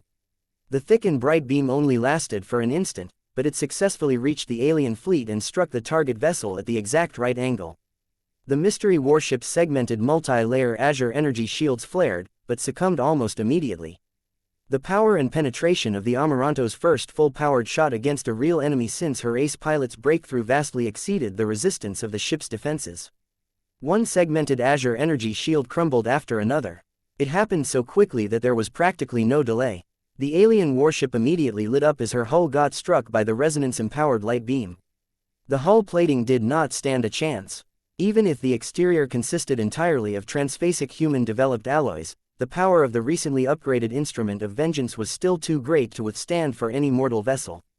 The improvements that Saint Stark had made over the last week had borne a lot of fruit. Not only had her resonance strength grown by a substantial degree, she had also developed a closer understanding and appreciation of the power of light. One of the small but impactful gains she made was to add a modest purging aspect to her energy weapon attacks. Just as she relied on the purging qualities of light to cleanse her mind of mental afflictions, she was also able to use the same property to negate the effects of hyper. It was for this reason that the azure energy shield succumbed faster and more easily than it should. The powerful light energy had purged the energy barriers of their water energy. Now, the same aspect was purging the alloys of their metal energy and other reinforcing energies. The bright white energy beam continued to drill into the hull until it had finally reached one of the large cargo holds before punching a hole straight to the other side. As the sensors recovered their normal states, many people paid close attention to the target. The mystery warship had been cored. The Amaranto had managed to destroy enough power generators and other critical components to cause the vessel to lose control. What is that? That looks familiar. Those are mechs. What? That cannot be. How can they be mechs? Have the aliens managed to crack the secrets to our neural interfaces? No, those aren't alien mechs. They are too human. I fear that the cosmopolitans have come to hasten our own extinction. That's crazy. Are these cosmopolitans blind? It is not enough to steal our tech and give them to the aliens. Fighting directly alongside the aliens is a step too far. Don't they know they will get killed once we are gone? You are trying to apply logic to the cosmopolitan movement. That never works because sanity doesn't exist among their cells. The surprise reveal of cosmopolitan mechs shocked every human defender. Each of them were ready to fight to defend the Rubarthan Pact and red humanity. Whether they were selfish or not, right now they were united by their collective responsibility to their people. To encounter humans who were shameless and depraved enough to completely go against this sacred duty was betrayal of the highest order. All reason had left the cosmopolitans as they were still willing to side with the aliens even when red humanity was on the verge of losing the Red War. Shock quickly transitioned into rage as the Rubarthans had become motivated by fury as well as duty. Kill them all. Leave none of these traitors alive. No cosmopolitan is allowed to leave this battlefield. The rank-and-file soldiers had already grown rabid at the sight of active human treachery. The cosmopolitans no longer bothered to hide their presence anymore. The cat was already out of the bag. More and more cosmopolitan mechs launching out of the other mystery warships. None of their pilots responded to any hails. They remained completely unmoved by the pleas and insults of the Rubarthan defenders. As far as they were concerned, the human supremacists were irredeemable. Only by wiping out 50 to 90% of their population or more would it be possible for the remaining survivors to finally let go of the foolish notion that humans were superior to other alien races. Whatever twisted justifications they used to turn their mechs against their own kind, the cosmopolitans could never be persuaded to switch sides. Meanwhile, the Amaranto began to glow brighter. The sight of cosmopolitan mechs incensed Saint Stark. Of all of the possible enemies she could encounter, none earned her ire more than human trash that were actively colluding with genocidal aliens. Her eyes began to glow with light while her mind became filled with fury. Her hatred blazed so hot that she finally couldn't hold in her anger anymore. Traitors, she roared while at the same time her instrument of vengeance spat out another destructive light beam. This time, another capital warship got cored. Chapter 6778 Static Defense vs. Mobile Attack Combat had begun in earnest. As the most critical phase of the Red Tide offensive unfolded across the 5th defensive band, the defense of the Xianxia system was one of many that could decide the outcome of the entire war. After the Amaranto Mark III kicked off the battle in earnest by shooting down a warship that turned out to function as a makeshift carrier for cosmopolitan mechs, both sides eventually began to shoot each other in earnest. The firepower at the disposal of both sides was cataclysmic. The native aliens had brought an abundance of modernized transphasic hyper warships. These vessels not only enjoyed the protection of formidable Azure energy shields in both segmented and multi-layer configurations, but also possessed heavy armaments that could unleash a huge amount of firepower. However, the human defenders were not incapable of matching that firepower. Not only had the RF sent a modest contingent of warships to share the pressure, the huge and extremely well-built orbital defense network was well matched to face this onslaught of cannons and alloy. While there were many differences, the orbital fortresses and orbital platforms functioned as the equivalent of alien battleships and alien escort vessels. It was just that the orbital defenses lacked strong propulsion capabilities. They were never designed to move unless an asteroid or out-of-control warship threatened to crash into their structures. The Rubarthans hadn't even bothered to install teleportation modules onto them because they were explicitly designed to absorb as much firepower as possible before succumbing to all of the damage. To that end, these orbital fortifications were able to pile up on lots of thick armor layers. The alloys may be inferior to those used to protect high-end mechs, but their affordability and ease of sourcing made it easy for the Rubarthan Pact to produce high volumes of armor plating and structural components. Combined with the fact that they were equipped with Titan shields and enough battleship-grade cannons that could reasonably be added without compromising too much of their defenses, these orbital defenses served as the obstacles that the native aliens had to overcome in order to conquer Xianxia 8E. Right now, many of the orbital defenses still held strong. Due to the range that separated the two sides, the advancing alien warships primarily brought their biggest guns to bear onto the large and easy-to-hit orbital fortresses. Their Titan shields were designed to resist punishment from warships. While the concentration of firepower was great enough to drain the capacity of these immensely powerful energy shields in less than a minute, this was already enough to pay for the beleaguered fortresses. This was because attracting a minute's worth of cannon fire from dozens if not 100 of alien warships bought the human defenders enough time to take down the advancing alien warships. The enemy did not make it easy to take down their hulls. As the native alien vessels flew closer, they began to employ formations and rotate back and forth. So long as their warp drives worked, they were able to move pretty quickly. They constantly used their excellent energy defenses to shield each other and give nearly exhausted warships time to recover their segmented energy shields. The enemy warships were making the best possible use of their mobility. Their highly intricate and highly coordinated dance prolonged the survival of every hull and enabled them to pump out more firepower. This was an excellent tactic to employ against attacks that mainly arrived from one direction. While the orbital defenses were orbiting above xianxia 8e just enough to be able to target the same warships from different angles, the human gunners struggled to inflict enough damage to make a difference. So long as the distance between them remained great enough, the amount of firepower that could be brought to bear against warships sheltering behind other vessels remained limited. Another factor that inhibited their effectiveness was the use of segmented energy shields. Attacks launched by an orbital fortress from the left side did not overlap with the attacks launched by an orbital fortress on the right side. This made it difficult to blow open a temporary gap in energy barriers and take advantage of it to inflict crippling damage to the hull.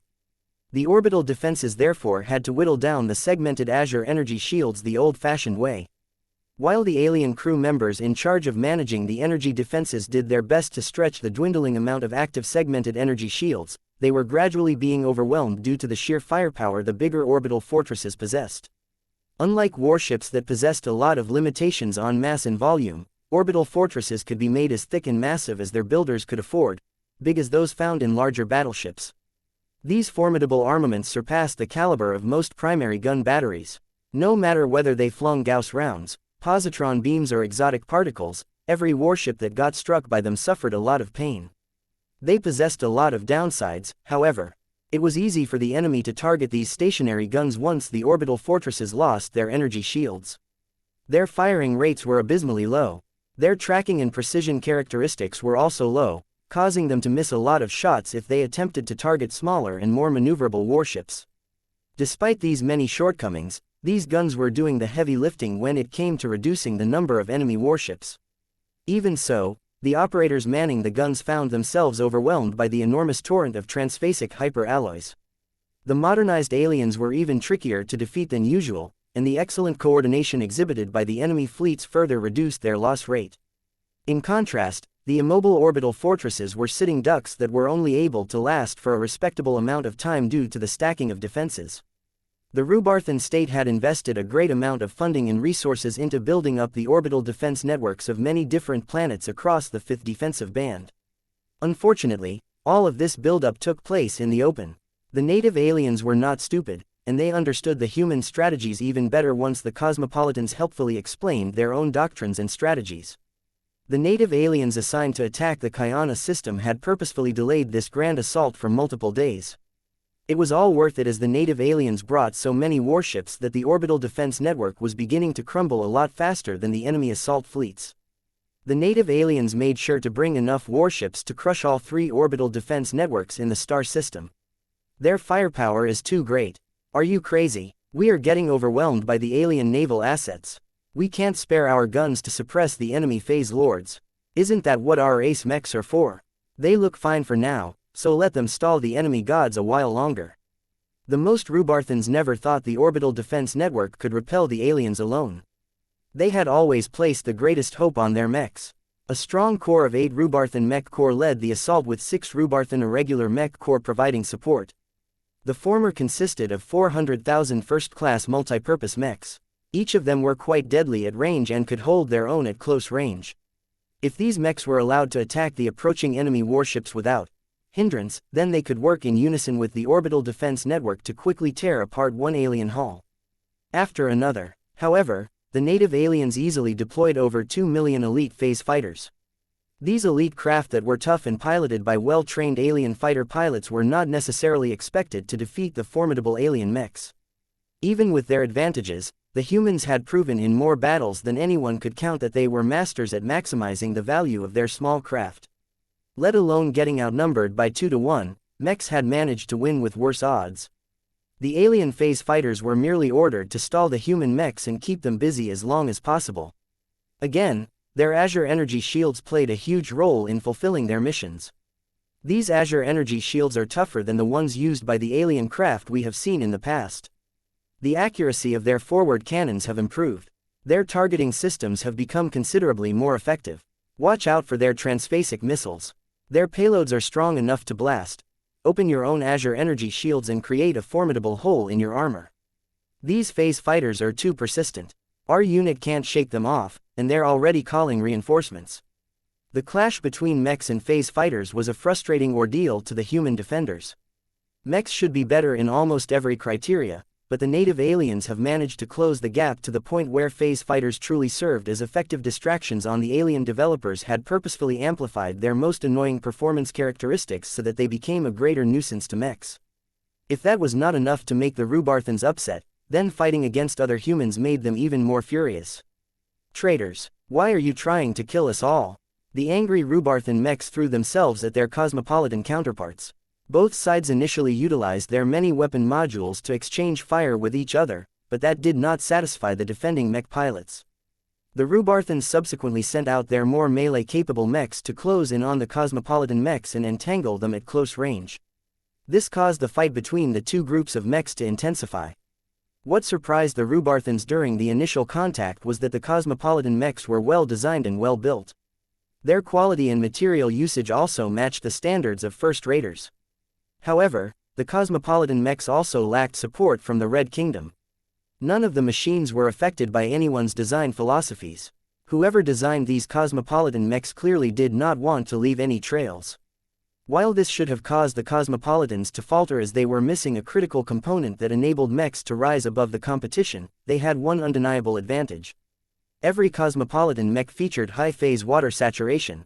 The cosmopolitan movement evidently earned enough appreciation from their alien masters to receive an abundance of phase water. The human traders put these resources to good use by applying stronger transphasic components to their mechs. Combined with a fantastic understanding of how humans fought, their mechs were holding back a surprising amount of Rubarthan mechs. These traders are more skilled than expected. Their phase water tech is too strong as well. While that did not enable the trader mechs to defeat all of their opposition in a decisive fashion, it helped them last longer and hit back harder. Numerous Rubarthans mechs succumbed as they struggled to defeat their demented mirrors. It was just too strange to see humans fighting on the same side as the native aliens in this day and age. While there were modest amounts of flanking mech units that made it past the obstruction of enemy strike craft, the point was moot so long as there were too few mechs left to cripple the alien positions. All of this meant that the alien attack plan was working.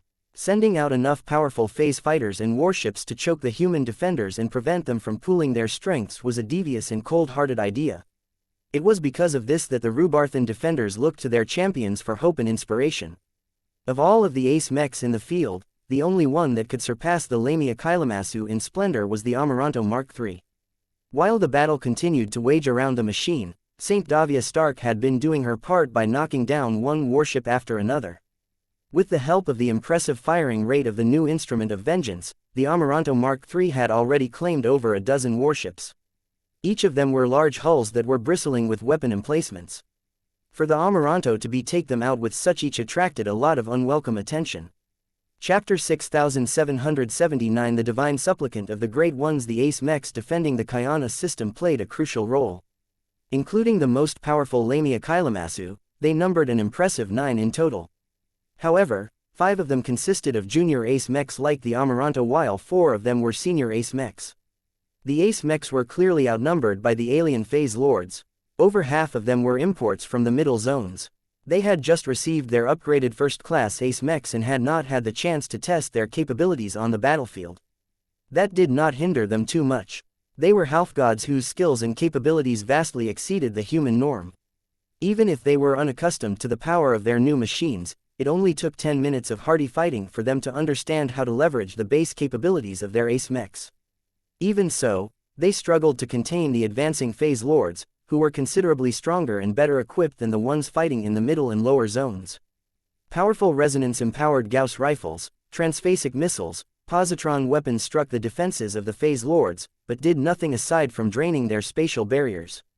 While the more powerful armaments of the ace mechs allowed them to drain the defenses of the phase lords faster, the fact that they were outnumbered made it difficult for them to concentrate their attacks and achieve effective results in a short amount of time. The presence of the looming phase whale alone forced all of the ace pilots to fight more cautiously.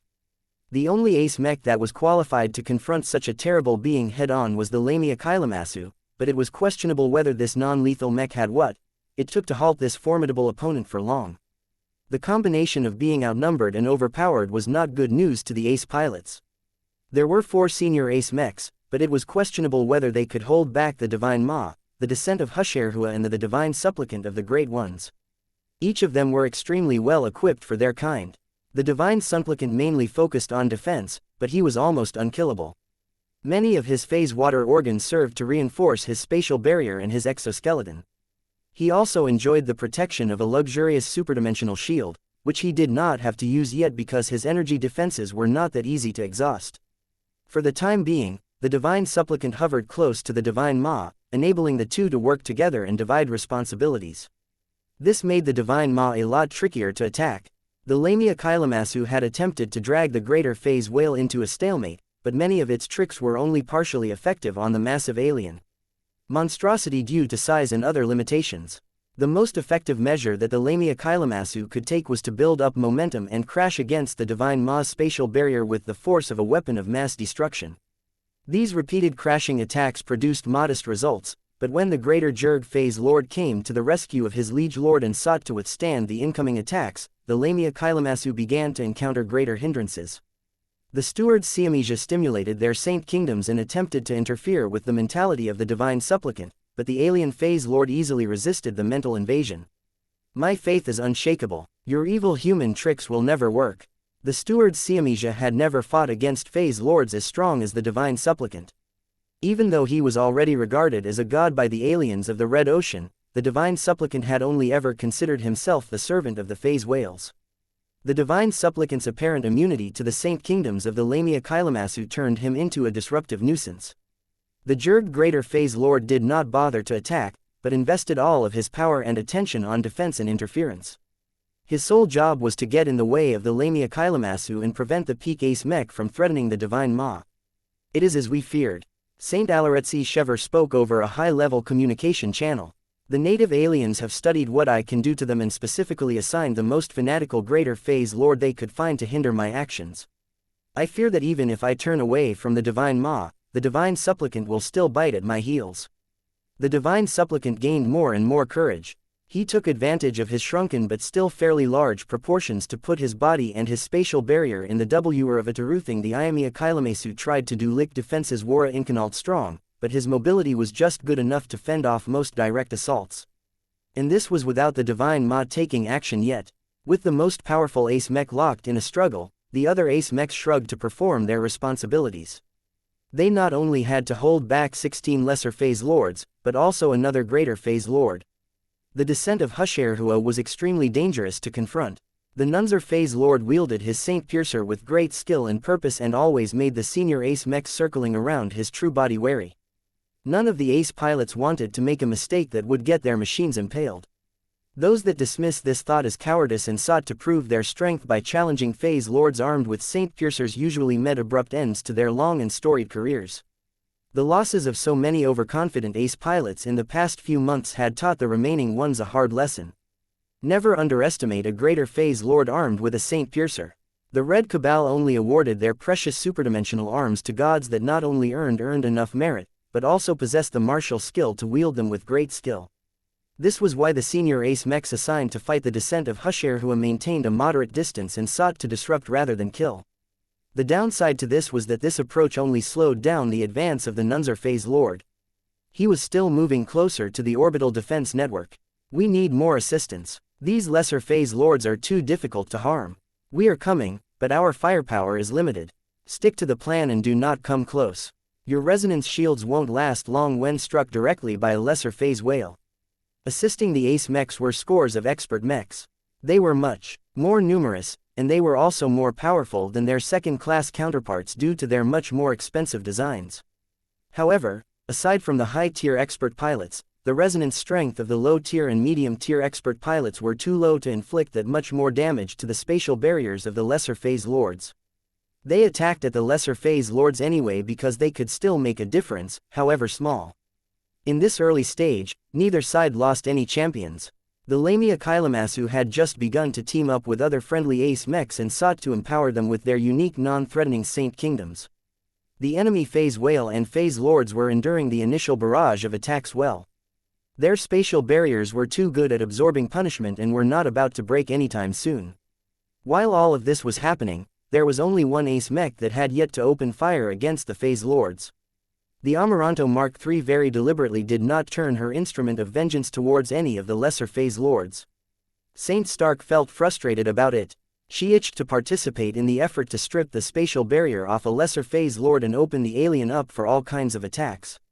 Yet Saint Alaretsi Shever denied this request and assigned a different task to her after the arrival of the Divine Ma forced everyone to readjust their plans. Your firepower is not as valuable when used to break down the defenses of the lesser phase lords. That is not to say that you are useless in this endeavor. I know you can significantly speed up the process of making them vulnerable. The problem is that you are too bright. I am too bright. Stark puzzlingly asked. If you begin to launch attacks on a lesser phase lord, everyone will take notice. Nobody can ignore what you are doing. This will make it more difficult to land a killing blow onto your target because the phase lords will put more effort into saving one of their own from a potential kill. That actually made sense. If the native alien gods had any form of sympathy towards their injured comrades, then the former would definitely work hard to rescue the latter. Saint Stark smiled. I see what you mean. Is this why you want me to remain on ship killing duty? Partially. Your firepower is highly potent against most warships. You should be capable of piercing through the defenses of most warships and crippling them in one or two powerful attacks. You should use this strength of yours to destroy them as much as possible. The less the aliens have left by the time the battle has come to an end, the more difficult it is for them to sustain their assault on this star system. Seeing how the Amaranto already managed to core a bunch of warships, Saint Stark felt happy for being able to save more humans from extinction due to the removal of the warships. At the same time, attacking the lesser phase lords is a brave choice, but one that puts 0.1 inches, so you do not want me to attack any lesser phase lord. Only while they remain shielded. Aloe responded. Keep an eye on the lesser phase lords. If any of them lose their spatial barriers, you have my permission to freely open fire on the exposed targets. Let the others do the job of wearing down the spatial barriers of the enemy lesser phase lords. You shall be the mech that will claim their lives. Saint Stark grinned. That sounds good. It looked as if it would take a while for the weakest lesser phase lord's spatial barriers to crumble. Until then, her Amaranto remained highly productive and continued to launch one precision strike after another. No alien warship lasted more than 2 full-powered shots. The Azure energy shields employed by the native aliens simply weren't designed to guard against such potent penetration strikes. Although the alien commanders tried to mitigate the damage by withdrawing the largest and more formidable hulls to the rear of their naval formations, this unexpected retreat exposed a lot of other ships to attacks. Saint Stark had harvested the lives of many people aboard more than a dozen warships by this time. If she kept up her current progress, she could easily wipe out a fifth of the alien armada and still keep going so long as there were targets in range. Even as Saint Stark continued to land killing blows onto alien warships, the obsidian orb finally began to move. Its first act was to unfold the reflective obsidian-like structure and reveal an enormous plasma cannon in its center. The diameter of this gun was big enough to fit a moderately sized warship in the barrel. Be careful. The obsidian orb has just completed its preparations and warm-up. It will soon open fire according to multiple possible trajectories uploaded to the command net. Do not find yourself in any of these corridors, or else you will get blasted away by the largest plasma attack that you have ever seen. As the obsidian orb's main gun accumulated energy, it looked ready to unleash its first serious attack. The main cannon continually absorbed more and more E-energy until it became hard to contain so much energy. Target: the Divine Ma. Attack in 3, 2, 1, launch. A humongous plasma bolt streaked across space and struck the Divine Ma's enormous spatial barrier. From the moment the two came into contact with each other, the explosion of heat and light was so great that some of the more sensitive instruments got scrambled by the powerful and chaotic release of radiation and unpleasantries. Chapter 6780 The Starcaster. The battle turned into a different direction as soon as the obsidian orb opened fire. The masterwork fortress-type superweapon was one of the sources of strength to the defenders in the Xianxia system. Its arrival was unquestioned proof that the higher-ups had not forgotten about them. The obsidian orb may not be the most precious superweapon in the Red Ocean, but it was definitely one of few priceless war assets that the Rubarthan Pact had at its disposal. Developed by the famous plasma shaper, the obsidian orb could easily be described as a black container for a massive hybrid energy weapon. It was clearly designed and built to accommodate the Starcaster hyper-siege plasma cannon. The Starcaster did not feature a long barrel, but its caliber was so immense that it could easily rival the famous spinal cannon of the Doom of Xenos. While the obsidian orb did not possess the mobility and other handy features of the RF Dreadnought, it possessed a huge range of support systems that were completely dedicated to enhancing the power and usability of the Starcaster. In order to fend off smaller enemies and ones that have come closer, the obsidian orb was also protected by numerous Star Lancer hyperplasma cannons. Each of them were capable of obliterating warships, but their deployment required the super fortress to adopt a different configuration that disabled its Starcaster. This effectively meant that the obsidian orb could only employ one type of weapon system at a time. For now, the sole job of the super fortress was to repel the greater phase whale as best as possible. Everyone carefully watched the results of the first direct impact. The power behind the plasma bolt was insane. Not only was immense and enhanced by numerous different exotic factors, was also infused with a high concentration of E-energy. The plasma shaper had somehow managed to upgrade the obsidian orb to incorporate a large amount of hyper-materials taken from asteroids that had become infused with star-attributed E-energy. This stellar energy had not only cast the plasma bolts in bright blue, but also enhanced their potency until they resembled miniature suns. The average temperature of the massive plasma bolt exceeded 20,000 kelvins.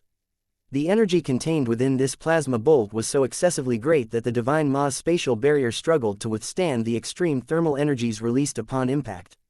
Everyone froze or slowed down for a short amount of time. They all wanted to know how effectively the obsidian orb had struck the greater phase whale. As the seconds passed by, the spatial barrier eventually stabilized, but it clearly did not look as healthy as before. The obsidian orb has inflicted an effective strike against the Divine Da. Our readings suggest that the integrity of the latter's spatial barrier has dropped by as much as 17%. 17%. That was an enormous figure, especially considering how much conventional firepower it took to erode the spatial barrier of a greater phase whale. Saint Stark personally believed that she would be lucky if her full-powered attack was able to reduce the integrity of the phase whale's spatial barrier by just 1%. She might be able to achieve a much better result if she had access to the upgraded Instrument of Doom, but the design department was not able to complete this task within the current timeframe. In short, the Amaranto Mark III had no chance of matching the firepower of the Starcaster anytime soon.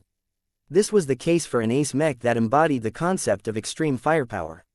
It would be even more difficult for other ace mechs such as the Dark Zephyr Mark III to inflict a blow that was just as powerful. All of this caused Saint Stark and many other mech pilots to become awed by the power of this singular super fortress. It deserves to be called a superweapon. The energy readings of that enormous plasma bolt doesn't make any sense. The greater phase whale looks physically uncomfortable. The Divine Ma may be an alien of immense age, but he had probably never suffered a blow as damaging as the one he just received.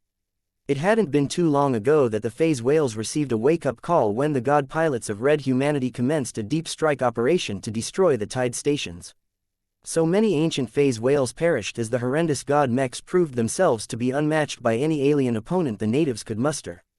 Even now, the phase whales still feared the possibility of getting caught by while the Red Cabal was already working on solutions to close the unacceptable gap in power. It would not help the Divine Ma in his current situation. He was merely a greater phase whale that had yet to fully replace all of his blood with phase water. The good news was that he was unlikely to encounter a god pilot. The native aliens had already recorded the last known positions of the Spacelock and the Destroyer of Worlds, and they were nowhere near the Xianxia system for the foreseeable time. The bad news was that the obsidian orb alone already posed a considerable threat against him. If his spatial barrier fell, his body would have to withstand all of the stellar-infused plasma bolts. As a siege weapon, the Starcaster was originally designed to demolish the most impenetrable land or orbital fortifications. It was also capable of destroying entire subcontinents and cleansing the entire surface of a globe of life. Such a superweapon could easily pose a credible threat to a greater phase whale as large as a small moon. Despite the advantages of maintaining an enormous body, the divine Ma quickly chose to shrink his true body. It was a dramatic sight. The enormous biological monstrosity that previously loomed over everyone was shrinking out of fear of getting struck by the Starcaster a second, even though his formidable phase water organs were already working hard to restore the integrity of his spatial barrier. The damage inflicted by the first shot was already enough to make the divine Ma take the defenders more seriously. Once the greater phase whale had shrunk to the size of a cruiser, the alien god ceased to diminish his presence further. In this form, the divine Ma became a lot more mobile, agile and lighter. While his ability to withstand damage had suffered a reduction, this was an acceptable trade-off as far as the alien menace was concerned. It was much harder for the obsidian orb to land a hit on the greater phase whale a second time. The alien transmitted a silent command to the Jurg greater phase lord. Soon enough, the divine supplicant flew in front of the phase whale and provided strong cover in the form of his superdimensional shield. The move readily cut off the obsidian orb from damaging the divine Ma again. There was only one superweapon, and its main weapon could only fire along a linear trajectory. This was a huge shortcoming of the fortress-type superweapon. The obsidian orb should ideally be used alongside another superweapon that was positioned at a different location. This way, the two superweapons could target an enemy even if he sought to take shelter behind other assets. However, the divine Ma's cowardly but intelligent move prevented the Starcaster from targeting this high-priority enemy with the same case. This prompted the obsidian orb's commander to alter the angle of the Starcaster. It went from trying to target the divine Ma to attempting to target the descent of Husherua. This alarmed the Nunzer phase lord. He no longer tried to impale the annoying ace mechs with his Saint Piercer and sought to take shelter behind other warships. However, the ace mechs fought much harder in an attempt to drag down his forward progress. Just before the Starcaster had reached full charge, the native aliens made a sudden move. Incoming missiles. Our systems are counting 600, 1300, 1900 number 2200 transphasic hyper missiles. Each of them are following winding trajectories that are highly likely to lead straight to the obsidian orb. Incoming transphasic hyper torpedoes. We have counted 78 so far. Each of them are taking advantage of the interference produced by the smaller missiles to increase the difficulty of tracking and interception. Intercept the torpedoes. The Amaranto Mark III had already switched targets. Saint Stark went from trying to punch a hole through warships to intercepting as many torpedoes as possible. The instrument of vengeance no longer fired at maximum power, but tried to squeeze out as many light beams as possible. Even if they were launched at minimal power, the resonance-empowered light beams still possessed enough power and penetration to drill through the shielded and armored structure of the torpedoes and blow them up in advance. One beam after another struck down the torpedoes. Stark did not miss a single time even though she was trying to maximize her firing rate. Many other first-class multi-purpose mechs attempted to intercept the torpedoes as well, but the native aliens had stuffed so much technology into them that they were not that easy to take down. In the end, over 1,200 transphasic missiles and 13 transphasic torpedoes struck the plasma child that inst-nodiented at full Nauzert. By this time, the obsidian orb had completely closed up, making it resemble a black and shiny egg. The bright blue energy field wobbled considerably as missiles and torpedoes detonated against it in quick succession. So much penetrating energies got loose that even the Amaranto Mark III got affected by all of the interference. By the time the missile onslaught had finally come to an end, many humans cheered when the obsidian orb had managed to make it through unscathed. The divine Ma certainly did not look pleased at the results. Nobody knew how many more missiles and torpedoes the enemy warships were able to launch, but nobody believed that they had run out. It cost a fortune to produce these transphasic warheads, but the native aliens could afford the expense. How much integrity has the plasma shield lost? Saint Stark asked. She found it difficult to form an estimate because plasma shields worked on different principles from more conventional energy shields. That is classified information, Davia. Saint Aloe responded. Trust in the defenses of the obsidian orb. It was designed to withstand at least a couple of equivalent shots. It has to give its relatively immobile state. We cannot afford to let the native aliens attack the orb as they see fit. Continue to direct your firepower onto the alien warships. The more you disable them, the less missiles the enemy armada can launch. You have already made a significant contribution by making the initial considerably lighter than it should have been. Saint Stark understood the significance of whittling down the enemy ship numbers. Each alien warship was capable of carrying a lot of missiles. It would be stupid to let them live long enough to exhaust their entire stockpile. Her Amaranto Mark III began to shoot at the warships more enthusiastically than in order to down more hulls. The ace marksman mech had even begun to shoot down the sub-capital ships. Saint Stark carefully estimated the amount of charge needed to disable the smaller vessels in a single blow without wasting too much energy. It was an interesting exercise, and the challenge of it kept her highly motivated. The Amaranto Mark III continued to attract more and more attention as she glowed increasingly brighter. Not even the obsidian orb looked as conspicuous. After all, the superweapon had yet to down a single enemy, while the Amaranto Mark III had caused the deaths of hundreds of thousands of alien servicemen by this time. If Che bent this cha might he nhla to destroy entire Neckold Floatal as such, the alien commanders devised a plan to get rid of this high-priority threat.